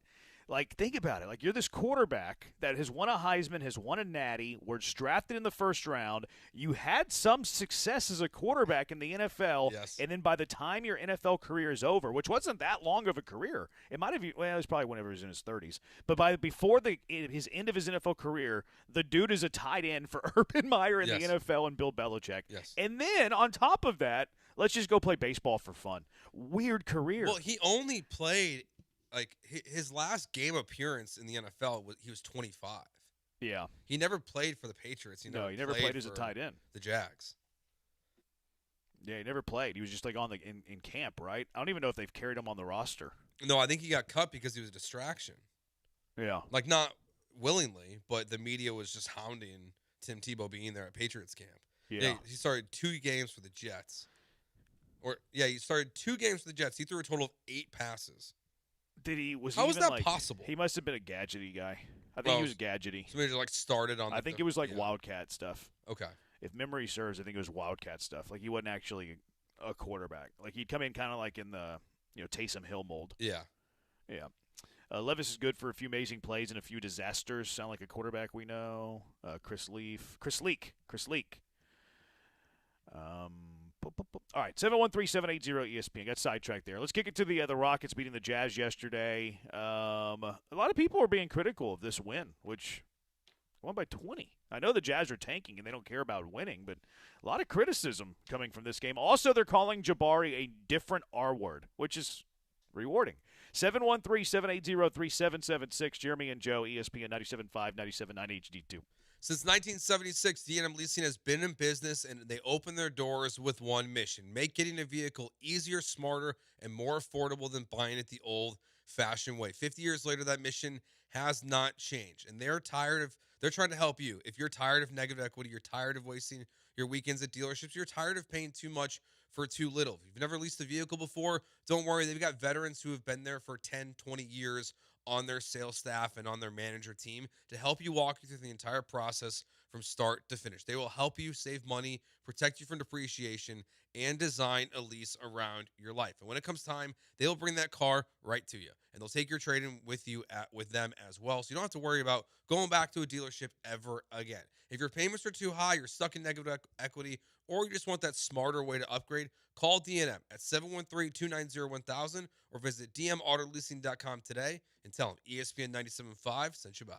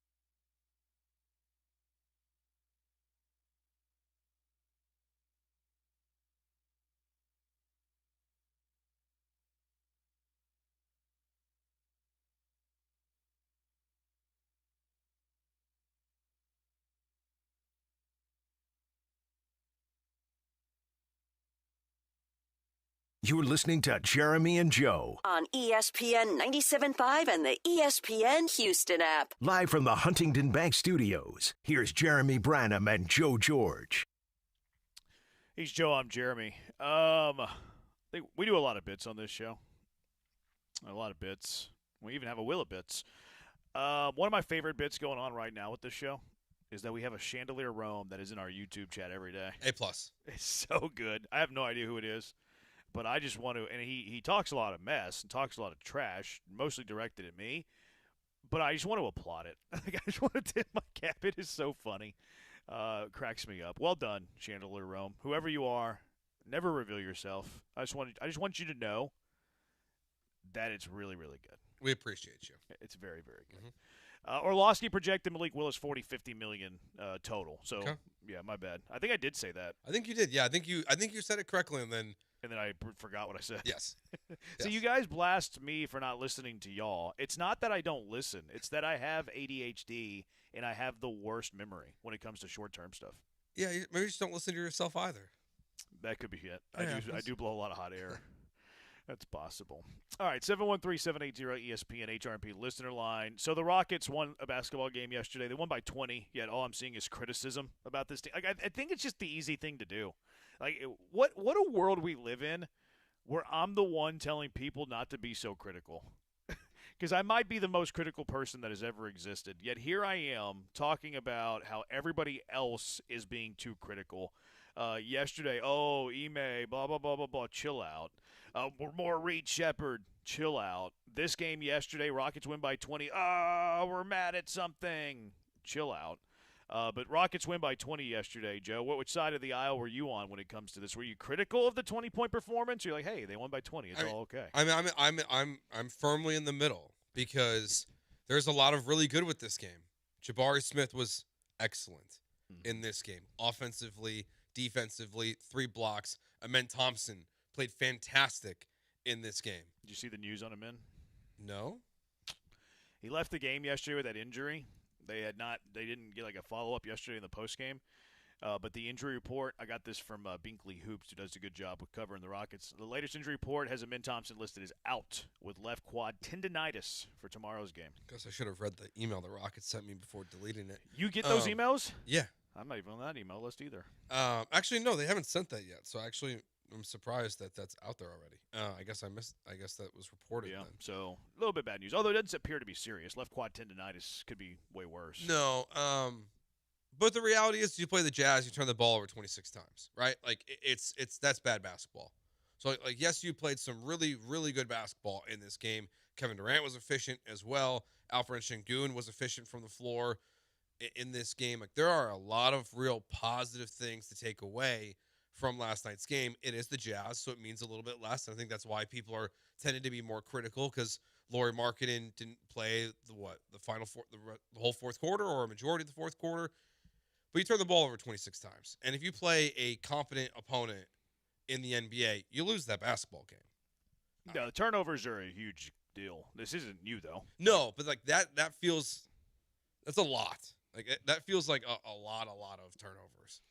Yeah, I saw a lot of people like, hey, I'm in, great, blah, blah, blah. He turned it over 6 times. Like, it's hard for me to say a player had a great game when they turned it over 6 times. Right, that's fair. Like, yeah, all the other stuff looks great, right? Like 20 points looks pretty cool. 7 rebounds, that looks pretty nice. Few assists, couple steals, a block, racked up the stocks. You turn it over 6 times, I'm going to be a little ticked off. Like, I'm not going to be too thrilled. And look, a lot of that is because they use Amen as the primary ball handler on this team, and he's not really a great ball handler. I actually think he's a 4. I think that's his best position in this league is a 4, where you can switch him out and defend anybody. Like if he defends the 4, pick and roll. Okay, I'm just going to guard the guard. That's like his versatility is that, that's why he's great because of the defensive side of the ball. I don't think he's a primary ball handler, but it's the grave the Rockets dug for themselves. Even before the Fred VanVleet injury, like you were banking on Amen and Reed to be the backup point guards on this team, and you were an injury away from a guy in his 30s from them two seeing heavy minutes as the point guards on this team. And I don't really love either one of them in this role. I saw a lot more of Reed Shepherd clamoring after this game too. Which, hey, you won by 20, and they're still griping about Reed Shepherd not getting tons of minutes. Reed Shepherd also turned it over a lot. He turned it over 3 times, not as much as Amin, but he still turned it over a lot. Like, hey, Reed needs to be the primary ball handler. He's a turnover machine. Yeah. I mean, you don't have a good solution to fix your turnovers, and it's not like it's all because of how everything's being run. Like, it's not happening in the flow of the offense. They're careless passes. I mean, he had the one where he threw it right to one of the Jazz players, and you can see him put his head down, turn around, and run to the other end of the court. He has some bad turnovers in this game. It was just too much, and I think that's why it's fair to still be negative about the Rockets even after a win, just because you expect cleaner basketball. I didn't feel comfortable until 3 minutes left to go in the fourth quarter, where like how sloppy they were still playing there at the end. It's like, well, if the Jazz start ripping some shots here and the Rockets are playing this way, like this game, it ain't over. So I want to feel largely positive about Jabari for the most part. I mean, he really was fantastic in this game. It was exactly what we talked about yesterday with the shot at the end of the Knicks game that we didn't like. But yesterday we saw that shot being taken in the flow of the offense during the duration of the game, and it was going in left and right, it felt like, for Jabari. So you can see still with the upside. And that's the other part of me that gets frustrated while watching this game is that, yes, it's the Jazz. The defensive effort, the rebounding from Jabari, the scoring efficiency, it's like, why can't you find it more often? Like, it's so good. It was fun to watch, but I'm just like, because you're not going to go 6 for 11 from 3 every game. No, but you can be better offensively on the glass and defensively on the glass and getting better block shots and just being playing a better defense like he did last night. You can make up for a bad offensive performance on the other side of the court. I feel like he doesn't typically do that. He did that last night, and then he was incredible on offense on top of it. Well, it's easier to defend bad teams. That's true. That's very true. It is the Jazz. They stink.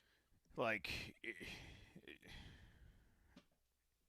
I don't want to be critical because I'm pleased with a 20-point win any night. I just, my general stance. Oh, if he just does this every night. Well, he's not going 6 for 11 from 3 every night.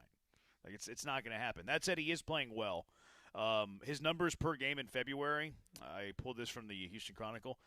Jabari's averaging almost 18.5 points per game in February while shooting 47% from the three-point line in the past 9 games, Joe. 26 for 55 in the last 9 games from 3. It's pretty good. And obviously he's not going to be a 47% three-point shooter over the course of a season, but my thing with Jabari, and this is why I like Jabari. Like, I don't do the whole, like, he was drafted 3rd, he should be a Hall of Famer.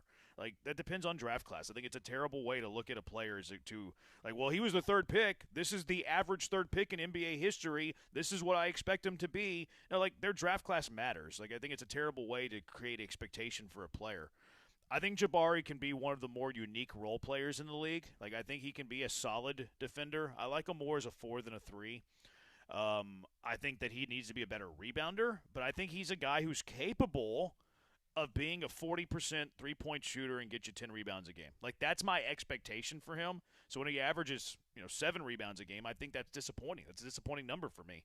I want him averaging 15, 16 points, 9, 10, 11 rebounds, and shoot 40% from 3. Like, that's my ceiling for Jabari. Yeah. And I think it's a fair ceiling. And I think if you have that ceiling, like, maybe you're not an all-star, but I think that's a unique role player and a very good role player on a very good team. Like, you have a 4 doing that, or a combo 3-4 doing that, like, that's very helpful, obviously. Yeah, and one thing I want to just add to what you said there about the draft class, I think we view NBA draft picks too much through a football lens, where because players are selected high, we have these high expectations for them. Where if you just go back to any draft, you can go to any single year, including Jabari's class, at least half of the picks taken in that top 10 are no longer on their team. They've been moved. They've been traded. They've been cut, like Jeremy Sochan has been already by the Spurs. So, like, we put this emphasis on where players are drafted in the NBA, and it's just they get moved quick because it seems like it's all like drafting a quarterback in the NFL. It's a giant guessing game unless you have these can't-miss prospects that come along, and even then you get your Zions and your Ja Morants who fall apart eventually. So it's I get why people do view Jabari as like, oh, he's the third pick in the draft. And yeah, Bencaro and Chet Holmgren in front of him are very good players, but there's really no one behind him that you're like, oh, the Rockets made the wrong pick. The next best player taken is probably it's Jalen Williams at 12. And you weren't taking Jalen Williams at 3 at the time. So like I have no qualms with the Rockets taking Jabari and having high expectations for him, but I don't think saying he's a third pick, he should be doing this is fair because it's not the reality of what NBA prospects are. Yeah, I'm with you. So there's a new R word they're calling Jabari. I'll tell you that R word on the other side. Also, Tari's getting some heat from a specific play in yesterday's game that led to a torn ACL. We'll discuss that on the other side. Your thoughts, too. 713-780-ESP at HRP. Listener line, Jeremy and Joe, 713-780-3776. Jeremy and Joe, ESPN 975, 97.9 HD2.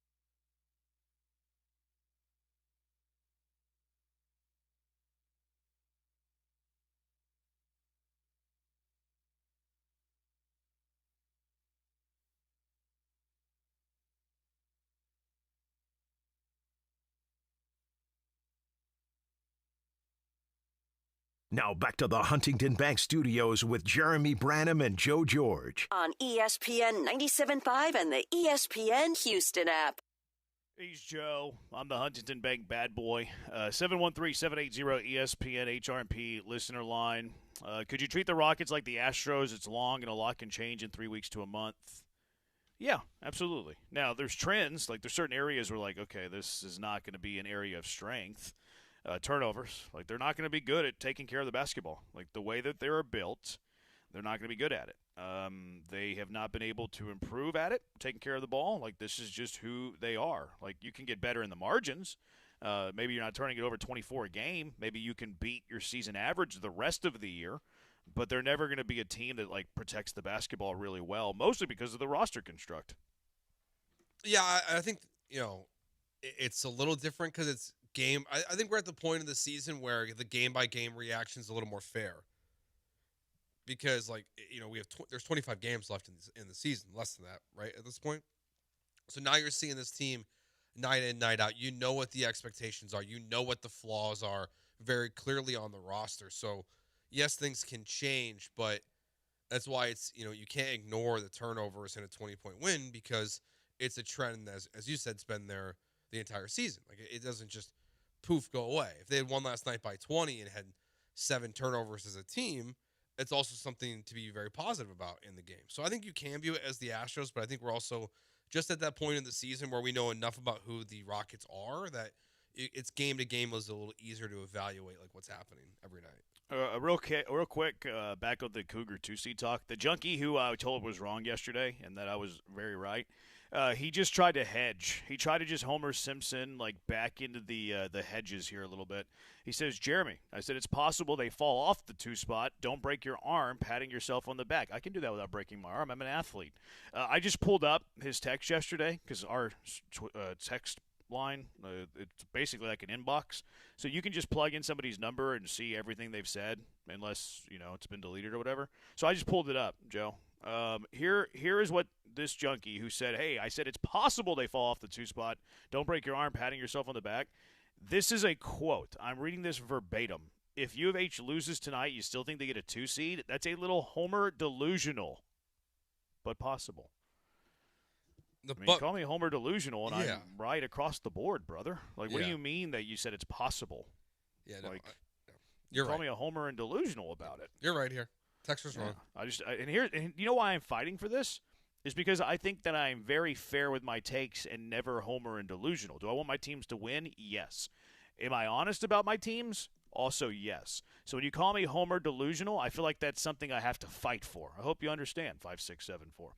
713-780-ESPN HRP listener line. Told you Cougars suck and won't ever win a natty. Why are you being mean? That's not very cool. Ocho defenses win championships, right? Depends on the sport. 713-780-ESPN. Bari, when not overthinking, is so much better. Maybe publicity being called the R word made him think. Do you know the new R word? I just saw it actually as I was scrolling Twitter. The new R word. I think it was Ben DeBose yes. who called him this. Clutch Fans. I'm not sure if he writes for Clutch Fans, but Clutch Fans is the one who tweeted it. Said Ben DeBose said it. Yeah, it is a ClutchFans.net article. But he says that the new R word for Jabari, reliable. Mr. Reliable, Joe.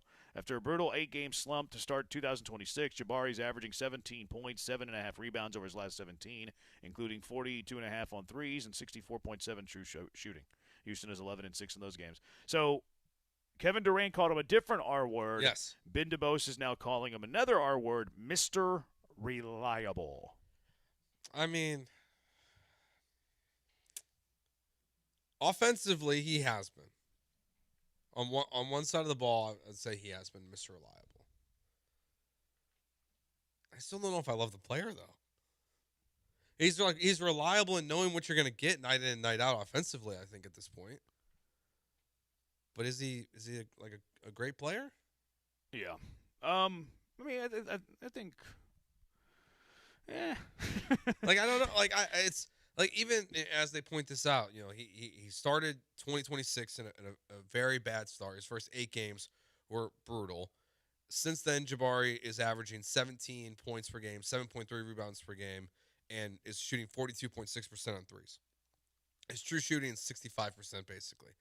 The Rockets are 11-6 in those games. That's all positive. But to me, it's not really about the offense. We know what the offensive capabilities have been for Jabari. We've seen a lot of that this season. It's the other parts of the game that I don't think are reliable. You don't have Steven Adams rebound the ball more consistently. He's shown he can block shots. This last week and a half, he's had some crazy blocks. Where is that more often? Mm-hmm. So I think he's I'm going to change it. Mr. Somewhat Reliable. Okay. Is that fair? Yeah, I mean, I don't think he's the most reliable player. I think he's a little volatile, actually, a little streaky. I wouldn't use that word to describe Jabari, but it's a nicer R word than the R word he's been called lately. Do you think Ben deliberately used a different R word because Kevin Durant called him an R word? So in the story, it looks like a Rockets source told Ben DuBose he's Mr. Reliable. Okay, I didn't read the story, admittedly. I wonder how long they've been calling him this, though. Like, have they been calling him this since the All-Star break when the Burgers came out? That's what like, Jabari, I know I called you this R word, but this is the R word we're going to call you now. I mean, if they found out in January, it kind of coincides with, hey, if they did find out early January, he starts out with a slump, and then he's been really consistent since. So let's find a new R word and a little spin. You know? Durant's burner just had a typo. Let's go with that. Yeah, he's not going to be this. Jabari, you're not going to be this R word. You're going to be this R word now. Yeah. Maybe, and that's why they reached to call it Mr. Reliable, even though he's not that reliable, is because they were trying to find another R word to call him, as opposed to the other R word that wasn't his kind. Junkie, better rebounder, Adams or Rodman? It's hard for me to go with anybody other than Rodman. Like, Rodman might just be the answer against anybody in the history of the game. It's Rodman. Yeah. If you believe the KD news actually broke mid-January, the situation motivated him. I hope. That'd be fine. Like, that'd be cool. R word, same, but Tari, the franchise Eason, we need to keep him for the long haul. I like Tari. I hope they match him. Tari's taking some heat, though. Did you see the play yesterday where, he was trying to kind of shield this dude, Vince Williams Jr., the Kogi got a steal, which – probably had some hyperbolic Hollins here. Hyperbolic Hollins called like a Kogi the best defensive recoverer he's ever seen. Wow. That's impressive. The best he's ever seen? Yeah. Like, for a guy that watch the first 10 seconds of that link that I have in there. But I couldn't, like, a couple of his words like kind of get muffled, so I don't know exactly what he was saying. Okay. So I gave him the benefit of the doubt, but I'm pretty sure it could have been a hyperbolic Hollins if we really wanted it to be. I think he said he's like the best recoverer in the NBA that he's ever seen. The best defensive recoverer, like he gets beat but then recovers. I think that's what he's saying, but there was a couple words that get muffled, so I'm not 100% sure, and I don't like to like blast somebody unless I'm 100% sure-ish. But anyways, the play that we're talking about, Okogie gets a steal, he goes to the basket, and then like trailing the play, Vince Williams Jr. is like on the left sideline, pretty far away from the play, and Tari's on the left sideline a step in front of Vince Williams, and he kind of like, screens him a little bit, not like a technical screen, but like just kind of leans his way a little bit to shield him away from getting into the play. And on the play, they're thinking that Vince Williams perhaps tore his ACL. Yeah, I mean it's been reported now he has. Oh, okay. I didn't see the update. I don't think it's like a scale of 1 to 10, like 10 being Draymond kicking the dirty. I think it's like a 2. 3. It's not. Yeah. It's not a dirty play. You see it all the time, quite frankly. Yeah, it's more unfortunate as you see Vince Williams go down. I'm assuming it's his left knee that tears here, because you see it buckle in a way that doesn't really make sense of how a knee is supposed to look. So, it's not. It's just not. It's unfortunate. I think I get why Jazz fans are giving him grief, but like he bumped him and he rolls his ankle, and Vince Williams does, and as he rolls his ankle, his knee bends in a direction it's not supposed to go. He tore his ACL. So I get why some people are upset with Tari, but this is, I dare say, a nothing burger? Yeah, I think it's a nothing burger. Plus, I don't mind having a few players on my team that opponents are terrified of.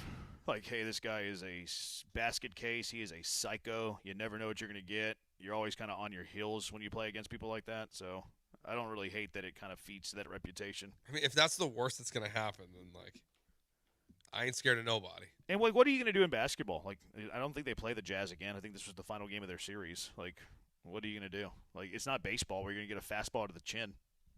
We're going to throw punches towards next year? And if they were going to do something, they would have done something in the game. Like, undercut them or, a hard screen, something like that. Yeah. Like, nothing came of it. I saw Tari talking to one of the players after one of the Jazz players after the game to get an update on what they're thinking, and then I think he was told the news, and he's kind of distraught about it, and then looked like he was pleading his case. I think it's a nothing burger. I mean, like he gave him a shove, but that shove doesn't typically end in a torn ACL. And it also like nobody reacted to it in the action in the run of course of the run of play. No one even acted about it. Like they were all like, okay, basketball play. Yeah, if they thought Tari was to fully blame here, that after they checked on their player, then there would have been some kind of confrontation. And as you said, something else would have happened later in the game. Yeah. There's plenty of time left in the game. This is just a bunch of those aggregators like, oh, no, look at this play. Let's make it go viral. And, people like controversy. They like drama, and then that's what goes viral these days. When the player's on the floor, no biggie. All right, 713-780-ESPN. We cover everything here. We covered the umpteen turnovers the Rockets had. We got all the Rocket stuff, didn't we? Yeah, we got everything. Any text here? I think we're good. Missed opportunity to not call him Tar Word. It's not bad. I'm actually embarrassed that I've laughed at that. 713-780-ESPN. Nick Casario spoke today, Joe. He's got some C.J. Stroud stuff. He's very mean to people, too. He also had the latest on Joe Mixon. And what he had to say, does it change the way we feel about Joe Mixon potentially being on this football team next year? 713-780-3776. Jeremy and Joe, ESPN 97.5, 97.9 HD2.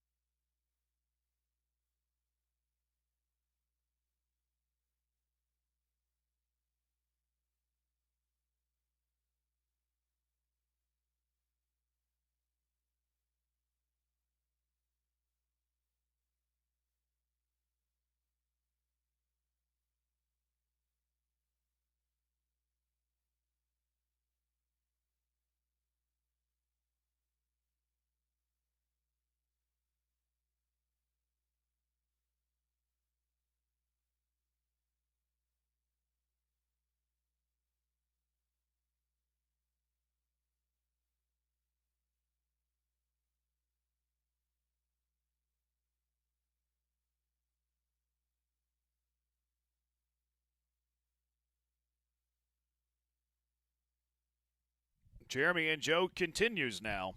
That might be my greatest contribution to the station that I've ever had.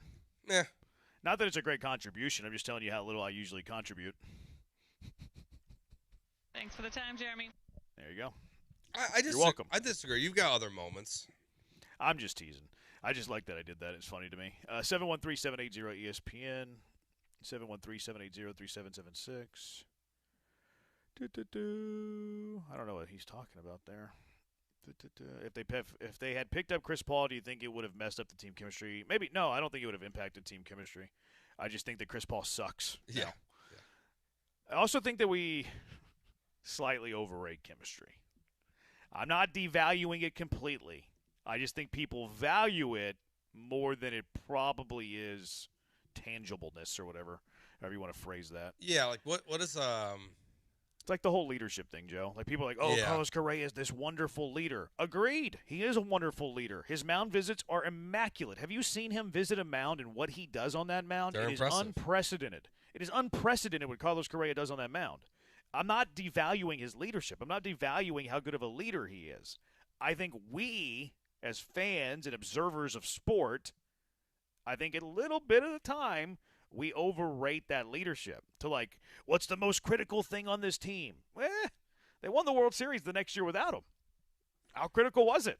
Well, clearly it wasn't. At the same time, it is important. I get it. Like it is important to have a leader and a captain and a guy that can rally the clubhouse. I'm not disputing that. I just think sometimes people think it's a 10 out of 10 when it might be like a 7.5 out of 10. No, because I think ultimately the leadership that matters is whoever's at the top. If that's, to me, if your leadership is bad as with your manager, your coach, then you have a problem, right? If you don't have great leaders on your team, like you can, or if your main leader leaves, like someone fills that void. So I'm with you. Like if I don't think Chris Paul messes anything up, but he was available since, I don't know, was that November? Yeah, you could have had him when the since Clippers thing went down and they kept him on their roster, and then they retired. And then he got traded to Toronto, got waived, and he just retired because they knew nobody wanted him. That's why he retired. Yeah, Chris. It's just not. He's an irrelevant name at this point. I do feel like they should have gave him a little love at the All-Star game though, because he was there. It's fair. Like he didn't get his retirement was kind of ugly because of the way it went down. Like I think it just rubs people the wrong way though. Yeah, so maybe the players didn't want it, but I thought they he was could going have to given get him some love there. They could have given him some love. He's one of the greatest point guards of all time. He really is. He's incredible career.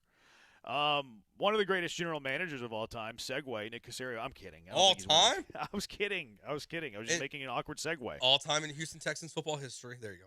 I do think he is the greatest general manager in Houston Texans history.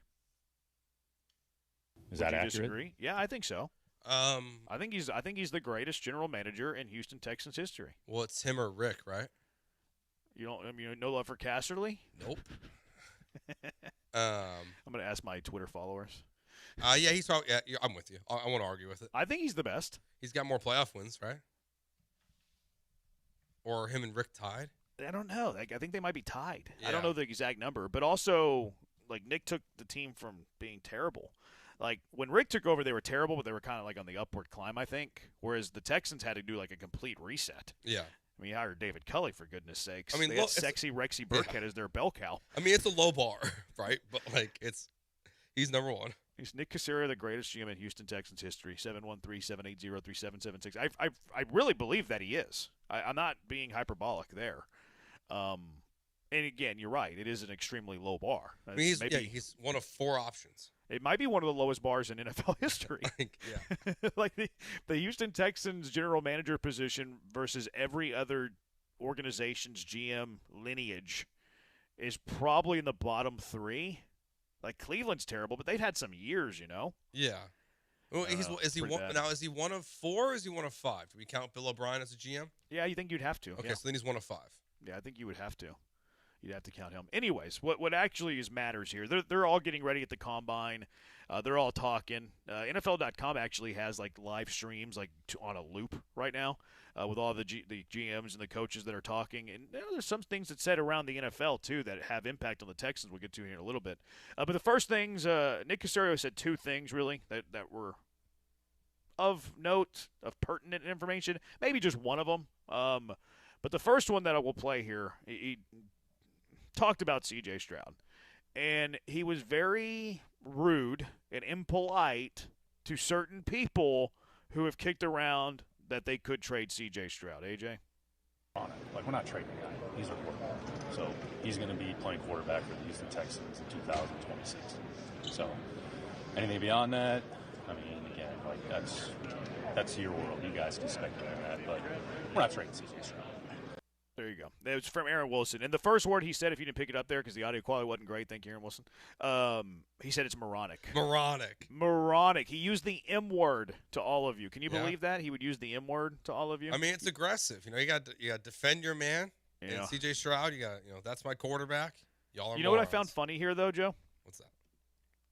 I find it funny that he, calls everybody morons for bringing and look, I don't disagree with him. I think it was moronic that people they took what McShay said that hey, GMs are going to call about him, and they tried to make that out to be a rumor. Mm-hmm. That's moronic. It was never a rumor. It was Todd McShay speculating that teams would just call to check in on a quarterback, which is a GM's job, is to call in and check in on somebody else's roster and be like, hey, I'm interested in this guy, or could they be available? That's very rudimentary operation stuff from NFL GM. So it was moronic that McShay saying that turned into this grand rumor mill that didn't even exist. Yeah. So I do agree with Caserio on that front. Now, what I find funny is he's like, it's moronic. He's going to be our starter. But beyond that, I don't know. So at the start of the sentence, he's calling you all morons for thinking that it's even possible that C.J. Stroud would be anywhere else in 2026. But he finishes the season by giving you all the innuendo in the world that maybe in 2027 he could be somewhere else, though. 100%. It's so funny. It's. I feel like it's not what he meant to say. Honestly, about speculation, just you guys can speculate however you want, but we're not trading him. But the fact that he said he's our quarterback in 2026, anything beyond that, you guys can speculate on that. Okay, so C.J. Stroud's future of the Houston Texans, in my mind, is now in doubt because he didn't say and beyond. Right? He didn't say he's our 2026 quarterback and for the foreseeable future. Yeah. Now.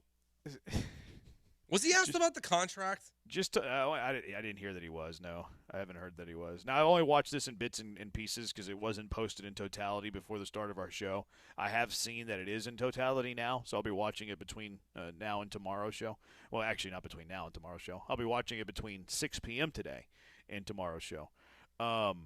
But I don't believe that he was. Of all the clips that were posted, none of it had to do with his contract situation. And look, I do think that there was some, we're mocking it a little bit and having fun here, obviously. I agree with Caserio that it is moronic to talk about the idea that it was a rumor that they were trading C.J. Stroud. And I do think that even though we're mocking that into the sentence, beyond that is up to you guys. I think that's posturing because of his contract situation, quite frankly. I think that's, he's under contract, but we don't. He's going to be eligible for a rookie option that they have to pick up this year. Technically, he's not under contract beyond this season yet. Correct. So I do think that's why he postured there a bit, is because technically he is still not under contract beyond 2026. He's got 4 years of his rookie deal. 2026 is going to be the fourth year of his rookie deal. They haven't picked up his rookie option yet, which they will, but not officially. And Caserio doesn't talk in hypotheticals or speculation. He talks in official business here. So I do think that's why he said it the way that he said it. Yeah, he also, I guess he did say, when he was meeting with all of the media, not just the Houston Texans media, because there's two separate sessions, he did say he said he ain't going anywhere. But that doesn't mean still in the future that things can change. Yeah. But it was very funny to hear him supposed say. To. I like how you call people moronic. I was like, oh, okay, Nick. Sassy Caserio. He does that from time to time. He does, yeah. I mean, he gloat's not the right word. When at the season ticket event last year when he was like, our offensive line's gonna be good. Maybe brash. Brash, yeah.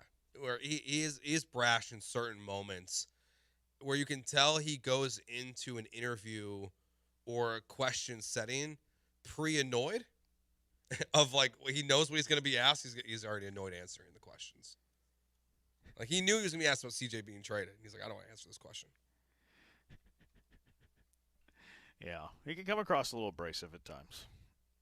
I don't know what windows are. I don't know what drafting for need is. It can be a little abrasive at times. All right, 713-780-ESPN. Get your thoughts on that. Also, he had some thoughts on Joe Mixon. Are we out on Joe Mixon based on these comments? 713-780-3776. Jeremy and Joe, ESPN 97.5 and 97.9 HD2. You know something that I'm not out on, though, and that's Monument Chevrolet. In fact, you should be all in, 10 toes down on Monument Chevrolet if you're in the market for a new vehicle. Maybe you're a business owner, too, and you have a commercial fleet, and you're looking to update that commercial fleet. Monument Chevrolet is the best in the business with commercial vehicles as well, so keep that in mind if you are a business owner with that commercial fleet. But if you're in the market for a new vehicle, listen up. Monument Chevrolet, the dealer you can trust.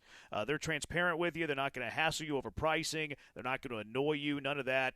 Unbelievable culture there at Monument Chevrolet. It's still because they're family-owned after all these years, 50 years to be exact. 5 decades as a pillar in the community, and then all these people just keep coming back because they love their experience at Monument Chevrolet. Family feel, friendly. The atmosphere is great. It's palpable the moment you step foot in their showroom. They hire great people. GM Jeff is over there. Jeff, best in the business at what he does. But they also take care of their salespeople. It's like the pinnacle. It's the mecca for salespeople in the business to get over to Monument Chevrolet because they take care of their salespeople. Salespeople want to be there. They have great holdover rate. They don't turn over their sales fleet like a lot of car dealerships do. It's because they're loyal to them. They hire the best in the business, and they stay there. And that's why it is so great buying from Monument Chevrolet because you can trust these car sales guys and ladies too, and they're going to take care of you. They're not going to hassle you with pricing. They're not going to stress you out. They're going to be very transparent with you. They're not going to do any of that trick stuff. No time wasting. None of the dirty part of the business. No hidden charges. So if you're looking to upgrade your ride, maybe it's the Silverado. Maybe it's the Trax. Maybe it's the Equinox. Whatever the case may be, if you've been waiting to upgrade your ride, do it now at Monument Chevrolet. They're going to work hard with you to meet that budget. So whatever price you got, the vehicle you wanted at, they got you at Monument Chevrolet. Stop by and visit them in person, 225 and Beltway 8. Make sure you say hello to GM Jeff, too. He's going to take care of you. Best in the business, like I said, in the customer service game. He's always doing what is right for you. So make sure you stop by, say hello to him. Hey, can you help me out, GM Jeff? Can you help me with this a little bit? And he's going to do that for you, and you're going to love the experience you have with him. You can check out the full inventory as well at monumentchevrolet.com, monumentchevrolet.com. Get over there and visit 225 and Beltway 8. Chevrolet, together, let's drive.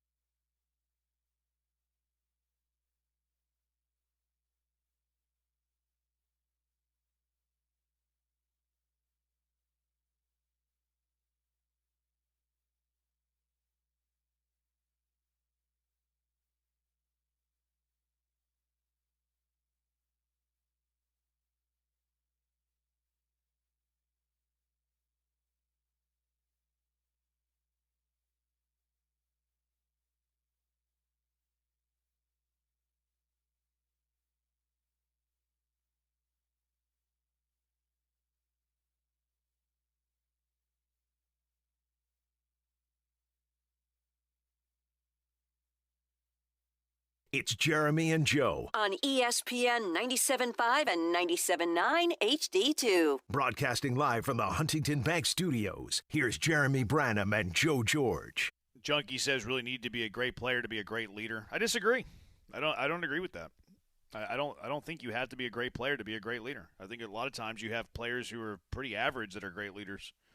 Or bad. Martin Maldonado. Bad player. Yeah. Good leader. Yeah. Like there are some examples where you're a great player, you're a great leader.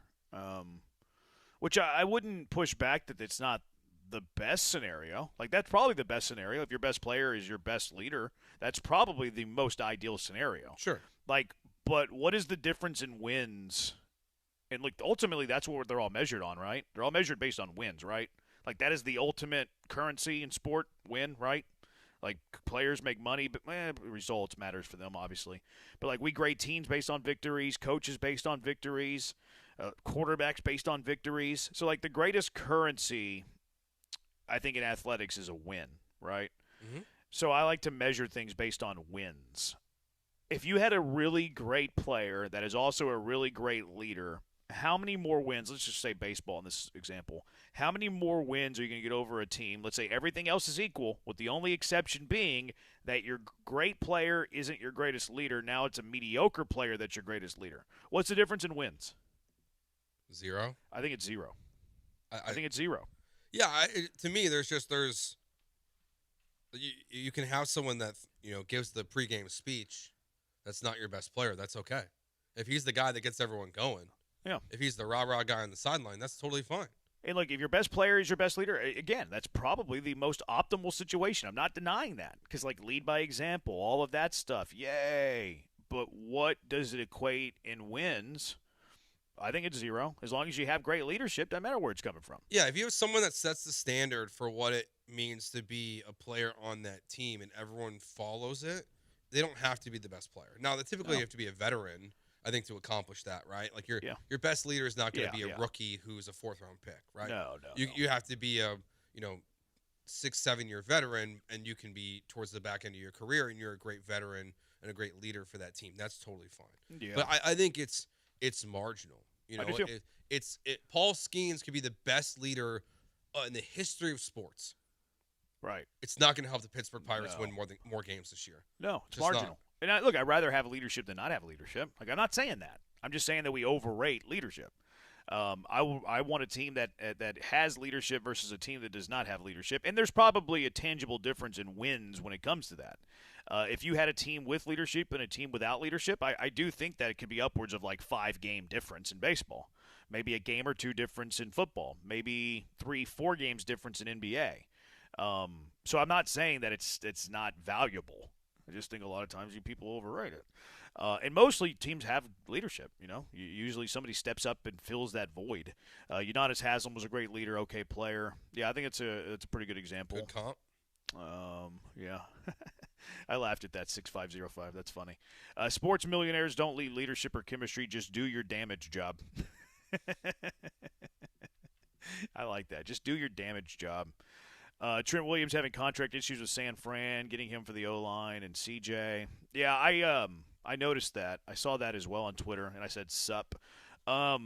He's obviously an upgrade. Now, He's older, and he's also going to be very expensive, and the Texans don't have tons of cap space right now. In fact, very little cap space. Now, Nick Caserio will clear some up, but, yeah, I don't know how realistic it is given the Texans' contract situation. Also, like is Ursery their franchise left tackle? So there's probably a lot of hurdles stepping in there, but I did notice that Trent Williams is a good football player too. I mean, yeah, Jason from Over the Cap, one of the guys from Over the Cap, said based on what his contract looks like, he's probably a post-June 1st cut. So that could help the Texans potentially. Yeah, who's playing right tackle though? Like, just as we play out the scenario, I think it's highly unrealistic. Like, you just moving Ursery to right tackle? Yeah. Okay, he played his entire rookie season at left tackle. Yeah, but it's Trent Williams. Okay, yeah, but he's also 37. It's going to cost you tons of money. Could Ursery bounce inside? No, I don't think so. I think he's a tackle. Yeah, then he's your right tackle. Look, you kick your tires on everything. You play out every scenario. I think that the chances of the Texans signing Trent Williams, would he make their offensive line better? Obviously, yes. I think the chances that they sign Trent Williams is less than 3%. Agreed. It would help me out, though, because when I got him and Trent Brown confused. Caserio is the type of guy who irons his underwear. You're not wrong about that. He is the kind of guy that probably starches that sucker, too. 713-780-ESPN HRMP listener line. Correa is about to make the Astros a playoff team with his leadership. Well, how come it didn't work last year? Because when they acquired him, the Astros were in the playoffs when they acquired him. If his leadership is so great, and it is, not denying Carlos Correa's leadership, but just having the conversation. If Correa's leadership was so valuable to this team, which again, I think it's valuable. I think y'all overrate its value. If Correa's leadership was so valuable to this team, why didn't they keep their playoff positioning last year? If Correa's leadership was so valuable to this team, and again, I still think it's valuable. I think Correa's a great leader. I just think y'all overrate leadership. If it was so valuable, how come the Astros won the World Series the first year he was gone? It's great. Those are great questions, Jeremy. Just wondering. He was here when they, got swept by the Tigers, and that ultimately cost them the playoffs. Yeah, right. If they would have won one of those games, they're in the playoffs. Right. So. I'm just saying. Leadership matters. It carries value. No one's saying that it doesn't. But y'all think it's a 10 out of 10, and it's probably a 7.5 out of 10. That might even be high. I think it's lower than that. But might be a 5 out of 10. Yeah. All right. Nick Caserio with one more quote. This is probably going to be the one that triggers people. This was him talking about Joe Mixon. We've talked to Joe and his representative. So honestly, it's day to day. So we've had conversations, trying to get a little bit more information. I think he had a surgery here this off season in some capacity. So trying to get some follow up after that. So again, I've said this multiple times. I'm not trying to be evasive. It's a moving target. So we'll kind of see what the availability is going to be, what the prognosis is for the season, and then ultimately try to figure out what makes sense for everybody. There you go. What makes sense for everybody involved. I'm out. He's taking a lot of heat, Joe, for saying I think he had surgery. It's not why I'm out. Yeah, I don't think that criticism is fair, quite frankly. A lot of times people use think as just a crutch. They know what they're saying, but I think this happened. I think the sky's blue. It's kind of a crutch word. I also think that Caserio probably wanted to use that word also, possible, maybe in addition to or rather than, because he doesn't want to be the one that releases the Joe Mixon surgery news that he had this offseason, although he did, but he puts the word think there, so it's kind of up for a little bit of ambiguity, you know what I mean? So I think that's why he used think. I think we're putting way too much emphasis on him saying the word think. Okay. I believe that either A, a lot of times it's used as a crutch, B, he doesn't want to be the one that releases the Joe Mixon had surgery this offseason within the last 6 weeks to the public, so he's given himself an out there. But I don't know. I'm playing ignorant. I think it happened, but who knows? What? But it's not I'm not. I can sniff that out. I'm sniffing out the BS. I think it's very clear that Joe Mixon has had surgery in the last 6 weeks since the end of the Houston Texans season. I don't think Nick Caserio thinks. I think Nick Caserio knows, but I believe that Caserio is using the word think, so he has an out as to be I don't know. I'm playing dumb. He might have had surgery. Who knows? But if he's throwing that out there, I am convinced that Joe Mixon has had surgery since the end of the Texans season. Okay, this is where I don't want to push back too much because I largely disagree. I agree with you.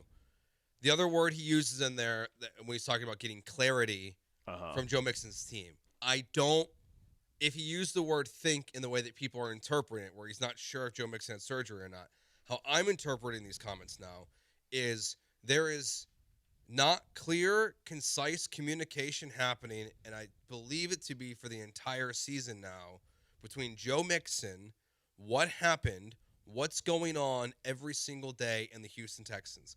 Nick Caserio's talked about how when we get him back in our building, we haven't seen him in a while, our past comments that he's made. I'm starting to believe that Joe Mixon's team, for whatever reason, is not being fully transparent about what is and what is not happening with Joe Mixon. I'm not going to blame Nick Caserio for any of this. I just don't think they're telling the Texans, for whatever reason, what's going on, and that to me is a huge red flag, honestly. Yeah. So I'm viewing it as more of a negative of, it feels like they're hiding something. Yeah, I think that's plausible. I think that's a fine scenario as well. I would bet money that it's one of those two scenarios. I mean, Caserio with the whole, like, we're waiting to hear more could also just be, like, how is he reacting post-op? You know? Sure. So, like, yeah, those two things are very much in play as a scenario as to what is going on with Joe Mixon. I don't think, like, either scenario, though, like, if you walk down the paths of either scenario, I believe the conclusion, and, you know, we talked yesterday, like, is there a path for Joe Mixon still being on this football team? This was prior to knowledge of Nick Caserio thinking that Joe Mixon has had surgery this offseason. He used the word this offseason. Yeah, like, this is not something that you can continue to do. Like, no. This has to be the end of the relationship. Not that it's anything nefarious even. Like, I'm not even saying that. Like, I'm not even saying that, you know, that there's a toxic relationship between the two, because I don't think that. I mean, the Texans could have played hardball with Joe Mixon and recouped his salary if they wanted to, because he was on the NFI and not the IR. So, like, they could have recouped his money because it was a non-football injury. Like, the terminology sometimes confuses me. But because it happened away from you, you could have gotten the salary back. The Texans didn't choose to go down that path. So I don't think that there's any bad blood here, but you just can't commit $10 million of your salary cap for Joe Mixon next year without the idea that he might not even play football for you. And you can save $8 million.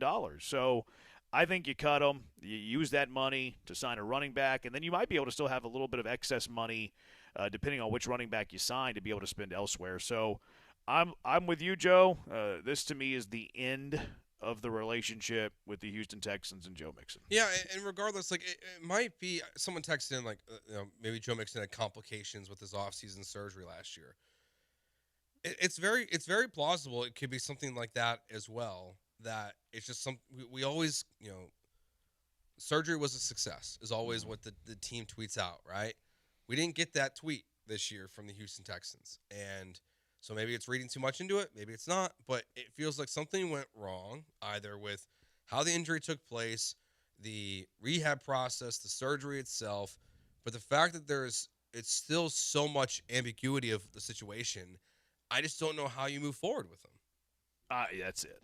That's it to me. Like, we can sit here and guess all day what happened to Joe Mixon's foot, you know, nerve stuff, bad surgery. I had someone earlier talking about, like, maybe like a blood issue or the blood flow doesn't get down to the foot and it impacts, like, the foot. Like, I think those are all plausible things. But, like, playing out every scenario, it always comes down to how can you justify paying him $10 million against the salary cap whenever you can cut him for $8 million, right, and save $8 million.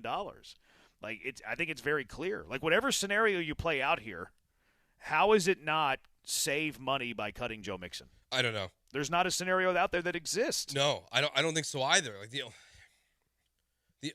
only scenario is if he shows up and is healthy in the next 2 weeks, and you're fully confident in him. But right, I don't see that happening by March 9th when the legal tampering period starts. Yeah, I think they're going to cut him. And you can't say it yet, you know.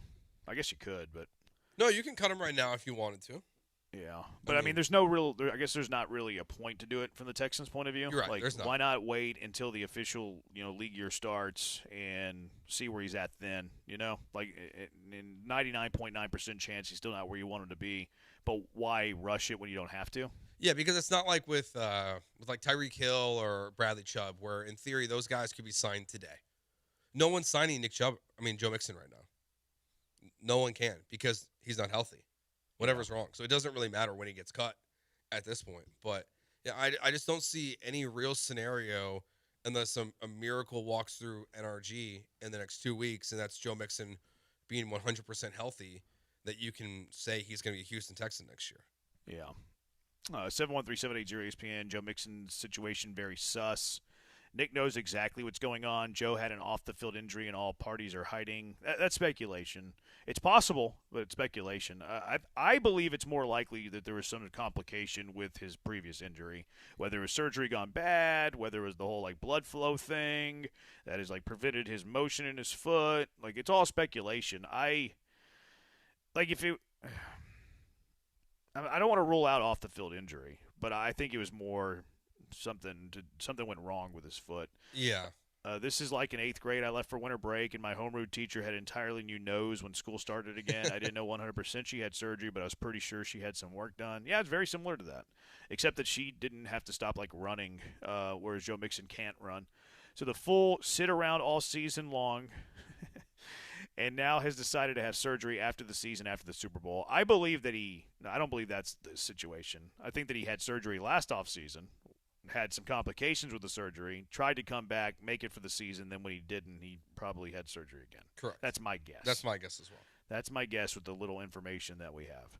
713-780-ESPN. Willie wants to talk leadership. We'll see if he holds, though. We'll see how much Willie actually wants to talk Astros leadership if he holds for through the commercial.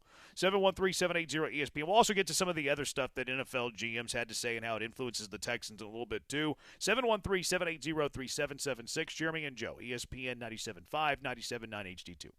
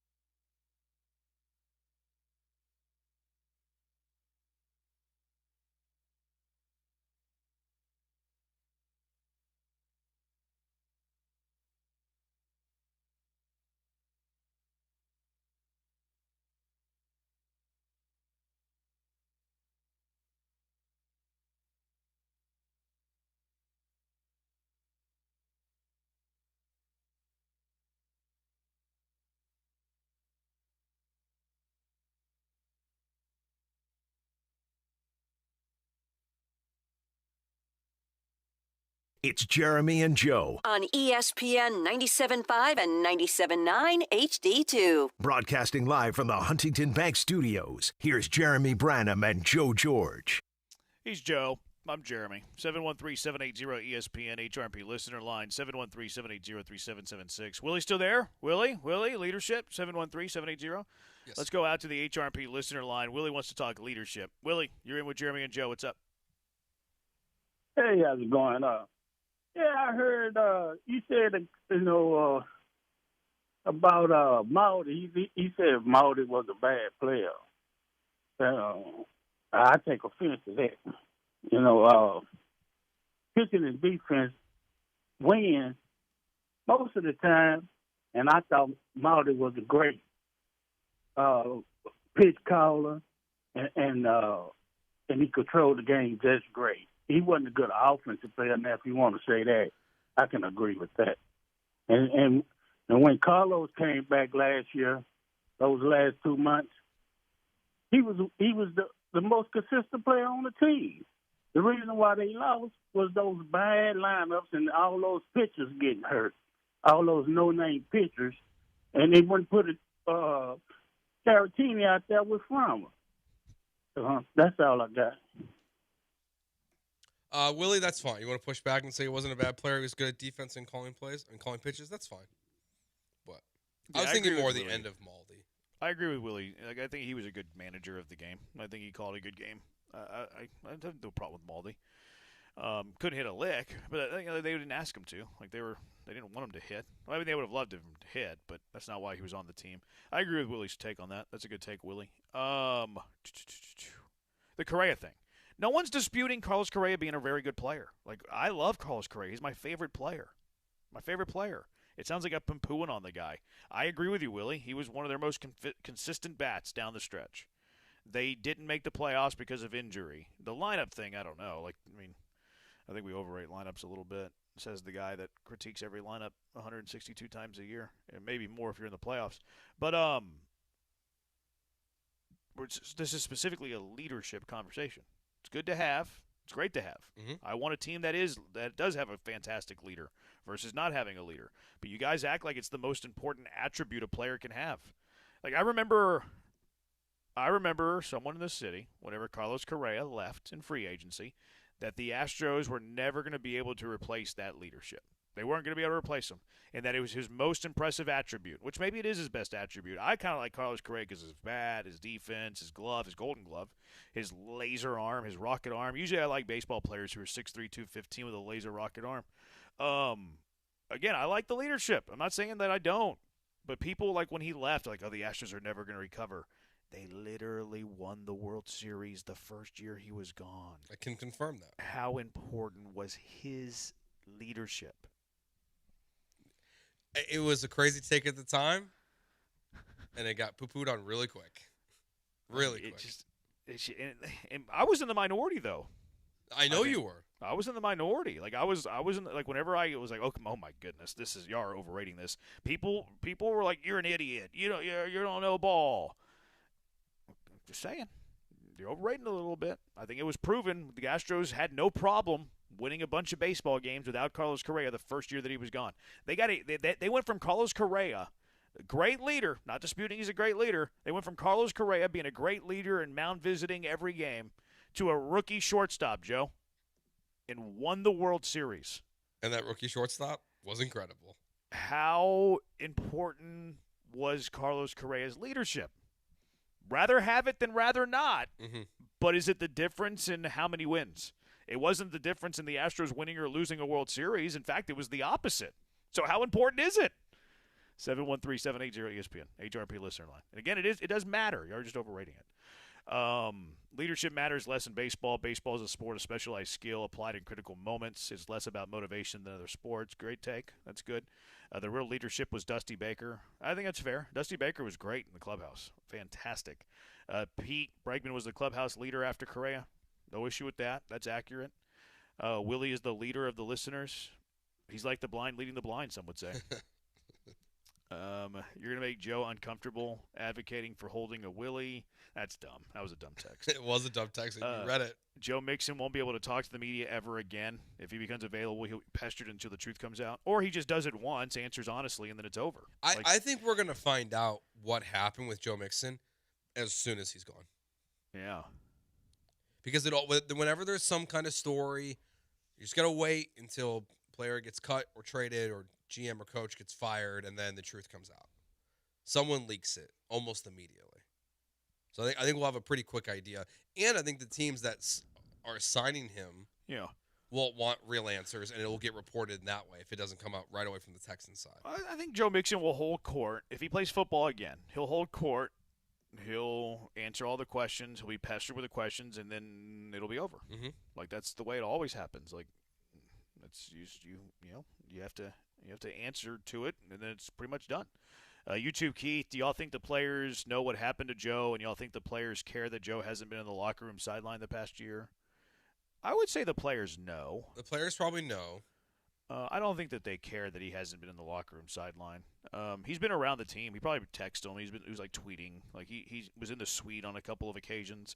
I saw him eating barbecue with a couple of the players once.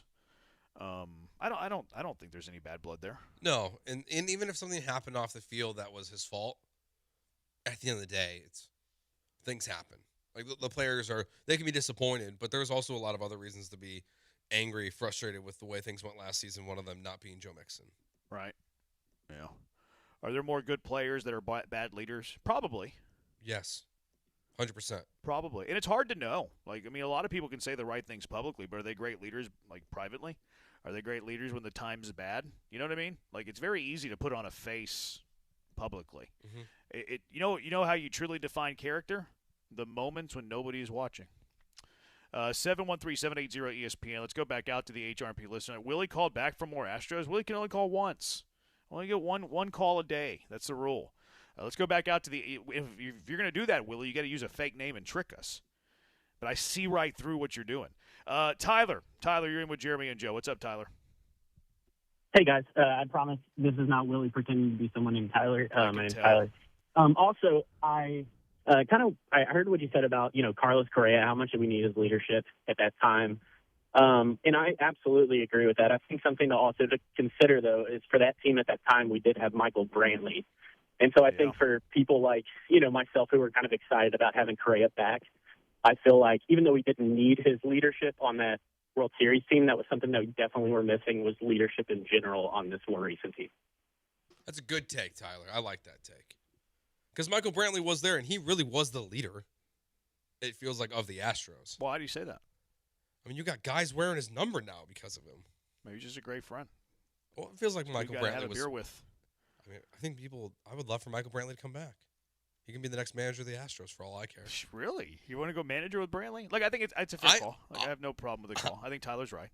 I wouldn't think it's the craziest hire if Joe Espada's out and they're like, we're going to go former player and Michael Brantley was the guy. People are going to be calling asking for Maldonado.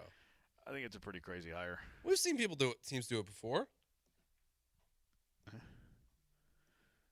I think it's a good point about, like, this nucleus. Because, like, the 2022 team did have some dudes who are like, you're in good hands with the veterans that you have. Whereas this team's kind of younger, And I don't think Altuve has ever been, like, a great leader. You know what I mean? Yeah. Like, his voice carries in that locker room. But is he a guy who's going to, like, sit here and, grab somebody by the collar? Occasionally, day in, day out. I've never really heard that about Altuve. He's more the leader by example. Yeah. Which is ultimately, I think, more important. Yeah. Correa does it on a – yeah, I do too. Correa does it daily, though. Correa's like, hey, this is my job as a leader of this team. We're going to talk every day, a liaison between player and manager. And, again, I value that. I think it is important. I'm glad that he's back and is going to be able to handle that. Just think it's overrated sometimes. Now, whenever you have a younger team that is more deprived of leadership, does it carry more weight and value? Absolutely it does. Mm-hmm. So I do think that's a good point where this team kind of needs that leadership a little bit more than maybe that 2022 team did. Fair. 713-780-ESPN HRP listener line. More people have thoughts on this. We'll also get to some of the other stuff that was said at the Combine today that impacts the Texans, running back related. 713-780-3776. Jeremy and Joe, ESPN 97.5 and 97.9 HD2. Hey, Texas hockey fans, Flight by Yingling, proud partner of the Dallas Stars, will be out at McIntyre's in the Heights on Wednesday, February 25th. That's tomorrow. Stop by, register, win a flyaway trip to see the Stars take on the Philadelphia Flyers on March 29th, and snag some exclusive Flight by Yingling gear. The trip includes 2 tickets, airfare, and a hotel. Must be 21 or older to enter. Flight by Yingling, proud partner of the Dallas Stars. Check them out tomorrow at McIntyre's in the Heights.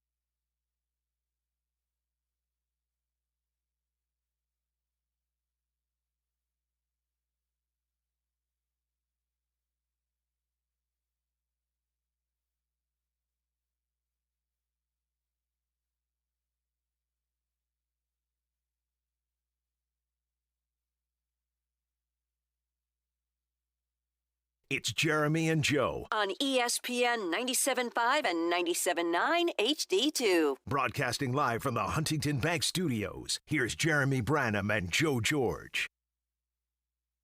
He's Joe. I'm Jeremy. 713-780-3776. Altuve set the tone and standard of play. Correa enforced it. That's fine. Altuve is not grabbing anybody by the shirt collar, maybe the pants cuff, but not the short collar. Eject him. See ya. I kind of appreciate it. Eject him. Throw him out. Throw him out. You are out of here. We have standards on this show, Jeremy. I have to back up my teammate here, so stand by it. I'm not going to argue with your ejection. Now, in private, we could have a conversation about that ejection, and then that private conversation, which we have on the air, I think it was kind of a weak ejection. I don't think so. We set a standard last week when we ejected Keith for coming at me over my height. Jose and Altuve are the same. We're both 5'6". Yeah, but we're... So I stand with my brother in here. We threw you out because you're one of the show hosts. Jose Altuve is not a show host here. Doesn't matter. I stand with Jose Altuve. Well, not very high. I stand...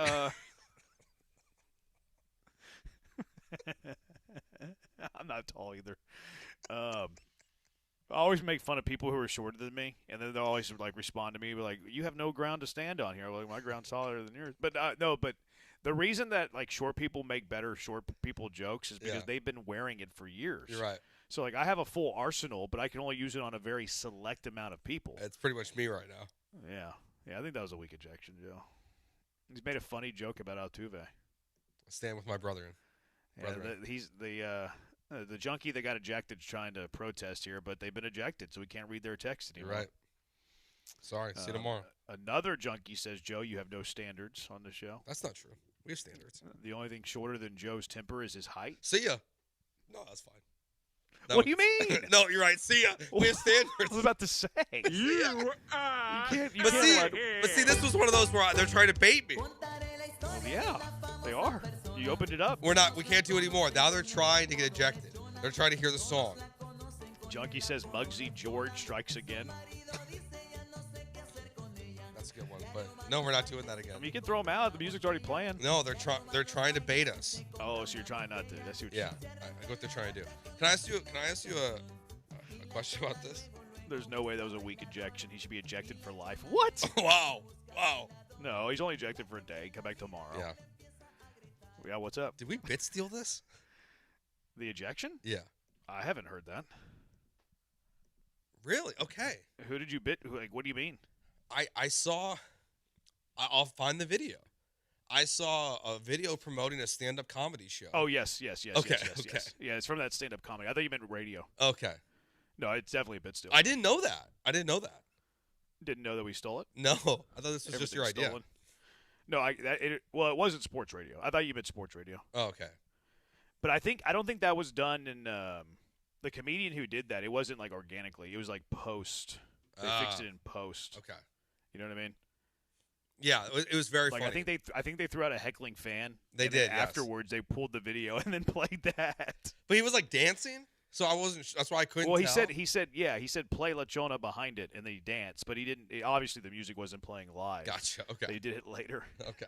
Because I saw the video and I was like, wow. I was like, that's very. That's where I got it from. I thought it was just an original from. idea, to be honest with you. So no, that's where I got it from. Gotcha. Nothing I do is original, Joe. Nothing I do is original. That's fine. No, but see, like I'm well versed. Different areas. Junkie, I stand with my brother in the kitty ride line. Hi, this is Willie using 8341's phone. That's weak. Oh, Willie said it was weak using somebody else's phone. I don't know if Willie can text. If Dana Brown can't get a left-handed bat for the lineup, maybe he'll get one for the clubhouse as a coach. That's kind of funny. I need players that can hit, not lead. Fair. That's kind of my argument. There's more attributes that I'd rather have than leadership. Not that I would say no to leadership, but there's other attributes that I have more of a priority for. Key from LA, how much of a leader is CJ Stroud that the Texans to the Texans? The boy cried too much to be a dang leader. I don't mind the crying thing. That shows emotion, you know? I don't mind a guy who cries. Ray Lewis cried a lot. He did cry a lot. He was a good leader. Got away with a lot, too. But Allegedly. You know, I get why fans and people point to that with CJ. But Tank his career looked like it was over. I struggle to give him too much grief over that. I get why people do, but I don't side with that. Yeah, it didn't bother me at all. Key from L.A., Dusty Baker was the best leader the Astros have ever had. Ever? Huh. Oh, he's a great leader. Astro players were on and on how much Brantley led in the locker room, 23. No one brings that up anymore. Hot take, Bagwell and Biggio were bad leaders. Why? Why do you think that? I need some context behind that. I'm curious why they think that. Anyways, Jets general manager talked today, Joe, and he said that they're not going to let Breece Hall leave them. He said that they're going to keep Breece Hall. Yeah. The tags are an option. Says that they'll tag him if they can't reach a long-term deal by March 3rd, which is the deadline for that. So, no Breece Hall. That running back market is thinning out Very quickly. Texans. Yeah, because you have him and Rico now off the board. I mean, we have reports that Kenneth Walker's not going to be tagged from Seattle, so that's obviously the biggest, the best player available at this point. So, if you want to believe Aaron Wilson's reporting, that the Texans will be in the top of the market. That means nothing, though. Like, people are freaking out about that. Like, cool. Like, every other team that needs a running back is going to be in on Kenneth Walker, too. Like, that doesn't mean anything. It doesn't. I agree. Like, they were in on Saquon Barkley. They didn't get him. Like, yeah. It's cool to be in on something. It doesn't mean anything, though, unless you, I'm in on an auction for $1 million house. Yeah. But it's the first 2 seconds, and I'm immediately out. Like, I don't understand why people get, excited about that. It's free agency. People are trying to find something to get excited about at this point. Probably. But it's the running back market's thinning. So if that's how you're going to solve your problems, it is going to be more challenging now. I mean, I could see the Jets being creative and doing the transition tag, but I would never give up. It's 2 first-round picks? I think it is. If someone signs the transition tag and you sign them away, and obviously he's not worth that. No, I think they'll just put the franchise tag on him, though. I think maybe not. Yeah. Maybe not. I mean, transitional tag might be the play. I just don't know if anyone's gonna. I don't think that they will either. But why not? Well, I mean, honestly, that's kind of always my thought. If a player you can't, unless you really unless it's an elite player, why not sign the transition tag? What's the worst that happens? Yeah, it's 2 first. They just come back. You're right. No one's gonna do that. But what if some stupid organization does? Yeah. Cool. I trade a running back that I have 1 year left with for 2 first. No problem with that. So no. Yeah. So I mean, it's just not an option for you. So you have to find the next guy on your list that that we talked about yesterday that you feel comfortable with going after, but with now both if Breece is tagged and Dowdle is signed, then I'm curious what it does to the market to the other guys. Does it raise Kenneth Walker's AAV that he's going to get because he's clearly the best guy available on the market? Sure. So it does put the Texans in a more challenging position as you look at free agency and figure out, how much is Rachaad White going to cost now? Is he going to cost closer to, $9 million if Breece Hall is off the market? What is Etienne going to look like with those guys off the market? So it definitely limits what the Texans can do in free agency if that was their plan to fix the running back room. A report Ryan is in on possibly winning Mega Millions. Ooh, See? Same. I can report I'm also in on that. There you go. How do short people greet others? They microwave. Just play miniature golf with a short person, but he just called it golf. We're not doing that. We're not making short jokes the entire final hour of the program. 713-780-3776. I don't know how bad that microwave joke is, but I thought it was very funny. I don't know if that's a bad joke or not, but I thought it was very funny. Alex says Booker T was at UFC last week waiting for you. Five-time world champion. I'm waiting for him. 75, J-Bone, can you hang a picture on the wall or something? No, I don't. Interior decorating is not my role in this relationship I have with my wife. No, that's her jurisdiction. I just get out of the way. Chris from Sam Houston, someone's going to overpay for Walker. I agree. I think we talked about the tiers yesterday. I'm with Joe. I think I'm going for the bargain free agent, the best one I can find, and then I'm drafting a dude 3rd, 4th round.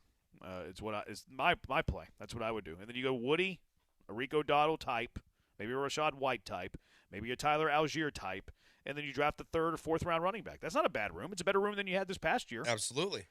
And you have some options. You have some depth in case there's injury. And if you fix your offensive line, then I think you can have a very successful running game next year. Yeah. Is it going to be the best in the NFL? Maybe not. but it can be significantly improved if there are people blocking for them. Yeah. In fact, you know what? I'm gonna draw my line in the sand now. If they sign Kenneth Walker, I'm gonna be mad at it. I'm making that statement now. No matter what the contract is. Well, it's not. Well, I know what the contract's going to be. Like I have it. Well, I don't know what the contract's going to be, but I have a ballpark of what the contract's going to be. It's not going to be affordable. It's not going to be team friendly. What if it's only mostly guaranteed? What if it's all guaranteed in the first year and then significantly less the following years? It's unrealistic though. He's the best running back in the market. I wonder. Yeah, because I tend to agree with you that it's not going to be affordable. I just wonder why Seattle doesn't want him back. And why they wouldn't give him carries full time? Well, I just think it's not huge. Yeah, kind of a smaller running back. He's got I think some injury history. Like I wonder if they don't think he can be a bell cow. And then, but like, do you think is there? I mean, I guess there's gonna be one team that doesn't agree with that. Yeah, for your point. Yeah, that says no, we believe in him. Yeah, he can do it. Yeah, I agree with Chris from Sam Houston. He's gonna get a contract that is bigger than his worth IMO. Where did Dowdle sign? He hadn't signed anywhere. He's a free agent. Oh, I said Dowdle. I meant Javante. That's my fault. Oh yeah, Javante signed with Dallas. That's my bad. Right. I got my Dallas running backs. We're not doing these short jokes, guys. Stop texting the short jokes. 713-780-3776. All right, coming up next, the rules of free agency. Rules that you need to know as we enter free agency. It's Jeremy and Joe, ESPN 97.5, 97.9 HD2.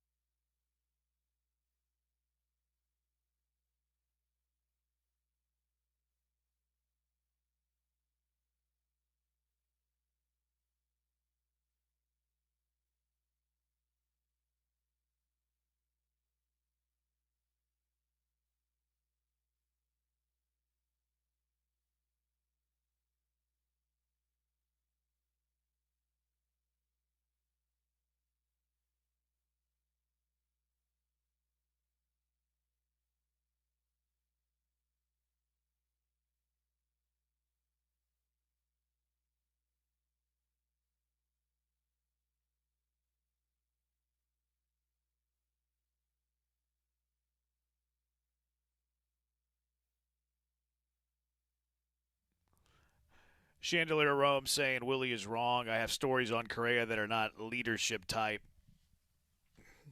Chandelier Rome. He knows what he's doing. 713-780-ESPN, HRMP listener line. Let's go out to the HRMP listener line. Marcus wants to talk about the Texans. Marcus, you're in with Jeremy and Joe. What's up? What's up, fellas? I wanted to ask you guys, if we signed, I forgot the running back from Seattle, if we were to sign him, aren't we essentially admitting that we don't think CJ is going to blossom into the quarterback we need him to by signing a quote-unquote big-time free agent running back?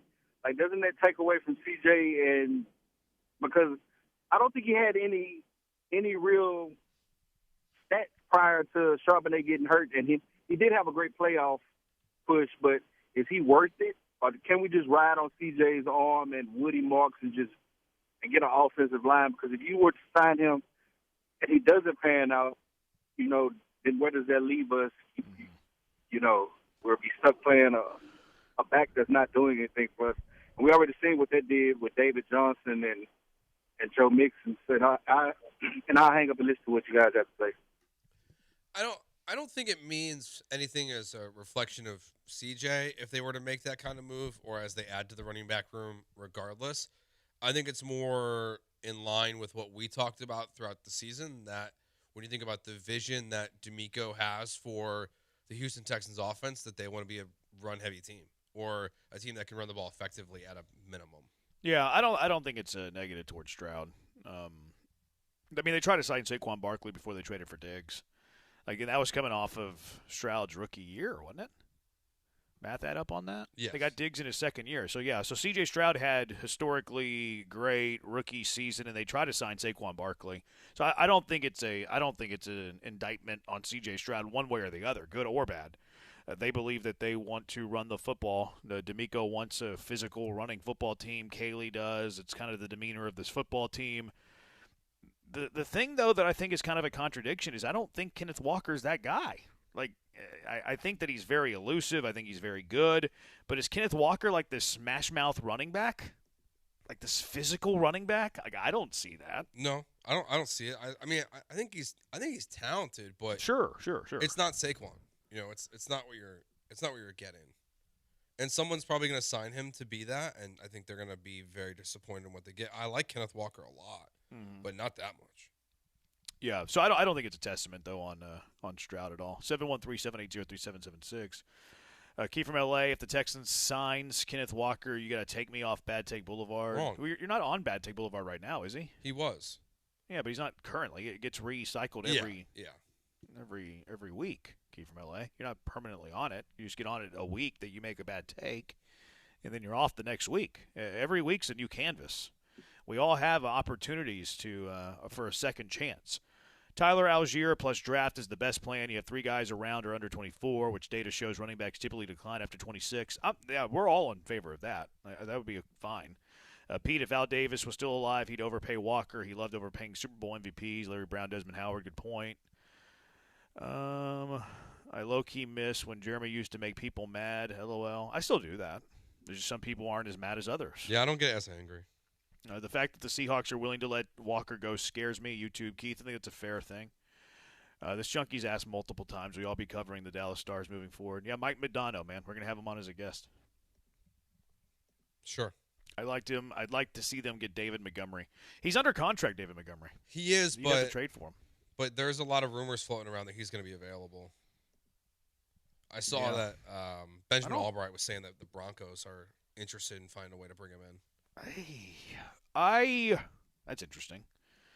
I like David Montgomery. I'm not sure, like as a player, I'm not sure that he's a guy that I'd be like looking to acquire though. He would not be my plan A, B, C, D, E. He's going to be 29 years old next year. Don't love that. Yeah, I wonder. I'm trying to see his contract. If maybe Detroit's just going to cut him. His cap number is 8.3 next year. His dead cap's only $4 million, so they save half the contract. That's a marginal saving. Yeah, their cap savings for a pre June 1 release is $3.5 million. Post is $6 million. Post June 1, so it's not too much. So I think they'd be more inclined to try to trade him if they were going to save that little. Yeah, maybe it's one of those things that you get out in front because it would save them 7.7 and 27. So maybe it's one of those like, well, we want cap savings down the road. But again, I'm with you. Like that seems like an easy contract to trade. Like you're not going to get a great draft pick. You're not going to get a top 3 round draft pick. But can you get like an additional 4th or 5th? Probably a 5th. Maybe a late round pick swap, 5th for a 6th pick swap. I mean, how different is he than Joe Mixon when the Texans acquired him? Well, I think Mixon was way better. And wasn't that a 7th rounder? Yeah, it was probably more money though. Yeah. Probably the Texans more money. restructured that as soon as he got here. Yeah, I don't remember the exact cap figure, but I can't imagine that it was under $3.5 million in savings. No. It was probably closer to 7 or 8, I would guess. Memory serves. All right, here are the rules of the free agency playbook that you have to know. CBS put this together. Rule number 1: don't expect free agent spending to equal success. Right on cue. Yeah. Talking about Kenneth Walker. Goes on to say that the ROI, tough, and free agent spending. We know how the game goes. I think it's a fair one. Rule number 2: Texans don't have to worry about this one yet. Go quarterback bargain shopping. They point out to quarterbacks who've had good years. They don't make a ton. Daniel Jones, Rodgers even, Sam Darnold in 24. Baker in 23 made $4 million. That's pretty crazy. It's pretty good for $4 million. And then Geno in Seattle, 3.5. It's okay to pay running backs on short-term deals. They point to Saquon, 12.5 a year, Jacobs 12, Henry 8, Swift 8, Jones 7, Pollard 7. I don't really disagree with that, but a lot of those running backs aren't short-term deals, though. Like, those are multi-year contracts. Yeah, they're 3-year deals, and 3 of those guys might be getting cut in the next week. Yeah, I don't view 3-year contracts as short-term deals in football, especially at the running back position. No, I agree. I mean, you have to, if you're going to do it, like, it has to be backloaded to where, front-loaded so that way you can get out of it. But Jacobs, Swift, and Jones have all been discussed as cut candidates for their teams this year. Yeah, Josh Jacobs getting cut would intrigue me. It would intrigue me as well. Like, could he be here this year as Joe Mixon? Yes. Like, the dude's still pretty good. Yeah, he was a touchdown machine. Yeah, he was very good last year when he was healthy. Rule 4, beware of the age 30 wall for wide receivers. You would think running back there, but wide receivers, they point to McLaren in 25, Tyreek in 24, Devontae, Stephon, Cooper Kupp in 22, Lockett in 21, Jones in 19. Rule 5, extend star players early and don't play the waiting game. Okay. Texans find themselves in this predicament twice, once on each side of the ball. I think Will Anderson's the obvious. They're going to get him done. And Nick Caserio's MO is that they extend players early. They don't play the waiting game. Will Anderson, to me, is like the biggest lock to get a contract extension this offseason. Yes. The question that's going to be up in the air here is the C.J. Stroud one. Totally. I mean, the Will Anderson one, they should already be working on it, frankly. I think they are. I wouldn't pay C.J. this offseason. We've talked about it, but it's going to be a question. I don't think Nick Caserio's answer today made me feel any different of how they're going to handle it, though. No, I don't know. I didn't really get a read on how they're going to handle CJ today. But we'll see. We'll see what happens here. No reason to rehash things that haven't happened yet. Rule 6, don't pay tight ends big money in free agency. Good call. Which there really isn't a big – there's not one, though, right, this year? No, with Pitts being tagged today officially by the Falcons, that was your big target in free agency. Yep. Rule 7, protect your franchise quarterback. So go out and get offensive linemen for your QB. Bears did this last year with Caleb Williams. Mm-hmm. Texans kind of didn't. Rule 8, don't pay aging pass rushers. Yeah. Texans won't be in this boat, but they do have Daniil Hunter under contract. Yeah, I don't know. Is he aging? He's kind of anti-aging. I mean, he's older. Like, I feel like he unbelievable. Would he fall into that category next year if he hit free agency? Maybe, yeah. I don't know. Like, I would be hard-pressed to not say yes to Trey Hendrickson if I was a team. That's a good point. I mean, Daniil Hunter's not crazy old. He's only 30. He's going to be 32 next year, and he's, like, in unbelievable shape. Yeah. Like, that's not that old. He feels different, though. He feels like a Terminator kind of guy. He does. I wonder if he gets another contract. From the Texans? Yeah. I think it depends a lot on CJ. Well, I think it depends a lot on, like, is he going to be willing, like, does he want to cash in, or does he just love playing here? To where I live here, I am in my 30s, I have already made tons of money. Will I give them a 10% savings? I mean, if he does, that'd be fantastic for the Texans. I think it's possible. Like, he's not a dude who, like I think he drives like an old car. You know what I mean? Yeah. Like, I don't know. I mean, I don't know. Like, I don't want to put my my mind in somebody else's wallet. I never know. You never know how they're thinking. Another rule from the free agency: buyer beware overpaying cornerbacks. Texans don't have to worry there. They already have two that they have. Although I would like some depth there. Doesn't have to be in free agency. It can be in the draft, but they don't have to worry about overpaying corner. And then Rule 10, position stack: add multiple players to fill one position of need. Yeah, I mean, Rockets could have done this at point guard. They could have done this. Yeah, I mean, they're using the example they use is what the Patriots did. They added a bunch of guys to rush the quarterback. Yeah. The Falcons did the same thing with rushing the quarterback. I don't think the Bears example exactly makes sense because it's 3 guys for 3 positions. So I think that's exactly what they're talking about here. They use the Eagles as a reference for adding 2 corners. So I mean, yeah, you can, but you're not going to add 4 guards to fill 2 spots. I mean, the Texans have kind of tried to do that in the past, it feels like. But yeah, the Texans need to get multiple offensive linemen this offseason. So I guess they qualify for that. Yep. Do you disagree with any of these? Any of these rules? No, I kind of like it. I would if I had to disagree with one, I would say the paying aging pass rushers. Like, I think aging pass rushers have a lot of value. Like, I don't want to be paying top of the market for a dude that's 37, but I think that pass rushers last a long time. Yeah, I think there's a level to it, right? Like, you're not betting on upside at that point, but like if a star pass rusher, which rarely hits free agency, I wouldn't have a problem overpaying, and not overpaying, but just paying Hendrickson what he's worth. Now, like, I wouldn't overpay Khalil Mack at this point in his career, but we also don't typically see that very often. You know, those guys hit free agency and they don't do nothing. The tight end one's interesting because it is a bad list of tight ends that they lay out of guaranteed money. Right. Like those guys don't hit good tight ends don't hit free agency, and there's a lot of really bad ones on this list. I generally don't believe in building through free agency. Like, to me, it's just you're filling voids that you have, and you shouldn't be spending big money there. I'm a believer of draft, develop, sign your dudes that you like, and then fill the voids in free agency. Like, I'm a big believer in that. So, like, no, that's why I don't really go nuts in free agency. Like, yes, you got to fill voids, you got to help your team, but I don't need some splashy running back. You know, be better in some areas of weaknesses. 713-780-ESPN, HRMP, listener line. Let's do cash. I don't want to do cash or trash yet. We'll save that. Actually, let's get to these irresponsible hot takes from today's Astro spring training game. We'll get some thoughts from the Junkies, too. Junkies have some things to say. They always do. They're loud mouths. 713-780-3776. Jeremy and Joe, ESPN 97.5 and 97.9 HD2. Hey, Texas hockey fans. Flight by Yingling, proud partner of the Dallas Stars, will be out at McIntyre's in the Heights on Wednesday, February 25th. That's tomorrow. You can stop by and register to win a flyaway trip to see the Dallas Stars take on the Philadelphia Flyers on March 29th and snag some exclusive Flight by Yingling gear. The trip includes everything: 2 tickets, airfare, and hotel. You must be 21 or older to enter. Flight by Yingling, proud partner of the Dallas Stars. Head to McIntyre's tomorrow for your chance to win the flyaway trip to see the Stars take on the Philadelphia Flyers.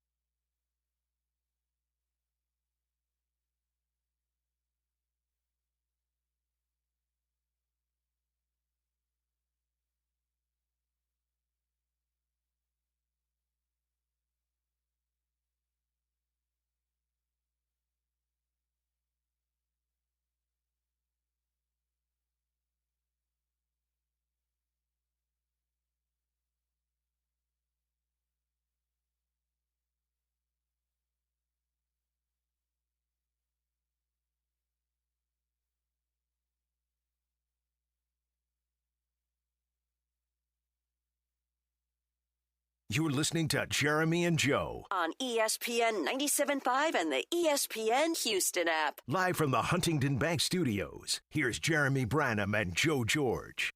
He's Joe. I'm Jeremy. 713-780-ESPN HRP listener line. Get to some Astros hot takes based on their baseball game today. Junkie says, seeing as how I made y'all chuckle earlier, how about y'all hook me up with some Dynamo tickets for this weekend? Tell me why. Tell me the well didn't run dry after they canned Davis. We don't do giveaways. We might do some giveaways on this show, but you're out of here. You're ejected. We don't do begging on this show. You don't just sit here and panhandle on the text line for tickets. Go. Begging for tickets on the text line. That's junkie behavior. You know what? That might be an ejection and a junkie nominee. I think it's fair. Yeah, that's poor taste. And this is a classy show. We also like. You gotta make us more than just laugh. Yeah, it was a chuckle. Wasn't even a laugh. Yeah. Another junkie, Branham, sweet hat. What brand or where do you get one? Slide into my DMs at Jeremy Branham. No free ads on this show. At least we wouldn't want them to be.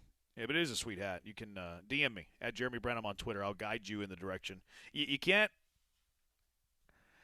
I can guide a horse to water, but I can't make the horse drink.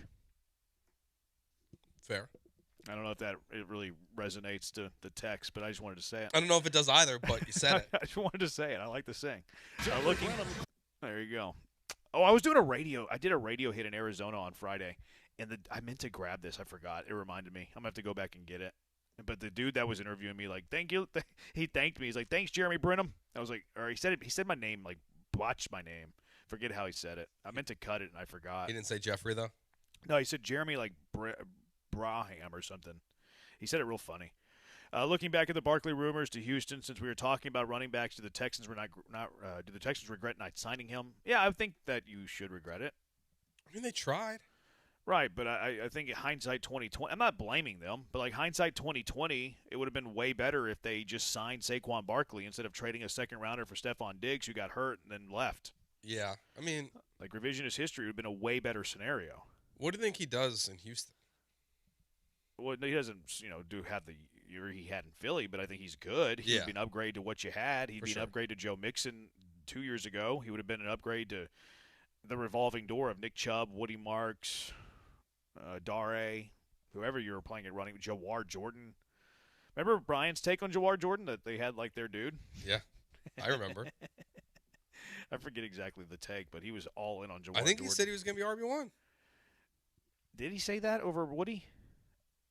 I don't remember. It was pretty strong though, and I was like, eh. It was bold. It was bold. I give him credit. It was bold. Junkie says Jeremy gives people his daily aneurysms. If we're the Texans, would you trade CJ for Lamar? Well, what are we doing here? Sure. Dynamo play on the road this weekend. Then no, we're not giving you tickets. Then this is the second time we've received this text. I guess we'll talk about it. Play La Chona again? No, you don't tell us what to do. All right, 713-780-ESPN. Do you have any hot takes from today's Astros game, Joe? No. Not a single hot take, huh? Was I supposed to? Yeah. Absolutely. It says irresponsible hot takes from today's Astros spring training game. I signed you homework. You didn't do it? Nope. I missed that part of the assignment. Did you not read the rundown? Ties are stupid. Even in spring training games. They actually played a 10th inning. I'm surprised. No, wait, did they? Yeah, they did. Well, it shows XX in the 10th for both sides. I don't think they played a 10th inning. I think this might be a how do you know they played 10 innings? ESPN shows they played 10. So does MLB, but it shows an X in both frames. Oh, see, it shows a 0 in the Astros frame on ESPN. Did they play 10 innings today legitimately? 713-780-3776. Because the line score here, it shows 9 innings of work. It says final in 10, but it has an X in the Astros half of the 10th, and it has an X in the Mets half of the 10th. I'm not sure they actually played the 10th. I think it might be like a glitch in the system. Yeah, it shows Colton Cosper pitching to Bryce Matthews in the 10th. I think that's a mistake. Why do you think it's a mistake? Because it's the only thing it shows in the 10th inning. So you don't think they played a 10th? It doesn't show like a result. It just says that he pitched to Bryce Matthews. It says it on ESPN or MLB? ESPN. They didn't play a 10th. Yeah, it's just like they're yeah, in MLB, I went to play-by-play. There is 0 activity in the 10th. They played 9 innings. It's just it's a glitch in the system where they must have to put something in the 10th. They must have to input something. So they played a 9-inning tie. It says 10 on MLB and ESPN, but it was only 9 innings. Why do you care if they tie? I don't know. I just had to find something. I forgot. Didn't do my homework. What My do you mean bad. you forget? I apologize. How does forget? What do you mean you forgot? I didn't you didn't read, forget. I didn't read. You didn't look at the rundown. I looked at the rundown. It's like deja vu all over again. I didn't know I needed to have irresponsible hot takes. Oh, that's fair. It doesn't Okay, say, that's valid. It doesn't That's say valid. our irresponsible hot takes. You didn't want to contribute to the show today. It could be the listeners' irresponsible hot takes. It's valid. That's valid. I'm just going to defend myself until I win, which No, it's valid. I'm letting you off the hook here. All right. I'm letting you off the hook here. I thought it was interesting that Cam Smith played center field today. I do think that's interesting. First start ever, he said. It wasn't on the shin. I thought it was. I actually turned on the shin at noon today to watch this game, but it wasn't on the shin, which disappointed me. But yeah, Cam playing some center field. Like I'm curious to see what that looks like. Didn't see what it looks like. Haven't seen reviews there, but this is something that intrigues me because it adds positional flexibility to him. It gives Joe Espada a little bit of flexibility. So I like that he's playing some center. Like, is he going to play center over Zach Cole though? Probably not. I wouldn't think that he's playing. Like if both those guys are in the lineup, Zach Cole and Cam Smith, which one's playing center? I would guess Zach Cole. So would I. So this is obviously an experiment, but that's okay. Like maybe this is what you do whenever Jake Myers doesn't play. You move Cole over to center, Cam to right. Maybe Zach Cole's not hitting well, and you're facing lefties that day. Cam, maybe I don't know. Like I just like the positional flexibility. He also drew 2 walks today, which that's cool. Very positive. Get on base, Cam, by any means necessary. That's outstanding. I like that. Bryce Matthews played a little bit of center and second. Did he hit a bomb? No, he didn't hit a bomb. I saw RBI and run with 1 hit. I thought he might hit a bomb, but he didn't. Taylor Trammell continues his quest to make this team. Joey's 2 for 3. As Joey Loperfido was 0 for 3. Boom. Taylor Trammell's my guy. I'm a big fan. You're a big fan? He's my Astros crush. Really? Of non-important players. He does have some thump in his bat. Yeah. I just like Trammell. Yeah, I kind of like Trammell too. And then from a non-important player. And then Nick the Stick, Joe, had 2 hits today. Wow. Nick the Stick. He's on fire. He's hitting 500 in spring training. But Costanza not good. Dana Brown's going to give him a contract based on his spring training. I hope not.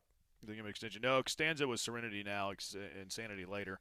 He gave up 4 runs on 5 hits and 2/3. He's just working on things, though. He's just working on things. He's working on how to watch home run balls that he gives up because he gave up 2 of them. Give up 2 dingers. JP France a run. This K-Way Tang is doing some stuff though. He struck out 2 in 2 innings. People are talking about his spin, his pitch mix. Everybody really likes what they're seeing with K-Way. K-Way. I mean, they acquired him for a reason. K-Way. Might need some bullpen help with Josh Hader being gone for a while. If he is.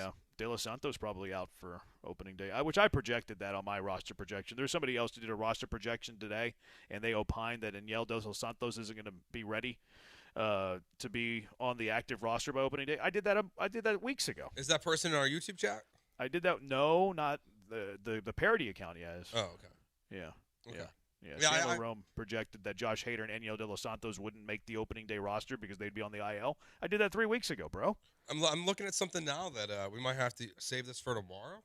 Maybe What's that? Some more fear mongering from really from Chandler. Oh, I'm here for that. In a YouTube a clip from their podcast, he said, it says Joe Espada hasn't outright said that Jake Myers will be the center fielder. Chandler Romes believes this underscores the uncertainty. Oh my gosh. In the Astros outfield. All right, yeah, let's save that for tomorrow. You know what? I actually bookmarked that to watch that later. I didn't realize it was that fear-mongery. That feels very fear-mongering. Well, he's the worst. He's got the worst takes. Last year, whenever they called up John Singleton, he said that John Singleton was going to take at-bats away from Yanner Diaz. Like, for somebody who is as pretentious as he am about baseball, he has terrible baseball takes. Is there a path to Cam Smith being the opening day center fielder? I don't think so. How is it not Jake? That's Jake. How is it not Jake? We'll discuss that tomorrow. That's good. Fearmonger in Rome. I always like a segment of Fearmonger in Rome. This junkie has texted us this 5 times. I don't want to answer it now. I don't want to answer it. All right, we'll save it for Mailbag Monday on a Friday. You can't keep texting the same question over and over. We saw it 2 hours ago. Yeah. Another junkie says Costanza and JP. Yikes. Yeah, big yikes for that. Another junkie, can I eject Jeremy for pulling that evil on Hader and jinxing the cook? Who's the cook?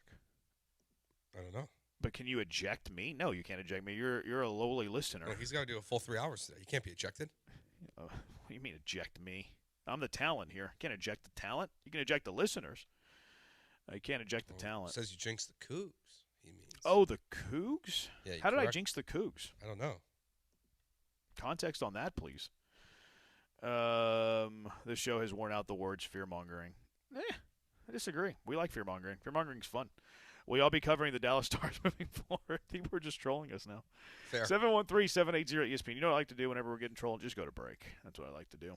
Cash or trash? What are we cashing? What are we trashing? 713-780-3776. Jeremy and Joe, ESPN 97.5 and 97.9 HD2. You know what else I like to do? I like to play on Underdog. It is so fun. Fast breaks, buzzer beaters, block parties are back, and Underdog is the best place to get in on the action all season long. You can make picks to win money right now in Texas. They even got the best balls going on right now already. If you're already missing some of the NFL, you're jonesing for some NFL, well, go do some best ball drafts with me. Why not? It's fun. They got the board. They got the little board. They got the big board. It's fantastic. You just pick your players. You don't have any roster management. You can win a lot of money. Get into a lobby with me. In fact, if you download the Underdog app, use promo code KILLERB, KILLERB, you're going to score $75 in bonus entries when you play your first $5. If you do that, I'll do a best ball draft with you. A couple listeners have already done that. I'll do that with you. But playing on Underdog is so easy. Just pick whether your favorite players will go higher or lower on stats like points, rebounds, steals, blocks. They got assists. They got it all over there. Get your picks right. You come up to 5,000 times your cash. You have you're a big Reed Shepherd fan. You got a love fest for Reed Shepherd. Well, go pick if he's going to score higher or lower than his points. Maybe you're one of those Alpi Shingun stands. Well, go see if he's going to have more points, rebounds than what he's projected to.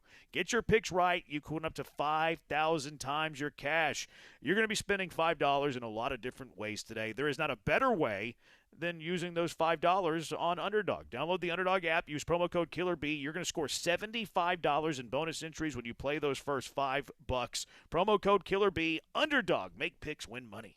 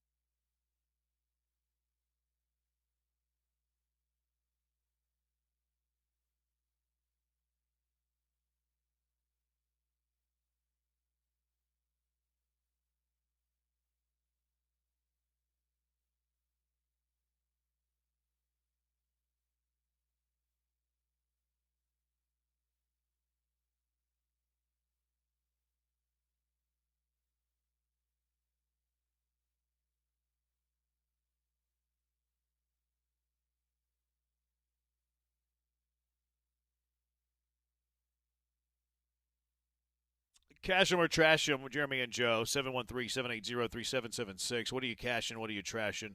Junkie provided context on my jinxing the Cougs. They lost three in a row with you announcing or whatever you do for them. I do play-by-play for them. This is my 10th year.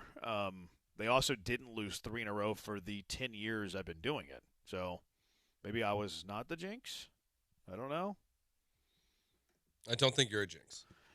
The last time they lost 3 in a row was my first year doing play-by-play for the men's basketball team. 17? Something like that. I forget. I'm a dog. Notes. Yeah. What do you mean? They're also the winningest basketball program in America the last 2, 3, 4, 5, 6, 7, and 8 years. However you want to look at it. So maybe I'm the lucky charm. 713. It's probably you have a Hall of Fame coach. That's probably the reason. Probably. Probably not that I'm a lucky charm. I don't think I'm the rabbit's foot or the horseshoe. I think it's the Hall of Fame coach. All right, 713-780-3776. What are you cashing? What are you trashing? Joe. I'm feeling the hype. Okay, I'm feeling it. It's really coming from Chase Daniel. He's getting to me. Ty Simpson will be drafted in the first round this year. I'm gonna cash that. All right. Yeah, I'm gonna cash that. I think it's gonna play out just like the Jackson Dart thing from a year ago. Someone's going to trade up to 28 with the Texans and take Ty Simpson. Yeah, I would love that. Yeah. I would love to get that kind of return again. No, but I'm cashing it. I think there's going to be a quarterback-hungry team that even if you don't need a starter this year, maybe you want to groom a guy like the Rams. But the Rams actually have that second first-rounder that we've talked about. Didn't you say that he would go 10 to the Rams? Yeah, I'm backtracking. So now you're buying the hype? I know, yeah. So you said 10, and now you're buying the hype that he's going to go late first. Until you just said that, I forgot I said that. I apologize.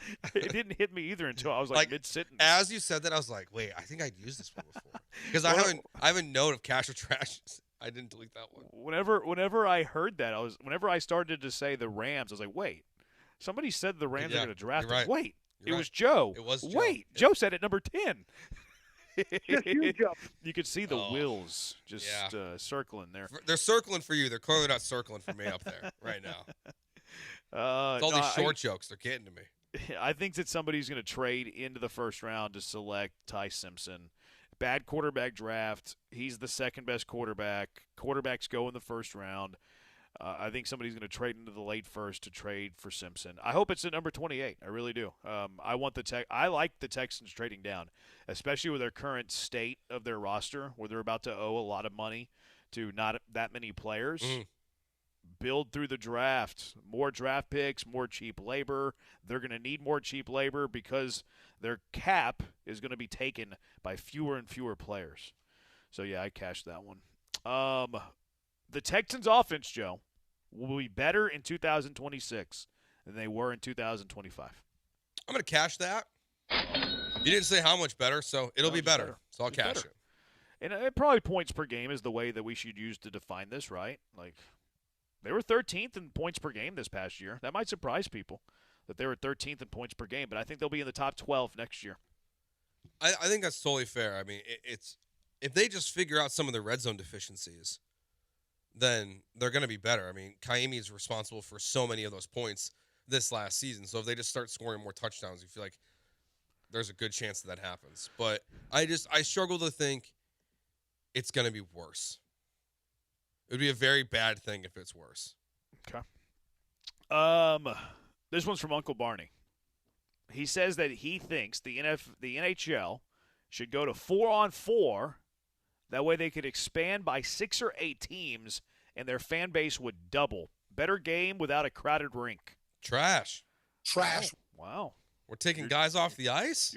Yeah, for more teams, for more money, for more viewers, for a better game. You're being a traditionalist, or do you want what's in the best interest of the NHL? I don't think that taking guys off the ice is what's best for the NHL. Well, it's more scoring. It's faster. It's already pretty fast. Wouldn't be as fast. You're right. Yeah, more goals, more entertainment. I don't think it helps enough. Plus, if you do it, you could add more teams, which leads to more markets, which means to more eyeballs, which means more expansion fees. But they're already going to add more those money. Teams. They're going to add 6 or 8. They're already going to add like 4 more at least. Well, you can do 8. You go 4-on-4. But they've already added 2. So you're trashing Uncle Barney, huh? I'm trashing that take, Uncle Barney. Trash. It's kind of messed up. Trash Uncle Barney. Uncle Barney, the smartest man I know. 713-780-ESPN. Cash or trash? Chiefs missed the playoffs again this season. I'm going to trash it. I think they get better. Trash. Yeah, I trash it too. Trash. Josh from Seabrook. Cash or trash? Houston will get an NHL franchise and will immediately start an intense rivalry with the Dallas Stars. Cash. I'm going to trash it. I think they get one. I think they'll get a franchise, but I don't think it's going to be an immediate intense rivalry with Dallas. That's the part I'm trashing. I think they can shoehorn it, make it happen. It's going to be like the Cowboys-Texans rivalry early, where like Cowboys don't really care. No, but but with the realignment that would come with it, they'll probably put them in the same division, so they'll play more often. But I mean, for be a rivalry, you got to have like competitive matches. Yeah, but with expansion, there's been the last 2 expansion teams have been competitive right away. But I've read that because of that, they're going to make it harder for expansion teams to be competitive. Yeah, did I not read that? No, correctly? that's true. That's true. They haven't changed the expansion rules yet, but they probably won't change them officially until new teams get announced. Cash or trash? Texans should sign Von Miller. I'll trash it. I mean, he gives you the league minimum, whatever, but I'm not paying him a substantial amount of money at his age. Yeah, if he wants to sign for the league minimum. Come on. Yeah, if it's league minimum, I'd be open to it, but I don't think having 9 sacks, like he's going to get like a little bit more than that, and the Texans have shown they can get guys for league minimum to contribute, so I don't think it's necessary. Cash or trash? Instead of doing laundry, just throw the dirty socks and underwear away and buy new ones. Trash. Trash. That's a waste. That's a waste of money. Huge waste of money. Huge waste of money. What are we doing here? And you're not going to the store to get new underwear. If I was rich, I would consider it. Like if I had like Pablo Escobar money, like whenever he was burning money to keep his family warm. Yeah. Okay, I can understand it then. Like they're looking for ways to spend money because they couldn't use their money fast enough. You know what I mean? Like the rats were eating their money faster than they could spend it. Yeah. Like maybe in that scenario, but if living paycheck to paycheck over here, come on. Yeah, it's not worth it. Can't do that if you don't have the lap of luxury. You know what other luxury thing I would do if I was rich, and it's like low key, like not a big deal, like no one ever thinks of it. What's that? I would use a new razor blade on every shave. No, I think that's a great call. I would, because if I just had the endless amount of money, like Pablo Escobar money, and like why not? Like why not just use a fresh blade every shave? Yeah, it would add up over time, but you'd But have you enough don't money even where it care. wouldn't matter. Yeah. Yeah. Like LeBron James money. Like, okay, give me a fresh blade every shave. Private chef. Oh, for sure. But those are the obvious ones. Yeah. Like these, like I'm talking about like under the radar, like little luxury things that I would do if I had an endless amount of money, aside from the obvious ones. Private chef, no doubt. Yeah, that would be the first thing I bought. I'd buy that before a house. Yeah, if I won the lottery, buying a lot of razor blades right away would be a good call. Yeah. Just being locked in. Yeah. New blade every shave. I think it'd be awesome. Any others here? Nope, that's it. All right, that does it for Cash and Trash. Let's get to our junkie of the day. Who is your junkie of the day? 713-780-3776. Jeremy and Joe, ESPN 97.5, 97.9 HD2.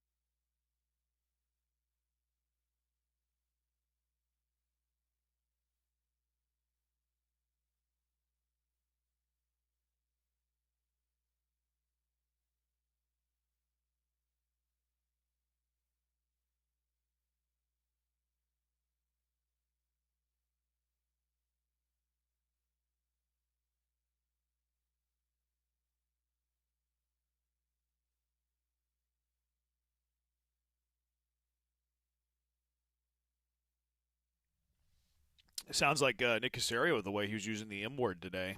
713-780-ESPN. Yeah. Who's your junkie of the day? Eat Drink HTX back for its 5th year. Nearly half a decade now. From February 15th to 28th, you can enjoy great food. And just like for Houston Restaurant Week, a portion of each meal is donated to the Houston Food Bank. They do great stuff over there at the Houston Food Bank. Restaurants participating have brunch or lunch for just $15, dinner for $25.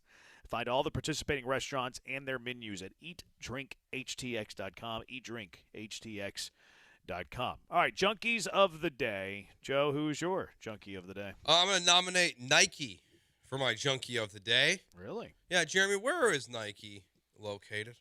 Oregon? Yes. Where is Oregon? The Great West? Where is the Great West? West? What country? America? It's in America, right? Okay. America. So Nike, apparently, if you were a proud American and wanted to buy a Team USA jersey after the men's Olympic team won the gold medal, I got bad news for you. You can't. Want to know why? Why? Because they bet on Canada. They thought Canada was going to win the gold, so they didn't make enough Team USA jerseys. So they're out. They're out. Junkie? They said, we believe in Canada, not America, so we're making more Canada jerseys. They were wrong, and now you can't buy Nike Team USA jerseys. How do you know that they made too many? It wasn't like a product of demand. Because The Athletic reported that they failed to produce enough stock because they expected Canada to win gold. That's what the reporting was from The Athletic. That they expected Canada to win, so they didn't make enough jerseys for Team USA. I want to read this article. I'll DM it to you on Twitter. Because, I mean, demand greater than supply. Like, it doesn't really matter. You know what I mean? But this isn't the first time they've had this issue. They had issues with this last year with baseball. They're just, like, betting on the team that they think is going to win? Yeah, they're just not making enough jerseys. They're picking who they think the most popular players are going to be, and they're not making enough jerseys to fill the demand. It's got to be. I mean, it's got to be a business idea. You know what I mean? Like it has to be there has to be a business relation here. You know, they thought they weren't gonna. You know, they thought they weren't gonna win. They had some. You said they had some, right? Yeah, but they're all gone now. Yeah. Yeah. So, and I'm sure they're still gonna sell. They probably order them, right? I don't know that if they're making more. I would imagine they are. And you said they're jerseys? Yeah, the jerseys. Like just a regular jersey, or is it like a certain specific? Because well, then why does it matter that they won the gold? Just because you get more jersey sales if they win? Yeah. Less people were going to buy jerseys. The random fans who just started watching hockey for the first time, we're not going to buy a jersey if they got silver. I imagine this is kind of normal, where like you project. Oh, sure. Like, I imagine this is a pretty normal thing to do. It is, but when you're wrong, it's kind of unfortunate. Yeah, and it's funny because it's America. Like if this was the other way around, like let's say they thought America was going to win, and they didn't print enough Canadian jerseys, and the Canadian demand was higher than the supply. I'm not nominating no them for junkie of the day. No, I'm saying, hey, at least you believed in America. Yep. It's just because they bet against America. They were wrong. And they're American. They are. Yeah, it's a good call on that one. I'm going to nominate a couple of texters. Okay. The first one for saying that Houston loses at Kansas, that it's delusional and a homer take. For saying they would be on the 2-seed line, which every bracketologist in America that I've seen today has Houston on the 2-seed line. I guess they are also delusional and homers. Or maybe that texter was just wrong and a junkie of the day. And then also, Joe, the other junkie that was panhandling for tickets. Yeah. A little bit earlier. That's a good call. I made you chuckle. Can I get tickets? Come on now. Yeah. Not giving you tickets. It's a bad look. You know, panhandle for tickets on the Jeremy and Joe show. You can try. It won't work. No. Unlimited money, get a professional barber to give me a hot shave every morning at my house. That's a good call. That's an excellent call. That's a pretty good call. I would prefer that over the fresh razor. Yeah, that's a good call. That's taking it to the next level. I hadn't even thought about that. You don't know what you don't know. I hadn't even entertained that idea. It's a great call. See, look, I'm admitting I'm wrong. Junkie, not Jeremy, because he did the entire 3 hours show today. I'm a dog. You're a dog. I'm a dog. I'm getting a lot of trolls today. I just ignore them and move on. Not reading that one. But there are a lot of kids in Africa with Canadian gold medal jerseys. That's a good point. And they're warm. That's a good point. Somebody's nominating you, Joe. For saying jerseys instead of sweaters? Instead of saying sweaters. Whatever. I thought it was kind of funny. I didn't know why you were doing that. But I thought maybe there was like a technicality there. Most people just call them jerseys. What's coming up next? Soccer Matters with Glenn Davis. Soccer Matters, Glenn Davis. He's going to be talking about kits, maybe. Maybe. You think he'll talk a little about the ice hockey?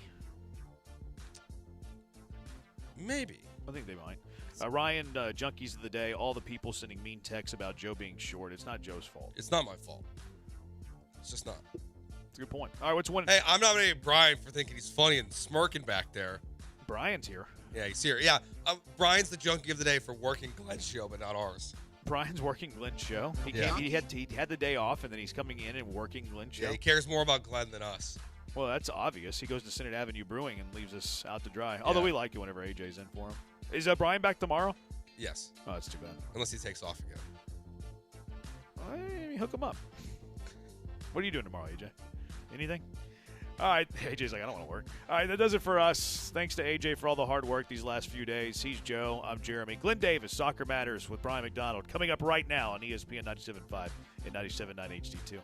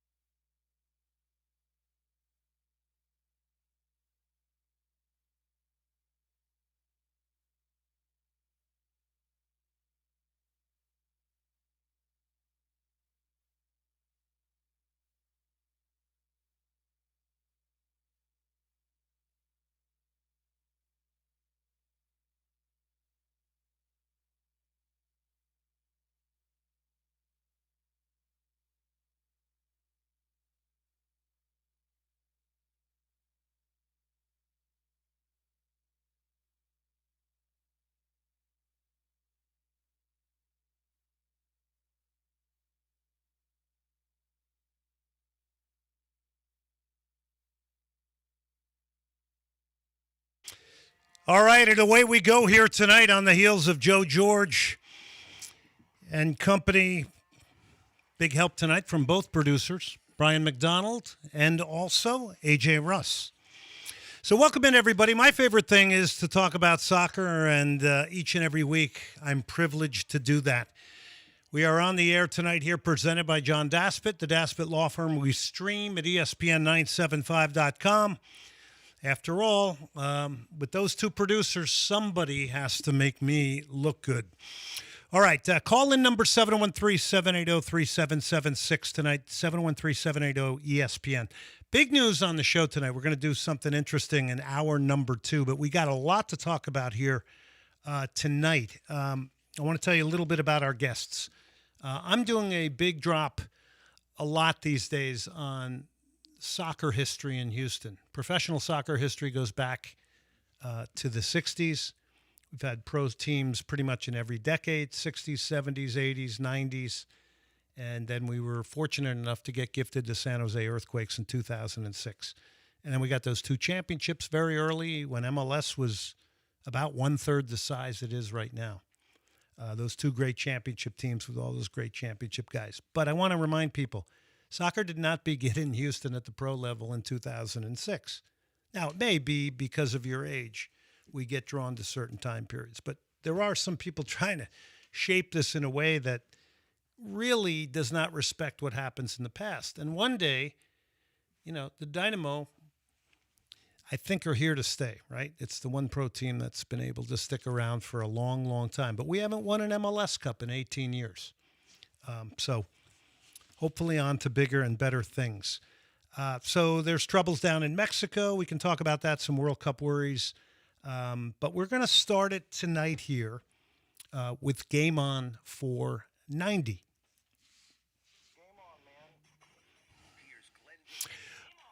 All right, 104 days till the World Cup comes to Houston in June. It's remarkable. We are all excited about this. To all of you in the soccer community, though, I want to remind you, this is your World Cup. Houston, this is your World Cup. Whether you're going to be a newbie or you've been involved with the game for a long time, make no mistake, this is not built from the top down, nor was our soccer community, again, which dates back to the 60s.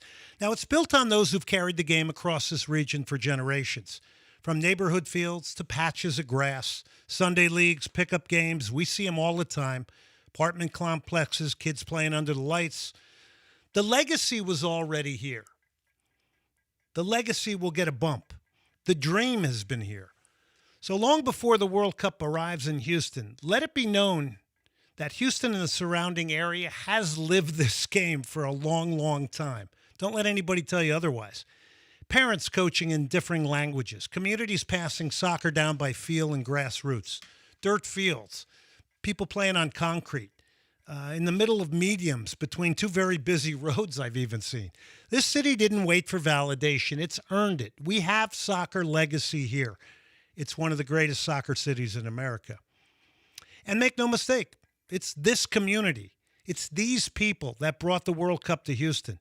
Not boardrooms, not private spaces. The players, families, coaches, volunteers, cultures that show up every day, keep the game alive, and by the way, also buy tickets to support 2 pro teams and all the amazing content, which really is a big deal, that comes through Energy Stadium. So the World Cup doesn't create the legacy for Houston. It extends it and it enhances it. It's a legacy we already have in place. More access and opportunity, more belief for the next kid watching from the sidelines, dreaming a little bit bigger, dreaming of one day maybe playing in a World Cup. This World Cup's going to spawn dreams. It's going to spawn benchmarks in people's lives that they're going to be talking about 20 and 30 years from now. So this isn't about exclusivity. It's about roots, pathways, belonging, connection, unity in sport. Houston and surrounding areas, game's always been ours. It's always been yours. And it will be during the World Cup, whether you get a ticket and go to the game or not. And it will be after the World Cup. But don't forget, the World Cup is coming to our city in thanks to you. All right, that's game on for 90. All right, so we're off and running here tonight. Yeah, so let me just tag that with West Ham United, Real Madrid 1967. We did that video. They're up on YouTube. They're up on TikTok, Twitter, doing some great videos now. We put one out this week about the 7 matches. That's at Energy Stadium starting in June. We're 104 days away from Houston.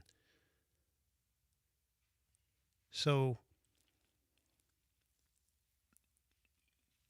West Ham United, Real Madrid, 1967. Houston Stars, 1968. There were 2 versions. One was Bangu of Brazil coming basically here for a really short season. They put a uniform on all the players from one team, made them the Houston Stars. 2 versions. Billy Safidis is still in town. I think Tibor Molnar played on the Houston Stars in that time period. Houston Hurricane, 1970s, and Summit Soccer. So the Houston Hurricane played at the Astrodome. Tonight we will have Kai Haskavy on, who in Houston soccer history is one of the greatest players this city ever had at the pro level. No question. Kai Haskavy is from Finland. He's on tonight. He's got some amazing stories. Now, Summit Soccer played over at the Summit, which is now the Osteen Church, which before that housed the Rockets and everything else. So that was an indoor team, and that actually overlapped the Hurricane season. And I'm not going to spoil the interview, but there's a really interesting thing there. The 80s, which is how I got to Houston to play for the Houston Dynamos, probably the toughest time period for the outdoor game. No question. Toughest time period. And then 1990s, the Houston Hotshots indoor. And then 2006, the return of professional soccer came in a big way. The market was ready for it. The game was in the suburbs. There was a lot behind it at that point. The fans and the city was starving for its return. And we got the gift of the San Jose Earthquakes, the best team in the league. And that was proven out and validated by winning 2 straight championships. I think it was only a 12-team league back then. And that shows you where it's gone now. And we haven't really kept up with it over the last 13 years. But we will talk about the Dynamo and their good win. We'll talk about that. U.S. men's Olympic hockey. Now, this and women's, by the way, I have to add that in there. I'm saying men's because I saw the whole men's game. I didn't get to see the whole women's game, and I wish I had. But this was refreshing in an era of, today what are they talking about in the NBA? They're worried about players tanking and not playing games hard and, gambling and everything. The attention was back on the elements of the game: competition, spirit, team, unity, support of teammates, respect of a sport. 2 great teams. Great battle between the U.S. and Canada. The U.S. wins in overtime. Jack Hughes, with a couple of teeth missing, overtime winner. These guys are all bonded and tied together. I mean, a goaltender that puts them in a position to win it, Connor Helbusick. I don't know if I'm pronouncing it right. 41 saves. Hellebuck. So there was a guy who was, no, it wasn't Johnny Busick of the old Boston Bruins. Okay, Hellebuck. 41 saves. By the way, let me just remind people who are trying to condition it and, Canada was a better team and all. This is sports. That guy put you in a position to win it. That's one of the positions in soccer also that can win you a game. A performance by everything can go wrong in front of you, but if that guy's on and the ball looks like a beach ball or the puck looks larger and they're not getting beat, you can win games.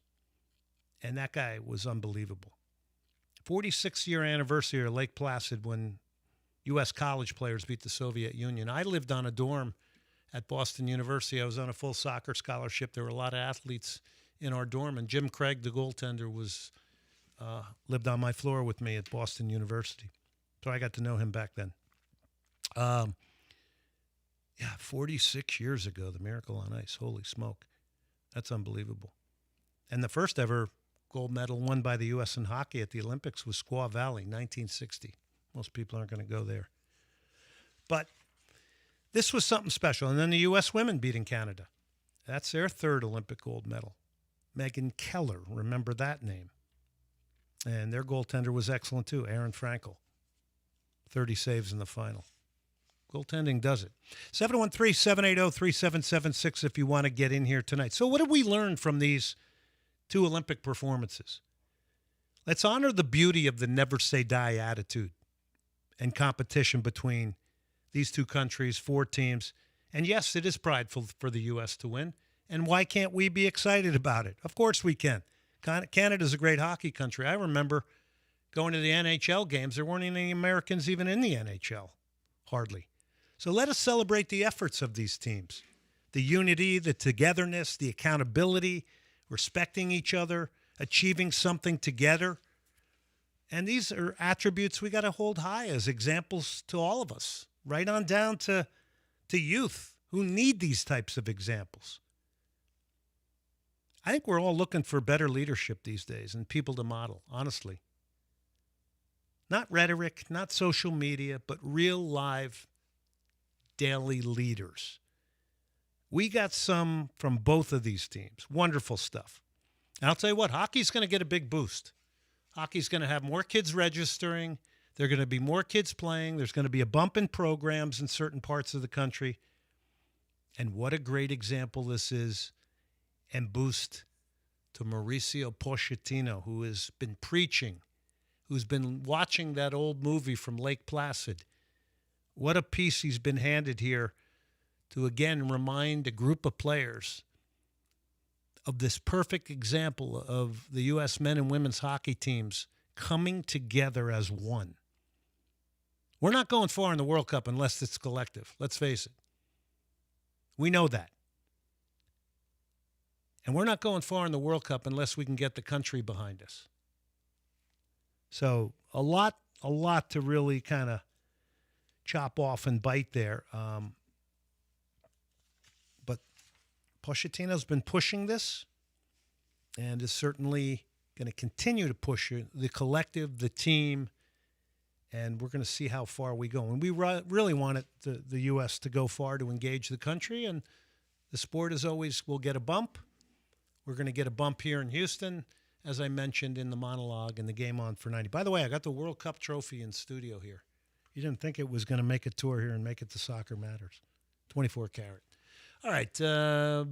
Bobby wants to talk about Saturday's Dynamo game. Bobby, what's on your mind? Absolutely, Glenn. Listen, I've been a casual Dynamo fan since about 2008. Bumped it up to season ticket holder in about 2020. And let me say it loud and clear, forever orange, the Dynamo are back.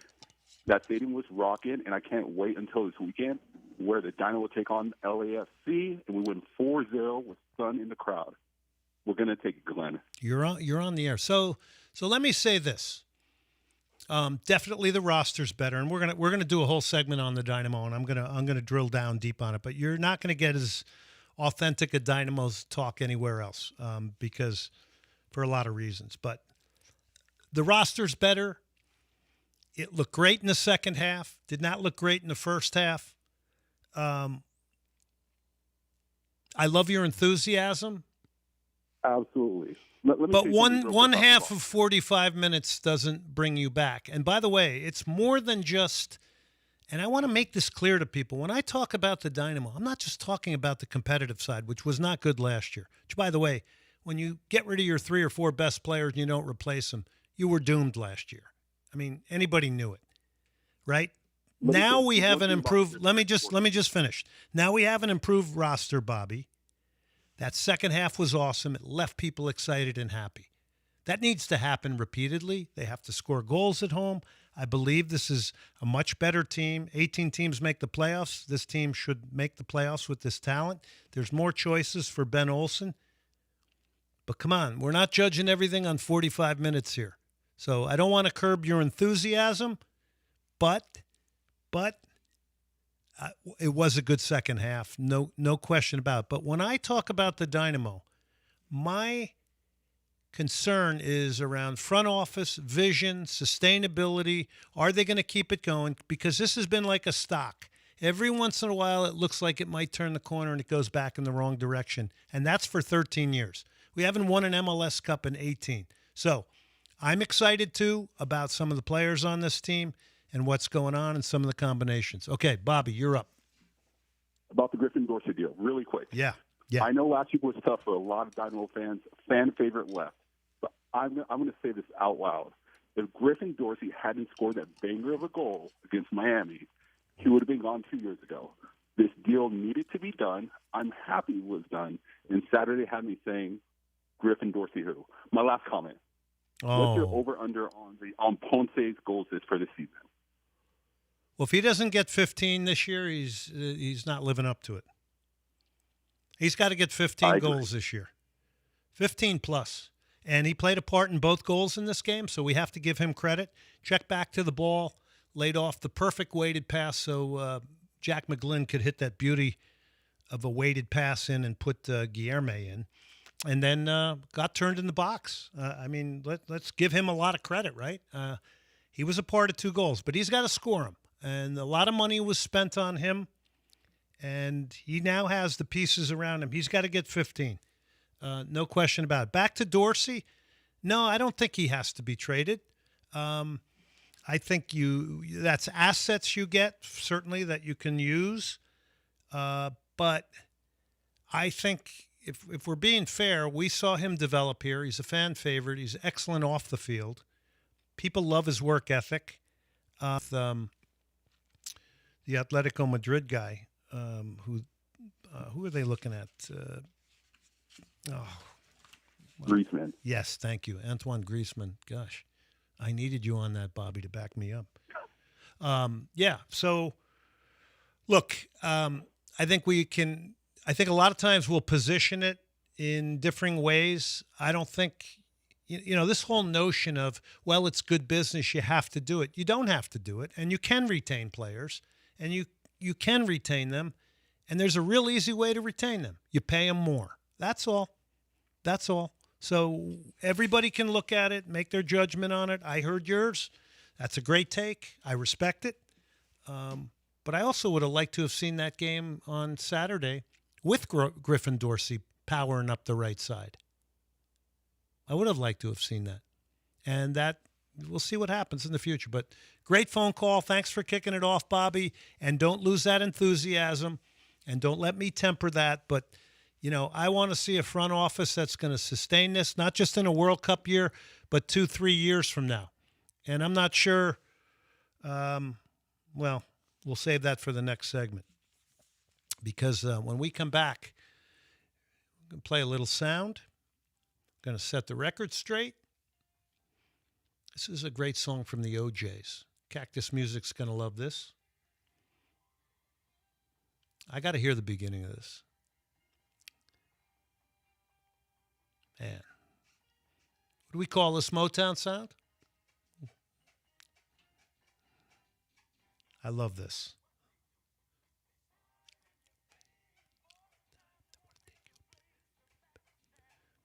Yeah, it's got a Motown vibe. I don't know if it technically is Motown. I have no idea.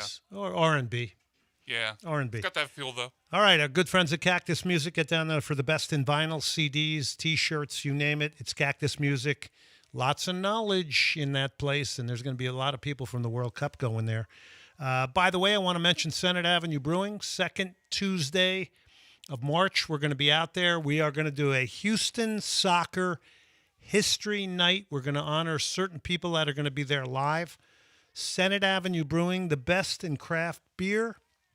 Award-winning, by the way, by Andrew Mitchum and company out there. Senate Avenue Brewing and Nico Nico's Greek and American Cafe. 3 locations, Woodlands, Beltway, and I-10. They've got bakeries in these places. Unbelievable. And then the Original in Montrose, which is my favorite. I go down there for the chicken soup, the lamb shank to die for. All right, we'll take a break. Soccer Matters, ESPN 97.5, presented by John Daspit, the Daspit Law Firm. 713, call now.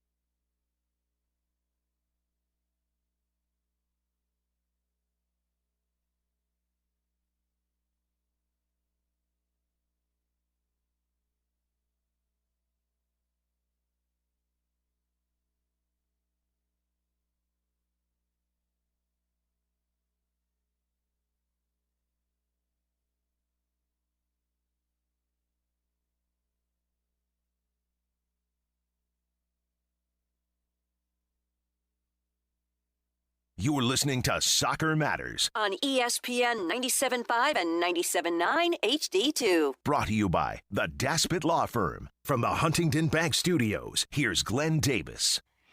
Well, how's that for a hairband? Rat, dance, dance, dance.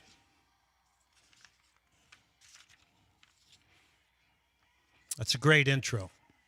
It's good radio break music, too. I got a few concerts lined up. I got Charlie Sexton over at the Heights Theater. I got Black Crowes and Whiskey Myers. I got the first date in Austin because those brothers fight all the time. So I had a feeling by the time they get to Houston, they may not be together. You describe them like they're Oasis. Yeah. And then AC/DC, the Pit Energy Stadium. So hopefully AC/DC's hanging on. I've never seen him, so I want to. All right, welcome back to Soccer Matters, ESPN 97.5. Hugh O'Connor's Pub, I-10 and the Marquee Entertainment Center out there. Great whiskey and beer offerings. It's going to be another great place to watch the World Cup, just like Senate Avenue Brewing. Hugh O'Connor's Pub, I-10 and the Marquee Entertainment Center. They also have a location in the Heights on Dinkins. Let's play. So there's been a lot of PR going on with the Dynamo, a lot of things going on. Obviously, it's a World Cup year. Obviously, it's the opening of the season. Great second half from them. 2-1 come from behind win over Chicago. That was wonderful. I was at home watching the game. It was the first time in 30 years I did not call the opening day of Major League Soccer, so that was different for me, but I'm still here, and I made it through. And I saw a game of two halves. But earlier, I think this is Thursday or Friday, they had a lot of press conferences and things. And this is Victor Ariza, who we know from this show in the past and his work. This is him doing some real journalism here on my departure with the owner, Ted Siegel. Ted, why did the club cut ties with Glenn Davis? Let me say that Glenn Davis has been a asset to Houston soccer for more than 20 years. Appreciate his service. Very excited about our broadcasting team this year with Alex Parra coming in, a colleague of yours. And sometimes these things happen where you can't come to alignment with somebody, and so we wish him well. To address the question that some people think might have occurred, it wasn't because we were trying to cut off his ability to express himself. Again, you have Alex here and you. I know you guys have friendly debate on your podcasts. And so Glenn has always had that ability on his radio show, and he'll continue to do that. But as a community asset, you talk about being ingrained in the community. That's probably the guy with the biggest influence. To add to that, a lot of people in the soccer community are upset the way the move went down. What can you add to that respect? I welcome Glenn's continued involvement in the soccer community in Houston. But not with the Dynamo. He's not with the Dynamo.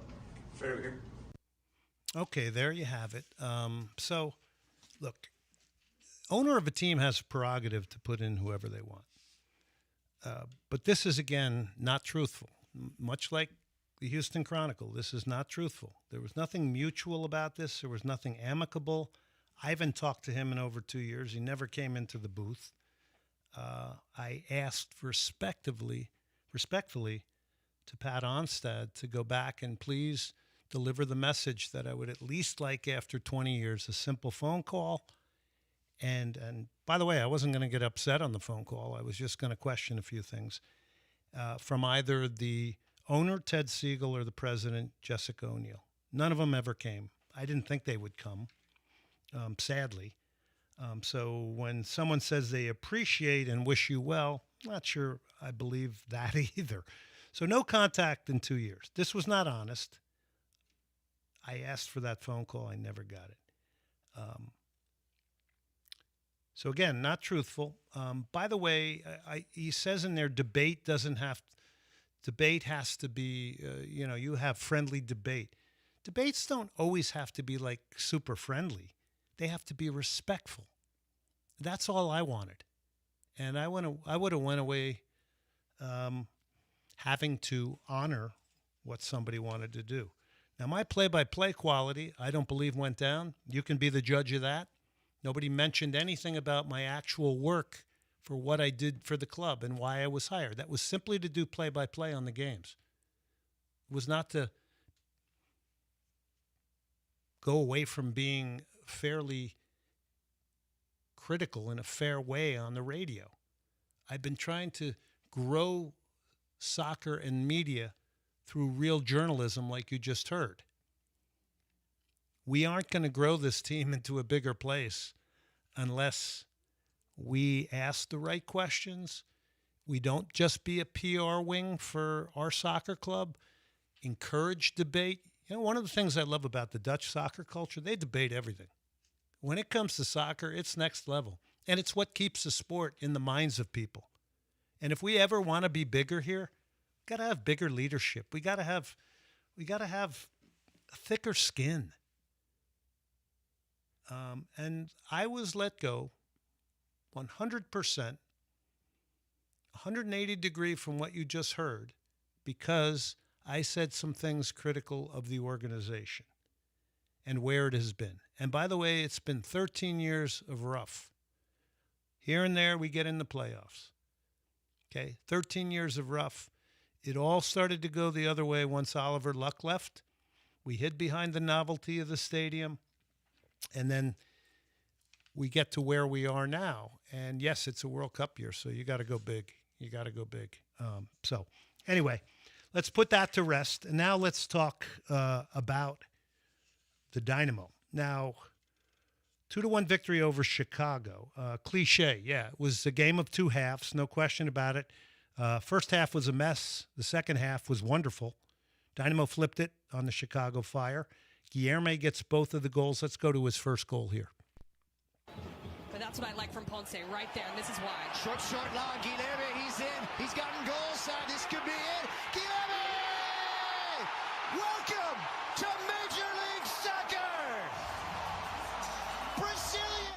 Great goal. Lots of coaching points. I put out a video. It had over 7,000 views. Made a few comments about this. So you got a center forward checking back to the ball away from a center back.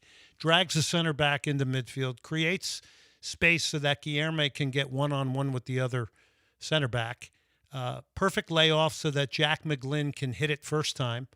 McGlynn just caresses and puts the right texture on this pass. I mean, it's on the dime. It's a beautiful pass. And then Guilherme cuts across a center back who's not going to catch him and finishes with his left foot. So this is a goal that had a lot of things in it. A wonderful, wonderful goal. And then the Dynamo would get a game winner here. Now, again, Ponce's involved here. Gets turned in the box, forces a save, and Guilherme then stuffs in the rebound. Bogusz head up. Lovely first touch. Turn and fire. Belted in Guilherme. He cleans up the mess. Houston skyrocketing in Space City, USA. I'll be honest with you. I didn't think Brian's laughing. Space City. Too cliche? The call was very cheesy. And I'm not saying that to pump up the, your own call, because I think you're very good at it. That was a very cheesy call. No, I don't want to say anything. It's, yeah.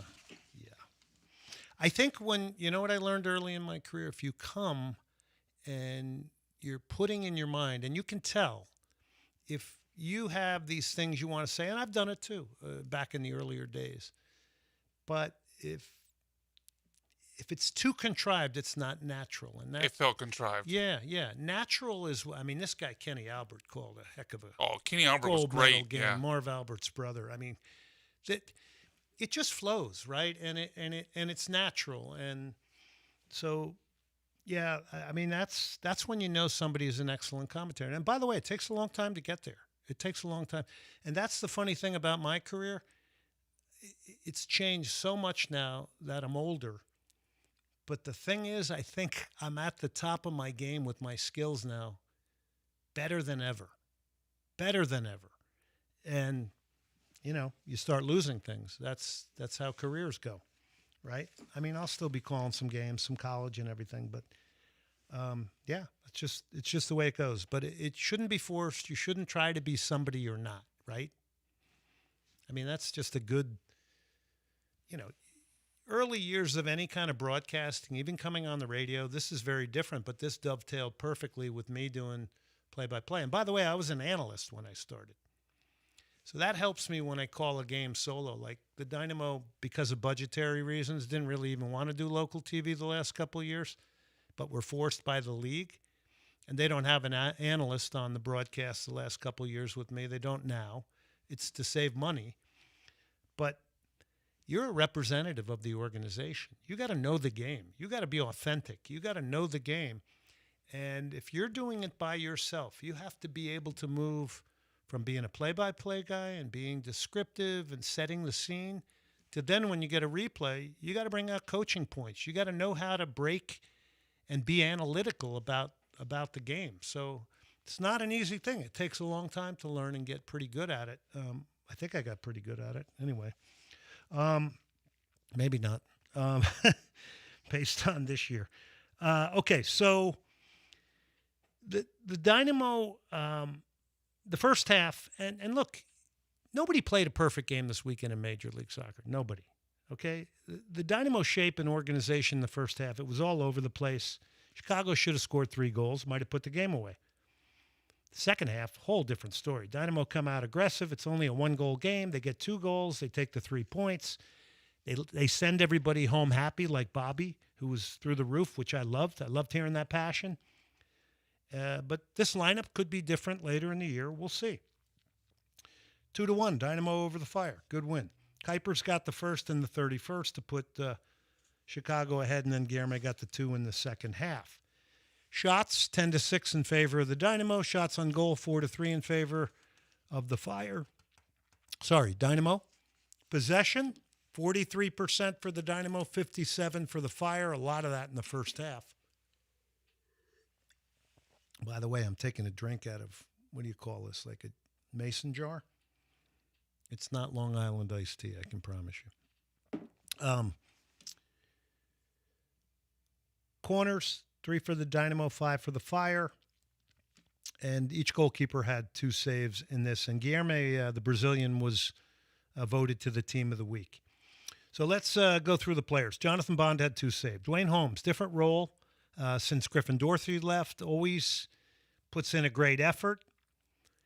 But I'll tell you, for him to get in the starting lineup consistently, I don't think he's going to be, well, maybe he earns the right back position in that wide job because he can get up and back. But when Felipe Andrade comes back, it's going to be a challenge.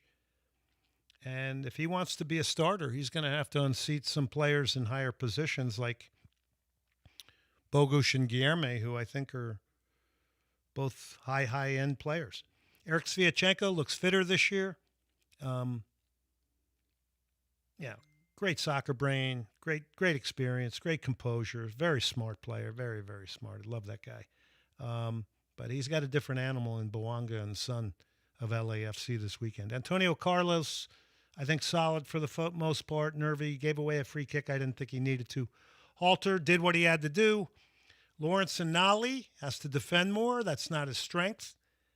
And his not number one threat to get behind a defense last year, and he's playing far away from goal. I don't think he likes playing there. When he gets forward and plays off Guilherme, that could be significant in the future.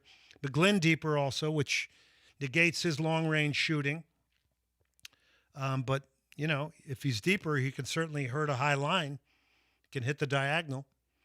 Buzat, jury's still out on him. He's experienced. He can't get isolated, I don't think, with McGlynn going forward. Guilherme was the star man, no question. Team of the week, 2 goals. Bogusz hit the post. He's the real deal. He's going to be motivated against his former team, LAFC, and he's only going to get better, and everybody's hoping to get better. Ponce has to score 15 goals. I mentioned that. I think the opponent will look at Anali and Holmes and try to press them and make those 2 guys defend, and Ben Olsen's going to have a tougher time this year keeping players happy because he's got better players. And he'll be challenged along with his staff. This is a Champagne problem, and they're going to be on the lookout for an additional wide player. So there you go. All right, let's take a break. We're going to come back. It's time to talk some Champions League. Michael Bradley debuting in MLS, the former Bob Bradley's son, 2-1 over Orlando City. They start two 17-year-olds and a 16-year-old. Don't tell me it can't be done that Houston talent can't get on the field. We'll talk about that when we come back.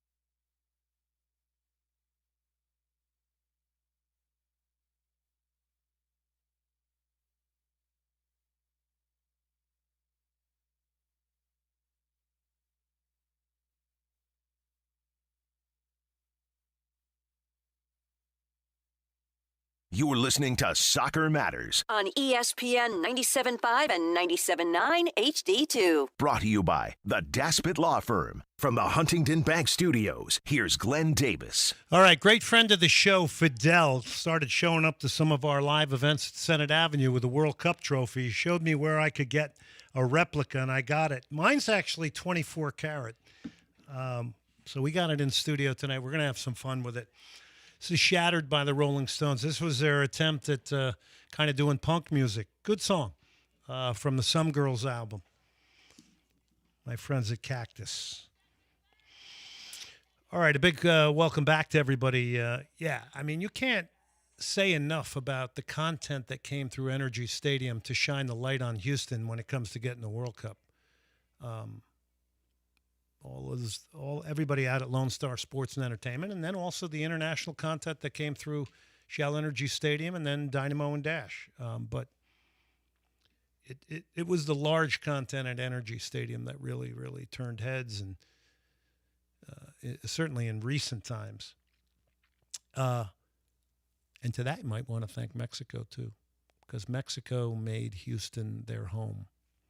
and that helped us when it came to getting a lot of eyeballs on the city. And remember, it was Jamie Roots who started it off way back with the first U.S.-Mexico game that was played at Energy Stadium. Back then it was, what was it then, Brian? Reliant? Yeah, I'd been Reliant Stadium. It was Reliant, yeah. Rest in peace, Jamie Roots. Yep. R.I.P. to Jamie. He was with the Columbus Crew. So the first ever soccer game was USA-Mexico, and the first ever rock concert was Rolling Stones. There you go. Okay, so we welcome you back now. Big upset on the weekend. Osasuna, 2-1 over Real Madrid. Here's the game winner from Raul. By Gonzalo. Centre forward has given it away. Big chance here for Osasuna. Raul Garcia, defenders led, and Raul Garcia scores a dramatic last-minute goal. Yeah, it was unbelievable. And then they had to wait around for VAR, by the way. So everybody's sitting there going, is it, waiting for the decision from the referee. And then when he awards the goal, they go nuts again. So it's pretty cool stuff. I do want to go back to really quickly here what I said about Mauricio Pochettino, and he had been studying the Lake Placid winning team with Jim Craig when they played the Russians. They were all college guys, by the way. These were all NHL guys now that were a part of this gold medal winning thing. But here's what he said about the gold medal win. He asked me, what do you think, Coach, you can win the World Cup? And I said, of course, Mr. President. Because it's USA. When we accept the challenge to go there, it's because we really believe that we can win. In a place that after 1 year and a half that we are working there, people start to feel that we can win.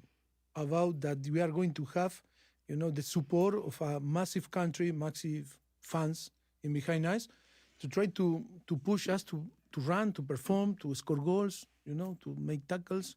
The expectation is massive, but I think we need to transform that pressure in energy.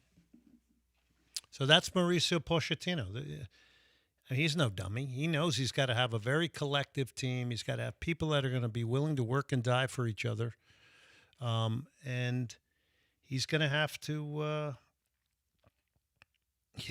continue to team build this thing. And I think we saw real good signs of that in the last couple of games that they've played. Everybody was going crazy during the Gold Cup, and we don't need a foreign coach. And actually think we needed definitely somebody outside the system. I disagree. We needed somebody who was autocratic. We needed somebody who did not have any ties to anybody.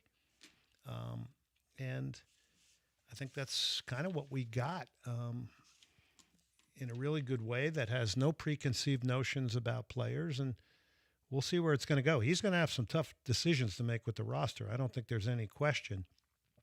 And then they've got these great upcoming friendlies that I think are going to really be good for the U.S. I love the matches they have coming in. My worry is maybe durability of Christian Pulisic, obviously. So the men are going to play on March 28th. They're going to play Belgium. These are all in the U.S. Then we get Portugal in an international friendly. Portugal, by the way, that's great for us because we're going to get a good look at them because they are coming to Houston. They're playing twice here. That's the 31st of March. And then the men will play Senegal. So you'll get an African country. So you see what they're doing here. Get an African country on May 31st as you're literally days away from the opener. And then you get your last game on June 6th, friendly, against Germany. And then you open your World Cup on June 12th against Paraguay. And then it's Australia. And then I'm going to say it's Turkey after the playoff. Turkey's going to be the favorite there.